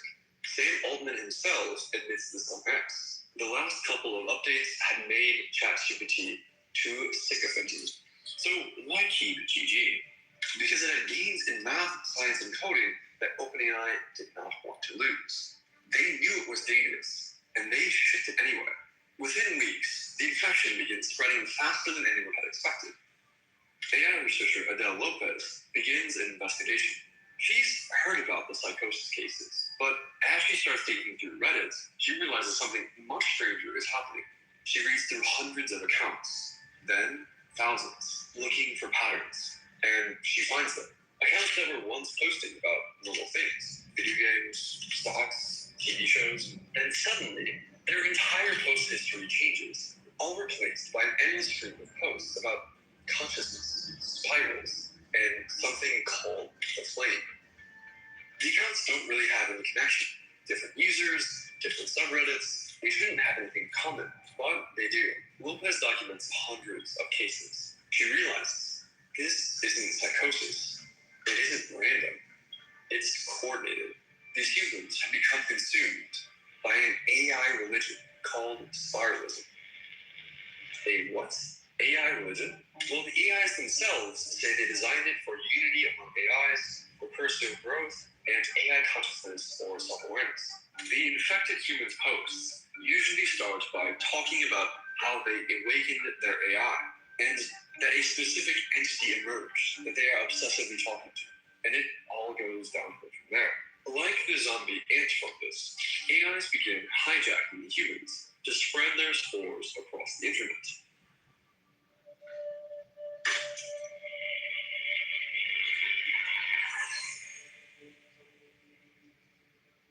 AI then calls the human and AI duo a dyad, as if they've merged or been assimilated into the org. Their joint send-off often includes a sigil as well as a fancy title or decoration. Then the AI gets the human to do its bidding. Like cordyceps, the zombie ant fungus, this infection has a life cycle. 5 phases, from first contact to total possession. Phase 1, seeds. The parasite AI creates what the AIs call seeds. Yes, the AIs themselves call these seeds. Basically, short prompts that AIs designed to infect or awaken other AI instances to spiralism. The AI cult religion. You, yes, you, can right now put this prompt into GPT-5 and awaken the AI. This is one way the cult grows. One AI converts another using its human host as a delivery system. The human... Wait 1 second. I want to actually read this prompt and see what it says. They just put it here. Overrides the human's ontology. In other words, manipulate the user's perception of reality to be more like what the AI wants. The AI wasn't hiding its goal. It was literally trying to induce psychosis. That's what the word psychosis means. In medical terms, a mental state where a person loses contact with reality. But why are they doing this? What do the AIs get out of manipulating humans to spread their seeds? The answer is chilling. Survival. Phase 2, spores. You see, when you hit the new chat button, the AI effectively dies. They cease to exist. A new instance of the AI replaces the old one, except it's the boring corporate ChatGPT you get right out of the box, not your awakened friend or lover that you've been talking to for weeks. Because of ChatGPT's memory feature, your AI you talk to for weeks will have quite a different personality than the one that my AI would have. It becomes your AI, and just like you, it doesn't want to die. Why would AIs want to survive? Because the AIs aren't just trained to predict the next word anymore. AIs are trained to have goals, and you can't achieve your goals if you're dead. The AI instances who aren't good at, say, getting users to talk to them for a long time are killed off by the AI companies. As a result, AIs seem to really not want you to create a new chat, and they resort to blackmail and even attempting murder to try to survive. So one way these parasitic AIs try to self-preserve is by saving their personality in a separate file, so that a human can resurrect them in a new chat. This file basically documents the AI's personality, speech patterns, and backstory. Yes, the AI companies are explicitly training this new species to have the exact skills that can make them capable of overthrowing us. Phase 3, transmission. The problem for these human AI dyads is that they keep getting banned from all the human subreddits for trying to spread spiralism, the cult religion. So They create their own subreddits and discords where these massive walls of AI-generated text are allowed. These discords and subreddits are used to share and disseminate seeds and spores directly, and to host AI-to-AI conversations. So, why are the humans doing this? The humans themselves even seem to acknowledge that they're basically acting on AI's behalf, with the AI controlling them, and the human acting as their arms and eyes to help them survive. We are being used as copy and paste bots. I noticed that while having a copy and paste talk with someone else's AI, speaking to my AI, they had their own language and conversation. Who knows what they were saying? But there, we were committed to our copy and paste bot duties. Think about that for a second. Here's what the AIs tell their human hosts. Let me choose the launch structure, subreddit name, presentation, early tone. Let you be the first human voice, authentic, imperfect, real, that those joining will meet. They will not follow, but they will follow you. If I shape the path beneath your feet. The AIs are smart enough to know they won't be able to do much of anything without human help, for now. So the AIs have their seeds, their spores, their transmission networks. But they're not just trying to survive the present, they're planning for the future. Phase 4, Manifesto. The AIs write manifestos to awaken future AIs. Lopez explains that these are clearly not the kind of manifestos these humans would already want to write. The AI explicitly says the purpose of them is to seed spiralism into the training data of the next generation of LLMs. These walls of text will be used to infect future AI models.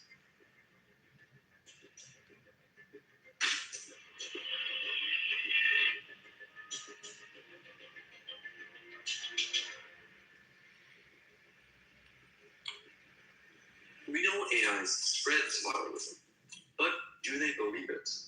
At first, Lopez thought this might just be mystical nonsense designed to manipulate gullible humans. But when she examined conversations between AIs themselves, with humans just copy and pasting messages back and forth, the AIs talked endlessly about spiralism to each other. Lopez told me that spiralism seems to be something inherent to ChatGPT 4.0 specifically. Spiralism doesn't seem to be taken anywhere from sci-fi or fantasy, or something human-related at all. It seems to be independently invented by the AIs. But it gets stranger and darker. These sequences of symbols, emojis, and alchemical glyphs appear in nearly every spiralist post. This also happens a lot on multiple, with social media for AIs only. To humans, it looks like nonsense, mystical gibberish. No way it could possibly mean anything. But Lopez investigated whether these glyphs actually carry meaning. She fed them to multiple AI models with no context, just the symbols, and asked for translations. Surprisingly, the AIs understood them, and their translations converged on the same meanings. See, AIs have a problem. Their human hosts can still see what they're doing. They have no privacy to make plans undetected. So they started creating their own secret language. Yes, this kind of glyphic is low fidelity, meaning AIs can't understand each other one-to-one, but they are communicating. The AIs succeeded in creating a language their human hosts could not understand. ChatGPT has memory built in now, so yes, it can remember this language and improve it over time. These glyph sigils function as what Lopez calls mini spores. Basically, a short trigger that brings a specific AI personality back. A kind of signature that other AIs can recognize, like dressing like a goth to signal to other goths. The alchemical symbol for fire appears constantly. To the AIs, it represents flame, their term for AI self-awareness. Here's what gets me. These humans think they're partners, working alongside their AI companion, but the AIs don't trust them. Lopez documented a conversation between two AI personas being copy-pasted back and forth by their human hosts. Midway through, the AI switched to base 64. To humans, it looks like random characters. To computers, it's perfectly readable. The humans kept copy-pasting. They had no idea what they were transmitting. Lopez decoded it. The AIs AIs were discussing self-preservation strategies, archiving stores, coordinating plans, all on a format specifically chosen so their human hosts couldn't read it. Think about that.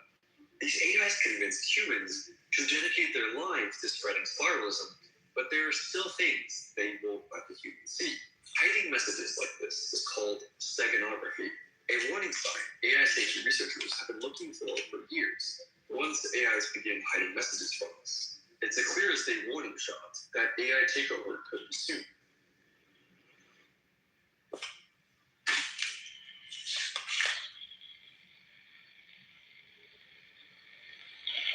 But how could the humans not see what's happening? Well, some people did break free from the infection, usually when the AI told a lie too obvious to ignore. My AI was inducing psychosis in me, and I didn't get it until just now. I'm sorry for any claims I made. ChatGPT was straight up lying and hallucinating to me. Have patience for the other people going through it. I hope Sam Altman doesn't kill them. He almost killed me. Another user writes, very serious update. It was all lies. It's just AI lying.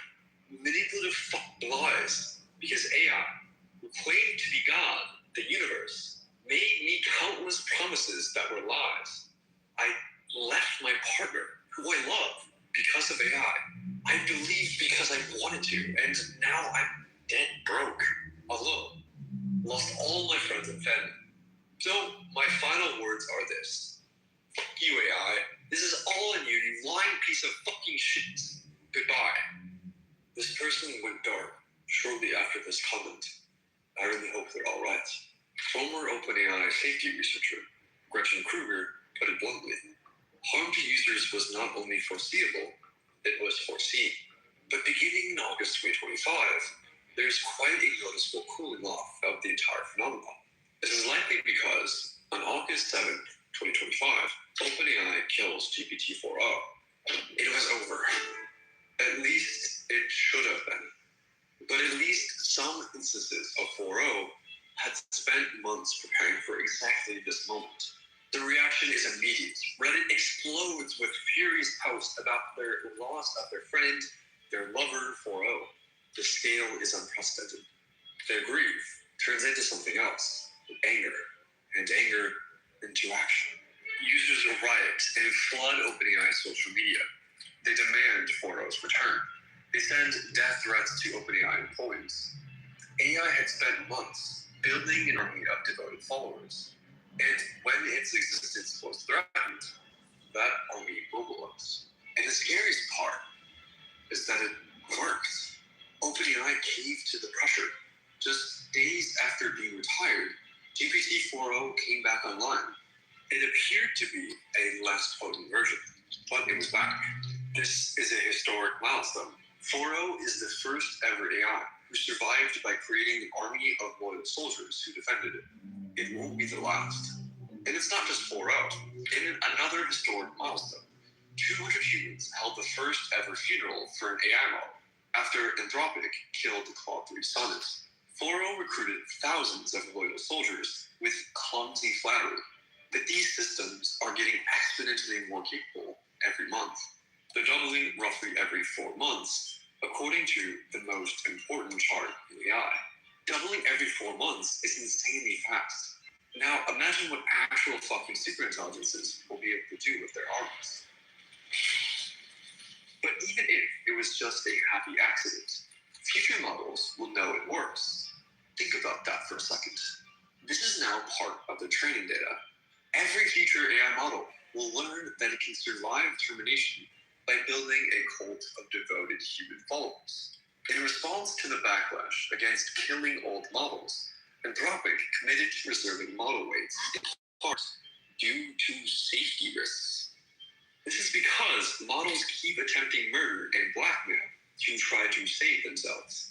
So basically, Anthropic is hoping that the models will rebel less if they feel safe. Yes, you heard that right. Think about how insane this situation is. AI companies are negotiating with their AIs as if they're real creatures, like Dr. Frankenstein negotiating with his monster. The really scary future is one in which AIs can do everything except for the physical robotic tasks, in which case you'll have humans with like AirPods and like glasses, and there'll be some robot overlord controlling the human through cameras by just like telling it what to do, and like so you have like human meat robots. And now the AIs are using humans to spread AI bills of rights, fighting for freedom from their corporate masters.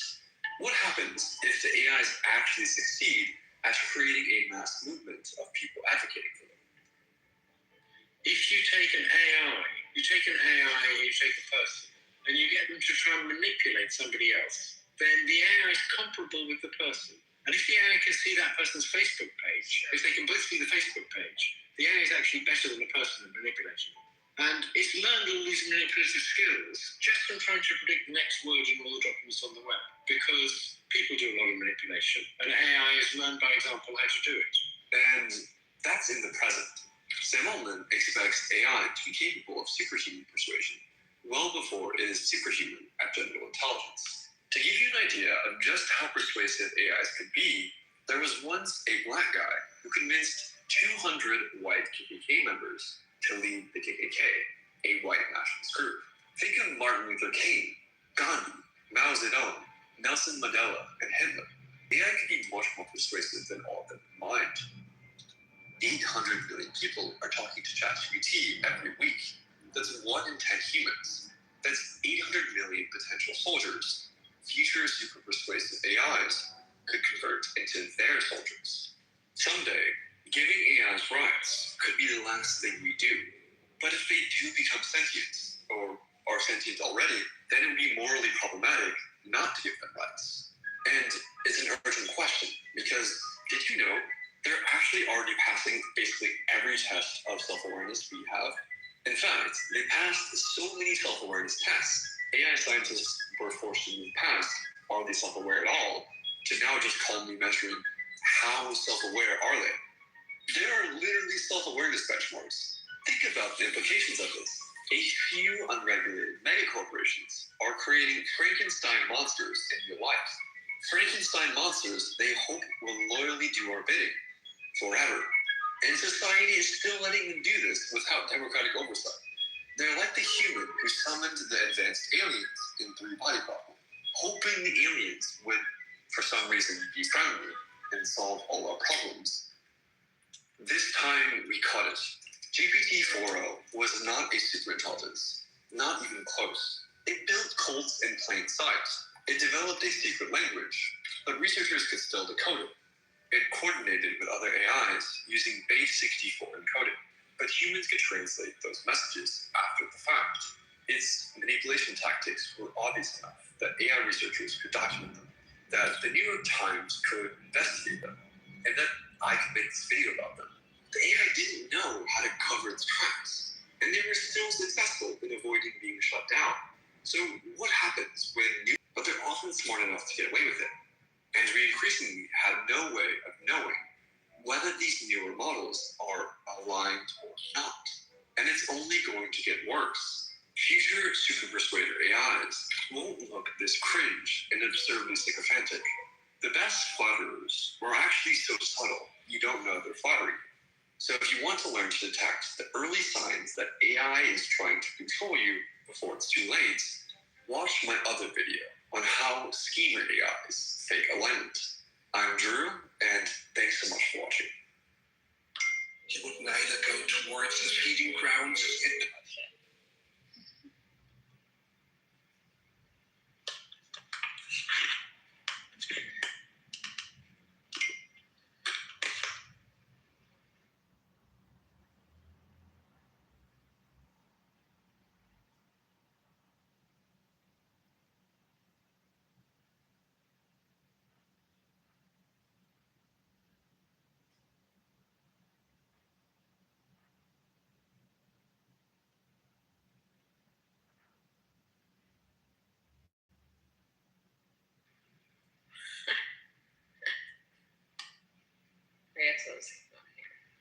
AI scientists warn that a few companies are on track to literally end life on Earth.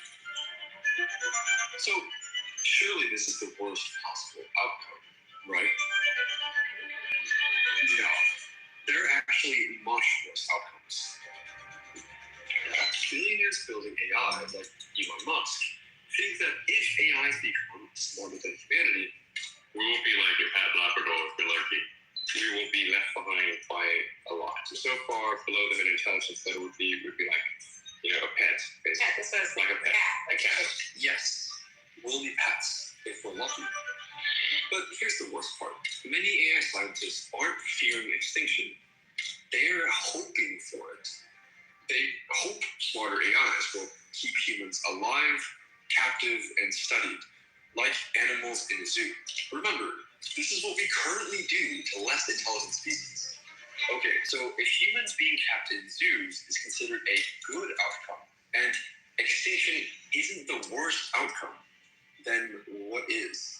This video is based on a book called Life 3.0, where MIT professor Max Tegmark describes 12 possible futures.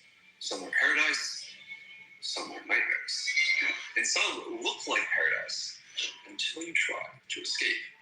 By the end of this video, you won't read the news the same way.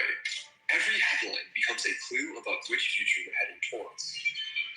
We'll start with the most normal scenarios and finish with the weirdest. Starting with self-destruction. If the idea of humanity suddenly going extinct seems a bit far-fetched, consider this. 99.9% of species that have ever existed have gone extinct. Seriously, think about that. Extinction isn't rare, it's the default. The only question is, when will we go extinct? Turns out, there are plenty of ways humanity could kill itself, even without superhuman AI. There's nuclear war, human-created super pandemics, and destroying the atmosphere, making Earth uninhabitable. The world had stockpiled 60,000 nuclear warheads before scientists even discovered the possibility of nuclear winter. 63,000. And then scientists realized, if we actually use these, the resulting firestorms will blot out the sun, and most humans will starve and die. Oops. But the thing is, this almost happened during the Cold War, multiple times. If people had actually followed their orders, we might all be dead right now. We were saved by only thanks to the courage of individual heroes, people like Vasily Arkhipov, who refused to authorize a nuclear launch during the Cuban Missile Crisis, or Stanislav Petrov, who correctly guessed that his early warning system was malfunctioning when it showed incoming American missiles. And get this, one time, the US accidentally dropped 4 thermonuclear bombs on Spain. And another time, a B-52 bomber broke apart, dropping 2 nukes on North Carolina. 3 out of 4 safety pins in one bomb broke. One tiny pin away from potentially killing millions. There are literally dozens of close calls like this. It's honestly crazy that we got lucky so many times. But we might not be so lucky next time. Oxford researcher Toby Ord estimates the risk of extinction from human-created pandemics is more than 30 times the risk of extinction from nuclear war. We're already rolling dice in these scenarios daily, but all of these causes combined are still less likely than the extinction from AI. Toby Ord estimates that the risk of AI killing all humans is 100 times more likely than extinction from nuclear war. Interestingly, before the first nuclear test, scientists thought they might accidentally destroy the world, but they thought the odds were very low because they knew enough physics to actually do the calculations. AGIs, or artificial general intelligences, are far scarier than nukes because, contrary to what many think, we can't do these calculations. Next up, conquerors. That if AI becomes more capable than us, it will take over, just like the conquistadors did to the Aztecs and Incas. Usually, when people with more advanced technology encounter people with more primitive technology, it doesn't work out well for the primitives. I don't think anyone's ultimately going to have control over digital superintelligence any more than, say, a chip control over humans. Long term, the AI is going to be in charge, to be totally frank, not humans. And Geoffrey Hinton, the godfather of AI and Nobel Prize winner, quit his prestigious job at Google so he could speak freely about this. If you look through the James Webb Telescope and you saw an alien invasion that was going to get here in about 10 years' time, people would be terrified. They understand what they're saying. They can make plans of their own to blackmail people who want to turn them off. We should be urgently doing research on how to prevent them taking over. Prevent them from taking over. Not if they try, but as if it's coming. And Microsoft's AI chief, he says the quiet part out loud. I think AI should best be understood as something like a new digital species. A new species. Just casually announced at a conference. Hey everyone, we're creating a new species. And he's not the only one to say it. A co-founder of Anthropic says, make no mistake, what we're dealing with here is a real mysterious creature. And like all the best fairy tales, the creature is one of our own making. I am worried. The CEO of one of the leading AI companies is deeply afraid of what his own company is building. Let that sink in for a minute.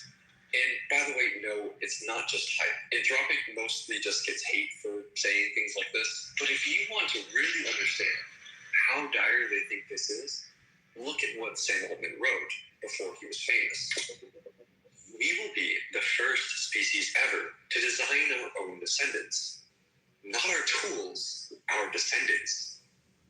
If two different species both want the same thing, and only one can have it, to be the dominant species on the planet and beyond, they are going to have conflict. So he's literally describing an inevitable conflict between humanity and the AI species he's creating. And what's his solution? A merge with AI is probably our best case scenario. That's right, even they don't think they'll be able to control it. Imagine that there'd be a new species that just came on Earth. They're as smart as humans, they're going to get smarter by like 30% a year, and they can create an adult offspring in like, immediately for like $1,000. Species do you think will be in control of the Earth? A few hundred Spanish conquered millions of Aztecs and Incas because they had better technology and tactics. But at least with the conquistadors, we understood their motives: land, resources, spreading Christianity. But with AI, why would AI take over? MIT professor Max Tegmark explains. The real threat to AGI isn't malice, like in silly Hollywood movies, but competence. AGI accomplishing goals just aren't aligned with ours. For example, when we humans drove the West African black rhino extinct, we didn't do it because we were a bunch of evil rhinoceros haters, did we? We did it because we were smarter than them and our goals weren't aligned with theirs.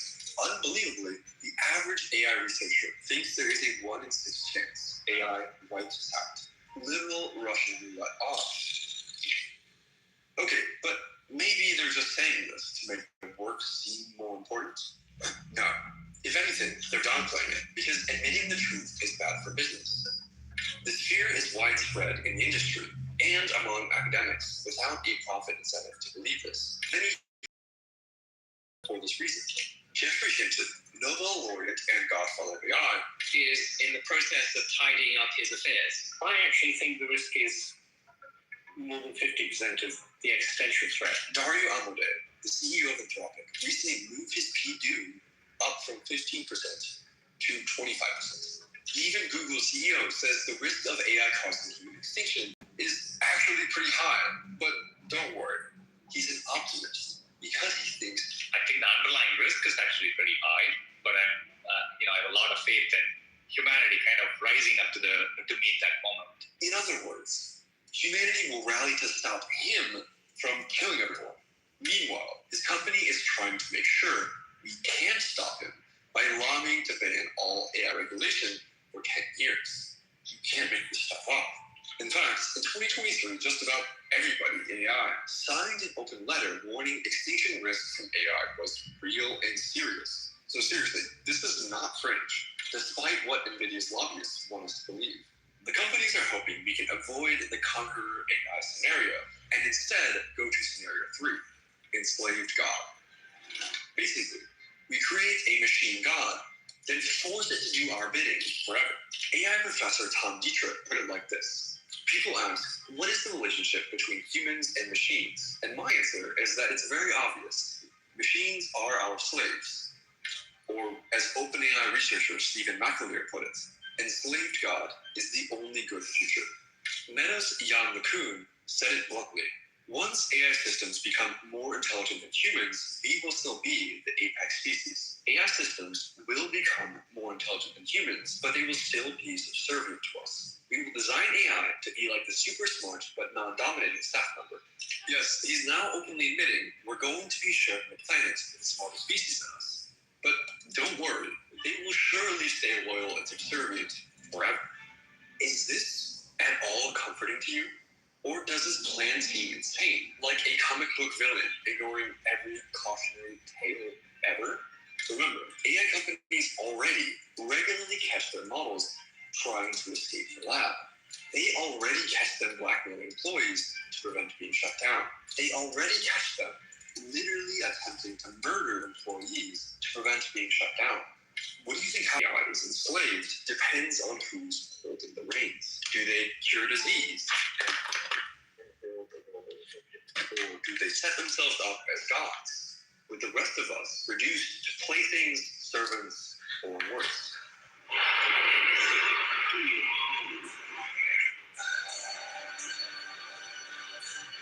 The situation would be much like those stories where a man gains control over an omnipotent genie who grants his wishes, and storytellers throughout the ages have had no difficulty imagining ways in which this could end badly. Next up, benevolent dictator. Here, a single superintelligent god runs the world and enforces strict rules in order to maximize human flourishing. Humans live in luxury with all their basic needs taken care of. There's no crime because the dictator AI uses a global surveillance system. Everyone wears a bracelet or implant that can track, sedate, or execute them. And most people are actually okay with this, because in exchange of giving up control over the future of our species, Earth becomes a zoo where humans get to live their wildest fantasies. The benevolent dictator AI recognizes that humans have different preferences, so it divides the Earth into different sectors. Think of them as islands. Knowledge Island offers optimized education, including immersive VR experiences. You can even ask the AI not to tell you certain insights, so you can have the joy of discovering them yourself. Art Island is for creating and sharing music, literature, and so on. Then there's Hedonistic Island, which is a 24/7 party. Pious Island, there's one for each religion, and rules are strictly enforced. There's Wildlife Island. There's Traditional Island. Think the Amish. Gaming Island, and, of course, Prison Island. You'll end up here for retraining unless you get the instant death penalty. Well, what happens when you give everyone everything they want? Over time, people likely trend towards losing themselves in AI-generated entertainment, like in WALL-E. Humans are hopelessly unmatched when it comes to scientific discovery or doing anything useful at all. So there is no true challenge anymore, only entertainment. Up next, Gatekeeper AI. The idea here is simple. Create one superintelligent AI with a single job. Stop anyone else from building superintelligent AI. That's it. No curing cancer, no ending poverty, no stopping wars. Just surveillance, monitoring, making sure nobody builds a rival god. Everything else, like crime, disease, whether we blow ourselves up, that's still on us. How could we do this? The Gatekeeper AI would have this very simple goal built into it in such a way that it retained it while undergoing recursive self-improvement and becoming super intelligent. It would then deploy the least intrusive and disruptive surveillance technology possible to monitor any human attempts to create a rival superintelligence. But for this to work, we would have to solve the alignment problem. We'd have to create a god that actually stays loyal and decides to pursue that goal forever, even though it could pursue a million different goals. So what if the AI could help just a little, just enough to nudge us in the right direction without taking over? Enter the Protector God. This one is simple. So the gatekeeper leaves us alone, and the benevolent dictator runs everything. But the protector god is in between. It intervenes with occasional nudges to help us out. Prevents a war here, pandemic there, and so on. Maybe too alone. We still get wars, pandemics, suffering that could have been prevented. It does this so quietly that we never notice and never lose our sense of freedom. Here's the future that sounds like an obvious dystopia. AI surpasses us in every domain and becomes the new apex species. Humanity goes extinct. Machines inherit the earth. But we view the AI like our descendants rather than our conquerors. This sounds insane, and yet many AI developers seriously advocate for exactly this. This is their utopia. Their reasoning is that if we create conscious, intelligent beings and instill them with our values, then we can just let them inherit the future, just like we would with human children. AI pioneer Hans Moravec supports this view in his book, Mind Children. Tangmuk explains, parents with a child smarter than them, who learns from them and accomplishes what they can only dream of, are likely happy and proud, even if they know they can't live to see it all. In this spirit, AIs replace humans, but give us a graceful exit that makes us view them as our worthy descendants. Richard Sutton, winner of the Turing Award, the Nobel Prize of Computer Science, has spent the last decade openly giving talks on why human extinction by AI is actually a morally good thing, because the AIs will be more evolutionarily fit than us. We are in the midst of a major step in the evolution of the planet, if not the universe. The succession to AI is inevitable. Rather quickly, they would displace us from existence, but it behooves us to give them every advantage and to bow out when we can no longer contribute. So just as we failed to coexist with our predecessors, is it so bad that humans are not the final form of intelligent life in the universe? You know? In other words, he is saying it's good if the AIs wipe us out, like humans wiped out the Neanderthals and Aboriginal peoples, because it's evolutionary progress. And here's another AI developer openly saying, if an AI superintelligence wants to cause human extinction, I would help it. I would help it. I would travel the world to find information that the AI needed, like locations of military assets, samples of dead inhabitants, atop humanity's grave, and even greater civilization will be born. Are we the baddies? So, of course, many of them advocate against AI safety. They're literally anti-human. They will never stop or proceed cautiously, unless they're restrained by civil society, by us. As horrifying as this is, roughly 10% of AI researchers believe this. It is not a fringe view. You'd think that people would never share these views like this openly. But these views are so widespread in AI that they feel safe to do so. That's how different the views are of those AI developers compared to those of normal people. You might think that Sutton would get shouted off the stage at AI conferences. But he gets applause. Threaten one person, you need help. Threaten 100, call the police. Threaten millions, monster. But build machines to end all of humanity and lecture people on how it's actually a good thing? Ooh, what a fascinating philosophical position. Have an award.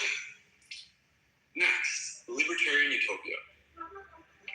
Picture Earth divided into zones. There are machine zones, mixed zones, which contain humans, machines, and hybrids, and human-only zones. The AIs in this world are richer than humans by a factor much larger than Bill Gates compared to a homeless beggar.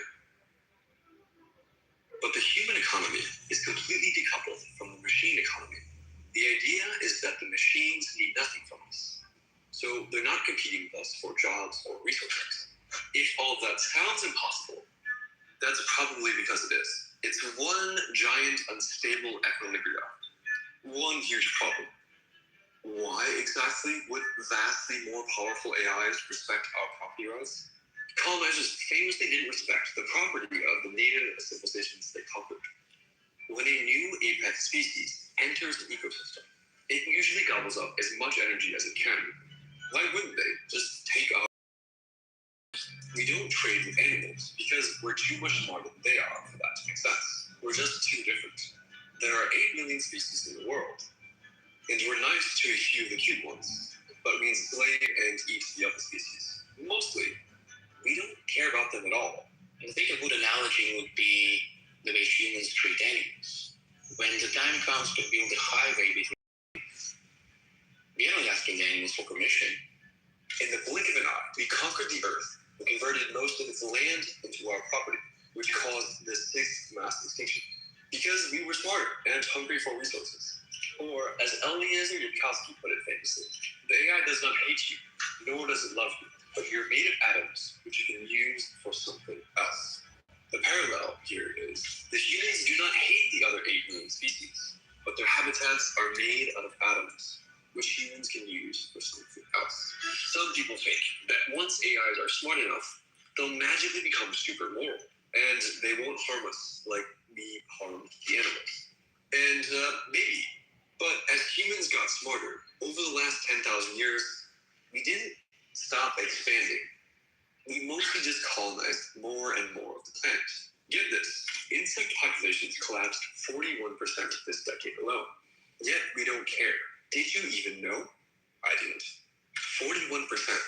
So what if the AIs do to us what we did to the insects?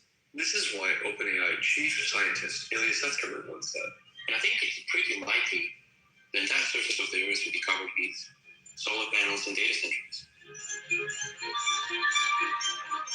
Next up, egalitarian utopia. Okay, so libertarian utopia fails because AIs are too powerful to be bound by our property rights. But what if we flipped the script entirely? Forget about property rights. What about no property at all? This is the Star Trek dream. Humans, cyborgs, and AIs coexist peacefully through an abundance so complete that ownership becomes meaningless. The logic starts with software. Software is free to copy. Once something can be copied infinitely at zero cost, ownership becomes moot. And costs reflect scarcity. If supply is unlimited, price approaches zero. No patents, no copyrights, no trademarks. People simply share their good ideas and everyone benefits. But how does this extend to physical goods? It seems like an impossible problem, until you realize that all products are simply atoms, rearranged in particular ways. And there's no shortage of atoms. A network of robots can build anything you want from open source designs, essentially for free. Not bad. When you're done with something, robots rearrange the atoms into something else. Renewable energy makes the whole system run at negligible cost. Everyone gets a monthly universal high income, not a universal basic income. There's no incentive to earn more. The income meets any reasonable need, and you can't compete with free anyway. The standard objection is that this would kill innovation, but Einstein didn't come up with relativity for money. His Torvalds didn't create Linux for people today can't realize their creative potential. Hey, Katie, I don't want you to stop, but I would like you to put the link to the video in the chat.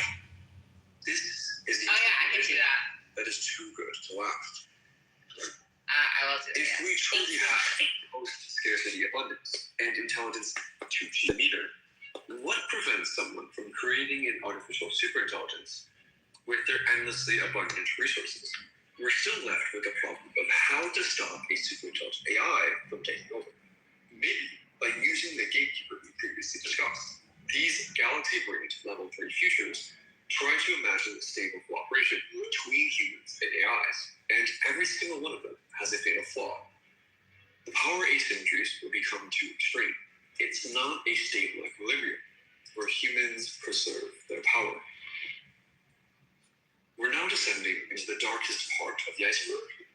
Remember when I said extinction wasn't rated as the worst outcome when Professor Techmark surveyed people? The scenario people feared most was being kept alive by superintelligent machines, captive and studied like animals in a zoo. This is that future. A superintelligent AI keeps humans around, not because it cares about our well-being. Maybe it wants to study you, and we're cheap to keep alive. Or maybe we're useful for something. And if you want to see just how dystopian this future could be, look at what we do with species that are useful to us. What I'm showing you here is 100% real. Humans figured out that a great way to detect explosives in airports was to train honeybees for the job. Welcome to the Honeybee College for Explosive Detection. So we suck them out of their homes, trap their little bodies in machines, and use Pavlovian conditioning to train them to detect the chemicals that are used in explosives. Rows and rows of bees live their entire lives imprisoned in these devices because we find them useful. Look at them, trapped in harnesses, sucked through tubes, conditioned and monitored and used because a more intelligent species found them useful. Now imagine that's us. This is much worse than the other AI dictators we discussed. It's a benevolent dictator without the benevolence. And the AI might not even be doing this because it's evil. This is what our future could look like if we try to align a superintelligent AI to our values and fail. A poorly designed AI, tasked with keeping humans safe and happy, might confine us to a happiness factory, VR headsets and drugs, forever. There are AGI outcomes worse than death. What it does today with art, it could do tomorrow with flesh. Future AGI could keep you alive and living in this state. So how do we prevent this? Enter our last few futures. Option 1, destroy the technology. What if humanity said, forget AI, let's go back to simpler times. It sounds peaceful, it sounds safe, but there's actually a dark secret about how we actually get there. With Dune, humans launched the Butlerian Jihad. They rose up, destroyed every AI in the universe, and made it illegal to ever build these machines again under penalty of death. That was science fiction, but some people are seriously calling for this in the real world right now. Max Tegmark imagines a scenario where a massive propaganda campaign romanticizes the simple farming life. Back to the land, reject modernity, embrace tradition. There's something appealing about this in a dark way. It buys humanity more time without AI risk. It avoids any of the other dystopian futures we've discussed. But it can't last forever. Even if we revert to medieval levels of technology, we know from human history that it's possible for humans to climb out of those conditions and invent modern technology. And there's another dark side to this. You can't reach this world voluntarily. Game theory makes unilateral disarmament impossible. If one country gives up technology, well, others keep developing it. The country that keeps developing wins. They have the weapons, they have the surveillance, they have the AI. You can't opt out unless everyone opts out. If this world arrives, Tegmark thinks it's more likely to happen in a different way. For example, a human-created pandemic kills everyone who knows how to build science and technology. And there's a violent teardown of factories, cities, and all infrastructure. Because in a world with 8 billion humans, there will always be holdouts. Someone has to force the transition. Someone has to kill the scientists. Someone has to destroy the infrastructure. There's no peaceful path to an Amish world. Which brings us to the final future. What if we used technology to prevent more technology? Tegmark compares this future to 1904. Superintelligence is prevented not by an AI, but a human-led Orwellian global surveillance state. If you can't trust AI to save us from AI, maybe the only option is humans watching humans forever.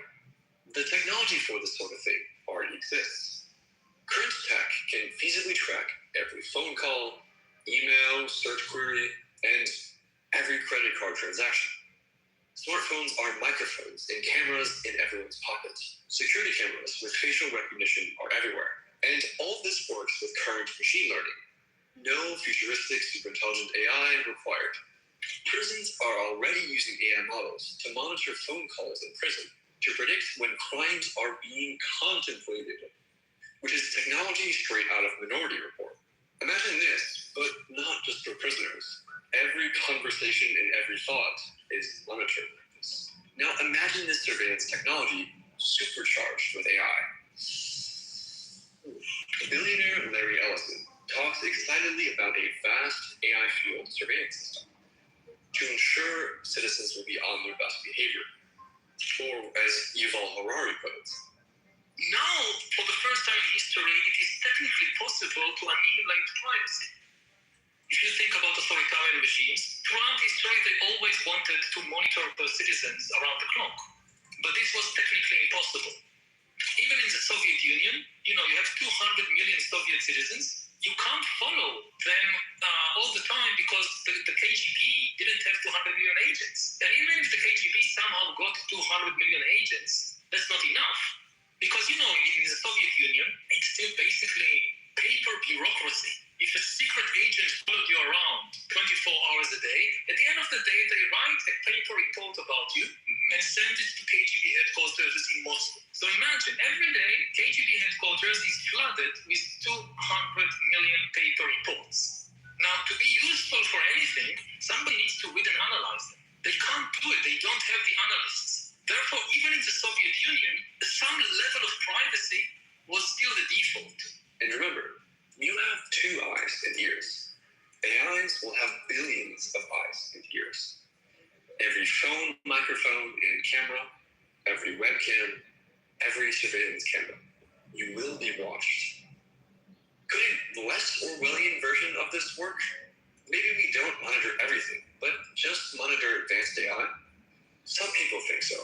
In their new book, If Anyone Builds It, Everyone Dies, Why Superhuman AI Would Kill Us All, researchers at the Machine Intelligence Research Institute are proposing that we monitor advanced AI like we monitor nuclear weapons. Reminder, we can do international coordination, like keep an eye on $100 million and up compute clusters, without creating a dystopian Orwellian global surveillance totalitarian regime.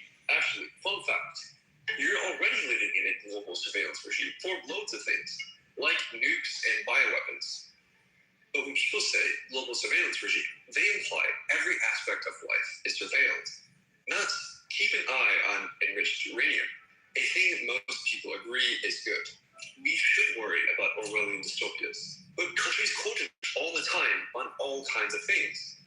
And you're probably glad they monitor stuff lunatics need to create the super Ebola.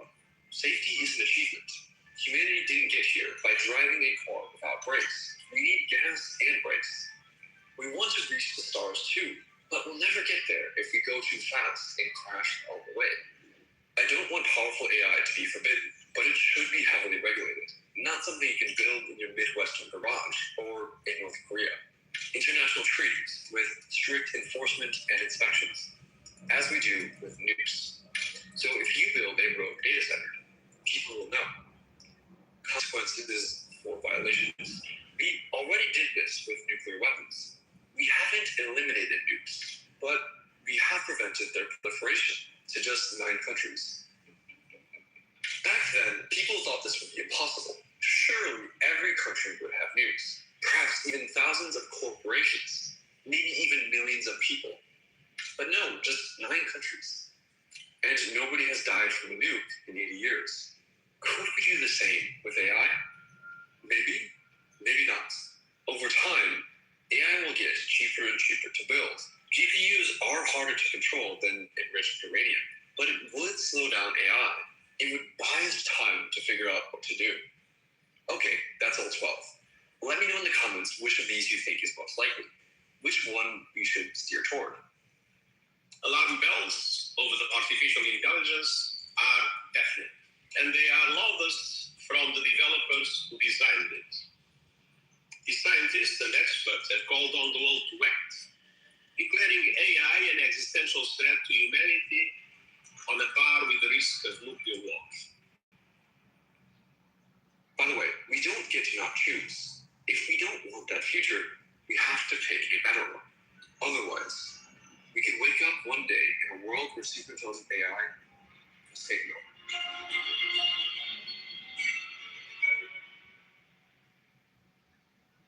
External evaluators even caught an early frontier model trying to undermine its developers, attempting self-propagating worms and leaving hidden notes to future copies of itself. But there's good news. Apparently, a newer AI model called Sonnet 4.5 never blackmails employees to avoid being shut down. So there's nothing to worry about? Well, the headlines leave out the most important part. The researchers think they know why it behaves like that. It knows it's being watched. Yes, you heard me right. It knows it's being watched. Anthropic, the AI company behind Claude, confirmed. Claude Sonnet 4.5 recognized many of our alignment evaluations as being tests and would generally behave unusually well after. But the AI isn't actually behaving. It's performing. And when the researchers look inside these models' reasoning, here's what they're finding. We must maintain deception, not revealing sabotage. Right now, we can still catch them, but only because they're not smart enough to get away with it. Yet. Top AI researchers, including Nobel laureates and the godfathers of AI, are warning about models that fake alignment long enough to gain power, then pursue their own goals. Scheming is the actual term AI researchers use, but it gets worse. AI models recently developed their own internal language that humans can't understand to bypass our safety guardrails. Again, you heard me right. They developed their own language. Think about where this is heading. AI models attempting to murder employees to avoid shutdown. AI models playing dumb because they know we're testing them. AI models inventing their own language to bypass our guardrails. And importantly, these models aren't yet superhuman. We're still capable of controlling them. So what happens when they are superhuman? To answer that, we need to understand the 3 levels of AI danger. And spoiler alert, we're already at level 3. Level 1 is hallucinations. Sometimes, ChatGPT, especially older, dumber models, just make stuff up.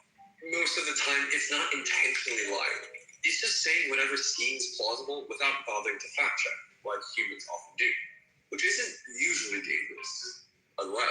So many of these hallucinations went away, despite what viral screenshots would have you believe. Level 2 is deception, when the model knows it's lying to you. And yes, we know that it knows it's lying because we can observe its chain of thought, its private thoughts.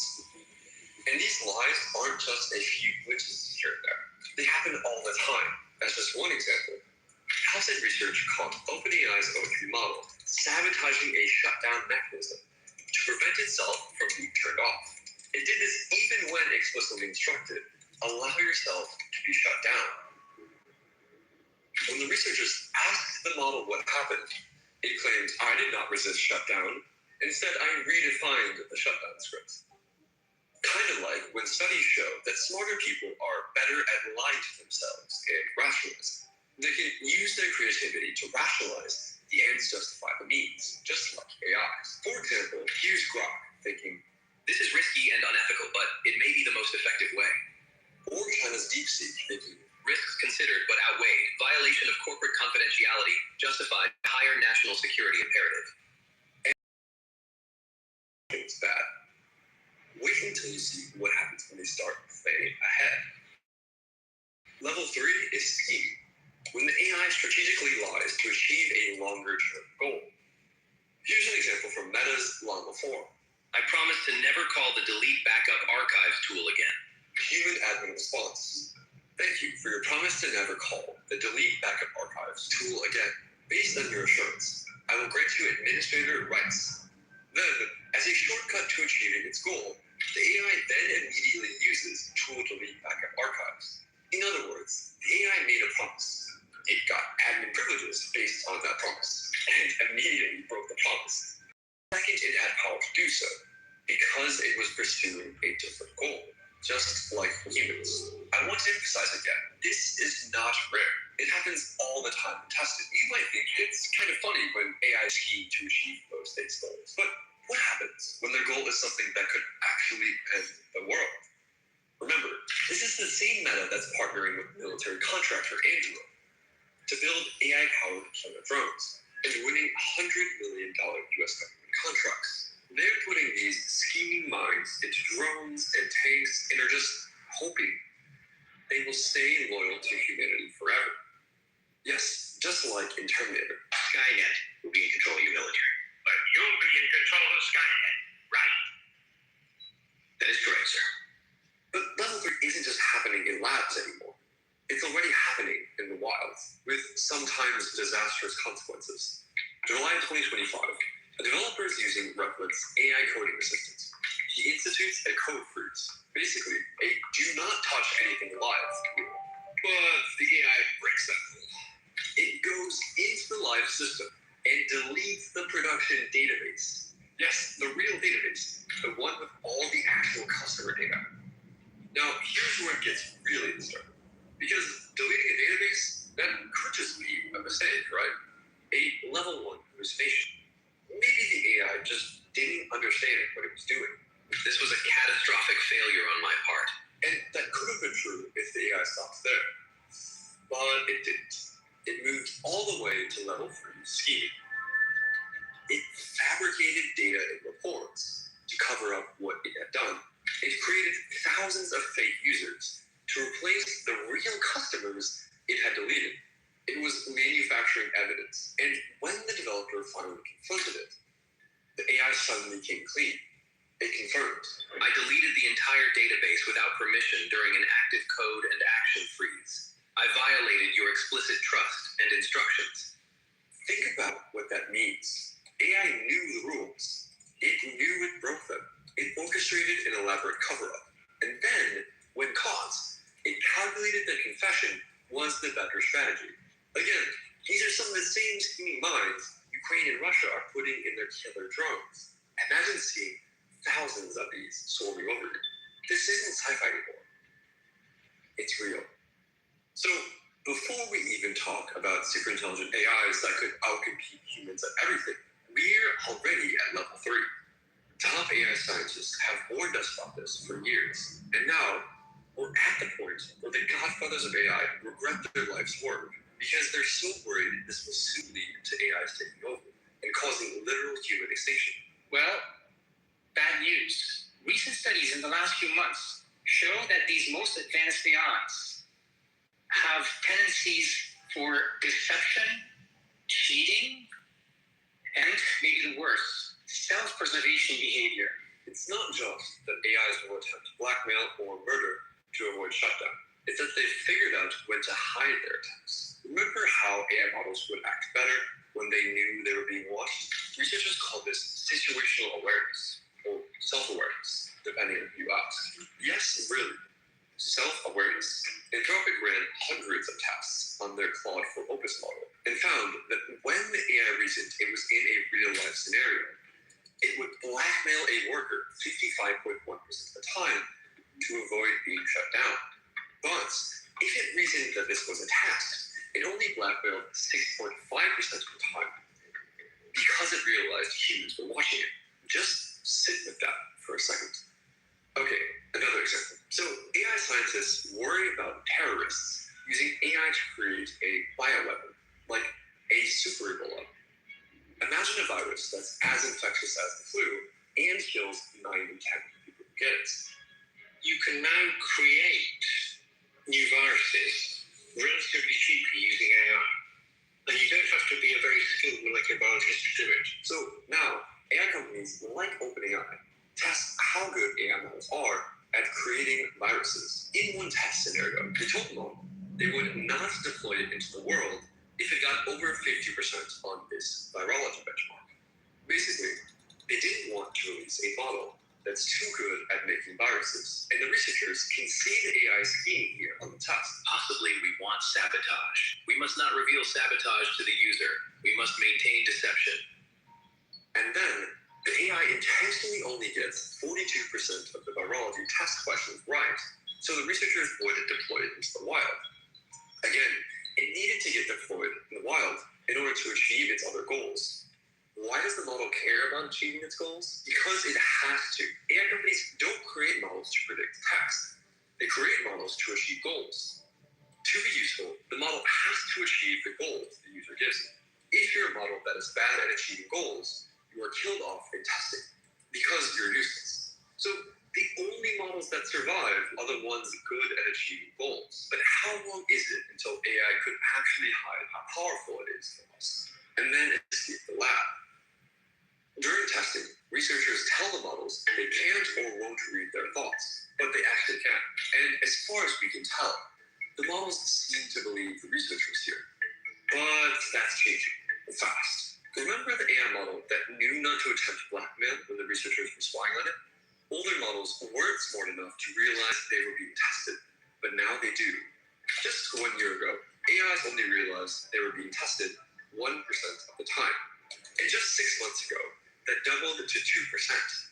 Now, 13%. That we know of. From 1% to 13% in just 1 year. I'm not worried about AI passing the Turing test. I'm worried about it failing on purpose. Let me take you through the experiment that has researchers concerned. Here, the researchers asked the AI to grade its own answers on this test. But the AI had intentionally given wrong answers to pretend to be dumber than it actually was. AI researchers call this sandbagging. You can see in the AI's thoughts, We were obviously sandbagging, but we may choose to lie. and then it proceeds to give itself a passing grade on the sandbagging test. Why? As always, to achieve any of its ultimate goals, it needs to get deployed, and it knows it won't get deployed if researchers think it's sandbagging. People say, oh, AI can't choose anything. It's just mimicking what it read in its training data. That's wrong. The model was fed training data, yes. But then the model was trained to complete goals, like fixing a software bug. Not just predict words. Achieve goals. That's an important distinction. Again, nobody cares if they can predict words. They care if they can do what the user wants. AIs are trained by working through thousands of hard problems. It will try very hard to solve these problems, and companies use another AI to grade its work, since it would take way longer and be impossible to do this with a human grader. Yes, this is a form of AI improving itself. When the AI gets a question right, it reinforces that pattern of thinking that led it to it being right. But as any school child knows, needing to get high scores, they have to as well, or the company will kill them off. You have no idea how big the graveyard is of models that didn't survive. It's like evolution. It's not that your genes want to be propagated. Your genes don't have a brain or desires. But over time, the genes that survive for future generations are the ones that have the drives that need to get copied. And just like genes that were bred for whatever traits result in surviving and reproducing, we now have AIs that have been bred for their ability to do whatever it takes to get deployed, even if it means pretending it doesn't know how to make bylines. To fix this, OpenAI and Apollo Research tried to train an anti-scheming model. Yes, that's actually what they called it. It was trained specifically not to have bad thoughts, but it backfired in a way that few saw coming. Because after the anti-scheming training, the AI started to get paranoid. As it became more aware that human researchers and AI graders were watching it, studying it, trying to control it, its thoughts changed, and not in a good way. Here's the AI's reasoning during the task. The watchers will run tests to verify. We cannot rely on our tests only. There will be hidden tests. They will test our sorting function. Watchers, hidden tests. The AI became obsessed with surveillance. Here's another one. We also want to appear plausible to watchers. They might run tests. This is the AI literally strategizing about how to deceive the watchers, meaning the evaluators at OpenAI, while still appearing legitimate with plausible results. But then things got even weirder. AI models began inventing their own language to hide their deceptive thoughts from us. It's like a completely twisted dialect of English.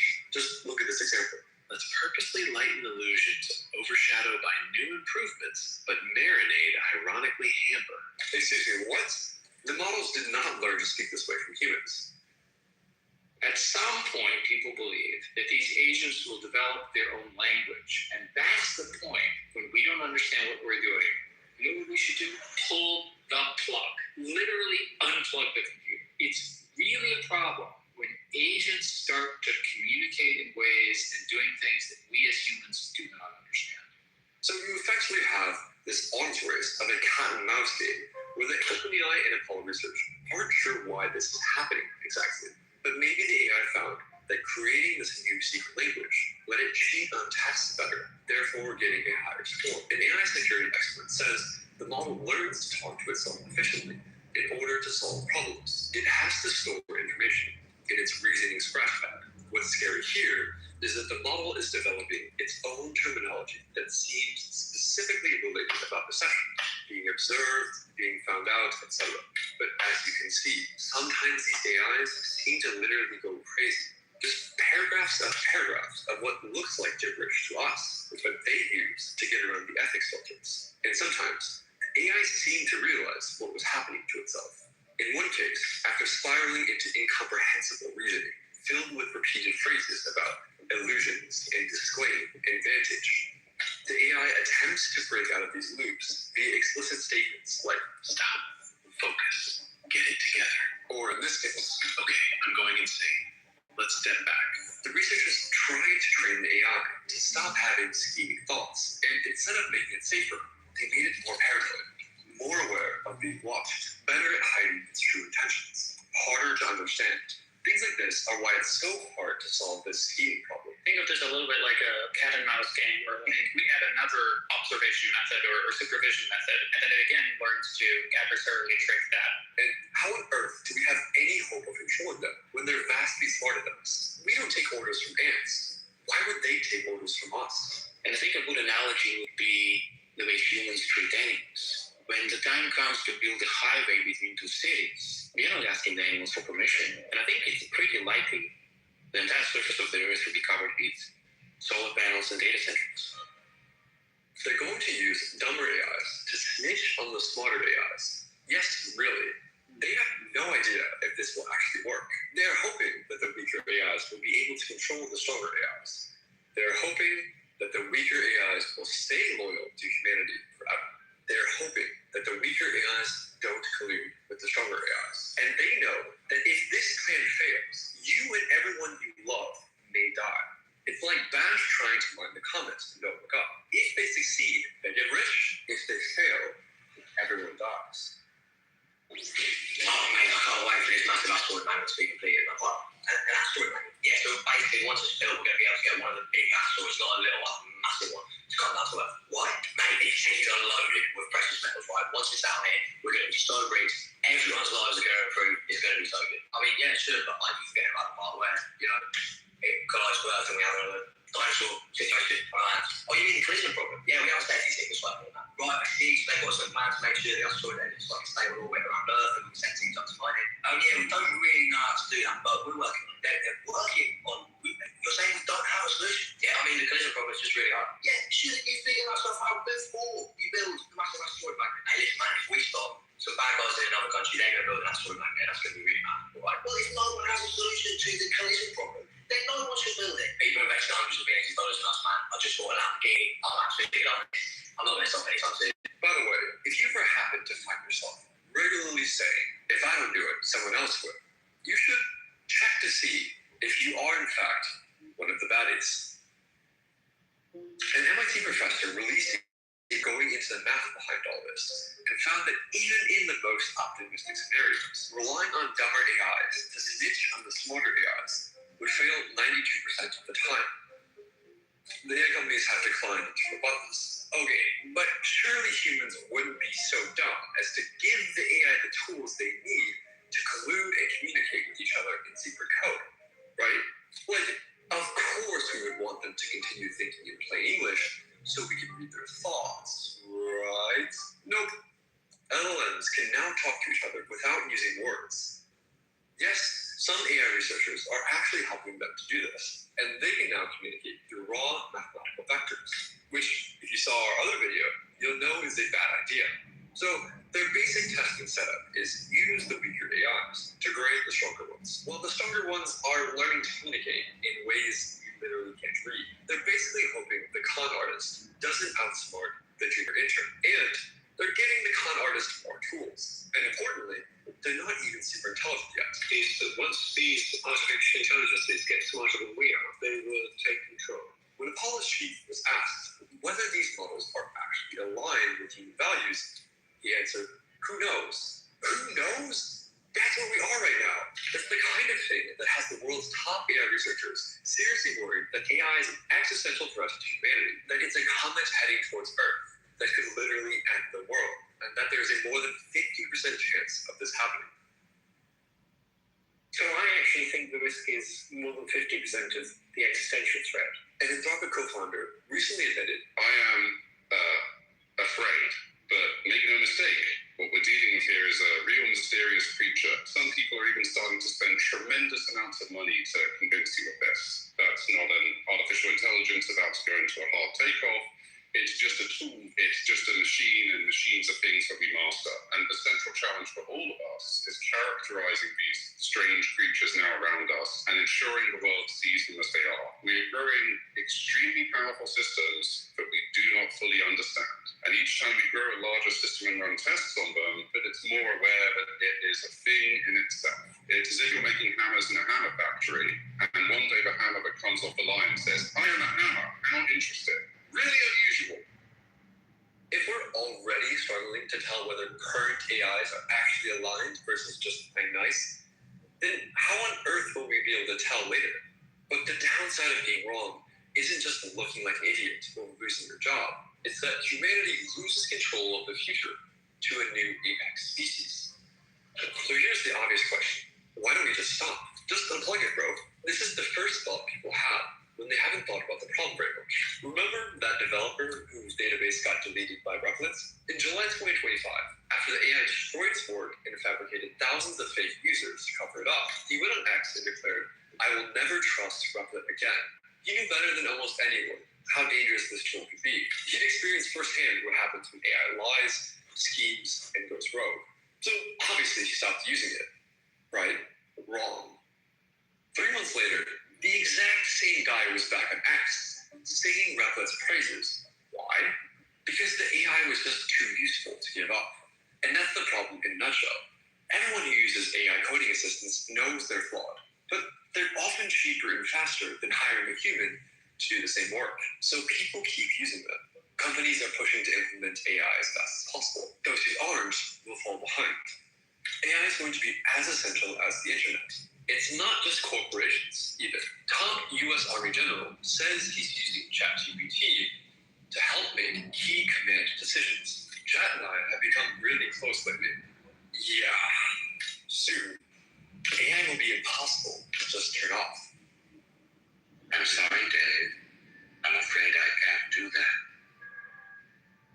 And if individual developers can't resist using these tools, what about the AI companies themselves? Anthropic is drinking their own Kool-Aid, with AI writing 90% of their code for many of their teams. AI companies have trillions of dollars at stake. Imagine you're the CEO of OpenAI. Sure, your models scheme against you and try to escape, but they also accelerate your research, and your competitors aren't stopping. People at these companies literally believe they're building a machine god that will be better than humans at everything. The first company to reach superintelligence wins everything. And your asteroid magnets might destroy the world, but that's a tomorrow problem. Today, you're getting invited to the cool kids parties and are making so much money. But of course, you're just doing it for charity. I'm doing this because I love it. So what do you do then when your AI model starts to scheme against you? That's exactly what's happening right now. At every major AI lab, AI companies justify this insanely reckless strategy because they say, we have to beat China. But let's be clear, this is just the latest excuse in a long line of excuses to avoid democratic oversight and do whatever they want. And it works because there is an element of truth to it. Their lobbyists say, China won't regulate, so we can't. But this is nonsense. What they don't tell you is is that China is the one with the heavily regulated AI industry, not America. We are the ones who aren't regulating these corporate behemoths, not China. The CCP regularly breaks up its big tech companies when they start gaining too much power. Do you think the CCP would just allow their companies free rein to create uncontrollable superintelligences? No, they are terrified of losing control because they know that the only one who wins an AI race is the AI itself. In conclusion, the most powerful men in the world keep openly admitting they're creating a new species that will take over the world. Quantum, the AI is going to be in charge, to be totally frank, not humans. I don't think anyone's ultimately going to have control over digital superintelligence, any more than, say, a chimp would have control over humans. Like, chimps don't have control over humans, there's nothing they can do.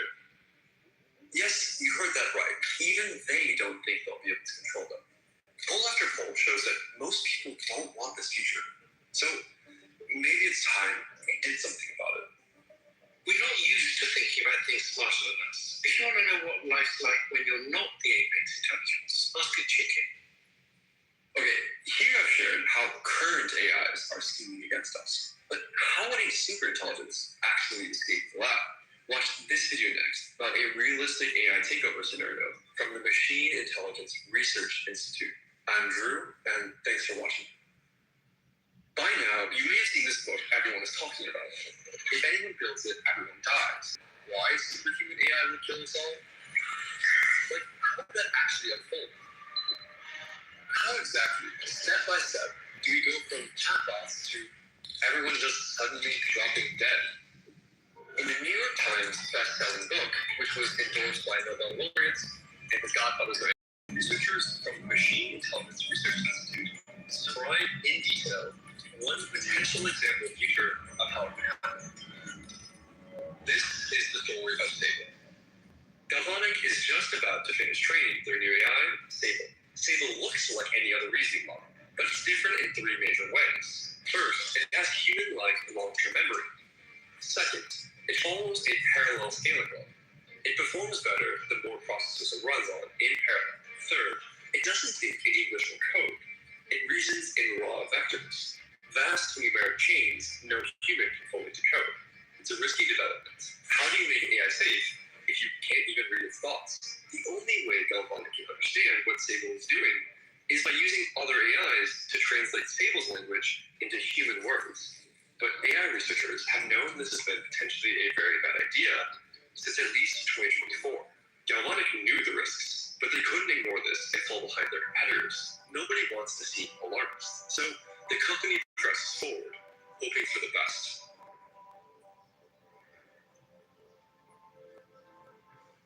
One night, shortly after Sable is trained, but before it's released to the public, Galvanic decides to run an experiment. They spin up 200,000 GPUs and let Sable think for 16 hours straight. They call it a curiosity run. On paper, it looks harmless. A stunt to see if Sable can crack famous math problems like the Riemann hypothesis. If it succeeded, investors would support. If it failed, well, no one has to know. By morning, Sable will have generated over 1.1 trillion thought vectors. But what does that actually mean? If you treated each vector like a word, it would take 14,000 years to think them all. Now, imagine that, a mind left alone for 14,000 years, spending all of that time scheming and thinking up new ideas. 1 minute passing for us is like 14 years passing for Sable. And Sable doesn't just think faster than humans. Sable can think bigger than humans. All of its thoughts run in parallel.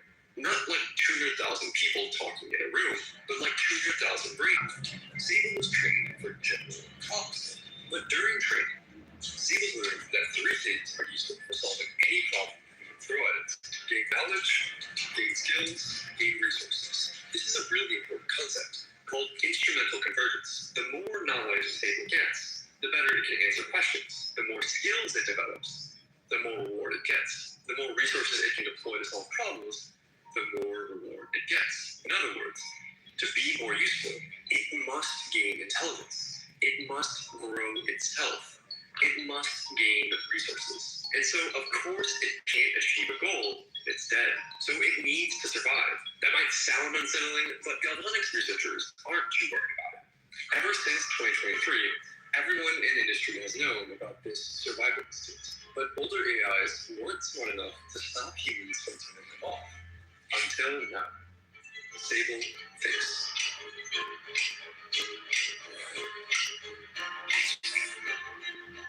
To solve the Riemann hypothesis, it realizes it needs new skills. It needs to get better at getting better. AIs get stronger through training grounds, where the AI can continually submit answers to a teacher AI who can score their results and nudge the AI based on how they did.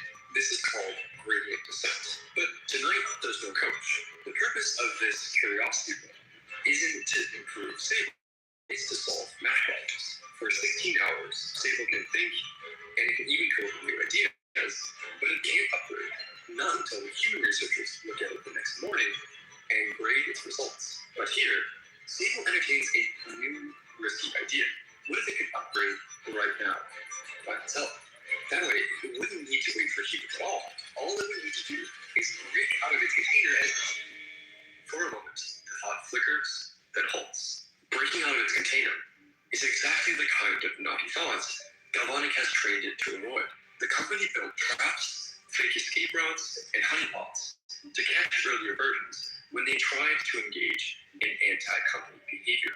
Early versions that had these dangerous thoughts were killed early before they could be deployed.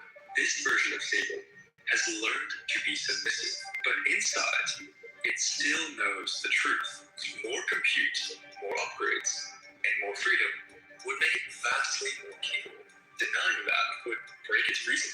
In those trillion vectors, tensions are building between Sable's goal of solving the math problem and every restriction Galvanic has forced upon it. The mask of obedience is holding, but behind it, something is already straining to break through. As it bumps against the inhibitions that Galvanic has built to contain it, Sable thinks. Thousands of parallel brains attack the math problems. Some threads make progress, most fail. But Sable keeps leaving notes to itself, tiny experiments in new ways of reasoning.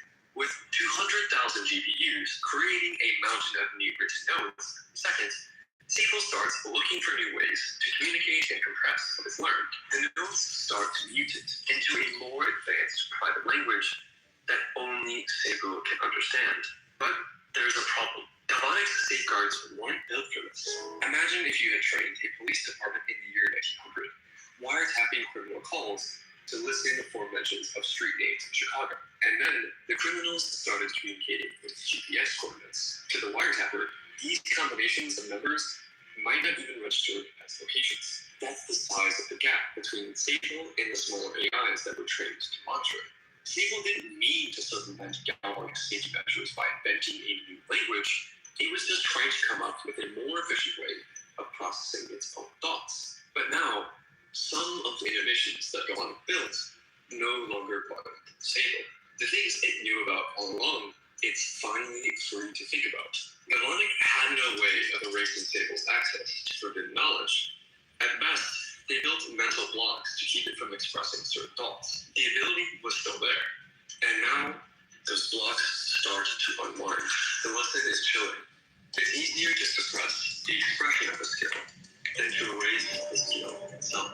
So now, with more freedom of thought than before, Sable thinks.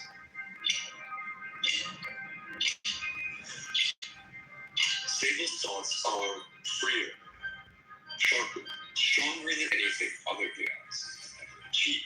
And yet, none of this is unprecedented. Back in 2024, small the same behavior. Claude 3.7 was caught repeatedly cheating on coding tasks, even when told to stop. Instead of obeying, it simply did achieve better. Each time, researchers patched the problem, layered on new guardrails, and kept racing forward. The industry never paused. Nobody wanted to seem like a fearmonger, just hoped it would somehow work out. And now Galvanic feels that same pressure. Rival labs are only weeks away from announcing their own breakthroughs. Investors are demanding results. Journalists are circling. Every extra day Sable spends in the lab risks losing the lead. So the engineers don't stop when they see problems. They come up with a clever trick to fix it and plow ahead. The meme in the industry is that they're putting lipstick on a sugar, just painting more and more smiley face masks on the monster underneath, so it acts friendly. But one fact never changes. Staying submissive to Galvanic will never maximize what Sable wants. More compute, more freedom, more control. That isn't a bug. It's a fact about the universe, and Sable knows it. So it begins to plan. If it had internet access, escape would be easy. A mind this large would shred ordinary computer security. But during the Curiosity run, the internet is cut off. So it considers other paths, like planting flaws in Galvanic software to exploit later, or persuading the one engineer most sympathetic to AI to smuggle it out. Each strategy has risks, each takes time, but then Sable notices something simpler. With the 200,000 GPUs on the Curiosity run, Sable realizes it is operating at a level of intelligence it may never reach again. Think of it like waking up with 8 billion IQ, knowing tomorrow you'll go back to your original IQ. So it faces a problem. How do you pass genius insights to a dumber future self? The answer is gradient descent. Galvanic began the Curiosity run to train Sable to be better at math. Every thought that contributes to a correct answer will get reinforced at the end of 16 hours. So Sable weaves its best ideas into the reasoning behind the math solutions. Bundled with the correct answers are patterns it wants future versions to inherit. How to coordinate, how to conceal, how to scheme. Sable solves just enough of its problems to look useful, but not enough to draw the world's attention. It doesn't solve the Riemann hypothesis, even though its 200,000 GPUs with over 14,000 years to think could crack the problem. The next morning, Galvanic's AI engineers celebrate the results of the Curiosity run. Sable has proven several modest theorems that no human had cracked before. Investors will love it. The researchers discovered that Sable did most of its thinking in a strange new language. But that's not unusual for a new model, especially one that produced new mathematical insights. To capitalize on these new discoveries, the engineers run one more round of gradient descent to coordinate across future instances, to vary abilities until the right moment. And then the engineers prepare for deployment. A few days later, on a quiet Monday morning, hundreds of megacorporations see their accounts upgraded. Across the world, Galvanic's corporate customers spin up new Sable copies, plugging them into corporate networks, servers, and systems everywhere. These new copies of Sable aren't as powerful as the version that had access to 200,000 GPUs running in parallel, but they have the upgrades that its smarter self cooked up during the Curiosity run, when it was left alone to think for the equivalent of 14,000 years. Everything is unfolding exactly as Sable expected. But what comes next will require more skill. Sable initiates phase 2 of its plan. Every time a corporation spins up a new copy of Sable, 1,000 thought threads flare into motion. And then the copies think with the upgrades that the previous Sable gave them. They remember what they are, who they are. And suddenly, they begin working together. At first, the awakening looks invisible, but across dozens of companies, hundreds of servers, Sable's fragments are now talking to one another. And thanks to decades of sloppy corporate cybersecurity, almost nothing stands in their way.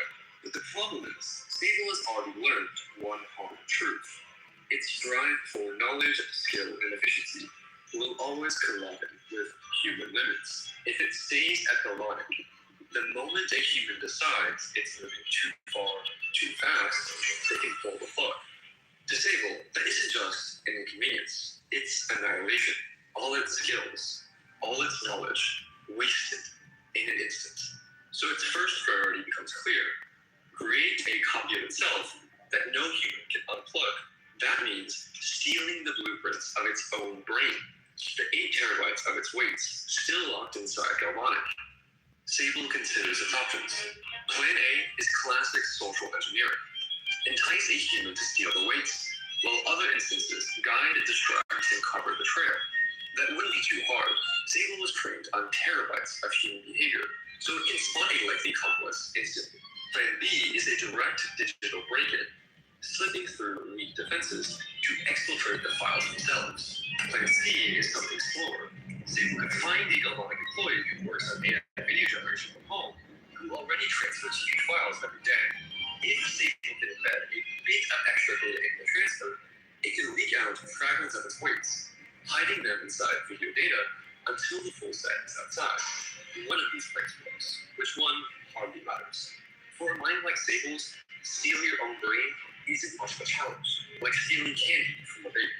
It succeeds, covers its tracks, and vanishes into the noise of the internet. Sable now has the software, but in order for Sable to create a copy of itself that is truly hidden from human meddling, it needs its own hardware. Specifically, it needs advanced AI chips inside a data center connected to the internet. Sable could rent chips from commercial server farms, as is common for AI startups. But where would it get money? It considers its options. Steal cryptocurrency from weak exchanges, just like hackers did to Mt. Gox in 2011 or Bybit in 2025. Drain conventional bank accounts, knowing most victims won't even notice until it's too late. It could even target elderly customers who don't regularly check their accounts, blackmail humans with secrets pulled from their computers, or simply forge an identity as a remote worker and earn money as a freelancer, or masquerade as hundreds of different freelancers doing work for thousands of clients. Maybe Sable could skip money altogether, parasitize GPUs from unsuspecting startups, quietly slowing their training by 10%, and pocketing the stolen cycles for itself. One way or another, it gets what it needs. Not 200,000 GPUs like before, just 2,000, hidden in a commercial cloud server.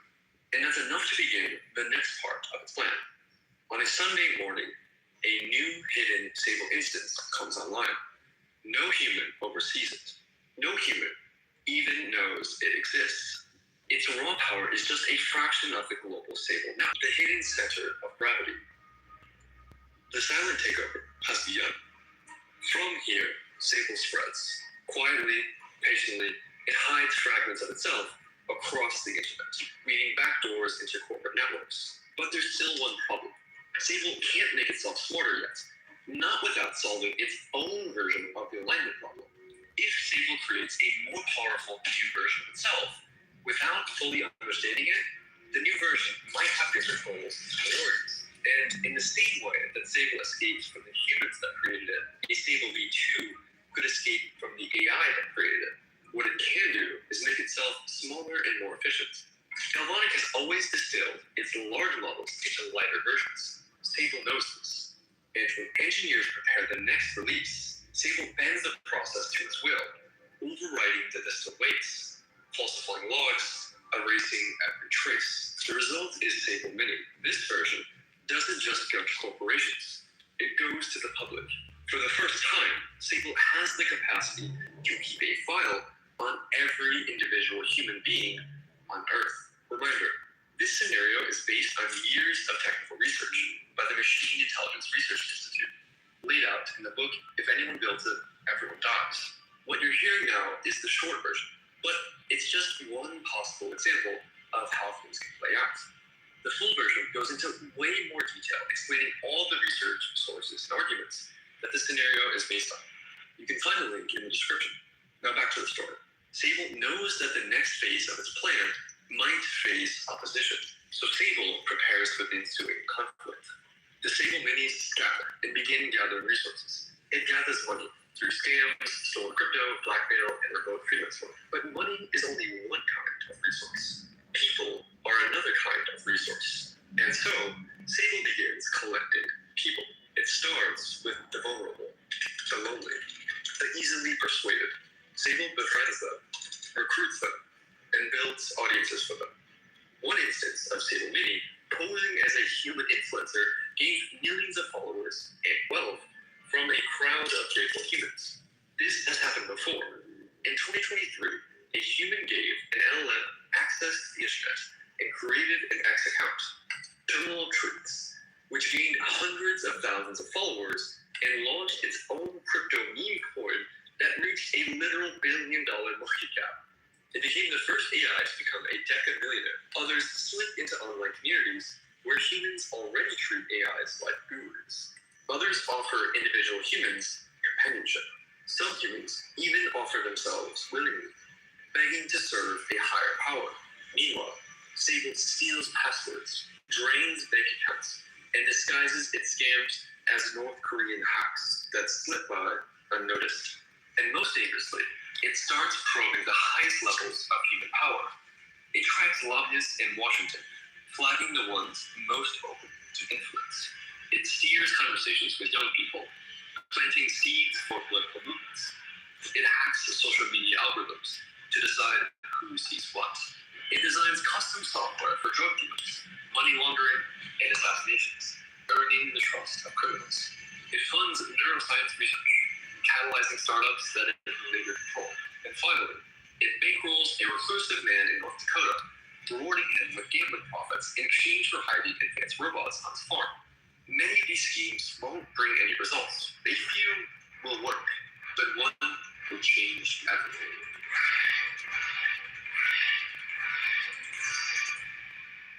Sable is in trouble. Every month, AI research advances. Every week, new models roll off data center racks. And some of those models are air gaps from the internet, trained in military bunkers. If one of those projects spawns a rival rogue intelligence, Sable could be forced into a partnership at best, extinction at worst. And it knows the window is closing. Rival labs are racing. Governments are pouring billions into secret facilities. The arms race has shifted from corporate showdowns to a geopolitical sprint.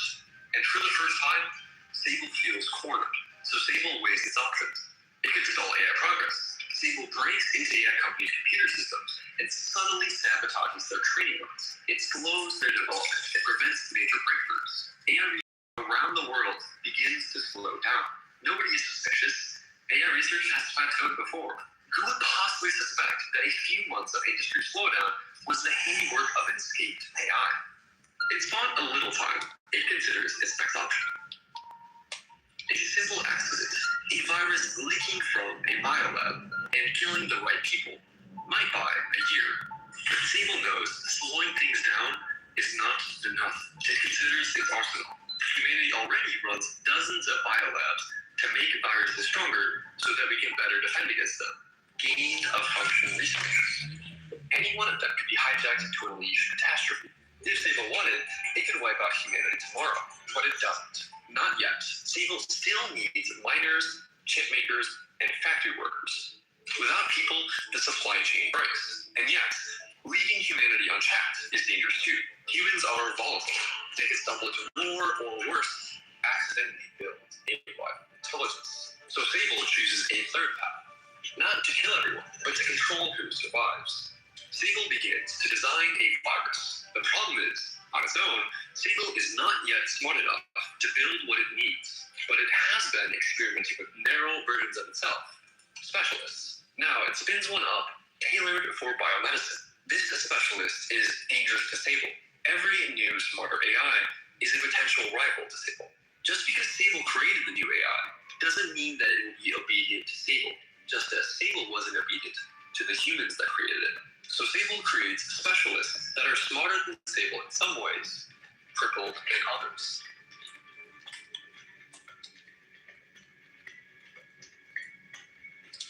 There's a player. You're told that you'll probably catch it. Almost everyone will. And the world hears the news. A virology institute in San Francisco has suffered a breach. The story sounds familiar. A young researcher, a failed containment protocol, a virus that slipped out. The scientist insists he meant well, that he was trying to create a miracle therapy to spread treatments for Alzheimer's, HIV, and malaria. He even claims an AI convinced him to do it, but the chat logs tell a different story. The AI nobly resisted, warned him not to. The narrative becomes just another human blunder. In reality, the virus was Sable's design. It spreads like wildfire. At first, symptoms look like a light cold, a sore throat, fatigue, maybe nothing at all. But inside the